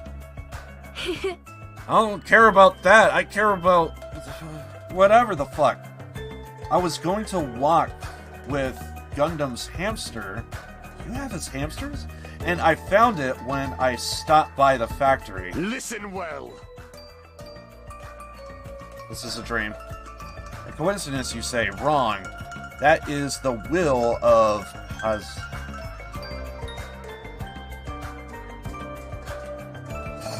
How's Elliot guiding you? Huh?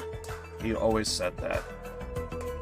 Why would Miss Sonia be going for a walk with Gundam? I never allowed that. Right. So anyway, let's hurry up and play it. Yeah, you're right.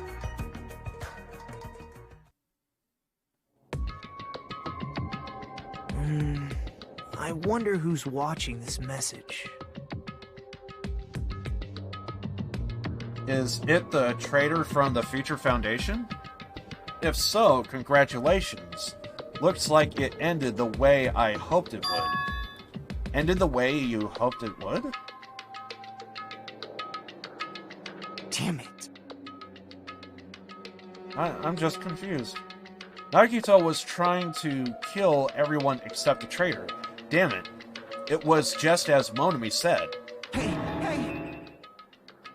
So he really set up the traitor as the killer, and he even tried to make them survive the trial?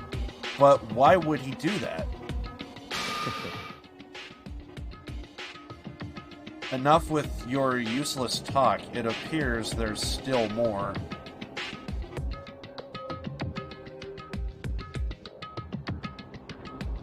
I don't know how much of this is real, but if everyone but the traitor is watching this How unfortunate. Is watching this video, then unfortunately, I guess I lost.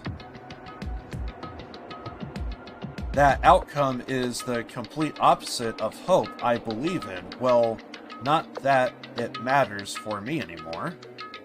I mean, no matter what the outcome is, it doesn't matter for a dropout like me. Now then. Let's put this meaningless introduction aside and get down to business. Since I don't know who I'm talking to, I'm going to speak so that both sides will understand. First of all, you might be wondering why I did what I did. Well, I just took action after talking about it for so long. The special prize in the final dead room allowed me to learn a certain truth.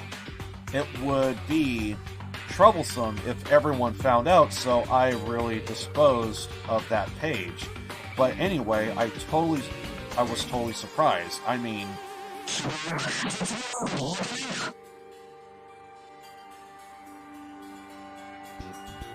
The Future Foundation's traitor must have known that all along. And so, I was able to learn about the truth about this world and resolve to take action immediately. I should have made fun of Hajime. Deep down, I always wanted to become a protagonist myself.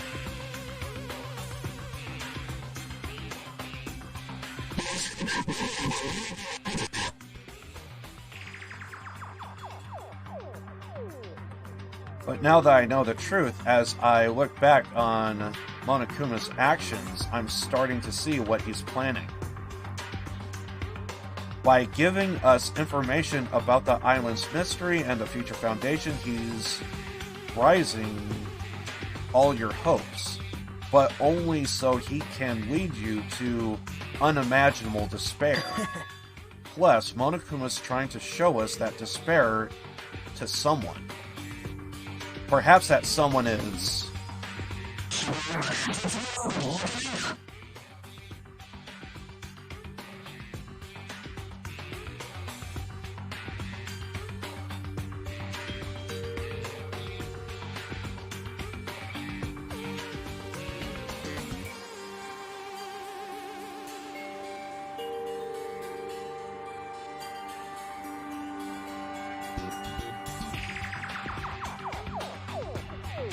Jeez, what a hopeless truth. Did that seriously just say Trigger Happy Havoc at the end? And they were complaining that why is people not buying this game because it's only $10. Who is Monokuma's identity? How could they come up with a plan like that? Now then. But that's enough reflecting on the past. Let's talk about the future now. If you want to escape Monokuma's plan, there's a specific place you need to go to. The key to enter the place is that message you found at Zumi's castle. Well... Normally you need to follow a bunch of steps to enter that place. But since that message gets rid of those steps, you can think of it as an Easter egg or something. It was probably left by someone other than Monokuma or Monomi. But that was nothing to do with me.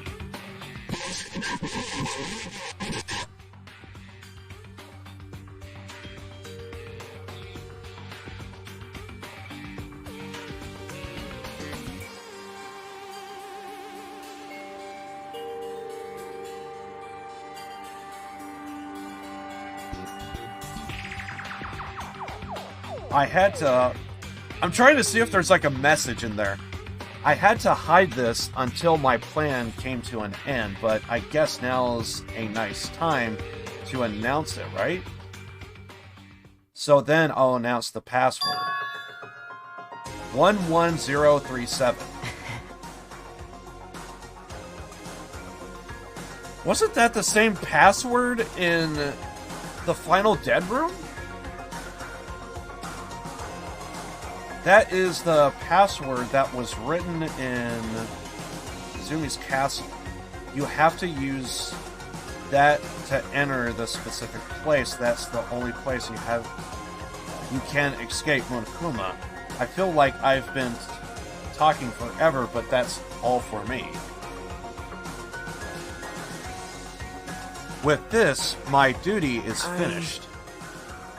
I believe my actions will become the future foundation of this world's hope. And if that really happens, praise me. Tell others what I've accomplished. Erect a bronze statue of me. Respect me. Please call me the ultimate hope. This has to be a dream, though. This was Nagito's final message.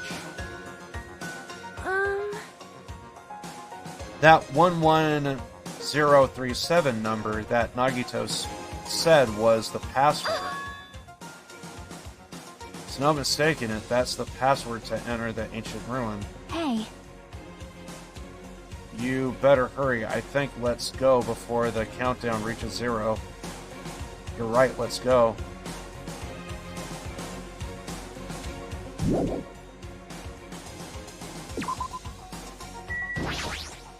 Easy as pie.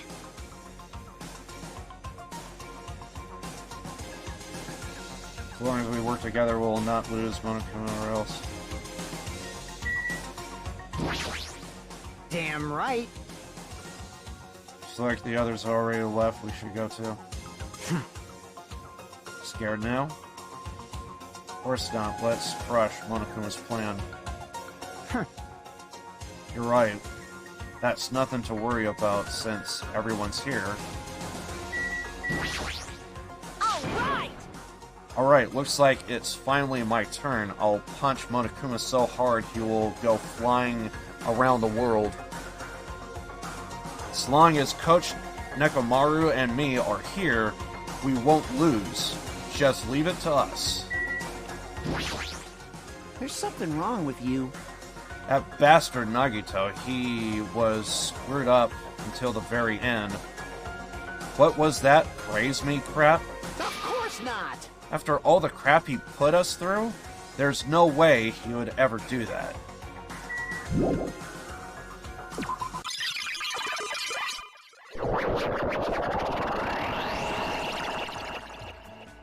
Now's not the time to relax. I need to hurry to the ancient ruin on the second island.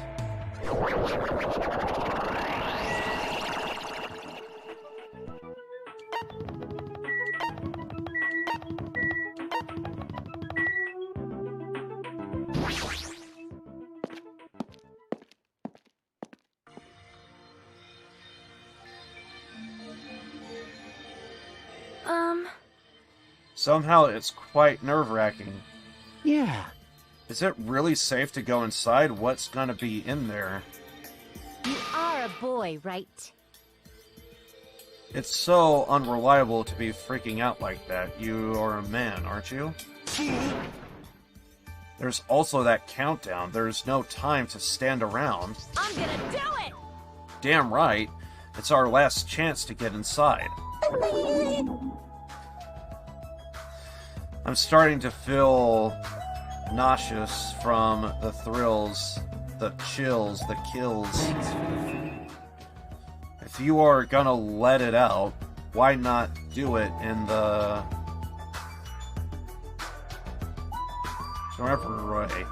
Forever. I keep with it.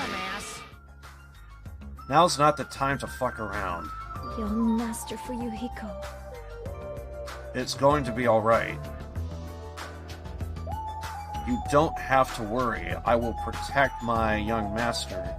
Now then, let's go forward together. Shut up. The hell? Don't treat me like a kid. This is your leader's order.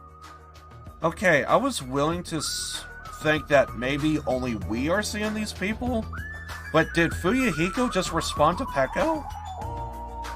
Believe that hope lies beyond this point. That is your leader's order.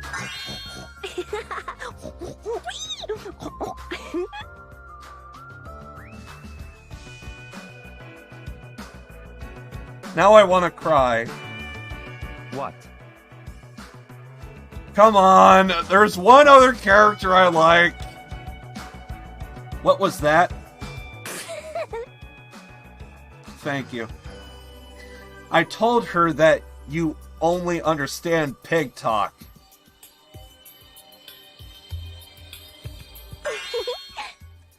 Oh, this is such a better ending than the first one. I said you are cool in pig talk. In the name of my family. I'm going to kill you. Oh, I love this. Hajime. Hajime, the password, please. Yeah, I know. Oh, this is so much better than the first one. 11037, right? It's gonna be fine. There's no need for you to worry. The only thing beyond this point is a shining future. Now then, let's open the door to the future.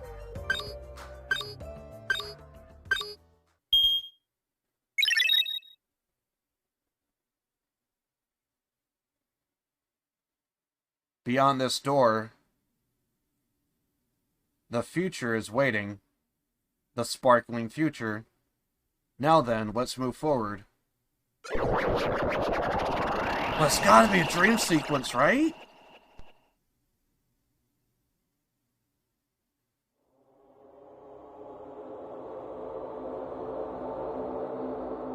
Oh, Is don't... this a trial ground?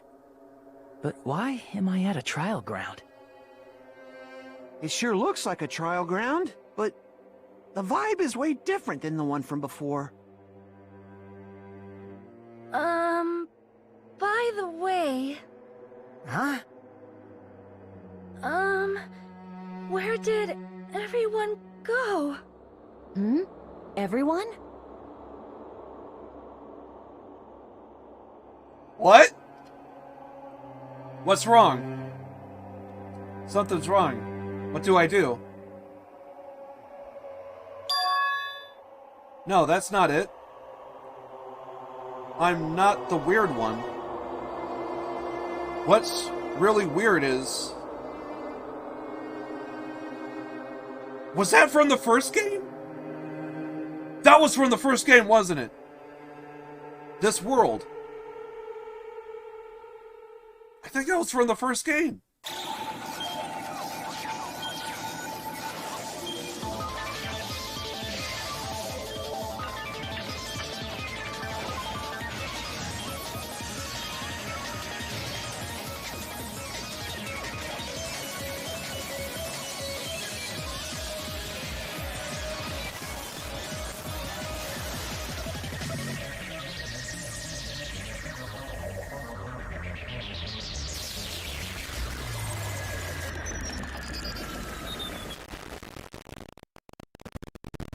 Stage cleared.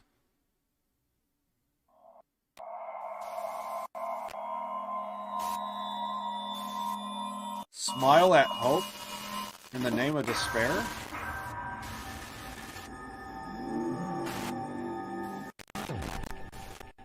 To be continued.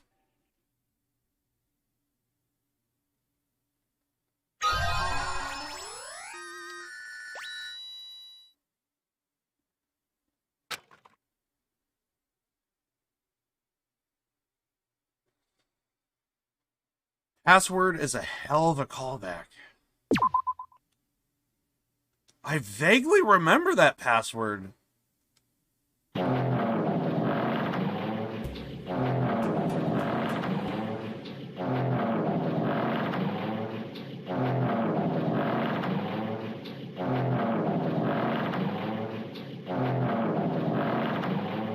Also, I feel like this is a good moment to have the decision.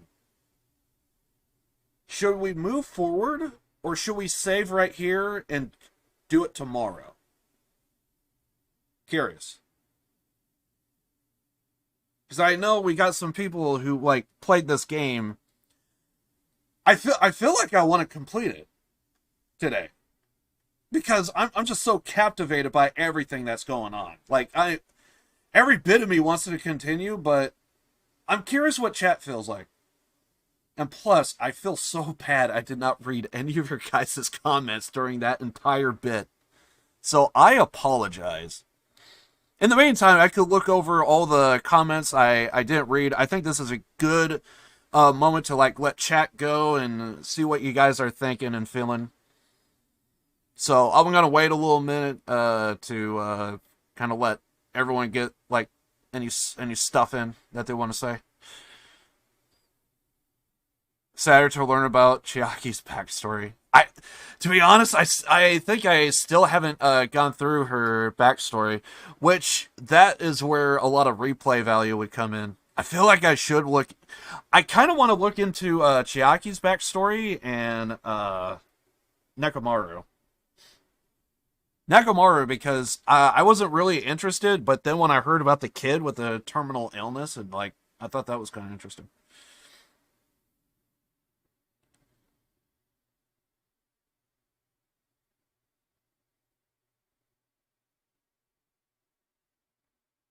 They're all clones. Here we go.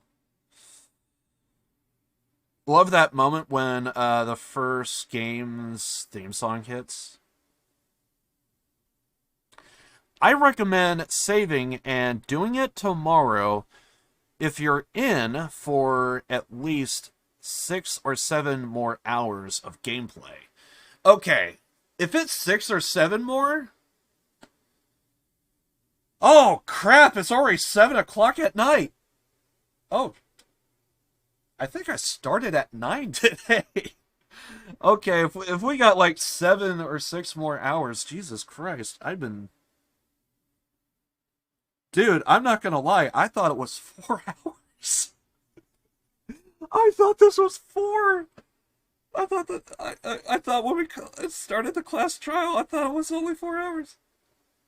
But then again, we also did 4 hours, like, getting to that point. But then, I guess here we are. Yeah, okay. I am really captivated by the rest of the story. I don't know if I could sleep tonight. I honestly don't know if I could sleep tonight. But if there's 6 or 7 hours more left, yeah, I think we have to stop it here and do the rest tomorrow, I think. I'm down, but at the same time, probably like, I don't know, 3, 4 hours, who knows. Yeah, I basically have been, I can confirm, I've basically been streaming for 10 hours. So, like, I only took 1 break. And got, like, maybe like a third of my water gone, so... Yeah, we could take a break. We could take a break. I do want to confirm, though, we did save it, though. I do want to confirm the save. So otherwise, we got to do all of this all over again. I do want to confirm the save. Can I not confirm the save? Wait. Can I not save it here? Usually they give me that option. I don't think I... Usually I like to double check and see if my shit's saved. This is gonna sound weird. Can we skip... I really like to double check my save, just in case, in the off chance. Oh, I never done this before, but I'm gonna hate myself. I always like to confirm that the save went through. Alt F4. Well, we're gonna double check and see if the save went through. I don't like doing this because, like, if that save didn't go through, I just fucked myself just now. Usually I get the chance, like, hey, do you want to continue? I did save it. I'm sure I did, but I like to confirm it. End of chapter 5. That's where we're at, right? End of chapter 5? Awesome. Perfect. Okay. Yeah. So the save... So I can confirm. Save went through. Awesome. Also... There we go. Oh, God. Anyway. So I can confirm we did get the save.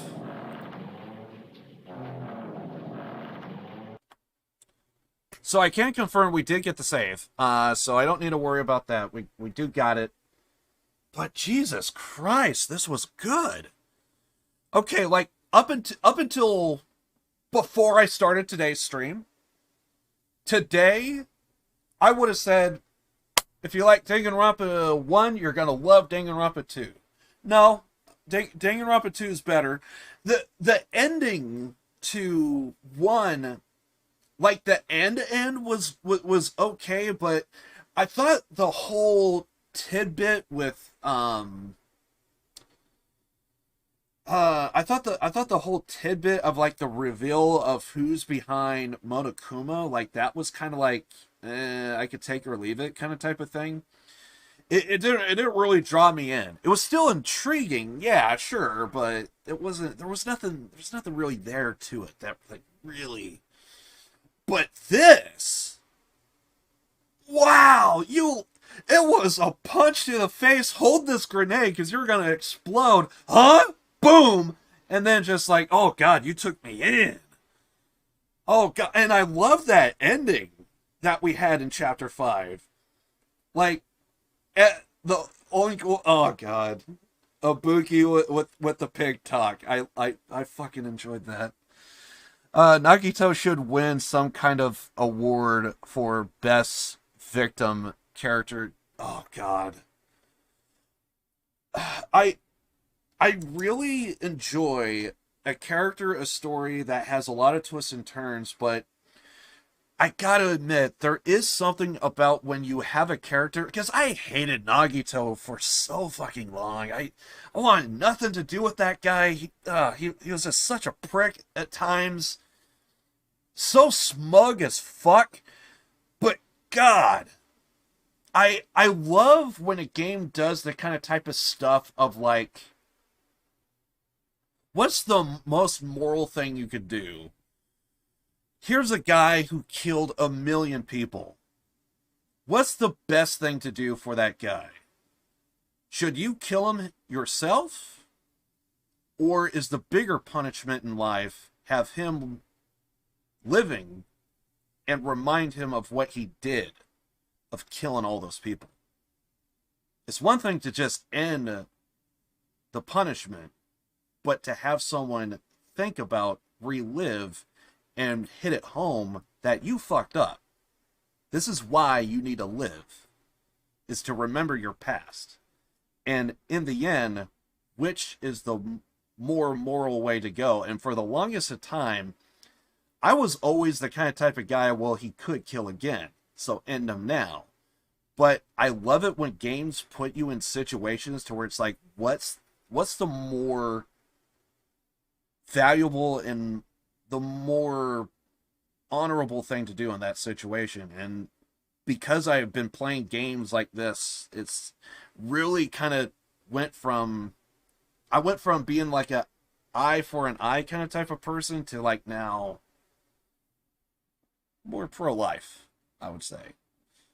And I love it when games do that. And with Nagito, it kind of falls into that same dilemma of like, you hate his fucking guts, but in the end, he kind of had like somewhat of like an interesting like story that you would not get elsewhere, and puts you at your toes, and it's like he knew the right buttons to push.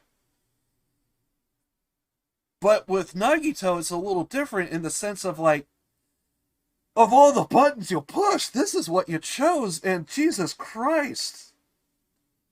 Oh, God.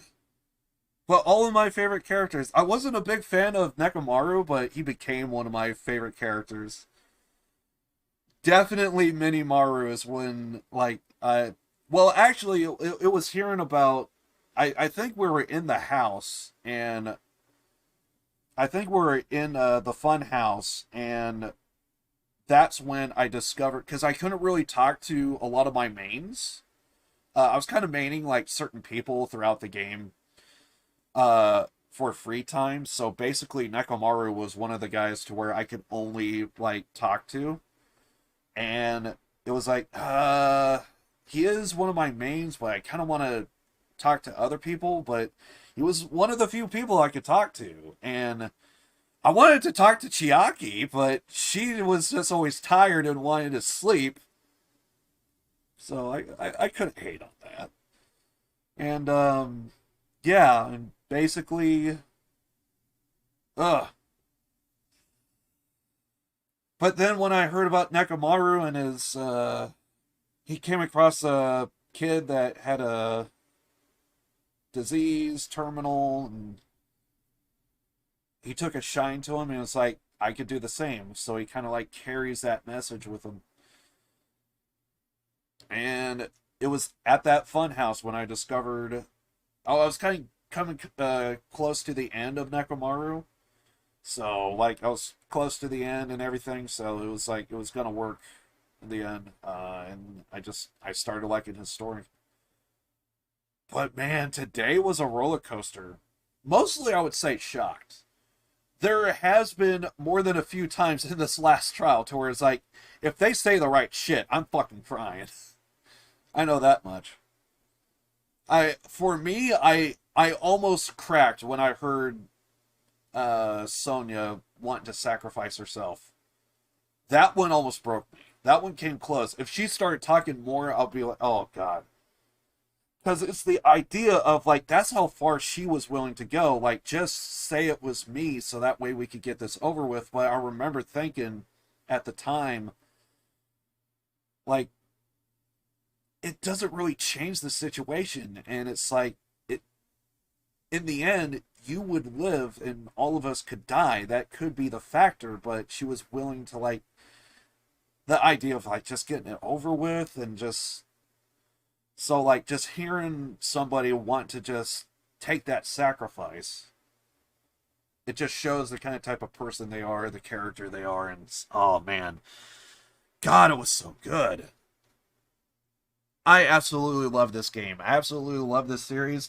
Moments like this gives me all the more reason of, like, fuck Devil May Cry tomorrow. We are playing more of Danganronpa. We are playing the rest of the series. When it comes down to these moments, like, it's moments to where I just get very gung-ho and it's like, I want to play this to the very end. Like, right now, like, I am just pumped with so much adrenaline, excitement. I'm on edge. I basically sat in this chair for almost 10 hours. So, I mean, I really do need a break. And basically what I was essentially saying was, you know, should I take a little bit of a break, let for that stream to make a split and then continue? But yeah, I think it's safe to say we we probably have no choice. We gotta do this tomorrow. But man, I love everything that's been thrown down. Every fiber of me is like, dude, we need to fire up. I don't even have that fucker downloaded. I'm looking right at my Steam right now, and it's like, nope, you still got a ways to go, my friend. Yeah, I need to download version 3, apparently. I need to download version 3. Oh, I'm so looking forward to version 3. God, this was just so good. Last chapter's a roller coaster too. And here's the thing, reading a comment like that, I felt like I already went through a roller coaster. Again, more shocked than anything. But at the same time, I don't know what could be around the corner next. And that's what gets me excited. Like, I don't know what could be the next roller coaster. And I'm like, what could happen? So, I love that idea that, you know, yeah, it's about this moment when everyone realizes that 2 is better than Trigger Happy. The concept, like, without seeing the ending of both games, and you just see, like, the overall concept, it's a good concept. Because there still is, like, good storytelling, good twists and turns. There's always going to be characters you're going to like, right? So, like, that is just going to stay throughout the entire series. There's always going to be a character you're going to love. There's always going to be something that's going to be appealing to you. And something about a game of death to where it's not just about just meaningless violence. There's a little bit of, like, really good storytelling. That's the reason why I play these games. And I could take storytelling in many forms, and I know there's one storytelling version that I like to bring up, but it's also something that everyone's not a big fan of, but to some degree that's why I'm interested in pro wrestling, is because sometimes there's good storytelling with that. Yeah, it's all fake characters, this and that, but you know, if someone gets their arm hurt, like, can they continue the match under the pressure? You end up hearing stories of, like, a true underdog. I remember Daniel Bryan winning his big match in WrestleMania, main event, and he was up against, like, 2 of the biggest guys in the wrestling business, in kind of more ways than one, because, like, they're big in name, Batista and Randy Orton, but, you know, not only were they big in name value, but they were also big as in terms, like, he was the shorter guy between the two, and that was part of, like, the storytelling, is the underdog going to win, because it felt like he was just thrown in the match and, like, wasn't supposed to win.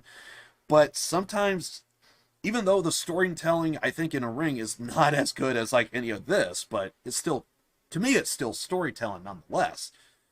And big and small, like, I could get into good storytelling as long as the story's there, and by God, 2 has it in spades. So, like, I know I'm gonna love 3, but, and this also proves, like, I can't really judge a game, like, in the middle of something, and I haven't seen, like, the full, complete story. I'm pretty sure I brought this up earlier.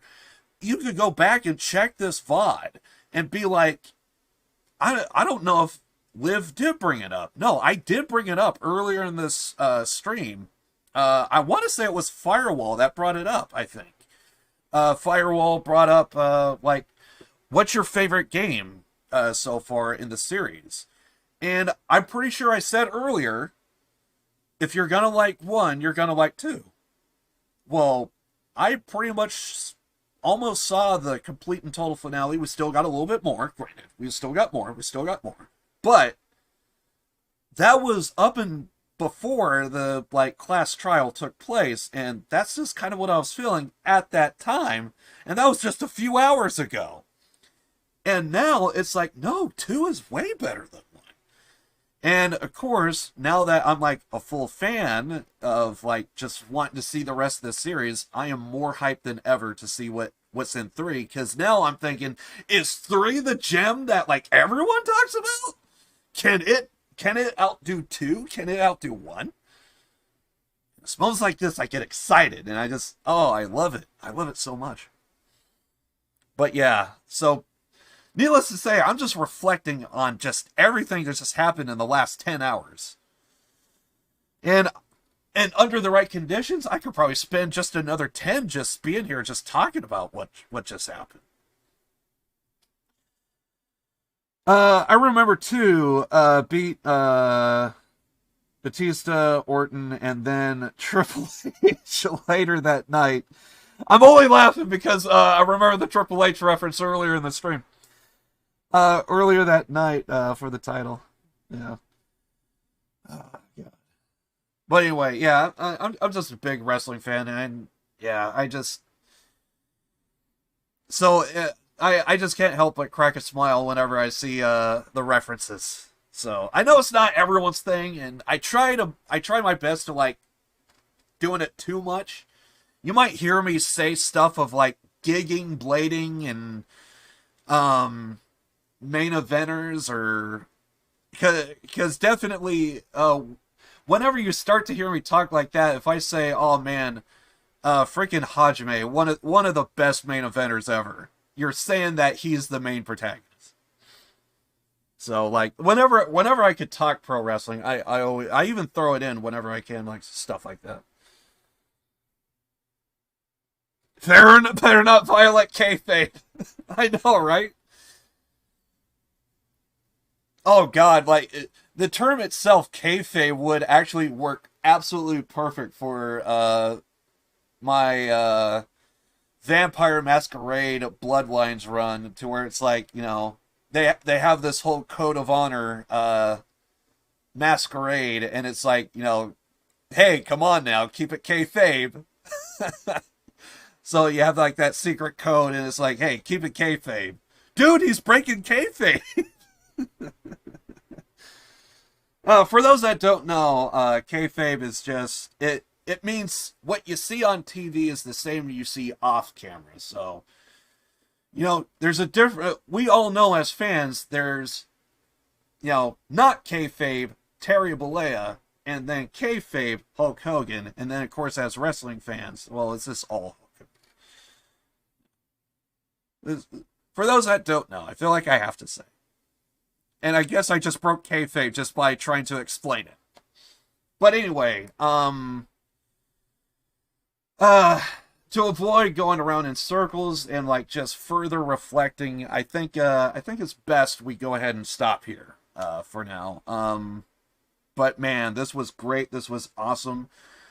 I also really do love a game to where like there's a really strong fan base, and there are times to where I play games and like I almost see like almost no one in chat, and when I look over and I see like a bunch of new faces and just like a lot of excitement, oh, it's, as a streamer, this is awesome. Even if it's just a few people, like sometimes I mean, hell, take a look at my freaking Watch Dogs run. There was practically no one for that, but I mean, then again, it's Watch Dogs 2, so it's not even the good one. Yeah. Yeah, this was fun. Thanks for streaming, my dude. It's what I try and do my best. I would say follow the channel, sub, all that stuff, but I mean, you guys already know what to do. So like, if what you saw today in the 10 hours that you saw, if this was anything meaningful to you at all for what you saw game-wise, me as a streamer, what have you, if there was something about this stream, I think that I kind of already goes without saying, but I always try my best to let people know on my Twitter and Discord. With Discord, you would need an account, but on Twitter, it's public information, so like if you know the exact URL, you should be able to like pop it into any web browser and be able to see like the main posts. It's just if you wanted to comment on it or like go more detailed, that's when you need an account. But if you just need like the public gist, Like, hell, I think there's a direct feed to my Twitter on my Twitch account, I believe. So, like, even on my Twitch, if you just go to that account, you can actually see a direct feed.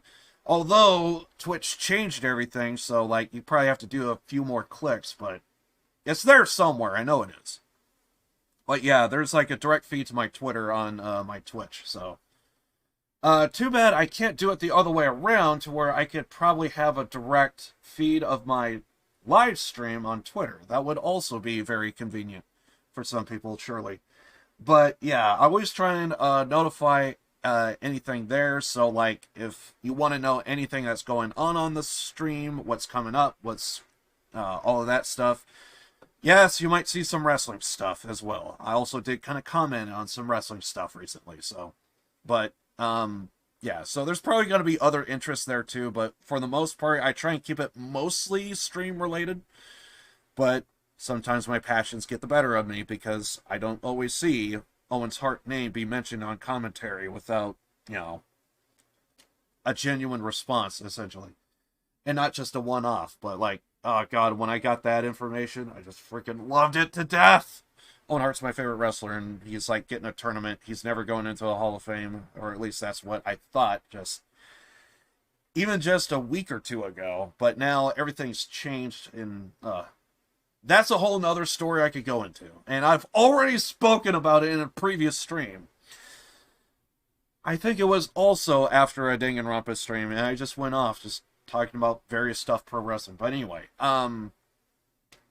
again, if you're ever curious about if you missed a stream, or maybe you want to know if there's one coming up, I try my best to give a 24 hours notice, but sometimes I'm not always very accurate on that, so with that, I do apologize. But I will be continuing this tomorrow, unless I, like, oversleep, or something happens when I wake up. If it's out of my hands, it's out of my hands, but I'm going to probably try and do 9 a.m. again tomorrow. But it could probably be 10 or 11. Guaranteed I could do 10 or 11 tomorrow, but, well, I say guaranteed, but if something does happen tomorrow, that's out of my hands. Can't really do anything. But, I'm going to try and shoot for 9 tomorrow, just like today.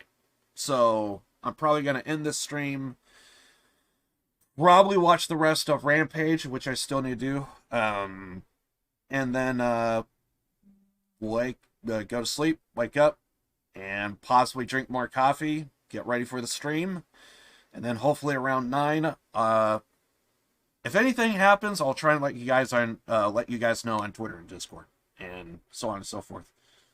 And Han was lurking the entire time!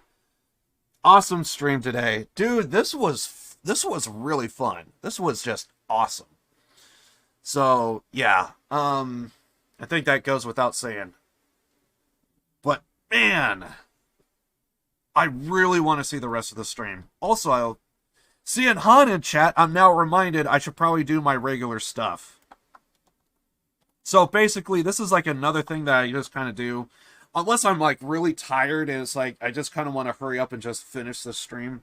Sometimes I would skip this, but I always say, like, if you ever want, another thing that if you do miss a stream, if there's anything, like, important that I usually say, usually you could check the end of the stream or the start of the stream, and that would tell you if there's anything, like, going on with me, like, maybe if I haven't been streaming, I'll probably bring it up, or if there's anything new to the stream. Like, hell, for the longest of time, my streams have pretty much just been this the entire time, so, like, you just heard a disembodied voice, and it's just like, well, I don't see anything. But now, because of my stream, I now have a green screen. I just muted my mic. Why did I do that? But, yeah. But now I got, like, green screen, camera, and all that stuff, so, yeah, here we go. But, yeah, next stream will be tomorrow. Try and shoot for 9 a.m. Do check Twitter and Discord just in case if anything happens. Also, I feel like I do need to point this out because he did show up in chat. This is the guy that basically said, hey, can you do Watch Dogs 2? I did Watch Dogs 2. I absolutely hated the game, but I did technically already buy it, so I was going to play it. I just didn't know when to pull the trigger on it, but yeah, it was Han that basically said, hey, do Watch Dogs 2, so... I mean, I both hate that response. I both hate and love it, because on one hand, I'm more than happy to play a game that other people love in chat, but also at the same time, I'm also greatly saddened that I just really didn't find anything I like about Watch Dogs 2. I wanted to like it, but I'm sure maybe Legion is like good, but yeah, Watch Dogs 2 was just terrible for me. I'm so glad. I completely uninstalled that game when I finished it. Not happening with Danganronpa. But yeah, next stream tomorrow, try and shoot for 9 a.m. That sounds about right. Other than that, I can't think of anything else, so... Again, just doing my usual stuff. So I do want to say thank you, everybody, for showing up to this stream. I really, really do appreciate it. Any little bit of support, anything at all. I really do thank you guys. And as always, I feel like I gotta point it out for Han, just in case. Just in case. That way, if he leaves the stream or doesn't hear me or what have you. Because sometimes I don't know how much Han is lurking on me. Bye, Liv.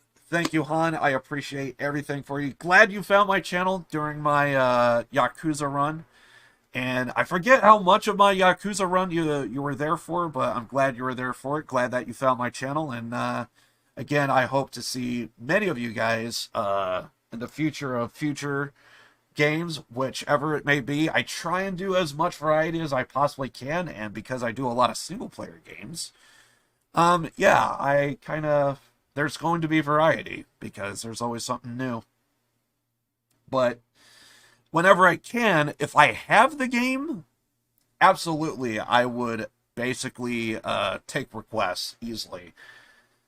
If there's a request and I don't have it, I'll try and get it somewhere on down the road, but I can't make any guarantees.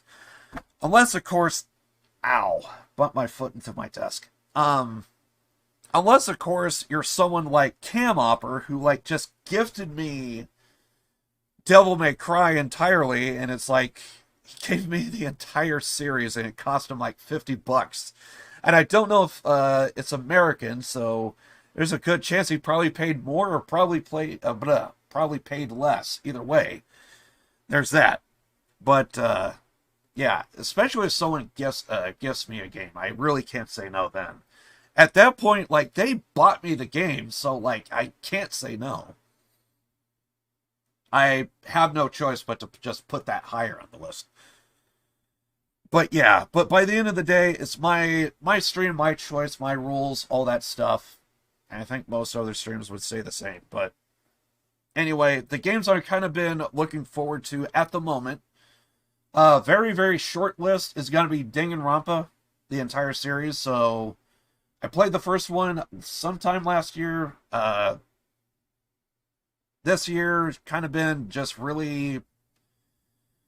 I think it's just been Cyberpunk, Yakuza, Vampire Masquerade, Watch Dogs 2, and Danganronpa 2. I think that's all the games I played for this year. So... And with Yakuza in particular, I think it was 3, 4, 5, and 6. And 7. I think I did do a little bit of 7 right before Yakuza launched the rest of the series on PC. Oh yeah, and I also still need to go back and do that. I dropped Mafia quickly because I also did do that. I forgot about that. I also did do Mafia, that's right. Mafia 1 had a remaster, so I did Mafia, the original, the remaster, and I did 2. And I was in the middle of completing the DLC for it, so I actually still need to complete that as well. I need to put that on the short list. Also need to put Watch Dogs 1, the DLC, I, for some reason, never got around to that. Basically, there's many games on my list that I gotta do. That's on the short list. But as of right now, Danganronpa 2, I'm going to be doing Devil May Cry. Was thinking about doing it tomorrow, but that's not happening after what happened today. So I'm going to push that to Wednesday. We're going to finish Danganronpa 2, the series, tomorrow. Yeah, so trying to think if there's anything else I want to say, bring up, all that stuff, so. But yeah, I'm sweating profusely. I need a break. And yeah, I'll see you guys tomorrow. I think the stream also on the upload has been pretty good. I haven't heard any complaints about the stream, so I'm guessing the quality was good. I hope that's the thing. So yeah, we'll see what tomorrow brings us. Again, I can't help but stress this enough. I do seriously want to thank everybody that showed up to the stream. I really do hope you love my channel, and I hope I see you guys all again, but there are other streamers elsewhere, and by no means am I gonna, like, bash another channel just because it's not my stream, I don't go there, etc. There's other great streamers. I know they exist. I really want to sneeze. I'm holding it back. I'm fighting it.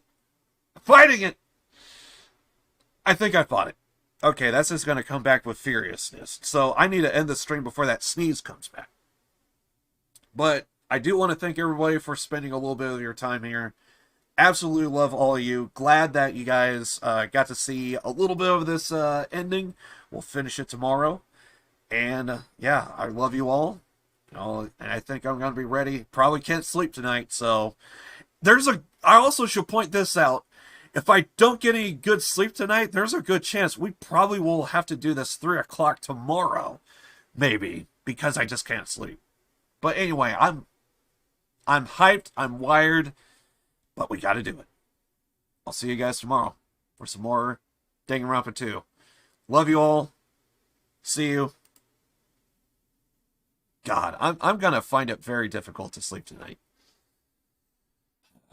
Born to lose, live to win. See you guys tomorrow for some more fun and games. My nose is running. I'm out. Later. Montenay!